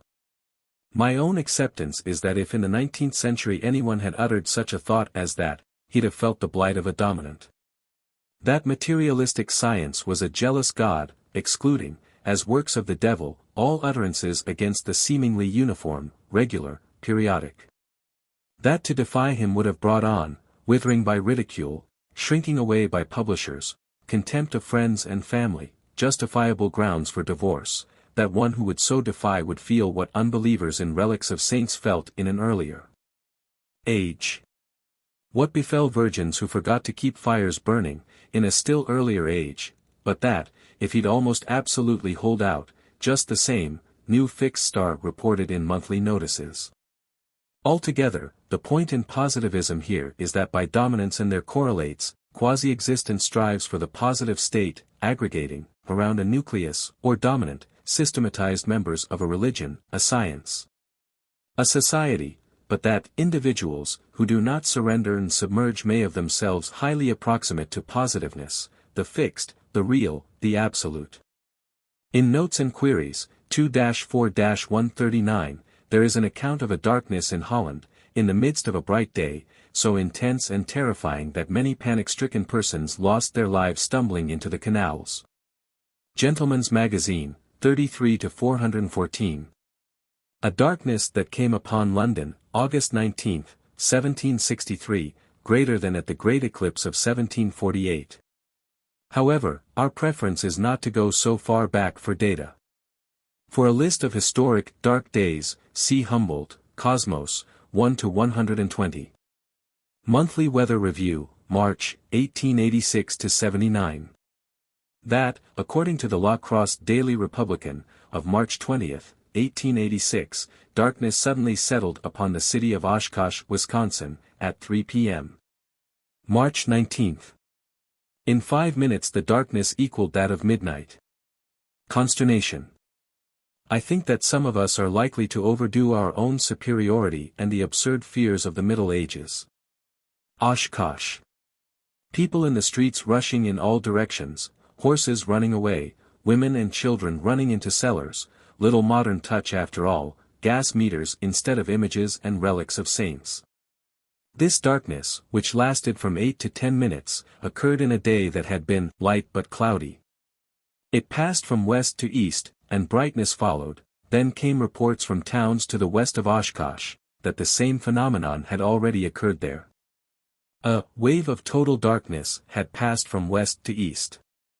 Other instances are recorded in the Monthly Weather Review, but, as to all of them, we have a sense of being pretty well eclipsed, ourselves, by the conventional explanation that the obscuring body was only a very dense mass of clouds. But some of the instances are interesting. Intense darkness at Memphis, Tennessee, for about 15 minutes, at 2 a.m., December 2, 1904, we are told that in some quarters a panic prevailed, and that some were shouting and praying and imagining that the end of the world had come. MWR, 32-522. At Louisville, Kentucky, March 7, 1911, at about 8 a.m. Duration about half an hour, had been raining moderately, and then hail had fallen. The intense blackness and general ominous appearance of the storm spread terror throughout the city. MWR, 39-345. However, this merger between possible eclipses by unknown dark bodies and commonplace terrestrial phenomena is formidable. As to darknesses that have fallen upon vast areas, conventionality is, smoke from forest fires. In the U.S. Forest Service Bulletin, number 117, F.G. Plummer gives a list of 18 darknesses that have occurred in the United States and Canada. He is one of the primitives, but I should say that his dogmatism is shaken by vibrations from the new dominant.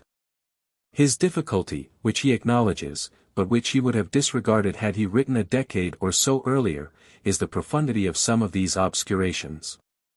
He says that mere smokiness cannot account for such awe-inspiring dark days. So he conceives of eddies in the air, concentrating the smoke from forest fires. Then, in the inconsistency or discord of all quasi-intellection that is striving for consistency or harmony, he tells of the vastness of some of these darknesses. Of course Mr. Plummer did not really think upon this subject, but one does feel that he might have approximated higher to real thinking than by speaking of concentration and then listing data of enormous area. Or the opposite of circumstances of concentration, because, of his 19 instances, 9 are set down as covering all New England. In quasi-existence, everything generates or is part of its own opposite. Every attempt at peace prepares the way for war, all attempts at justice result in injustice in some other respect, so Mr. Plummer's attempt to bring order into his data, with the explanation of darkness caused by smoke from forest fires, results in such confusion that he ends up by saying that these daytime darknesses have occurred, often with little or no turbidity of the air near the Earth's surface, or with no evidence at all of smoke, except that there is almost always a forest fire somewhere. However, of the 18 instances, the only one that I bother to contest is the profound darkness in Canada and northern parts of the United States, November 19, 1819, which we have already considered. Its concomitants: lights in the sky, fall of a black substance, shocks like those of an earthquake. In this instance, the only available forest fire was one to the south of the Ohio River. For all I know, soot from a very great fire south of the Ohio might fall in Montreal, Canada, and conceivably, by some freak of reflection, light from it might be seen in Montreal, but the earthquake is not assimilable with a forest fire. On the other hand, it will soon be our expression that profound darkness, fall of matter from the sky, lights in the sky, and earthquakes are phenomena of the near approach of other worlds to this world. It is such comprehensiveness, as contrasted with inclusion of a few factors and disregard for the rest, that we call higher approximation to realness, or universalness. A darkness, of April 17, 1904, at Wimbledon, England, Simons Met. Mag. 39-69. It came from a smokeless region, no rain, no thunder, lasted 2 minutes, too dark to go, even out in the open. As to darknesses in Great Britain, one thinks of fogs, but in Nature, 25-289, there are some observations by Major J. Herschel, upon an obscuration in London, January 22, 1882, at 10:30 a.m., so great that he could hear persons upon the opposite side of the street, but could not see them. It was obvious that there was no fog to speak of. Annual Register, 1857-132. An account by Charles Murray, British envoy to Persia, of a darkness of May 20, 1857, that came upon Baghdad, a darkness more intense than ordinary midnight, when neither stars nor moon are visible. After a short time the black darkness was succeeded by a red, lurid gloom, such as I never saw in any part of the world. Panic seized the whole city. A dense volume of red sand fell. This matter of sand falling seems to suggest conventional explanation enough, or that a simoon, heavily charged with terrestrial sand, had obscured the sun, but Mr. Murray, who says that he had had experience with simoons, gives his opinion that it cannot have been a simoon. It is our comprehensiveness now, or this matter of concomitants of darknesses that we are going to capitalize. It is all very complicated and tremendous, and our own treatment can be but impressionistic, but a few of the rudiments of advanced seismology we shall now take up, or the 4 principal phenomena of another world's close approach to this world. If a large substantial mass, or superconstruction, should enter this Earth's atmosphere, it is our acceptance that it would sometimes, depending upon velocity, appear luminous or look like a cloud, or like a cloud with a luminous nucleus.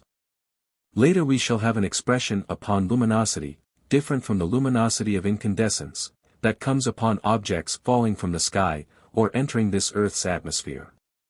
Now our expression is that worlds have often come close to this Earth, and that smaller objects, size of a haystack or size of several dozen skyscrapers lumped, have often hurtled through this Earth's atmosphere, and have been mistaken for clouds. Because they were enveloped in clouds. Or that around something coming from the intense cold of interplanetary space, that is of some regions, our own suspicion is that other regions are tropical, the moisture of this Earth's atmosphere would condense into a cloud-like appearance around it. In Nature, 20 to 121, there is an account by Mr. S. W. Clifton, Collector of Customs, at Fremantle, Western Australia, sent to the Melbourne Observatory, a clear day, appearance of a small black cloud, moving not very swiftly, bursting into a ball of fire. Of the apparent size of the moon. Or that something with the velocity of an ordinary meteorite could not collect vapor around it, but that slower moving objects, speed of a railway train, say, may. The clouds of tornadoes have so often been described as if they were solid objects that I now accept that sometimes they are, that some so-called tornadoes are objects hurtling through this Earth's atmosphere. Not only generating disturbances by their suctions, but crushing, with their bulk, all things in their way, rising and falling and finally disappearing, demonstrating that gravitation is not the power that the primitives think it is. If an object moving at relatively low velocity be not pulled to this Earth, or being so momentarily affected, bounds away. In Finley's reports on the character of 600 tornadoes very suggestive bits of description occur. Cloud bounded along the Earth like a ball. Or that it was no meteorological phenomenon. But something very much like a huge solid ball that was bounding along, crushing and carrying with it everything within its field. Cloud bounded along, coming to the Earth every 800 or 1,000 yards. Here's an interesting bit that I got somewhere else. I offer it as a datum in superbiology, which, however, is a branch of advanced science that I'll not take up, restricting to things indefinitely called objects. The tornado came wriggling, jumping, whirling like a great green snake, darting out a score of glistening fangs. Though it's interesting, I think that's sensational, myself. It may be that vast green snakes sometimes rush past this Earth, taking a swift bite wherever they can, but, as I say, that's a superbiologic phenomenon. Finley gives dozens of instances of tornado clouds that seem to me more like solid things swathed in clouds, than clouds. He notes that, in the tornado at Americus, Georgia, July 18, 1881, a strange sulphurous vapor was emitted from the cloud. In many instances, objects, or meteoritic stones, that have come from this Earth's externality, have had a sulphurous odor. Why a wind effect should be sulphurous is not clear. That a vast object from external regions should be sulphurous is in line with many data. This phenomenon is described in the Monthly Weather Review, July, 1881, as a strange sulphurous vapor, burning and sickening all who approached close enough to breathe it. The conventional explanation of tornadoes as wind effects, which we do not deny in some instances, is so strong in the United States that it is better to look elsewhere for an account of an object that has hurtled through this Earth's atmosphere, rising and falling and defying this Earth's gravitation. Nature, 7 to 112. That, according to a correspondent to the Birmingham Morning News, the people living near King's Sutton, Banbury, saw, about 1 o'clock, December 7, 1872, something like a haycock hurtling through the air. Like a meteor it was accompanied by fire and a dense smoke and made a noise like that of a railway train. It was sometimes high in the air and sometimes near the ground. The effect was tornado-like, trees and walls were knocked down. It's a late day now to try to verify this story, but a list is given of persons whose property was injured. We are told that this thing then disappeared, all at once. These are the smaller objects, which may be derailed railway trains or big green snakes, for all I know, but our expression upon approach to this Earth by vast dark bodies. That likely they'd be made luminous, would envelop in clouds, perhaps. Or would have their own clouds. But that they'd quake, and that they'd affect this Earth with quakes. And that then would occur a fall of matter from such a world, or rise of matter from this Earth to a nearby world, or both fall and rise.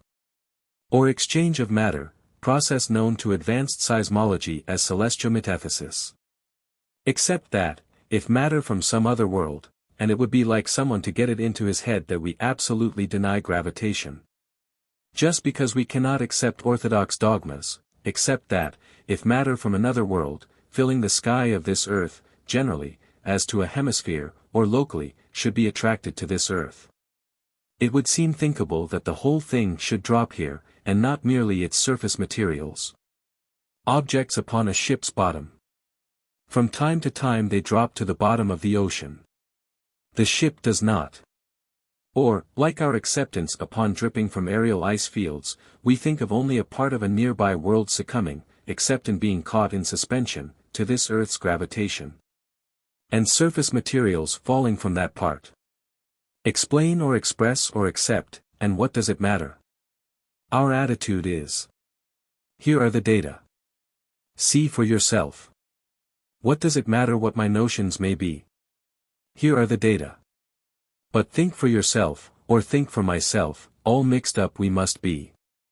A long time must go by before we can know Florida from Long Island.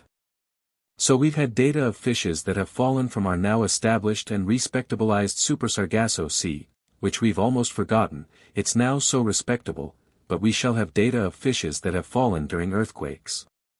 These we accept were dragged down from ponds or other worlds that have been quaked, when only a few miles away, by this earth, some other world also quaking this earth. In a way, or in its principle, our subject is orthodox enough. Only grant proximity of other worlds, which, however, will not be a matter of granting. But will be a matter of data, and one conventionally conceives of their surfaces quaked, even of a whole lake full of fishes being quaked and dragged down from one of them. The lake full of fishes may cause a little pain to some minds, but the fall of sand and stones is pleasantly enough thought of. More scientific persons, or more faithful hypnotics than we, have taken up this subject, unpainfully, relatively to the moon. For instance, Puri has gone over 15,000 records of earthquakes, and he has correlated many with proximities of the moon, or has attributed many to the pull of the moon when nearest this earth. Also there is a paper upon this subject in the Proc. Roy. SOC of Cornwall, 1845.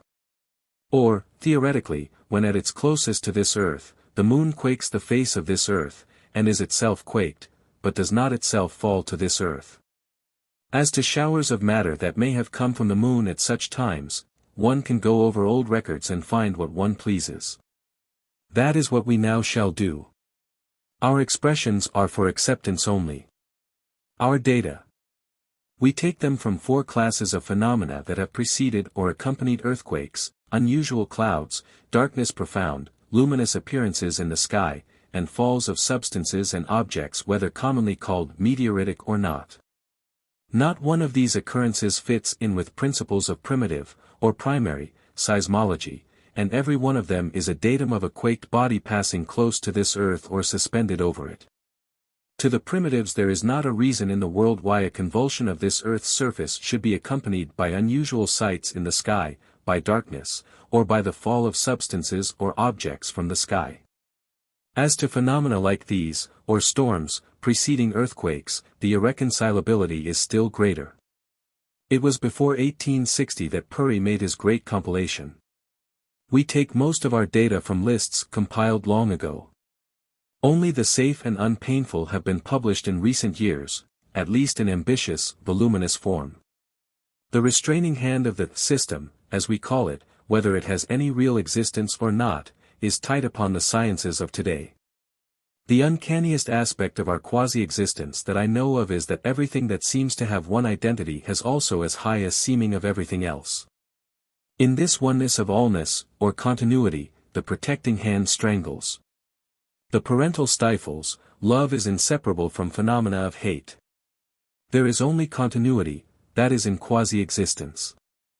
Nature, at least in its correspondence columns, still evades this protective strangulation, and the monthly weather review is still a rich field of unfaithful observation, but, in looking over other long-established periodicals, I have noted their glimmers of quasi-individuality fade gradually, after about 1860, and the surrender of their attempted identities to a higher attempted organization.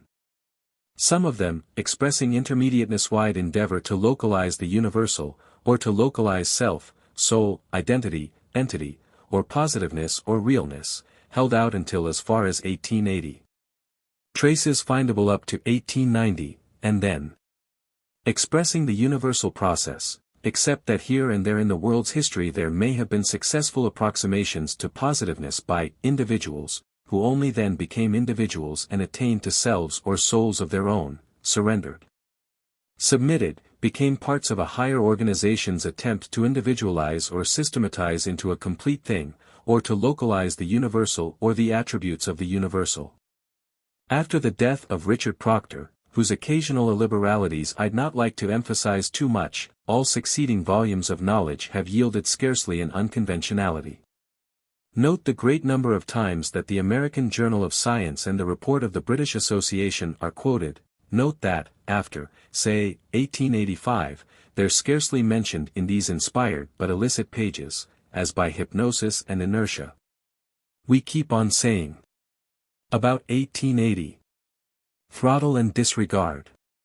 But the coercion could not be positive, and many of the excommunicated continued to creep in, or, even to this day, some of the strangled are faintly breathing. Some of our data have been hard to find. We could tell stories of great labor and fruitless quests that would, though perhaps imperceptibly, stir the sympathy of a Mr. Simons.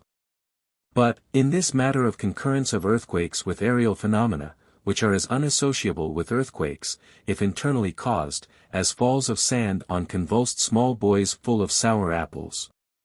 The abundance of so-called evidence is so great that we can only sketchily go over the data, beginning with Robert Mallett's Catalogue, Report. Brit. Association, 1852, omitting some extraordinary instances, because they occurred before the 18th century.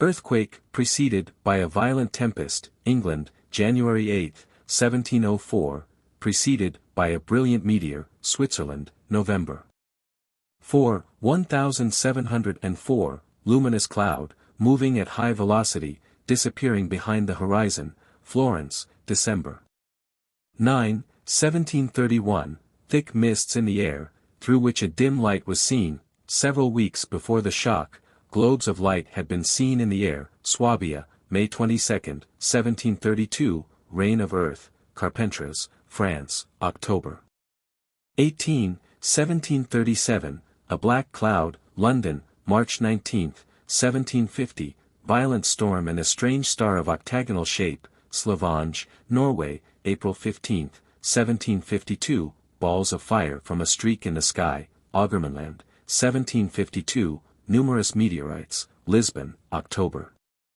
15, 1755, terrible tempests over and over, falls of hail and, brilliant meteors, instance after instance, an immense globe, Switzerland, November 2, 1761, oblong, sulphureous cloud, Germany, April, 1767, extraordinary mass of vapor, Boulogne, April, 1780, heavens obscured by a dark mist, Granada, August 7, 1804, strange, howling noises in the air, and large spots obscuring the sun, Palermo, Italy, April 16, 1817, luminous meteor moving in the same direction as the shock, Naples, November 22, 1821, fireball appearing in the sky, apparent size of the moon, Thuringerwald, November 29, 1831. And, unless you be polarized by the new dominant, which is calling for recognition of multiplicities of external things, as a dominant, dawning new over Europe in 1492. Called for recognition of terrestrial externality to Europe, unless you have this contact with the new. You have no affinity for these data, beans that drop from a magnet, irreconcilables that glide from the mind of a Thomson. Or my own acceptance that we do not really think at all. That we correlate around supermagnets that I call dominants, a spiritual dominant in one age, and responsively to it upspring monasteries, and the stake and the cross are its symbols, a materialist dominant, and upspring laboratories. And microscopes and telescopes and crucibles are its icons, that were nothing but iron filings relatively to a succession of magnets that displace preceding magnets. With no soul of your own, and with no soul of my own, except that someday some of us may no longer be intermediatisms, but may hold out against the cosmos that once upon a time thousands of fishes were cast from one pail of water. We have psychovalency for these data, if we're obedient slaves to the new dominant, and repulsion to them, if we're mere correlates to the old dominant. I'm a soulless and selfless correlate to the new dominant, myself. I see what I have to see. The only inducement I can hold out, in my attempt to rake up disciples, is that someday the new will be fashionable, the new correlates will sneer at the old correlates. After all, there is some inducement to that, and I'm not altogether sure it's desirable to end up as a fixed star, as a correlate to the new dominant. I am very much impressed with some of these data. The luminous object that moved in the same direction as an earthquake. It seems very acceptable that a quake followed this thing as it passed near this Earth's surface. The streak that was seen in the sky, or only a streak that was visible of another world, and objects, or meteorites, that were shaken down from it. The quake at Carpentras, France, and that, above Carpentras, was a smaller world, more violently quaked, so that Earth was shaken down from it. But I like best the superwolves that were seen to cross the sun during the earthquake at Palermo. They howled. Or the loves of the worlds. The call they feel for one another. They try to move closer and howl when they get there. The howls of the planets. I have discovered a new unintelligibility.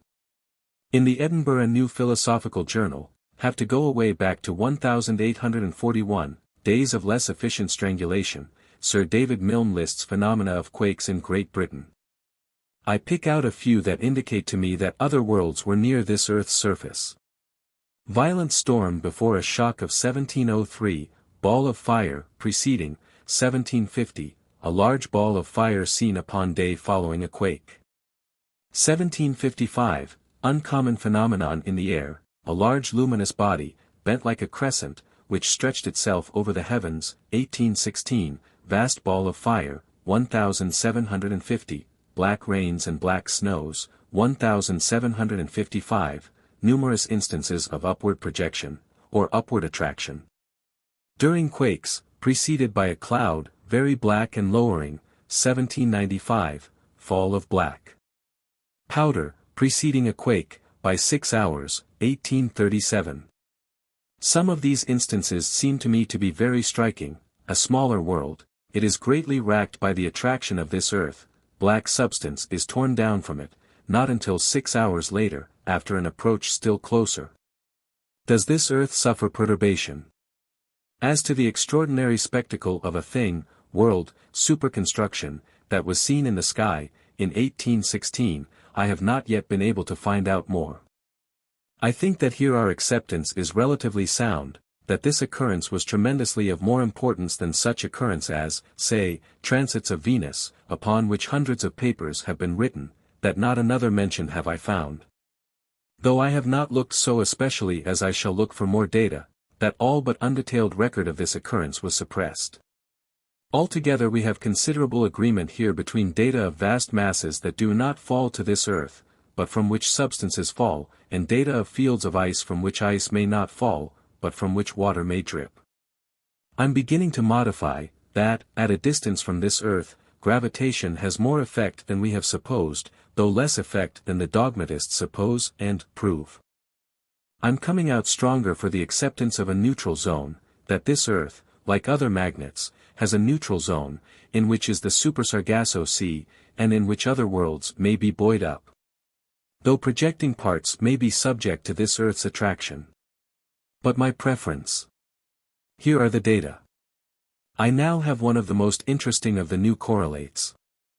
I think I should have brought it in before, but, whether out of place here, because not accompanied by earthquake, or not, we'll have it. I offer it as an instance of an eclipse, by a vast, dark body, that has been seen and reported by an astronomer. The astronomer is M. Lias. The phenomenon was seen by him, at Pernambuco, April 11, 1860. Comptes rendus, 50 to 1197. It was about noon, sky cloudless, suddenly the light of the sun was diminished. The darkness increased, and, to illustrate its intensity, we are told that the planet Venus shone brilliant. But Venus was of low visibility at this time. The observation that burns incense to the new dominant is that around the Sun appeared a corona. There are many other instances that indicate proximity of other worlds during earthquakes. I note a few: quake and an object in the sky, called a large, luminous meteor, quar jour, roy. Inst. 5 to 132, luminous body in the sky, earthquake, and fall of sand, Italy, February 12 and 13, 1870, La Science pour 2, 15 to 159. Many reports upon luminous object in the sky and earthquake, Connecticut, February 27, 1883, Monthly Weather Review, February, 1883, luminous object, or meteor, in the sky, fall of stones from the sky, and earthquake, Italy, Jan. 20, 1891, L'Astronomie, 1891 to 154, earthquake and prodigious number of luminous bodies, or globes, in the air, Boulogne, France, June 7, 1779, Sestier, La Faudree, 1 to 169. Earthquake at Manila, 1863, and curious luminous appearance in the sky, Ponton, earthquakes, page 124. The most notable appearance of fishes during an earthquake is that of Riobamba.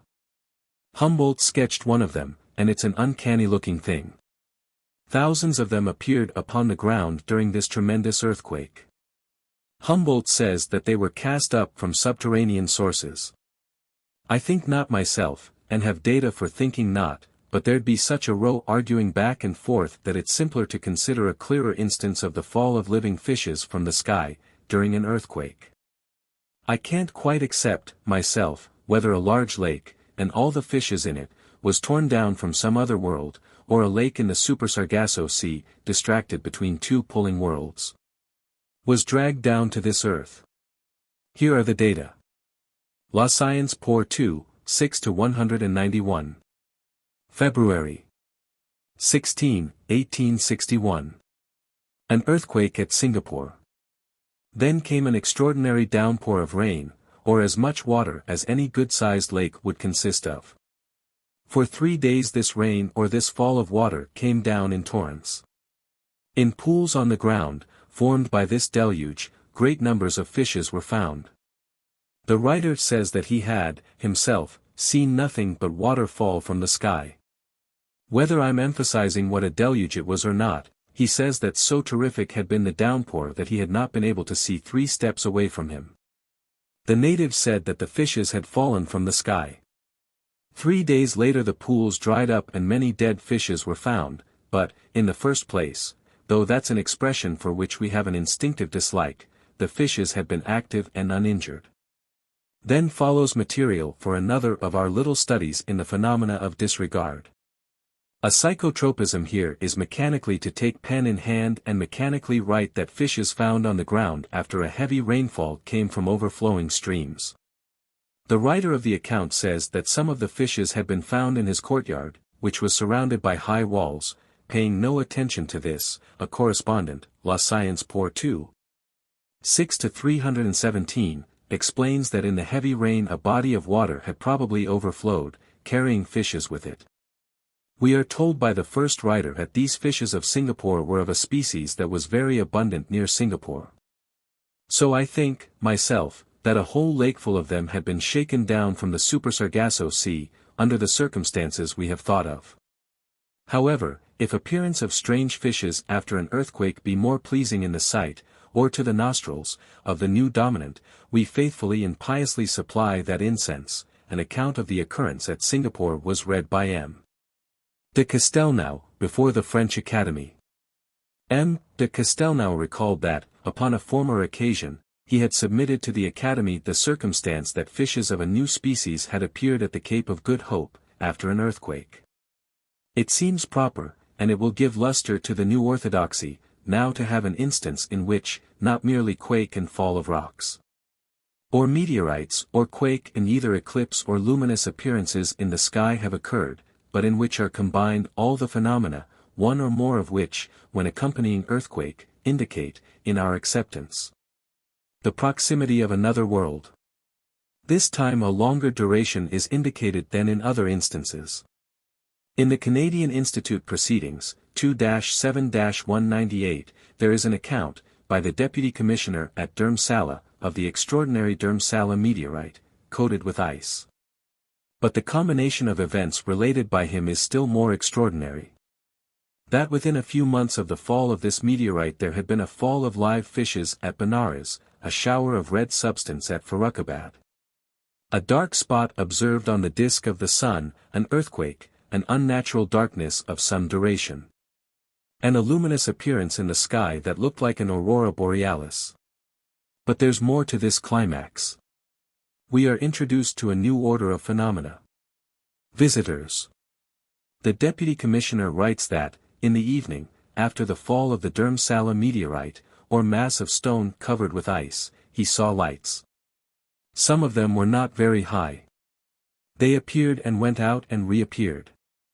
I have read many accounts of the Dhurmsala meteorite, July 28, 1860, but never in any other of them a mention of this new correlate, something as out of place in the 19th century as would have been an aeroplane, the invention of which would not, in our acceptance, have been permitted, in the 19th century, though adumbrations to it were permitted.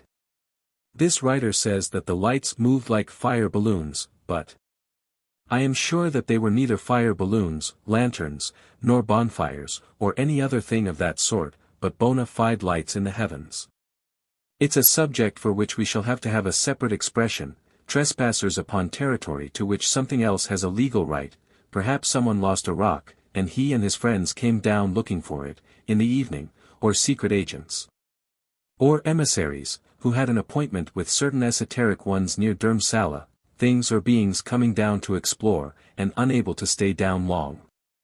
In a way, another strange occurrence during an earthquake is suggested. The ancient Chinese tradition, the marks like hoof marks in the ground. We have thought, with a low degree of acceptance, of another world that may be in secret communication with certain esoteric ones of this earth's inhabitants, and of messages in symbols like hoof marks that are sent to some receptor, or special hill upon this earth, and of messages that at times miscarry. This other world comes close to this world, there are quakes, but advantage of proximity is taken to send a message, the message, designed for a receptor in India, perhaps, or in Central Europe. Miscarries all the way to England. Marks like the marks of the Chinese tradition are found upon a beach, in Cornwall, after an earthquake. Phil. Trans, 50-500. After the quake of July 15, 1757, upon the sands of Penzance, Cornwall, in an area of more than 100 square yards, were found marks like hoof prints, except that they were not crescentic.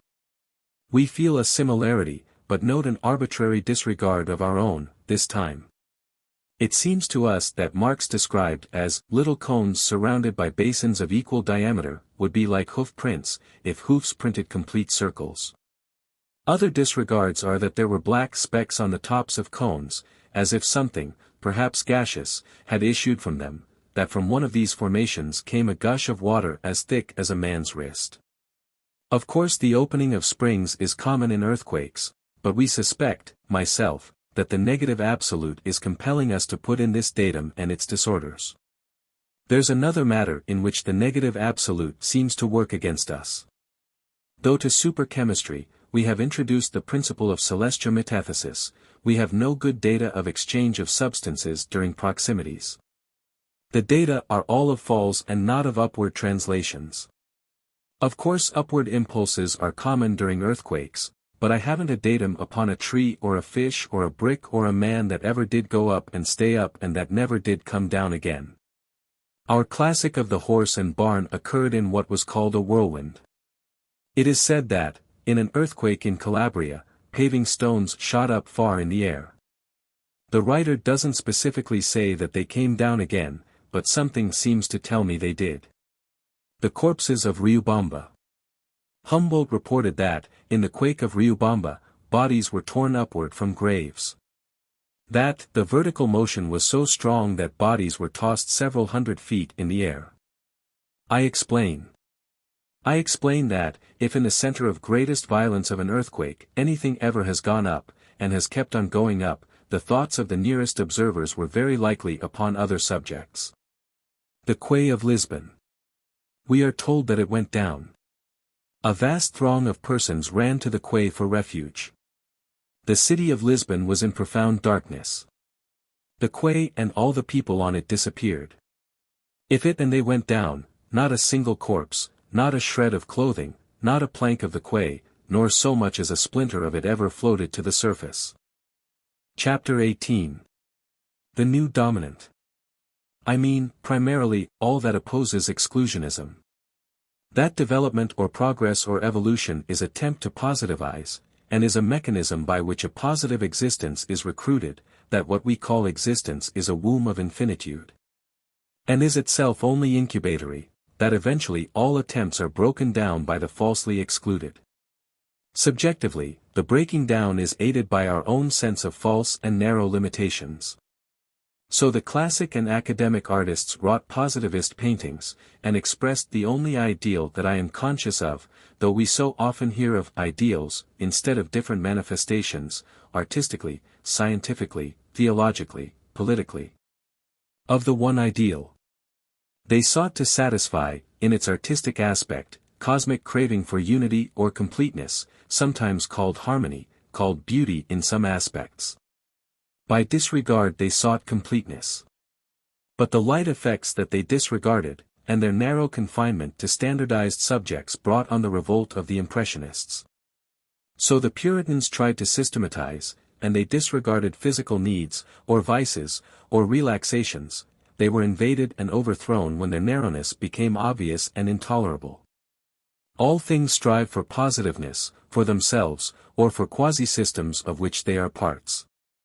Formality in the mathematic, the regular and the uniform are aspects of the positive state, but the positive is the universal, so all attempted positiveness that seems to satisfy in the aspects of formality and regularity, sooner or later disqualifies in the aspect of wideness or universalness.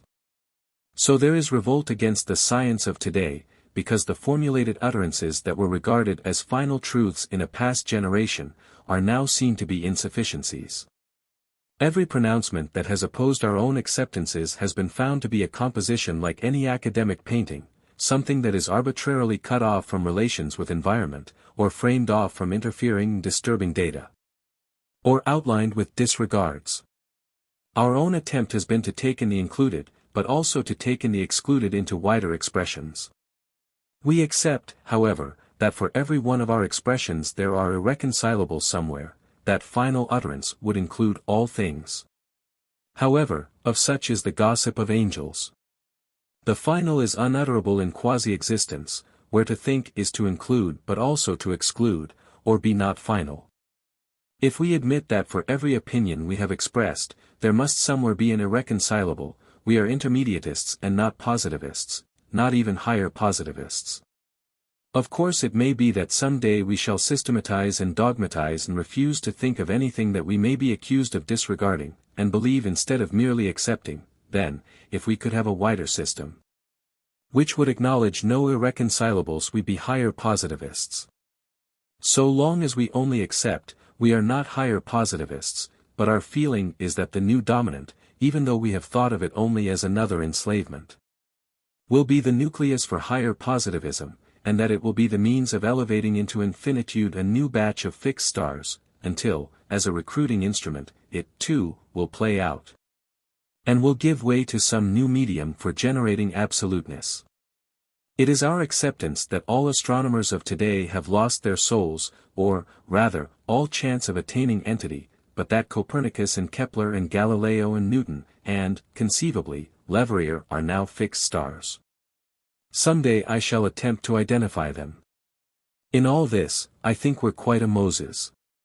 We point out the promised land, but, unless we be cured of our intermediatism, will never be reported in monthly notices, ourself.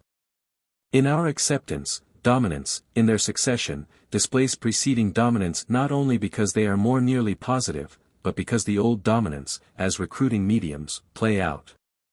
Our expression is that the new dominant, of wider inclusions, is now manifesting throughout the world, and that the old exclusionism is everywhere breaking down. In physics, exclusionism is breaking down by its own researches in radium, for instance, and in its speculations upon electrons, or its merging away into metaphysics, and by the desertion that has been going on for many years, by such men as Gurney, Crookes, Wallace, Flammarion, Lodge, to formerly disregarded phenomena, no longer called spiritualism, but now psychic research. Biology is in chaos, conventional Darwinites mixed up with mutationists and orthogenicists and followers of Wiseman, who take from Darwinism one of its pseudo-bases, and nevertheless try to reconcile their heresies with orthodoxy. The painters are metaphysicians and psychologists. The breaking down of exclusionism in China and Japan and in the United States has astonished history. The science of astronomy is going downward so that, though Pickering, for instance, did speculate upon a trans-Neptunian planet, and Lowell did try to have accepted heretical ideas as to marks on Mars, attention is now minutely focused upon such technicalities as variations in shades of Jupiter's fourth satellite.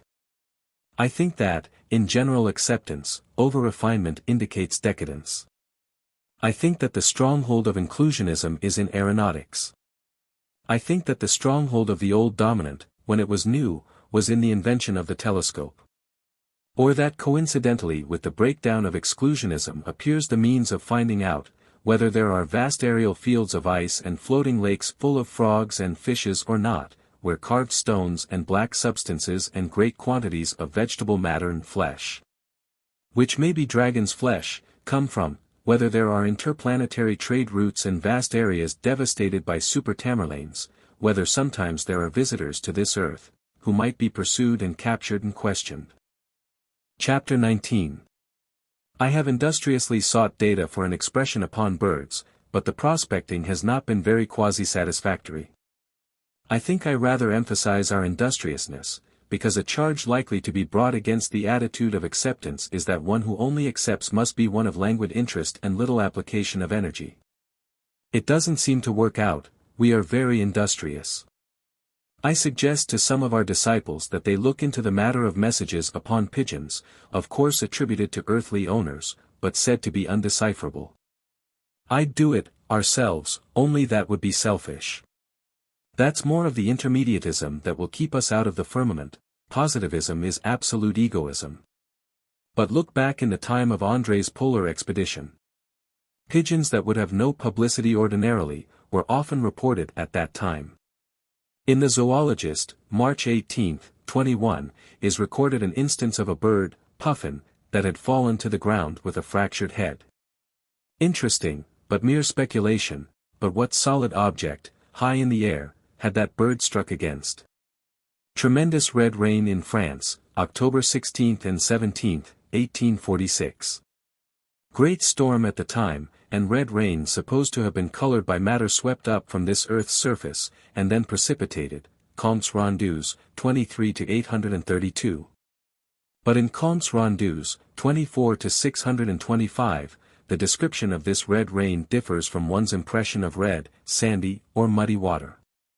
It is said that this rain was so vividly red and so blood-like that many persons in France were terrified. Two analyses are given, Comptes Rendus, 24 to 812. One chemist notes a great quantity of corpuscles, whether blood-like corpuscles or not, in the matter. The other chemist sets down organic matter at 35%. It may be that an interplanetary dragon had been slain somewhere, or that this red fluid, in which were many corpuscles, came from something not altogether pleasant to contemplate, about the size of the Catskill Mountains. Perhaps, but the present datum is that with this substance, larks, quail, ducks, and water hens, some of them alive, fell at Lyons and Grenoble and other places. I have notes upon other birds that have fallen from the sky, but unaccompanied by the red rain that makes the fall of birds in France peculiar, and very peculiar, if it be accepted that the red substance was extramundane. The other notes are upon birds that have fallen from the sky, in the midst of storms, or of exhausted, but living, birds, falling not far from a storm area. But now we shall have an instance for which I can find no parallel, fall of dead birds, from a clear sky, far distant from any storm to which they could be attributed, so remote from any discoverable storm that. My own notion is that in the summer of 1896, something, or some beings, came as near to this earth as they could, upon a hunting expedition. That, in the summer of 1896, an expedition of super-scientists passed over this earth, and let down a dragnet, and what would it catch, sweeping through the air, supposing it to have reached not quite to this earth. In the Monthly Weather Review, May, 1917, W. L. McAtee quotes from the Baton Rouge correspondence to the Philadelphia Times. That, in the summer of 1896, into the streets of Baton Rouge, Louisiana, and from a clear sky, fell hundreds of dead birds. There were wild ducks and catbirds, woodpeckers, and many birds of strange plumage, some of them resembling canaries. Usually one does not have to look very far from any place to learn of a storm. But the best that could be done in this instance was to say, there had been a storm on the coast of Florida. And, unless he have psychochemic repulsion for the explanation, the reader feels only momentary astonishment that dead birds from a storm in Florida should fall from an unstormy sky in Louisiana. And with his intellect greased like the plumage of a wild duck, the datum then drops off. Our greasy, shiny brains. That they may be of some use after all, that other modes of existence place a high value upon them as lubricants, that were hunted for them, a hunting expedition to this earth, the newspapers report a tornado. If from a clear sky, or a sky in which there were no driven clouds, or other evidences of still continuing wind power, or, if from a storm in Florida, it could be accepted that hundreds of birds had fallen far away, in Louisiana, I conceive.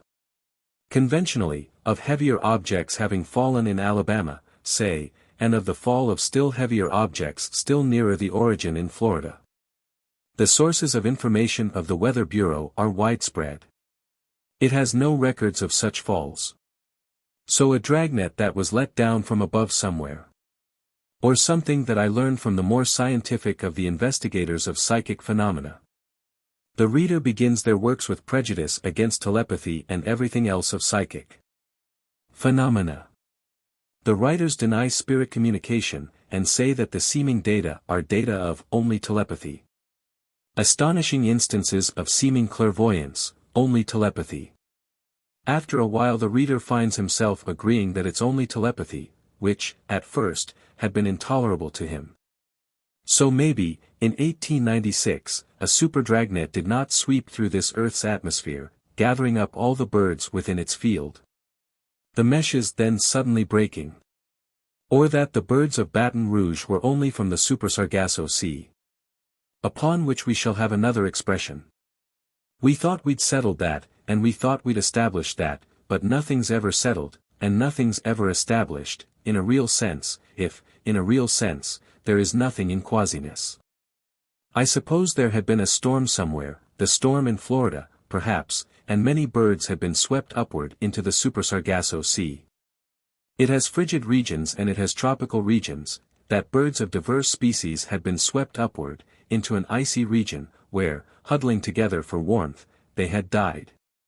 Then, later, they had been dislodged, meteor coming along, boat, bicycle, dragon, don't know what did come along, something dislodged them.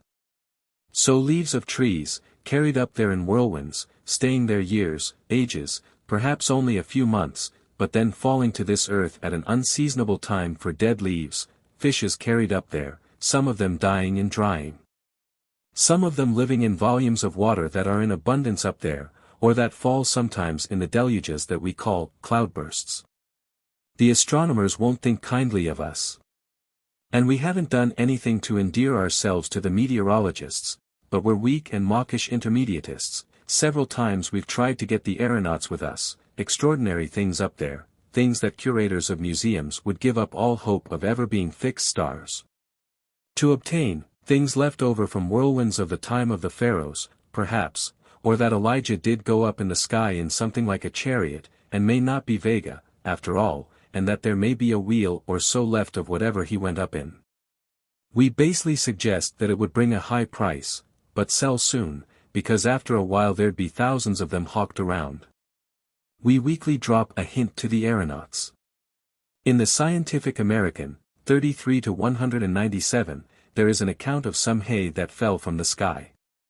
From the circumstances we incline to accept that this hay went up, in a whirlwind, from this earth, in the first place, reached the Super Sargasso Sea, and remained there a long time before falling. An interesting point in this expression is the usual attribution to a local and coinciding whirlwind, and identification of it, and then data that make that local whirlwind unacceptable.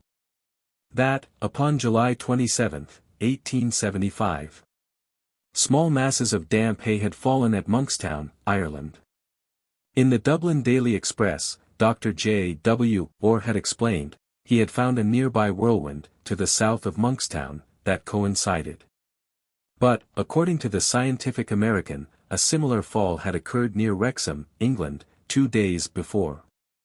In November, 1918, I made some studies upon light objects thrown into the air. Armistice Day. I suppose I should have been more emotionally occupied, but I made notes upon torn-up papers thrown high in the air from windows of office buildings. Scraps of paper did stay together for a while. Several minutes, sometimes. Cosmos, 3-4-574. That, upon the 10th of April, 1869, at Autriche, André Tielwar, a great number of oak leaves, enormous segregation of them, fell from the sky. Very calm day. So little wind that the leaves fell almost vertically. Fall lasted about 10 minutes. Flammarion, in the Atmosphere, page 412, tells this story. He has to find a storm. He does find a squall, but it had occurred upon April 3rd. Flammarion's two incredibilities are, that leaves could remain a week in the air, that they could stay together a week in the air. Think of some of your own observations upon papers thrown from an aeroplane. Our one incredibility. That these leaves had been whirled up 6 months before, when they were common on the ground, and had been sustained, of course not in the air, but in a region gravitationally inert. And had been precipitated by the disturbances of April rains. I have no records of leaves that have so fallen from the sky in October or November, the season when one might expect dead leaves to be raised from one place and precipitated somewhere else. I emphasize that this occurred in April. La Nature, 1889-2-94. That, upon April 19, 1889, dried leaves, of different species, oak, elm, etc., fell from the sky. This day, too, was a calm day. The fall was tremendous. The leaves were seen to fall 15 minutes, but, judging from the quantity on the ground, it is the writer's opinion that they had already been falling half an hour. I think that the geyser of corpses that sprang from Riobamba toward the sky must have been an interesting sight. If I were a painter, I'd like that subject. But this cataract of dried leaves, too, is a study in the rhythms of the dead. In this datum, the point most agreeable to us is the very point that the writer in La Nature emphasizes. Windlessness. He says that the surface of the Loire was absolutely smooth. The river was strewn with leaves as far as he could see. L'Astronomie, 1894-194. That, upon the 7th of April, 1894, dried leaves fell at Clairvaux and Outreaube, France. The fall is described as prodigious. Half an hour. Then, upon the 11th, a fall of dried leaves occurred at Pontcarré. It is in this recurrence that we found some of our opposition to the conventional explanation.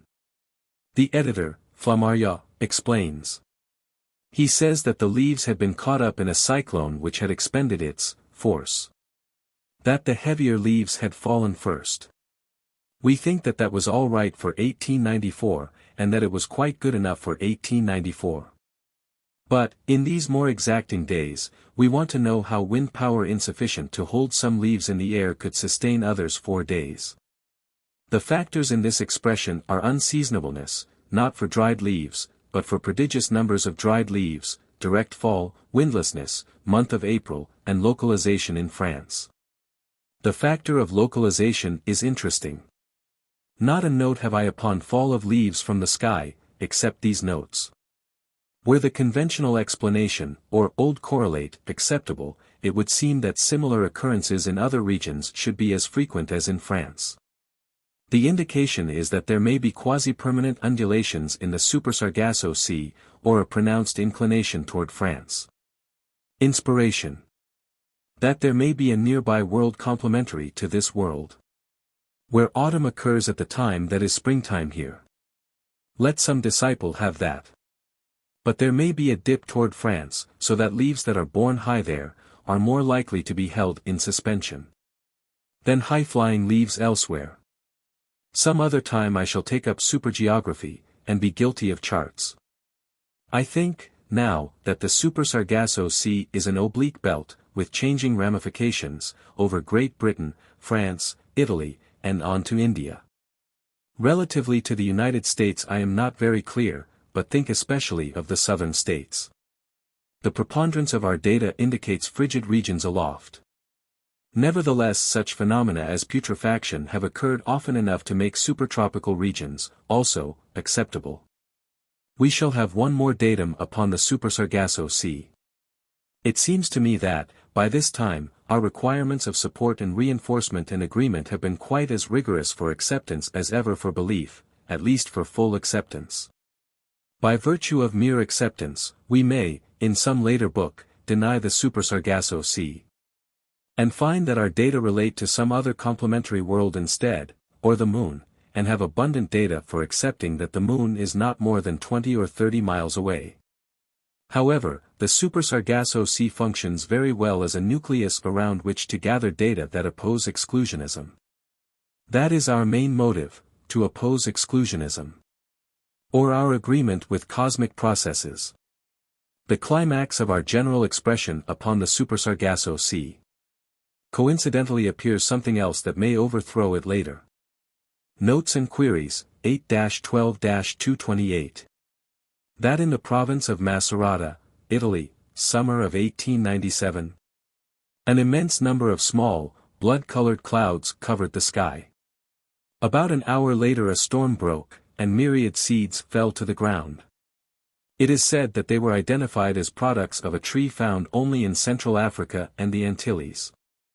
If, in terms of conventional reasoning, these seeds had been high in the air, they had been in a cold region. But it is our acceptance that these seeds had, for a considerable time, been in a warm region, and for a time longer than is attributable to suspension by wind power. It is said that a great number of the seeds were in the first stage of germination. Chapter 20. The New Dominant. Inclusionism. In it we have a pseudo-standard. We have a datum, and we give it an interpretation, in accordance with our pseudo-standard. At present we have not the delusions of absolutism that may have translated some of the positivists of the 19th century to heaven. We are intermediatists, but feel a lurking suspicion that we may someday solidify and dogmatize and illiberalize into higher positivists. At present we do not ask whether something be reasonable or preposterous, because we recognize that by reasonableness and preposterousness are meant agreement and disagreement with a standard, which must be a delusion, though not absolutely. Of course, and must someday be displaced by a more advanced quasi-delusion. Scientists in the past have taken the positivist attitude, is this or that reasonable or unreasonable? Analyze them and we find that they meant relatively to a standard, such as Newtonism, Daltonism, Darwinism, or Lyellism. But they have written and spoken and thought as if they could mean real reasonableness and real unreasonableness. So our pseudo-standard is inclusionism, and, if a datum be a correlate to a more widely inclusive outlook as to this earth and its externality and relations with externality, its harmony with inclusionism admits it. Such was the process, and such was the requirement for admission in the days of the old dominant. Our difference is in underlying intermediatism, or consciousness that though we're more nearly real, we and our standards are only quasi. Or that all things, in our intermediate state, are phantoms in a supermind in a dreaming state, but striving to awaken to realness. Though in some respects our own intermediatism is unsatisfactory, our underlying feeling is that in a dreaming mind awakening is accelerated, if phantoms in that mind know that they're only phantoms in a dream. Of course, they too are quasi, but in a relative sense, they have an essence of what is called realness. They are derived from experience or from sense relations, even though grotesque distortions.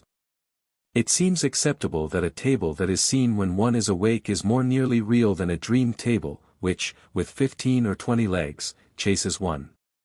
So now, in the 20th century, with a change of terms, and a change in underlying consciousness, our attitude toward the new dominant is the attitude of the scientists of the 19th century to the old dominant. We do not insist that our data and interpretations shall be as shocking, grotesque, evil, ridiculous, childish, insincere, laughable, ignorant to 19th centuryites as were their data and interpretations to the medieval-minded. We ask only whether data and interpretations correlate. If they do, they are acceptable, perhaps only for a short time, or as nuclei, or scaffolding, or preliminary sketches, or as gropings and tentativenesses. Later, of course, when we cool off and harden and radiate into space most of our present mobility, which expresses in modesty and plasticity, we shall acknowledge no scaffoldings, gropings or tentativenesses, but think we utter absolute facts. A point in intermediatism here is opposed to most current speculations upon development. Usually one thinks of the spiritual as higher than the material, but, in our acceptance, quasi-existence is a means by which the absolutely immaterial materializes absolutely, and, being intermediate, is a state in which nothing is finally either immaterial or material, all objects, substances, thoughts, occupying some grade of approximation one way or the other. Final solidification of the ethereal is, to us, the goal of cosmic ambition. Positivism is Puritanism. Heat is evil. Final good is absolute frigidity. An Arctic winter is very beautiful, but I think that an interest in monkeys chattering in palm trees accounts for our own intermediatism. Visitors. Our confusion here, out of which we are attempting to make quasi-order, is as great as it has been throughout this book, because we have not the positivist's delusion of homogeneity. A positivist would gather all data that seem to relate to one kind of visitors and coldly disregard all other data. I think of as many different kinds of visitors to this earth as there are visitors to New York, to a jail, to a church. Some persons go to church to pick pockets, for instance. My own acceptance is that either a world or a vast superconstruction, or a world, if red substances and fishes fell from it, hovered over India in the summer of 1860. Something then fell from somewhere, July 17, 1860, at Dhurmsala. Whatever it was, it is so persistently alluded to as a meteorite that I look back and see that I adopted this convention myself. But in the London Times, December 26, 1860, Syed Abdullah, professor of Hindustani, University College, London, writes that he had sent to a friend in Dhurmsala, for an account of the stones that had fallen at that place. The answer. Divers forms and sizes, many of which bore great resemblance to ordinary cannon balls just discharged from engines of war. It's an addition to our data of spherical objects that have arrived upon this earth. Note that they are spherical stone objects. And, in the evening of this same day that something, took a shot at Dhurmsala, or sent objects upon which there may be decipherable markings, lights were seen in the air. I think, myself, of a number of things, beings, whatever they were, trying to get down, but resisted, like balloonists, at a certain altitude, trying to get farther up, but resisted. Not in the least except to good positivists, or the homogeneous-minded, does this speculation interfere with the concept of some other world that is in successful communication with certain esoteric ones upon this earth. By a code of symbols that print in rock, like symbols of telephotographers in selenium.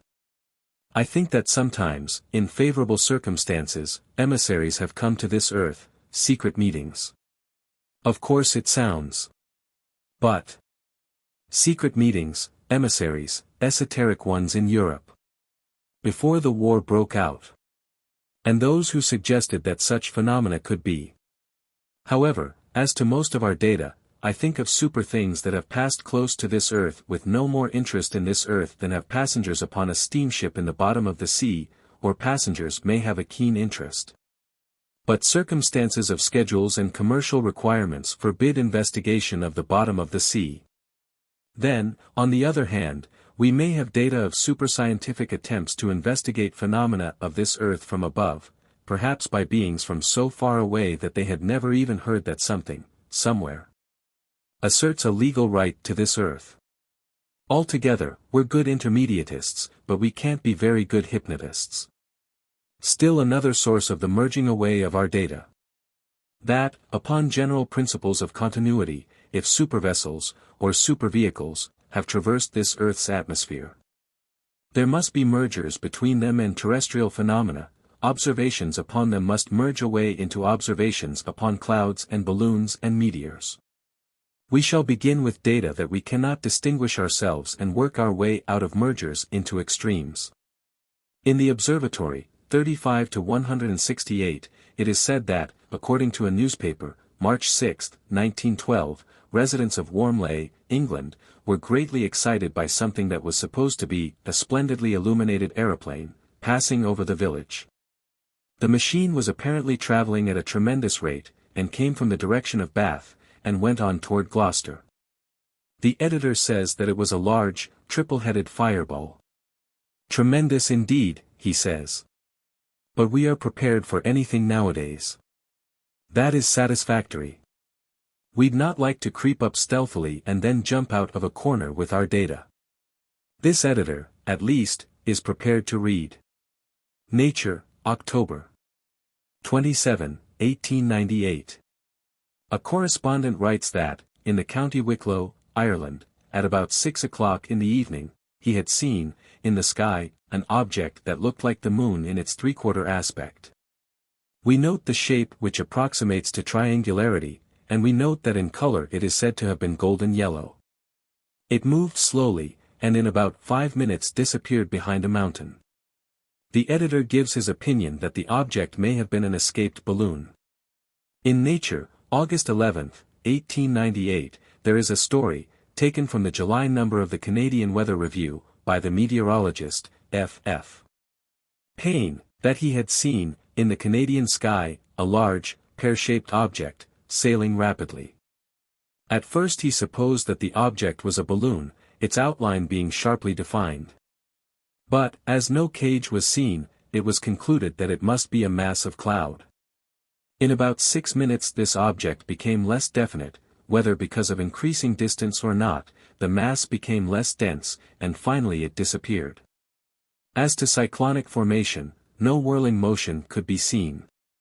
Nature, 58 to 294. That, upon July 8, 1898, a correspondent had seen, at Kiel, an object in the sky, colored red by the sun, which had set. It was about as broad as a rainbow, and about 12 degrees high. It remained in its original brightness about 5 minutes, and then faded rapidly, and then remained almost stationary again, finally disappearing about 8 minutes after I first saw it. In an intermediate existence, we quasi-persons have nothing to judge by because everything is its own opposite. If $100 a week be a standard of luxurious living to some persons, it is poverty to others. We have instances of 3 objects that were seen in the sky in a space of 3 months, and this concurrence seems to me to be something to judge by. Science has been built upon concurrence, so have been most of the fallacies and fanaticisms. I feel the positivism of a Leverrier, or instinctively take to the notion that all 3 of these observations relate to the same object. However, I don't formulate them and predict the next transit. Here's another chance for me to become a fixed star, but as usual, oh, well. A point in intermediatism. That the intermediatist is likely to be a flaccid compromiser. Our own attitude. Ours is a partly positive and partly negative state, or a state in which nothing is finally positive or finally negative.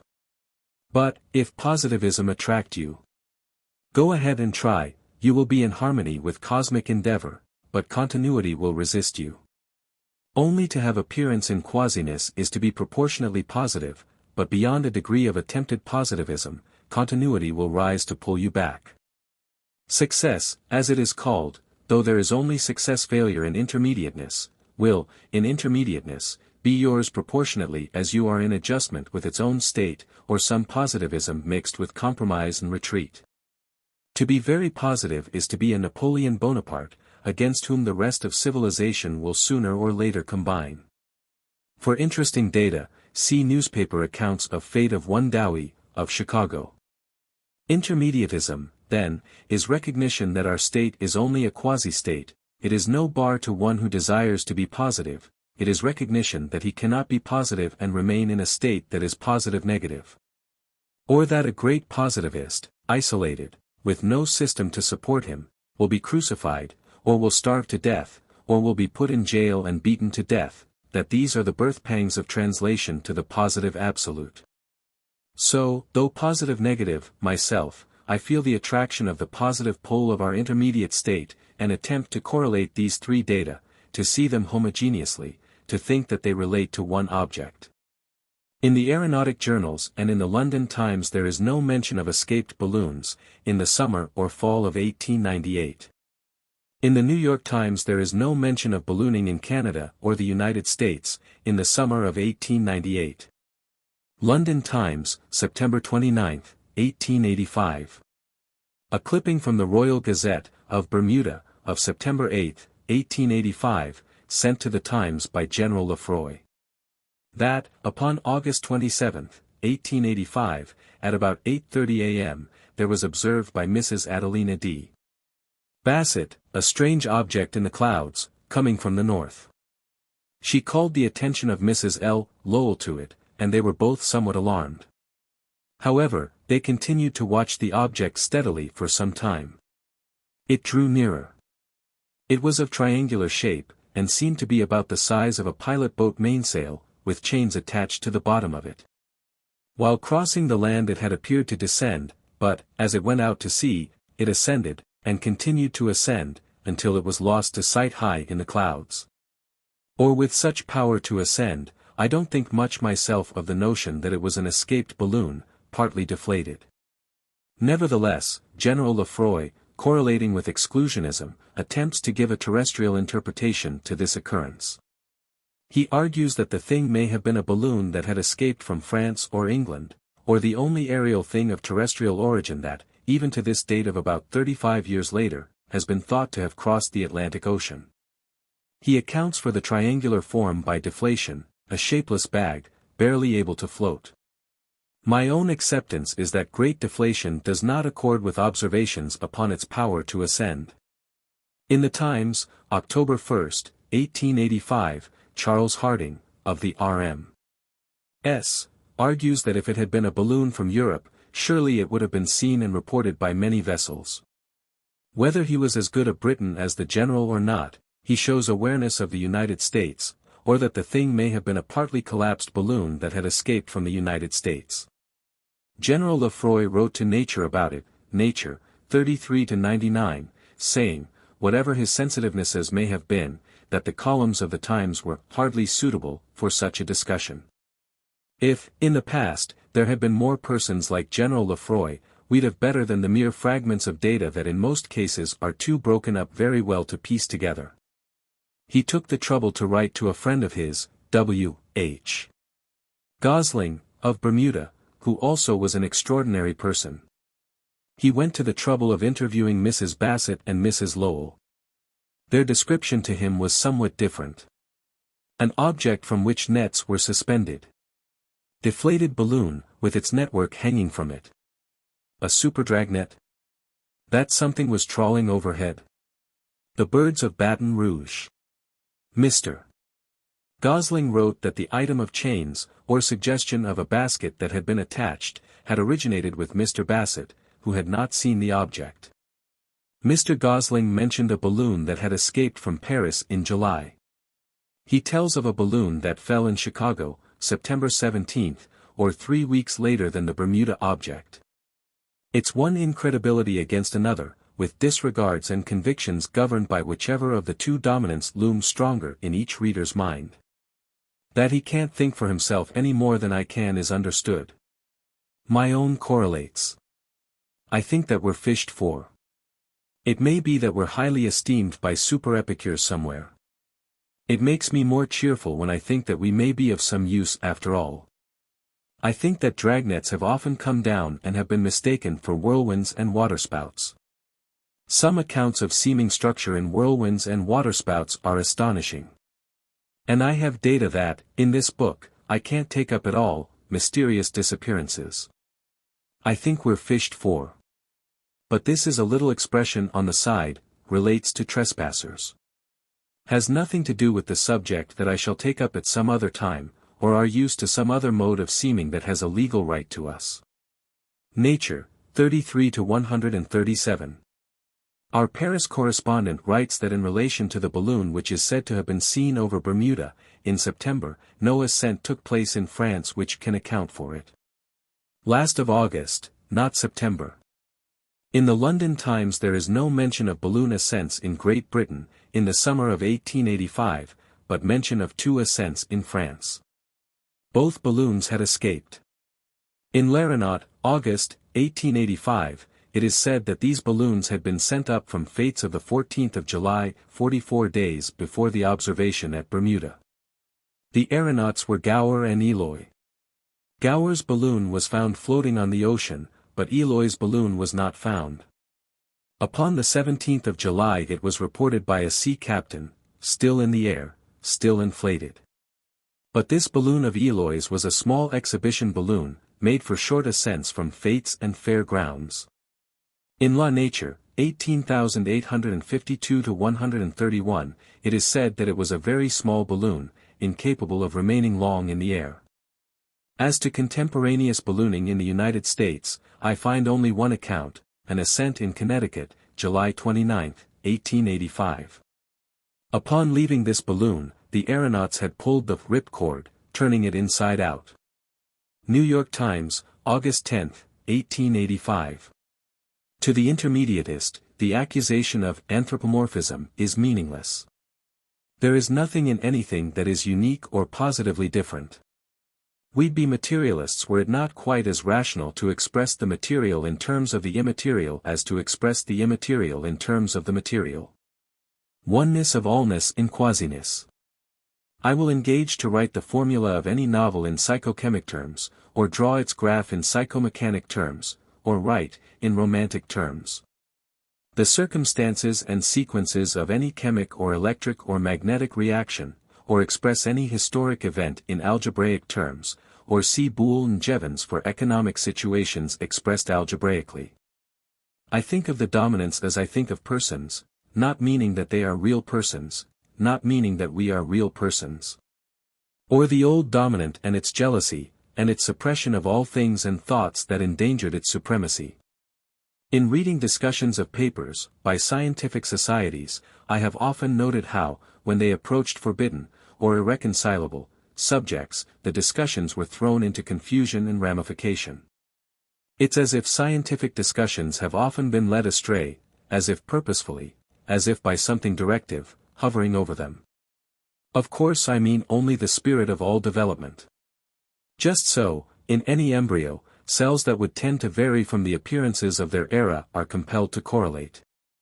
In Nature, 90-169, Charles Tilden Smith writes that, at Chisbury, Wiltshire, England, April 8, 1912, he saw something in the sky. Unlike anything that I had ever seen before. Although I have studied the skies for many years, I have never seen anything like it. He saw 2 stationary dark patches upon clouds. The extraordinary part. They were stationary upon clouds that were rapidly moving.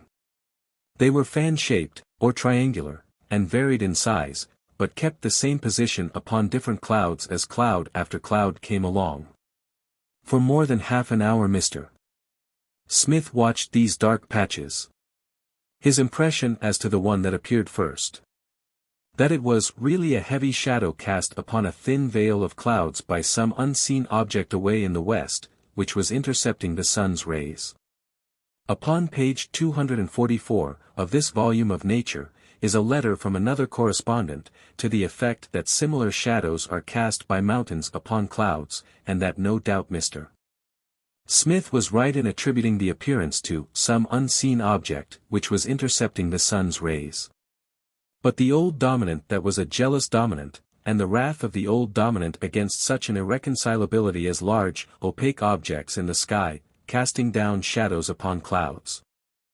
Still the dominants are soi very often, or are not absolute gods, and the way attention was led away from this subject is an interesting study in quasi-divine bamboozlement. Upon page 268, Charles J. P. Cave, the meteorologist, writes that, upon April 5 and 8, at Ditcham Park, Petersfield, he had observed a similar appearance, while watching some pilot balloons, but he described something not in the least like a shadow on clouds. But a stationary cloud, the inference seems to be that the shadows at Chisbury may have been shadows of pilot balloons. Upon page 322, another correspondent writes upon shadows cast by mountains.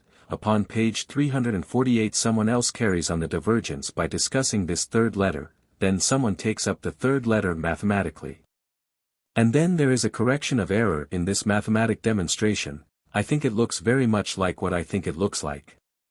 But the mystery here, that the dark patches at Chisbury could not have been cast by stationary pilot balloons that were to the west, or that were between clouds and the setting sun. If, to the west of Chisbury, a stationary object were high in the air, intercepting the sun's rays, the shadow of the stationary object would not have been stationary, but would have moved higher and higher with the setting of the sun. I have to think of something that is in accord with no other data whatsoever. A luminous body, not the sun, in the sky, but, because of some unknown principle or atmospheric condition, its light extended down only about to the clouds. That from it were suspended two triangular objects, like the object that was seen in Bermuda, that it was this light that fell short of the earth that these objects intercepted. That the objects were drawn up and lowered from something overhead, so that, in its light, their shadows changed size. If my grope seemed to have no grasp in it, and, if a stationary balloon will, in half an hour, not cast a stationary shadow from the setting sun. We have to think of two triangular objects that accurately maintained positions in a line between sun and clouds, and at the same time approached and receded from clouds. Whatever it may have been, it's enough to make the devout make the sign of the crucible, or whatever the devotees of the old dominant do in the presence of a new correlate. Vast, black thing poised like a crow over the moon. It is our acceptance that these two shadows of Chisbury looked, from the moon, like vast things, black as crows, poised over the earth. It is our acceptance that two triangular luminosities and then two triangular patches, like vast black things, poised like crows over the moon, and, like the triangularities at Chisbury, have been seen upon, or over, the moon. Scientific American. 46-49. Two triangular, luminous appearances reported by several observers in Lebanon, Connecticut. Evening of July 3, 1882, on the moon's upper limb. They disappeared, and two dark triangular appearances that looked like notches were seen 3 minutes later upon the lower limb. They approached each other, met and instantly disappeared. The merger here is notches that have at times been seen upon the moon's limb, thought to be cross-sections of craters. Monthly notices, are, s. 37-432. But these appearances of July 3, 1882, were vast upon the moon, seemed to be cutting off or obliterating nearly a quarter of its surface. Something else that may have looked like a vast black crow poised over this earth from the moon. Monthly Weather Review, 41-599. Description of a shadow in the sky, of some unseen body, April 8, 1913, Fort Worth, Texas, supposed to have been cast by an unseen cloud. This patch of shade moved with the declining sun. RCPT, Brit. Association, 1854-410. Account by two observers of a faint but distinctly triangular object, visible for 6 nights in the sky. It was observed from 2 stations that were not far apart. But the parallax was considerable. Whatever it was, acceptably, relatively close to this earth. I should say that relatively to phenomena of light we are in confusion as great as some of the discords that orthodoxy is in relatively to light. Broadly and intermediatistically, our position is That light is not really and necessarily light, any more than is anything else really and necessarily anything, but an interpretation of a mode of force, as I suppose we have to call it, as light. At sea level, the Earth's atmosphere interprets sunlight as red or orange or yellow. High up on mountains the sun is blue. Very high up on mountains the zenith is black. Or it is orthodoxy to say that in interplanetary space, where there is no air, there is no light. So then the sun and comets are black, but this Earth's atmosphere, or, rather, dust particles in it, interpret radiations from these black objects as light. We look up at the moon. The jet-black moon is so silvery white. I have about 50 notes indicating that the moon has atmosphere, nevertheless most astronomers hold out that the moon has no atmosphere. They have to, the theory of eclipses would not work out otherwise. So, arguing in conventional terms, the moon is black. Rather astonishing, explorers upon the moon, stumbling and groping in intense darkness, with telescopes powerful enough, we could see them stumbling and groping in brilliant light. Or, just because of familiarity, it is not now obvious to us how the preposterousnesses of the old system must have seemed to the correlates of the system preceding it. Ye jet-black silvery moon. Altogether, then, it may be conceivable that there are phenomena of force that are interpretable as light as far down as the clouds, but not in denser strata of air, or just the opposite of familiar interpretations. I now have some notes upon an occurrence that suggests a force not interpreted by air as light, but interpreted, or reflected by the ground as light. I think of something that, for a week, was suspended over London, of an emanation that was not interpreted as light until it reached the ground. Lancet, June 1, 1867. That every night for a week, a light had appeared in Woburn Square, London, upon the grass of a small park, enclosed by railings. Crowds gathering, police called out, for the special service of maintaining order and making the populace move on. The editor of the Lancet went to the square. He says that he saw nothing but a patch of light falling upon an arbor at the northeast corner of the enclosure. Seems to me that that was interesting enough.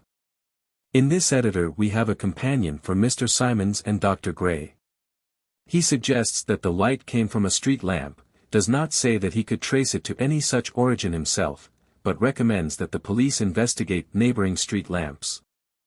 I'd not say that such a commonplace as light from a street lamp would not attract and excite and deceive great crowds for a week, but I do accept that any cop who was called upon for extra work would have needed nobody's suggestion to settle that point the very first thing. Or that something in the sky hung suspended over a London square for a week. Chapter 21. Knowledge, December 28, 1883. Seeing so many meteorological phenomena in your excellent paper, Knowledge, I am tempted to ask for an explanation of the following, which I saw when on board the British India Company's steamer Patna, while on a voyage up the Persian Gulf. In May, 1880, on a dark night, about 11:30 p.m., there suddenly appeared on each side of the ship an enormous luminous wheel, whirling around, the spokes of which seemed to brush the ship along. The spokes would be 200 or 300 yards long, and resembled the birch rods of the dame's schools.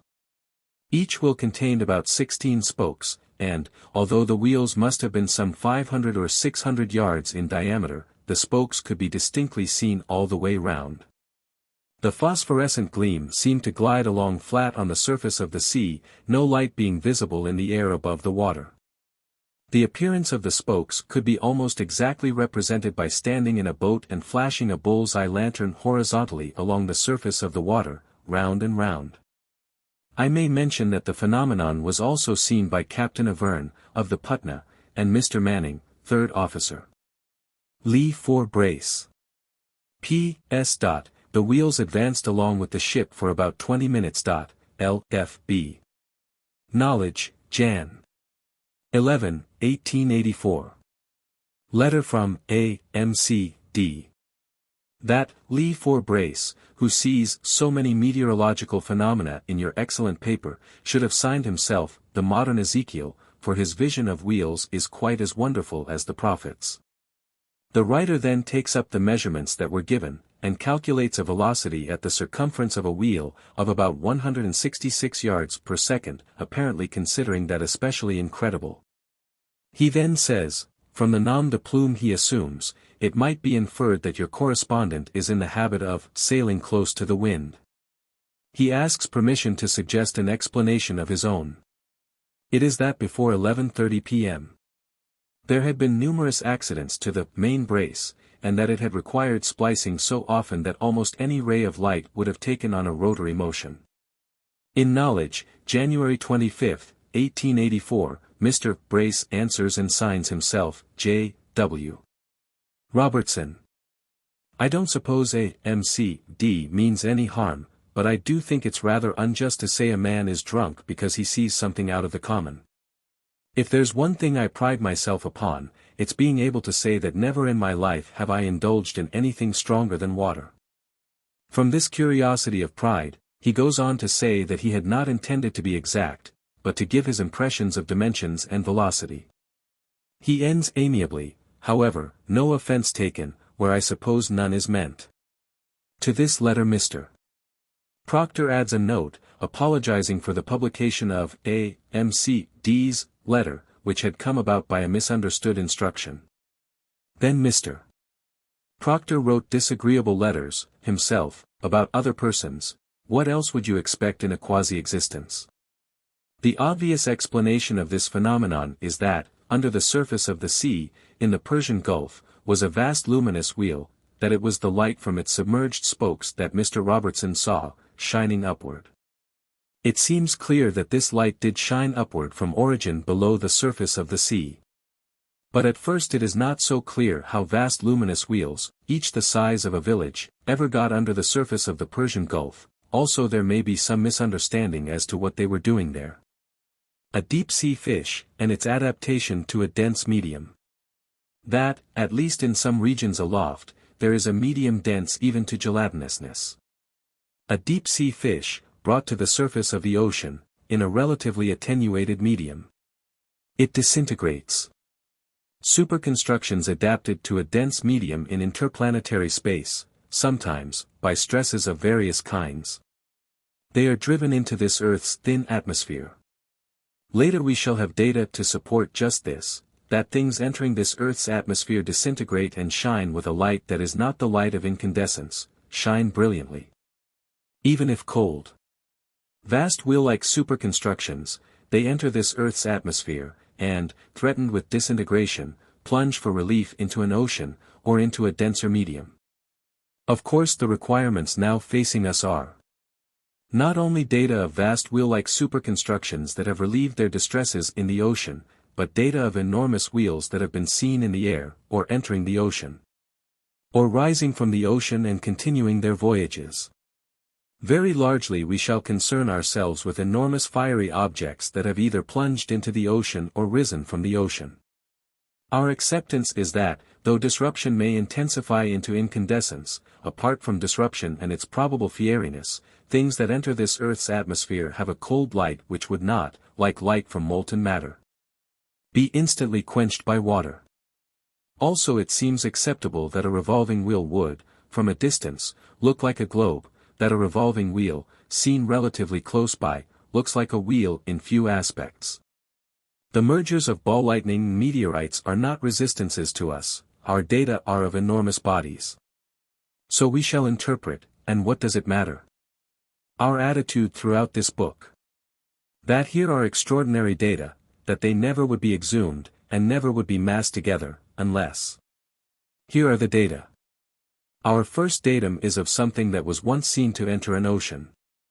It's from the Puritanic publication, Science, which has yielded us little material, or which, like most Puritans, does not go upon a spree very often. Whatever the thing could have been, my impression is of tremendousness, or of bulk many times that of all meteorites in all museums combined, also of relative slowness, or of long warning of approach. The story, in Science, 5-242, is from an account sent to the Hydrographic Office, at Washington, from the branch office, at San Francisco. That, at midnight, February 24, 1885, lat. 37 degrees north, and long 170 degrees east.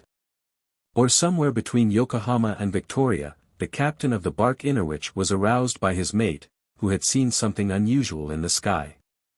This must have taken appreciable time.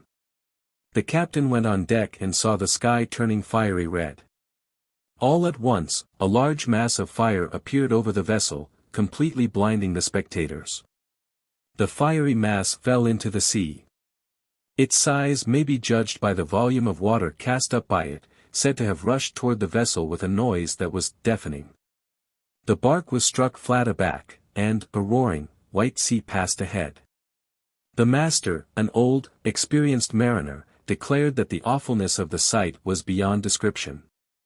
In Nature, 37 to 187, and L'Astronomie, 1887 to 76, we are told that an object, described as a large ball of fire, was seen to rise from the sea, near Cape Race.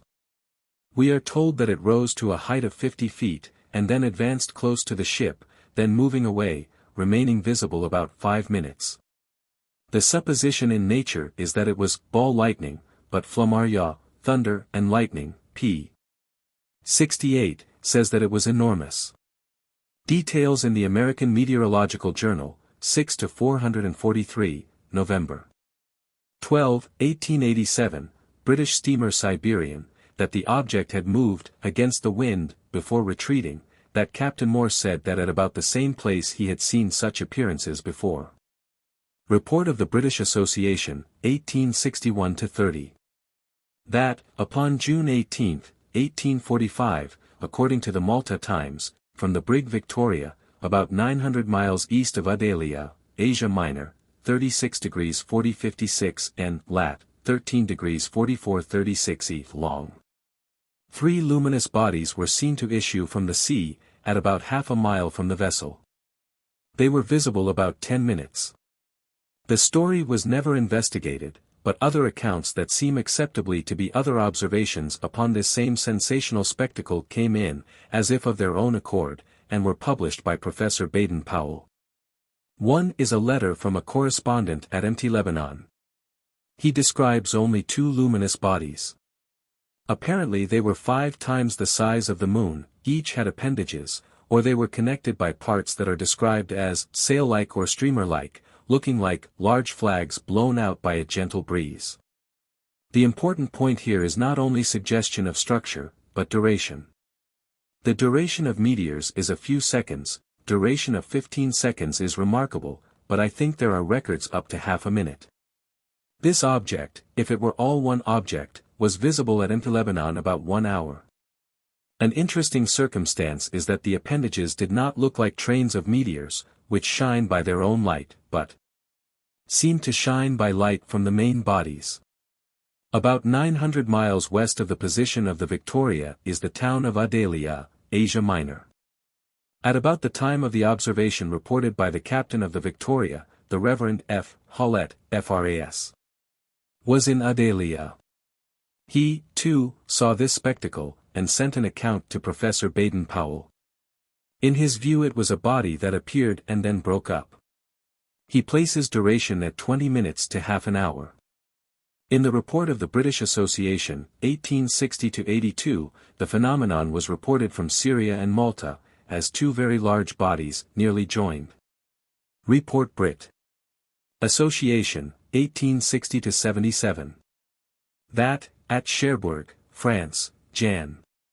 12, 1836, was seen a luminous body, seemingly 2/3 the size of the moon. It seemed to rotate on an axis. Central to it there seemed to be a dark cavity. 4 other accounts, all indefinite, but distortable into data of wheel-like objects in the sky, see Nature, 22-617, London Times, October 15, 1859, Nature, 21-225, Monthly Weather Review, 1883-264. L'Astronomie, 1894-157. That, upon the morning of December 20, 1893, an appearance in the sky was seen by many persons in Virginia, North Carolina, and South Carolina. A luminous body passed overhead, from west to east, until at about 15 degrees in the eastern horizon, it appeared to stand still for 15 or 20 minutes. According to some descriptions it was the size of a table. To some observers it looked like an enormous wheel. The light was a brilliant white.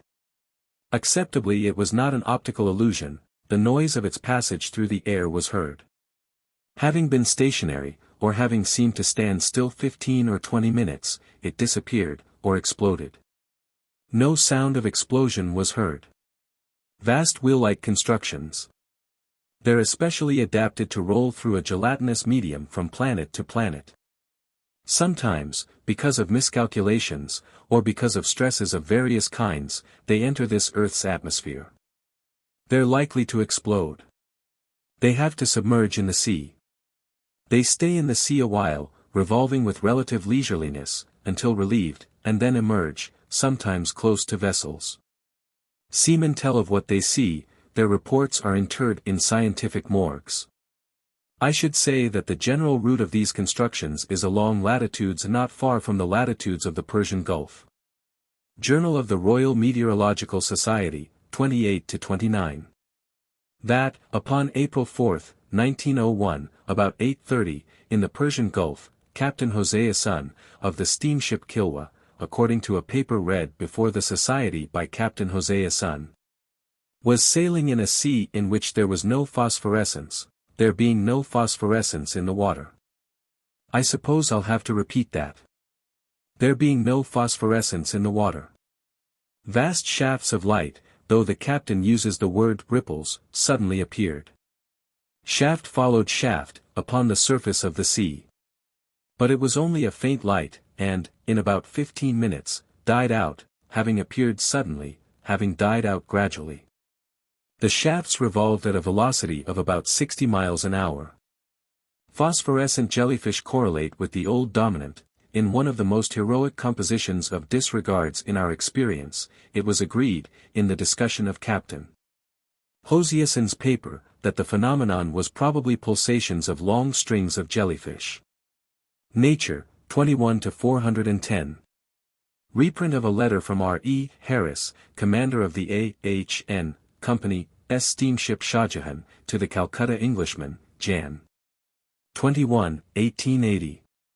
That upon the 5th of June, 1880, off the coast of Malabar, at 2 p.m., water calm, sky cloudless, he had seen something that was so foreign to anything that he had ever seen before, that he had stopped his ship.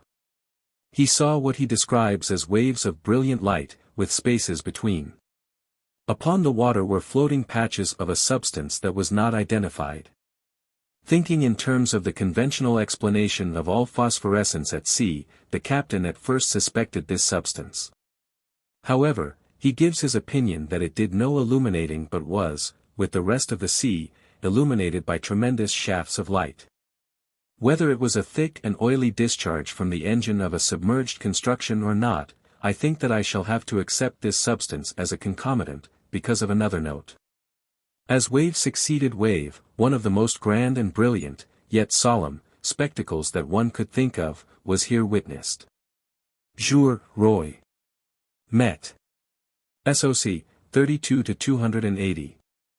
Extract from a letter from Mr. Douglas Carnegie, Blackheath, England. Date sometime in 1906. This last voyage we witnessed a weird and most extraordinary electric display. In the Gulf of Oman, he saw a bank of apparently quiescent phosphorescence, but, when within 20 yards of it, shafts of brilliant light came sweeping across the ship's bows at a prodigious speed, which might be put down as anything between 60 and 200 miles an hour. These light bars were about 20 feet apart and most regular. As to phosphorescence, I collected a bucketful of water, and examined it under the microscope, but could not detect anything abnormal. That the shafts of light came up from something beneath the surface, they first struck us on our broadside, and I noticed that an intervening ship had no effect on the light beams, they started away from the lee side of the ship, just as if they had traveled right through it. The Gulf of Oman is at the entrance to the Persian Gulf. Jour, Roy. Met. SOC, 33-294. Extract from a letter by Mr. S. C. Patterson, second officer of the P&O. Steamship Delta, a spectacle which the journal continues to call phosphorescent.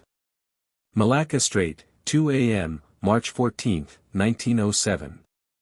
Shafts which seemed to move round a center, like the spokes of a wheel, and appeared to be about 300 yards long. The phenomenon lasted about half an hour, during which time the ship had traveled 6 or 7 miles. It stopped suddenly. L'Astronomie, 1891-312. A correspondent writes that, in October, 1891, in the China Sea, he had seen shafts or lances of light that had had the appearance of rays of a searchlight, and that had moved like such rays. Nature, 20-291. Report to the Admiralty by Captain Evans, the hydrographer of the British Navy. That Commander J. E. Pringle, of HMS Vulture, had reported that, at lat. 26 degrees 26 N, and long. 53 degrees 11 E, in the Persian Gulf, May 15, 1879, he had noticed luminous waves or pulsations in the water, moving at great speed. This time we have a definite datum upon origin somewhere below the surface. It is said that these waves of light passed under the Vulture. On looking toward the east, the appearance was that of a revolving wheel with a center on that bearing, and whose spokes were illuminated, and, looking toward the west, a similar will appear to be revolving, but in the opposite direction. Or finally, as to submergence, these waves of light extended from the surface well under the water. It is Commander Pringle's opinion that the shafts constituted one wheel, and that doubling was an illusion. He judges the shafts to have been about 25 feet broad, and the spaces about 2. Velocity about 84 miles an hour. Duration about 35 minutes. Time 9:40 p.m. Before and after this display the ship had passed through patches of floating substance described as oily-looking fish spawn. Upon page 428 of this number of Nature, E. L. Moss says that, in April, 1875, when upon HMS Bulldog, a few miles north of Vera Cruz, he had seen a series of swift lines of light. He had dipped up some of the water, finding in it animalcule, which would, however, not account for phenomena of geometric formation and high velocity. If he means Vera Cruz, Mexico, this is the only instance we have out of Oriental waters. Scientific American, 106-51. That, in the Nautical Meteorological Annual, published by the Danish Meteorological Institute, appears a report upon a singular phenomenon that was seen by Captain Gabe, of the Danish East Asiatic Company. Steamship Bintang. At 3 a.m., June 10, 1909, while sailing through the Straits of Malacca, Captain Gabe saw a vast revolving wheel of light, flat upon the water, long arms issuing from a center around which the whole system appeared to rotate. So vast was the appearance that only half of it could be seen at a time, the center lying near the horizon. This display lasted about 15 minutes. Heretofore we have not been clear upon the important point that forward motions of these wheels do not synchronize with a vessel's motions, and freaks of disregard, or, rather, commonplaces of disregard, might attempt to assimilate with lights of a vessel. This time we are told that the vast wheel moved forward, decreasing in brilliancy, and also in speed of rotation, disappearing when the center was right ahead of the vessel, or my own interpretation would be that the source of light was submerging deeper and deeper and slowing down because meeting more and more resistance. The Danish Meteorological Institute reports another instance. That, when Captain Breyer, of the Dutch steamer Valentin, was in the South China Sea, midnight, August 12, 1910, he saw a rotation of flashes. It looked like a horizontal wheel, turning rapidly. This time it is said that the appearance was above water. The phenomenon was observed by the captain, the first and second mates, and the first engineer, and upon all of them it made a somewhat uncomfortable impression. In general, if our expression be not immediately acceptable, we recommend to rival interpreters that they consider the localization, with one exception, of this phenomenon, to the Indian Ocean and adjacent waters, or Persian Gulf on one side and China Sea on the other side. Though we're intermediatists, the call of attempted positivism, in the aspect of completeness, is irresistible. We have expressed that from few aspects would wheels of fire in the air look like wheels of fire, but, if we can get it, we must have observation upon vast luminous wheels, not interpretable as optical illusions, but enormous. Substantial things that have smashed down material resistances, and have been seen to plunge into the ocean. Athenaeum, 1848–833.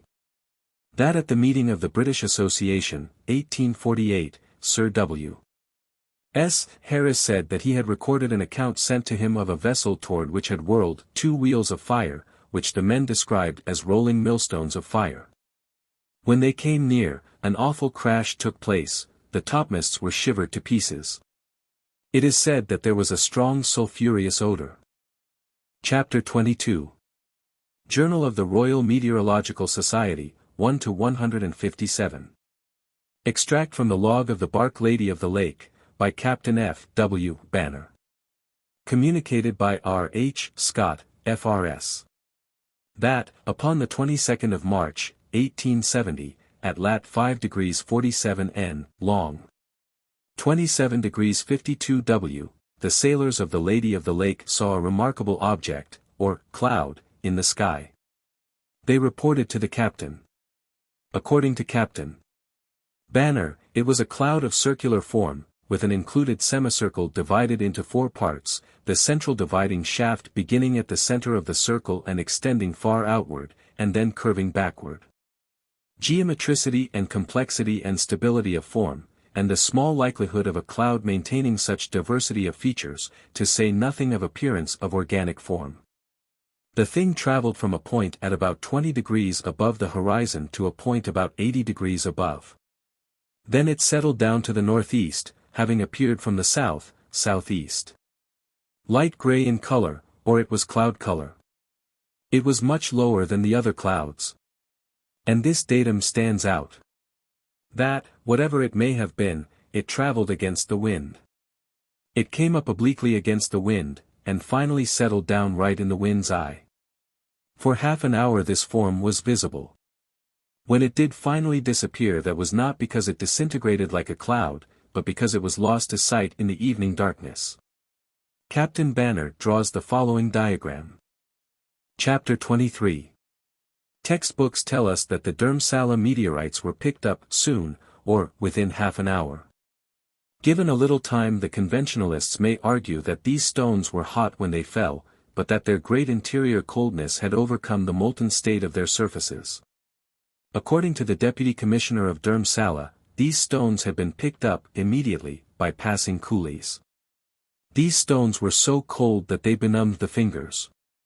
But they had fallen with a great light. It is described as a flame of fire about 2 feet in depth and 9 feet in length.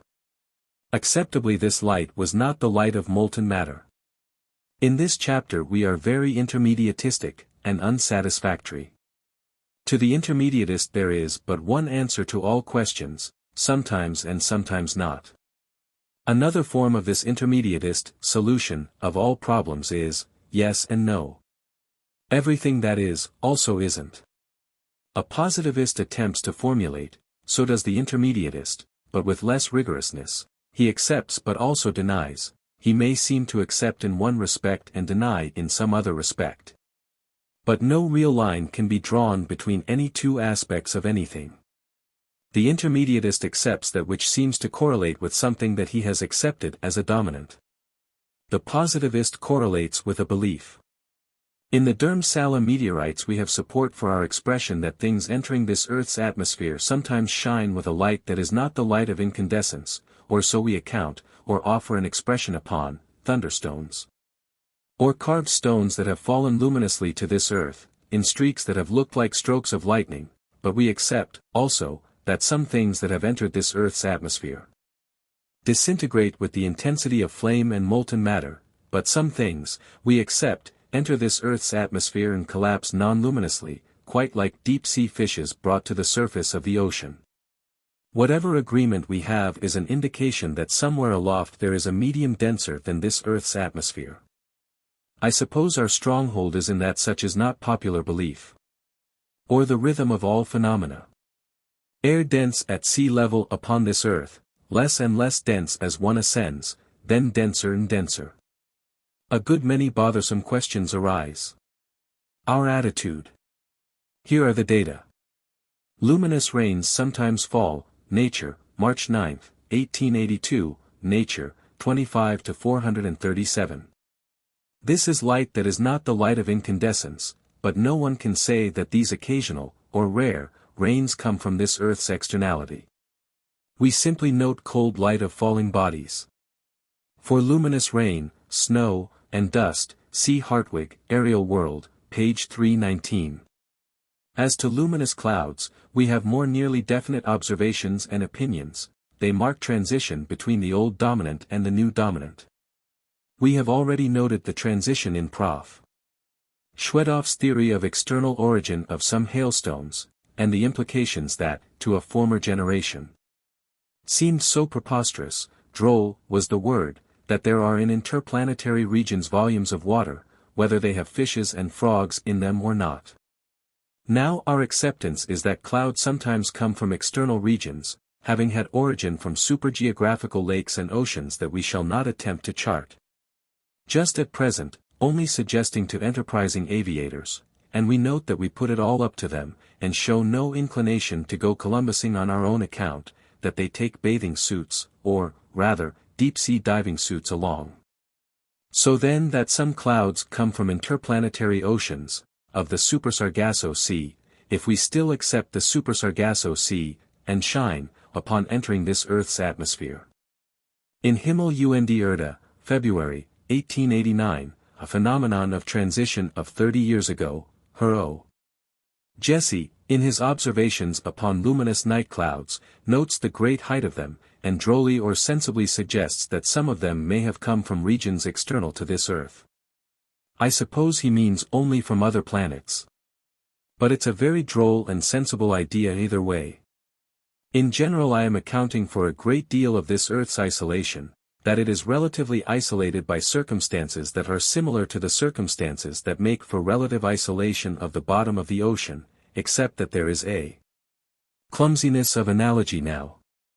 To call ourselves deep-sea fishes has been convenient, but, in a quasi-existence, there is no convenience that will not sooner or later turn awkward, so, if there be denser regions aloft, these regions should now be regarded as analogues of far-submerged oceanic regions, and things coming to this earth would be like things rising to an attenuated medium, and exploding, sometimes incandescently, sometimes with cold light, sometimes non-luminously, like deep-sea fishes brought to the surface, altogether conditions of inhospitality.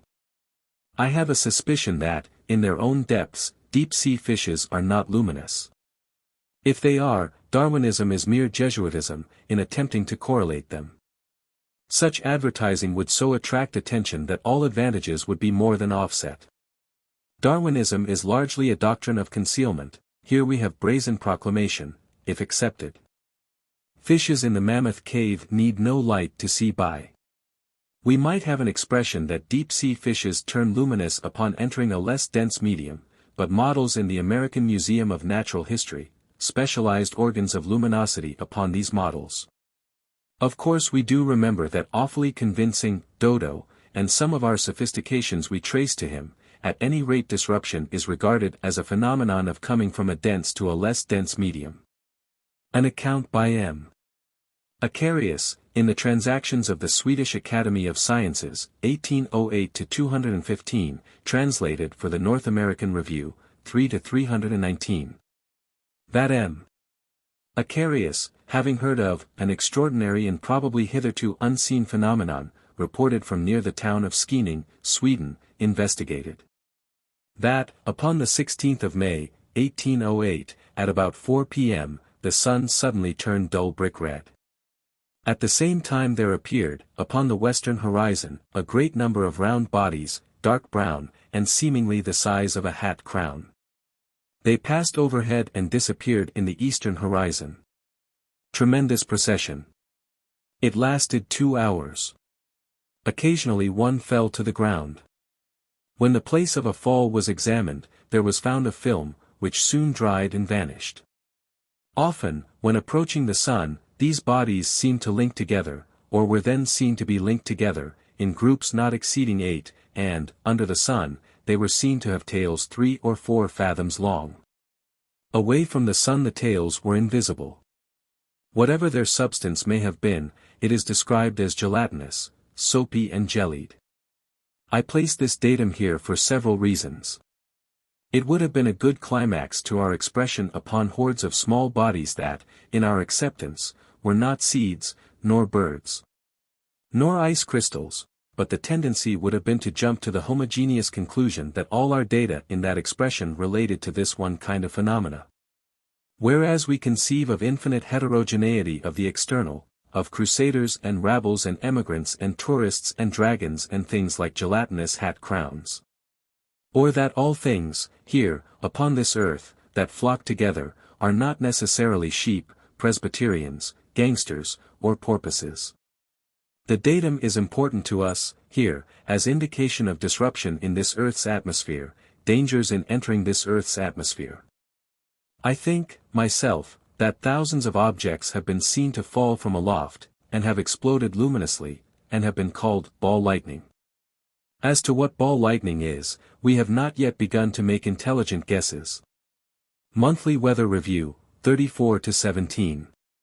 In general, it seems to me that when we encounter the opposition ball lightning, we should pay little attention, but confine ourselves to guesses that are at least intelligent, that stand phantom-like in our way.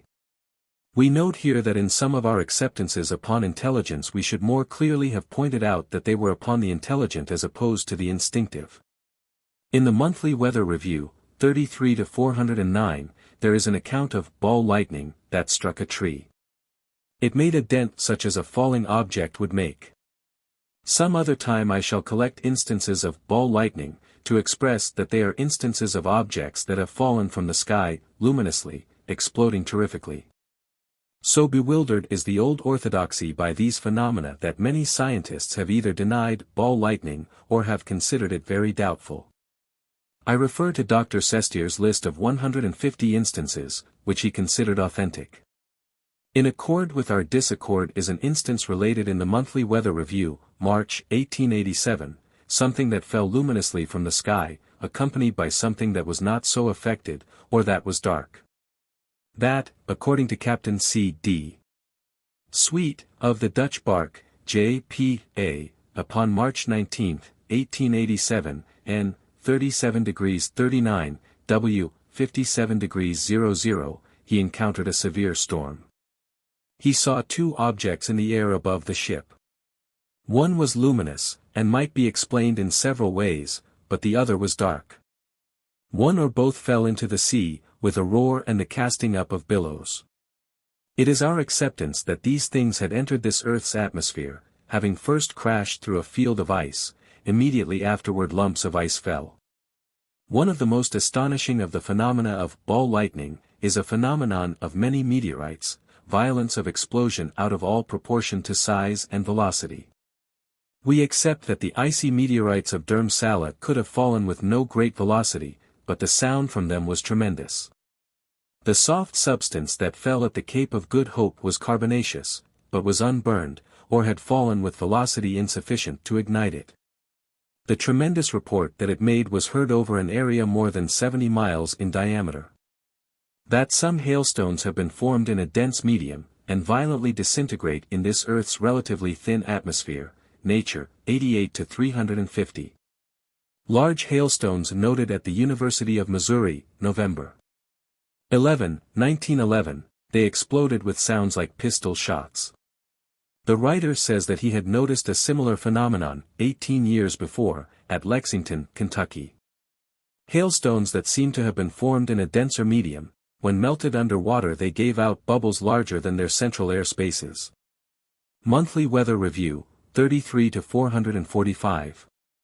Our acceptance is that many objects have fallen from the sky, but that many of them have disintegrated violently. This acceptance will coordinate with data still to come, but, also, we make it easy for ourselves in our expressions upon superconstructions, if we're asked why, from thinkable wrecks of them, girders, plates, or parts recognizably of manufactured metal have not fallen from the sky.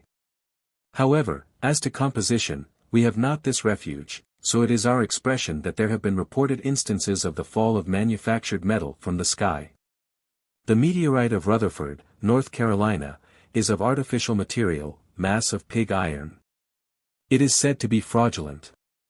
America Jour, Sci. 2-34-298. The object that was said to have fallen at Marblehead, Massachusetts, in 1858, is described in the Amer. Jour, Sci. 2-34-135, as a furnace product, formed in smelting copper ores, or iron ores containing copper. It is said to be fraudulent. According to Ehrenberg, the substance reported by Captain Callum to have fallen upon his vessel, near Java, offered complete resemblance to the residue resulting from combustion of a steel wire in a flask of oxygen. Zurcher, Meteors, page 239. Nature, November 21, 1878, publishes a notice that, according to the Yuma Sentinel, a meteorite that resembles steel had been found in the Mojave Desert. In Nature, February 15, 1894, we read that one of the meteorites brought to the United States by Peary, from Greenland, is of tempered steel. The opinion is that meteoric iron had fallen in water or snow, quickly cooling and hardening. This does not apply to composition. November 5, 1898, Nature publishes a notice of a paper by Professor Berwerth, of Vienna, upon the close connection between meteoric iron and steelwork steel. At the meeting of November 24, 1906, of the Essex Field Club, was exhibited a piece of metal said to have fallen from the sky, October 9, 1906, at Braintree. According to the Essex naturalist, Dr. Fletcher, of the British Museum, had declared this metal to be smelted iron, so that the mystery of its reported fall remained unexplained. Chapter 24.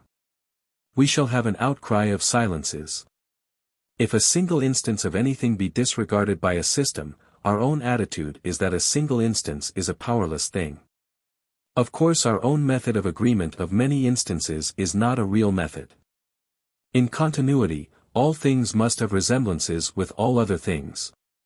Anything has any quasi-identity you please. Some time ago conscription was assimilated with either autocracy or democracy with equal facility. Note the need for a dominant to correlate to. Scarcely anybody said simply that we must have conscription, but that we must have conscription, which correlates with democracy, which was taken as a base, or something basically desirable. Of course, between autocracy and democracy nothing but false demarcation can be drawn. So I can conceive of no subject upon which there should be such poverty as a single instance, if anything one pleases can be whipped into line. However, we shall try to be more nearly real than the Darwinites who advance concealing coloration as Darwinism, and then drag in proclaiming luminosity, too, as Darwinism. I think the Darwinites had better come in with us as to the deep-sea fishes, and be sorry later, I suppose. It will be amazing or negligible to read all the instances now to come of things that have been seen in the sky, and to think that all have been disregarded. My own opinion is that it is not possible, or very easy, to disregard them, now that they have been brought together, but that, if prior to about this time we had attempted such an assemblage, the old dominant would have withered our typewriter, as it is the letter E has gone back on us, and the S is temperamental. Most extraordinary and singular phenomenon, North Wales, August 26, 1894, a disk from which projected an orange-colored body that looked like an elongated flatfish, reported by Admiral Ominy, Nature, 50-524. Disk from which projected a hook-like form, India, about 1838, diagram of it given, disk about size of the moon, but brighter than the moon, visible about 20 minutes, by G. Pettit, in Professor Baden-Powell's Catalogue, Report Brit. Association, 1849. Very brilliant hook-like form, seen in the sky at Poland, Trumbull Company, Ohio, during the stream of meteors, of 1833, visible more than an hour, large luminous body, almost stationary, for a time, shaped like a square table, Niagara Falls, November 13, 1833, America Jour, Sci. I 25-391, something described as a bright white cloud, at night, November 3, 1886, at Hamar, Norway.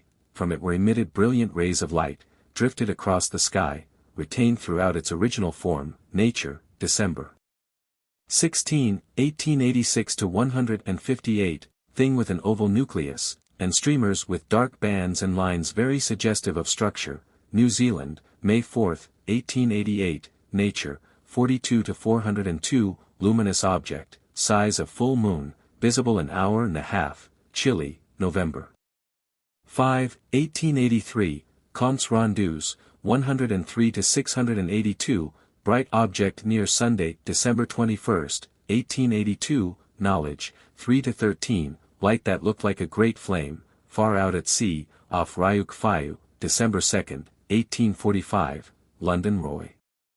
SOC Proc. 5 to 627. Something like a gigantic trumpet, suspended, vertical, oscillating gently, visible 5 or 6 minutes, length estimated at 425 feet, at Oaxaca, Mexico, July 6, 1874, Sci. AM. Sup. 6 to 2365. Two luminous bodies, seemingly united, visible 5 or 6 minutes, June 3, 1898, La Nature, 1898, I. 127, thing with a tail, crossing moon, transit half a minute, September 26, 1870, London Times, September 30, 1870. Object 4 or 5 times size of moon, moving slowly across sky, November 1, 1885, near Adrianople, L'Astronomie, 1886 to 309, large body, colored red, moving slowly, visible 15 minutes, reported by Coggia, Marseilles, August 1, 1871, Chemistry. News, 24 to 193. Details of this observation, and similar observation by Guillemin, and other instances by de Fonville, Comptes Rendus, 73 to 297, 755, thing that was large and that was stationary twice in 7 minutes, Oxford, November 19, 1847, listed by Lowe, Rec. Sci. 1 to 136, grayish object that looked to be about 3.5 feet long, rapidly approaching the Earth at Saarbrück, April I, 1826, sound like thunder, object expanding like a sheet, AM. Jour, Sci. 1 to 26,133, Quar, Jour, Roy. INST, 24 to 488.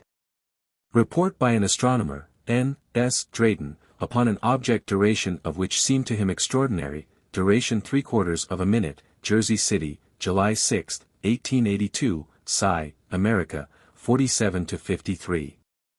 Object like a comet, but with proper motion of 2 degrees an hour, visible 1 hour, reported by Purin and Glancy from the Córdoba Observatory, Argentina, March 14, 1916, Sci. America, 115 to 493. Something like a signal light, reported by Glacier, October 4, 1844, bright as Jupiter, sending out quick flickering waves of light, Year Book of Facts, 1845 to 278. I think that with the object known as Eddie's comet passes away the last of our susceptibility to the common fallacy of personifying. It is one of the most deep-rooted of positivist illusions, that people are persons. We have been guilty too often of spleens and spites and ridicules against astronomers, as if they were persons, or final unities, individuals, completenesses, or selves, instead of indeterminate parts. But, so long as we remain in quasi-existence, we can cast out illusion only with some other illusion, though the other illusion may approximate higher to reality. So we personify no more, but we superpersonify. We now take into full acceptance our expression that development is an autocracy of successive dominants, which are not final, but which approximate higher to individuality or selfness, than do the human tropisms that irresponsibly correlate to them. Eddy reported a celestial object, from the observatory at Grahamstown, South Africa. It was in 1890. The new dominant was only heir presumptive then, or heir apparent but not obvious. The thing that Eddie reported might as well have been reported by a night watchman, who had looked up through an unplaced sewer pipe. It did not correlate. The thing was not admitted to monthly notices. I think myself that if the editor had attempted to let it in, earthquake, or a mysterious fire in his publishing house. The dominants are jealous gods. In nature, presumably a vassal of the new god, though of course also plausibly rendering homage to the old, is reported a comet-like body, of October 27, 1890, observed at Grahamstown, by Eddie. It may have looked comet-like, but it moved 2 degrees while visible, or 100 degrees in 3/4 of an hour. See Nature, 43 to 89, 90. In Nature, 44 to 519, Professor Copeland describes a similar appearance that he had seen, September 2, 1891. Dreyer says, Nature, 44 to 541, that he had seen this object at the Armagh Observatory. He likens it to the object that was reported by Eddie. It was seen by Dr. Alexander Graham Bell, September 11, 1891, in Nova Scotia. But the old dominant was a jealous god. So there were different observations upon something that was seen in November, 1883. These observations were Philistines in 1883. In the America Met. Jour. 1 to 110, a correspondent reports having seen an object like a comet, with 2 tails, one up and one down, November 10 or 12, 1883. Very likely this phenomenon should be placed in our expression upon torpedo-shaped bodies that have been seen in the sky, our data upon dirigibles, or super-zeppelins, but our attempted classifications are far from rigorous, or are mere gropes. In the Scientific American, 50 to 40, a correspondent writes from Humacao, Puerto Rico, that, November 21, 1883, he and several other persons, as it were, had seen a majestic appearance, like a comet. Visible 3 successive nights, disappeared then. The editor says that he can offer no explanation. If accepted, this thing must have been close to the Earth. If it had been a comet, it would have been seen widely, and the news would have been telegraphed over the world, says the editor. Upon page 97 of this volume of the Scientific American, a correspondent writes that, at Sulphur Springs, Ohio, he had seen a wonder in the sky, at about the same date. It was torpedo-shaped, or something with a nucleus, at each end of which was a tail. Again the editor says that he can offer no explanation, that the object was not a comet. He associates it with the atmospheric effects general in 1883. But it will be our expression that, in England and Holland, a similar object was seen in November, 1882. In the Scientific American, 40 to 294, is published a letter from Henry Harrison, of Jersey City, copied from the New York Tribune, that upon the evening of April 13, 1879, Mr. Harrison was searching for Brorson's comet, when he saw an object that was moving so rapidly that it could not have been a comet. He called a friend to look, and his observation was confirmed. At 2 o'clock in the morning this object was still visible. In the Scientific American Supplement, 7 to 2885, Mr. Harrison disclaims sensationalism, which he seems to think unworthy, and gives technical details. He says that the object was seen by Mr. J. Spencer DeVoe, of Manhattanville. Chapter 25. A formation having the shape of a dirigible. It was reported from Huntington, West Virginia, Sci. America, 115 to 241. Luminous object that was seen July 19, 1916, at about 11 p.m. Observed through rather powerful field glasses, it looked to be about 2 degrees long and half a degree wide. It gradually dimmed, disappeared, reappeared, and then faded out of sight. Another person, as we say, it would be too inconvenient to hold to our intermediatist recognitions. Another person who observed this phenomenon suggested to the writer of the account that the object was a dirigible. But the writer says that faint stars could be seen behind it. This would seem really to oppose our notion of a dirigible visitor to this earth, except for the inconclusiveness of all things in a mode of seeming that is not final, or we suggest that behind some parts of the object, thing, construction, faint stars were seen. We find a slight discussion here. Professor H. M. Russell thinks that the phenomenon was a detached cloud of aurora borealis. Upon page 369 of this volume of the Scientific American, another correlator suggests that it was a light from a blast furnace, disregarding that, if there be blast furnaces in or near Huntington, their reflections would be commonplaces there. We now have several observations upon cylindrical-shaped bodies that have appeared in this Earth's atmosphere, cylindrical, but pointed at both ends, or torpedo-shaped. Some of the accounts are not very detailed, but out of the bits of description my own acceptance is that supergeographical routes are traversed by torpedo-shaped superconstructions that have occasionally visited, or that have occasionally been driven into this Earth's atmosphere.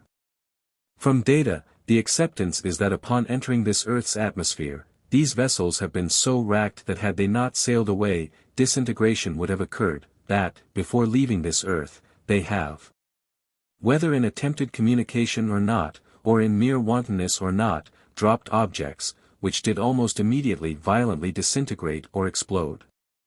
Upon general principles we think that explosives have not been purposely dropped, but that parts have been racked off, and have fallen, exploding like the things called ball lightning.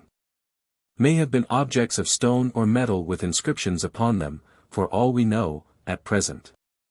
In all instances, estimates of dimensions are valueless, but ratios of dimensions are more acceptable. A thing said to have been 6 feet long may have been 600 feet long, but shape is not so subject to the illusions of distance. Nature, 40 to 415. That, August 5, 1889, during a violent storm, an object that looked to be about 15 inches long and 5 inches wide, fell, rather slowly, at East Twickenham, England. It exploded. No substance from it was found.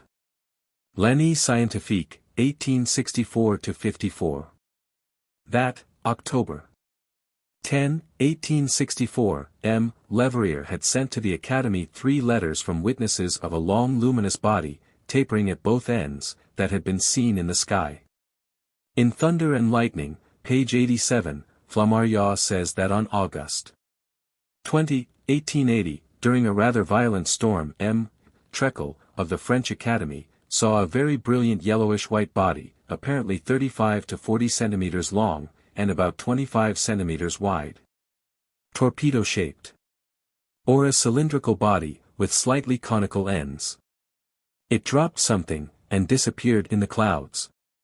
Whatever it may have been that was dropped, it fell vertically, like a heavy object, and left a luminous train. The scene of this occurrence may have been far from the observer. No sound was heard. For M. Treckel's account, see Comptes Rendus, 103 to 849. Monthly Weather Review, 1907 to 310. That, July 2, 1907, in the town of Burlington, Vermont, a terrific explosion had been heard throughout the city. A ball of light, or a luminous object, had been seen to fall from the sky, or from a torpedo-shaped thing, or construction, in the sky.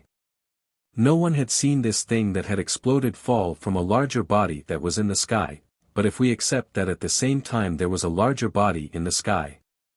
My own acceptance is that a dirigible in the sky, or a construction that showed every sign of disrupting, had barely time to drop, whatever it did drop, and to speed away to safety above. The following story is told, in the review, by Bishop John S. Michaud. I was standing on the corner of Church and College Streets, just in front of the Howard Bank, and facing east, engaged in conversation with ex-Governor Woodbury and Mr. A. Buell, when, without the slightest indication, or warning, we were startled by what sounded like a most unusual and terrific explosion, evidently very nearby. Raising my eyes, and looking eastward along College Street, I observed a torpedo-shaped body, some 300 feet away, stationary in appearance, and suspended in the air, about 50 feet above the tops of the buildings.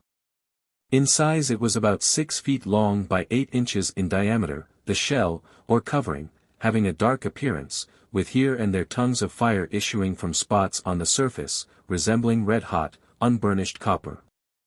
Although stationary when first noticed, this object soon began to move, rather slowly, and disappeared over Dolan Brothers' store, southward.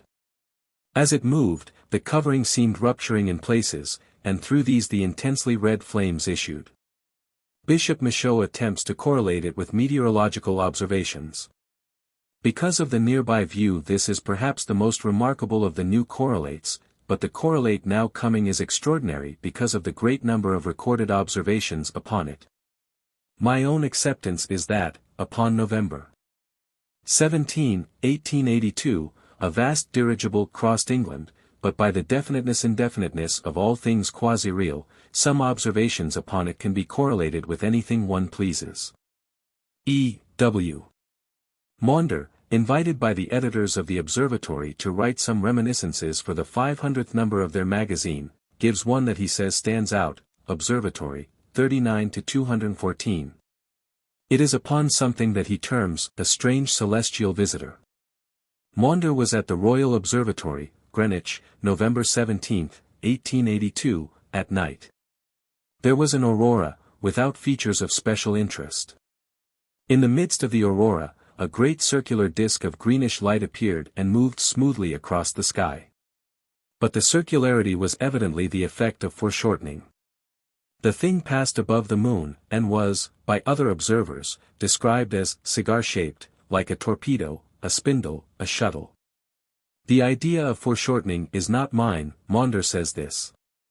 He says, had the incident occurred a third of a century later, beyond doubt everyone would have selected the same simile, it would have been, just like a zeppelin. The duration was about 2 minutes. Color said to have been the same as that of the auroral glow in the north. Nevertheless, Maunder says that this thing had no relation to auroral phenomena. It appeared to be a definite body. Motion too fast for a cloud, but nothing could be more unlike the rush of a meteor. In the Philosophical Magazine, 5-15-318, J. Rand Capron, in a lengthy paper, alludes throughout to this phenomenon as an auroral beam, but he lists many observations upon its torpedo shape. And one observation upon a dark nucleus in it, host of most confusing observations, estimates of height between 40 and 200 miles, observations in Holland and Belgium. We are told that according to Capron's spectroscopic observations the phenomenon was nothing but a beam of auroral light. In the observatory, 6-192, is Maunder's contemporaneous account.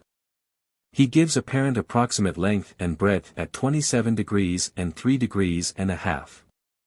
He gives other observations seeming to indicate structure, remarkable dark marking down the center. In Nature, 27-84, Capron says that because of the moonlight he had been able to do little with the spectroscope. Color white, but aurora rosy, Nature, 27-87. Bright stars seen through it, but not at the zenith, where it looked opaque. This is the only assertion of transparency, Nature, 27-87. Too slow for a meteor, but too fast for a cloud, Nature, 27-86. Surface had a mottled appearance, Nature, 27-87. Very definite in form, like a torpedo, Nature, 27-100. Probably a meteoric object, Dr. Groneman, Nature, 27-296. Technical demonstration by Dr. Groneman, that it was a cloud of meteoric matter, Nature, 28-105. See Nature, 27-315, 338, 365, 388, 412, 434. Very little doubt it was an electric phenomenon, Proctor, Knowledge, 2-419. In the London Times, November 20, 1882, the editor says that he had received a great number of letters upon this phenomenon. He publishes two. One correspondent describes it as, well-defined and shaped like a fish, extraordinary and alarming. The other correspondent writes of it as, a most magnificent luminous mass, shaped somewhat like a torpedo. Chapter 26. Notes and Queries, 5-3-306. About 8 lights that were seen in Wales, over an area of about 8 miles, all keeping their own ground, whether moving together perpendicularly, horizontally, or over a zigzag course. They looked like electric lights, disappearing, reappearing dimly, then shining as bright as ever. We have seen them 3 or 4 at a time afterward, on 4 or 5 occasions. London Times, October 5, 1877. From time to time the west coast of Wales seems to have been the scene of mysterious lights. And now we have a statement from Towan that within the last few weeks lights of various colors have been seen moving over the estuary of the Dicynni River, and out to sea. They are generally in a northerly direction, but sometimes they hug the shore, and move at high velocity for miles toward Aberdovey, and suddenly disappear. L'Année Scientifique, 1877-45. Lights that appeared in the sky, above Vence, France, March 23, 1877, described as balls of fire of dazzling brightness, appeared from a cloud about a degree in diameter, moved relatively slowly. They were visible more than an hour, moving northward. It is said that 8 or 10 years before similar lights or objects had been seen in the sky, at Vence. London Times, September 19, 1848. That, at Inverness, Scotland, 2 large, bright lights that looked like stars had been seen in the sky, sometimes stationary, but occasionally moving at high velocity. L'Année Scientifique, 1888-66. Observed near St. Petersburg, July 30, 1880, in the evening, a large spherical light and 2 smaller ones, moving along a ravine, visible 3 minutes, disappearing without noise. Nature, 35-173. That, at Iloilo, September 30, 1886, was seen a luminous object the size of the full moon. It floated slowly northward, followed by smaller ones close to it. The false lights of Durham. Every now and then in the English newspapers, in the middle of the 19th century, there is something about lights that were seen against the sky, but as if not far above land, oftenest upon the coast of Durham. They were mistaken for beacons by sailors. Wreck after wreck occurred. The fishermen were accused of displaying false lights and profiting by wreckage. The fishermen answered that mostly only old vessels, worthless except for insurance, were so wrecked. In 1866, London Times, January 9, 1866, popular excitement became intense. There was an investigation. Before a commission, headed by Admiral Collinson, testimony was taken. One witness described the light that had deceived him as considerably elevated above ground. No conclusion was reached, the lights were called the mysterious lights. But whatever the false lights of Durham may have been, they were unaffected by the investigation. In 1867, the Tyne Pilotage Board took the matter up. Opinion of the Mayor of Tyne, a mysterious affair. In the report of the British Association, 1877-152, there is a description of a group of meteors that traveled with remarkable slowness. They were in sight about 3 minutes. Remarkable, it seems, is scarcely strong enough. One reads of remarkable as applied to a duration of 3 seconds. These meteors had another peculiarity, they left no train. They are described as seemingly huddled together like a flock of wild geese, and moving with the same velocity and grace of regularity. Jour, Roy. Astro. SOC. Of Canada, November and December, 1913. That, according to many observations collected by Professor Chant, of Toronto, there appeared, upon the night of February 9, 1913, a spectacle that was seen in Canada, the United States, and at sea, and in Bermuda. A luminous body was seen. To it there was a long tail. The body grew rapidly larger. Observers differ as to whether the body was single, or was composed of 3 or 4 parts, with a tail to each part.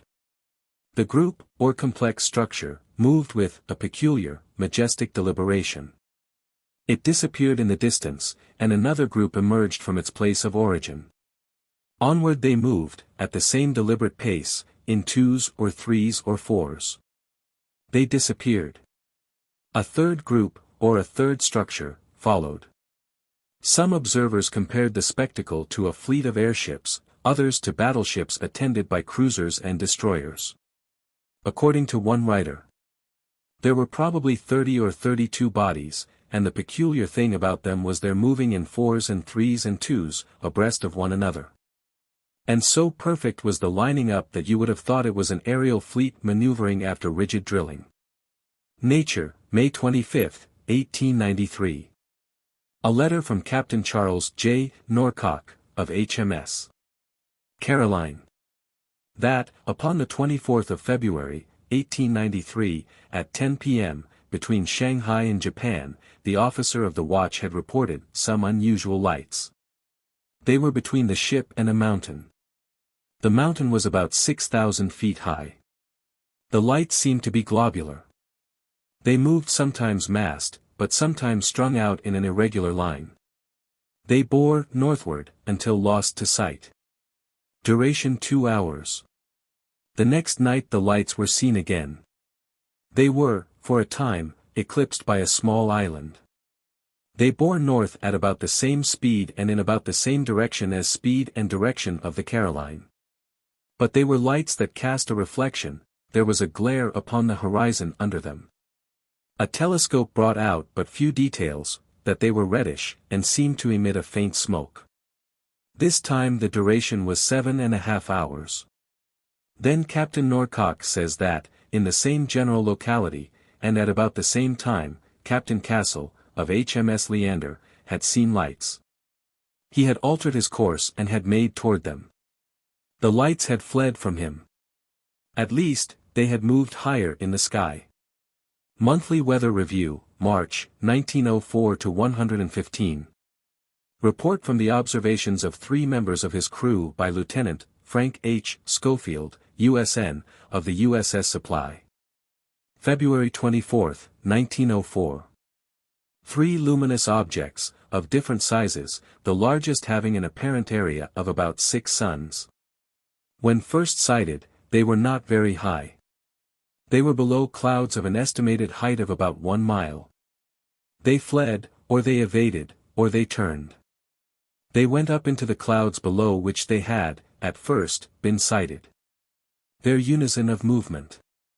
But they were of different sizes, and of different susceptibilities to all forces of this earth and of the air. Monthly Weather Review, August, 1898 to 358. 2 letters from C.N. Krotzenberg, Crow Agency, Montana. That, in the summer of 1896, when this writer was a railroad postal clerk, or one who was experienced in train phenomena, while his train was going northward, from Trenton, Missouri. He and another clerk saw, in the darkness of a heavy rain, a light that appeared to be round, and of a dull rose color, and seemed to be about a foot in diameter. It seemed to float within 100 feet of the earth, but soon rose high, or midway between horizon and zenith. The wind was quite strong from the east, but the light held a course almost due north. Its speed varied. Sometimes it seemed to outrun the train considerably. At other times it seemed to fall behind. The mail clerks watched until the town of Linville, Iowa, was reached. Behind the depot of this town, the light disappeared, and was not seen again. All this time there had been rain, but very little lightning, but Mr. Krotzenberg offers the explanation that it was ball lightning. The editor of the review disagrees. He thinks that the light may have been a reflection from the rain, or fog, or from leaves of trees, glistening with rain, or the train's light, not lights. In the December number of the review is a letter from Edward M. Boggs, that the light was a reflection, perhaps, from the glare, one light, this time, from the locomotive's firebox, upon wet telegraph wires, an appearance that might not be striated by the wires, but consolidated into one rotundity, that it had seemed to oscillate with the undulations of the wires, and had seemed to change horizontal distance with the varying angles of reflection, and had seemed to advance or fall behind, when the train had rounded curves. All of which is typical of the best of quasi-reasoning. It includes and assimilates diverse data, but it excludes that which will destroy it. That, acceptably, the telegraph wires were alongside the track beyond, as well as leading to Linville. Mr. Kratzenberg thinks of ball lightning, which, though a sore bewilderment to most speculation, is usually supposed to be a correlate with the old system of thought, but his awareness of something else is expressed in other parts of his letters. When he says that he has something to tell that is so strange that I should never have mentioned it, even to my friends, had it not been corroborated, so unreal that I hesitated to speak of it, fearing that it was some freak of the imagination.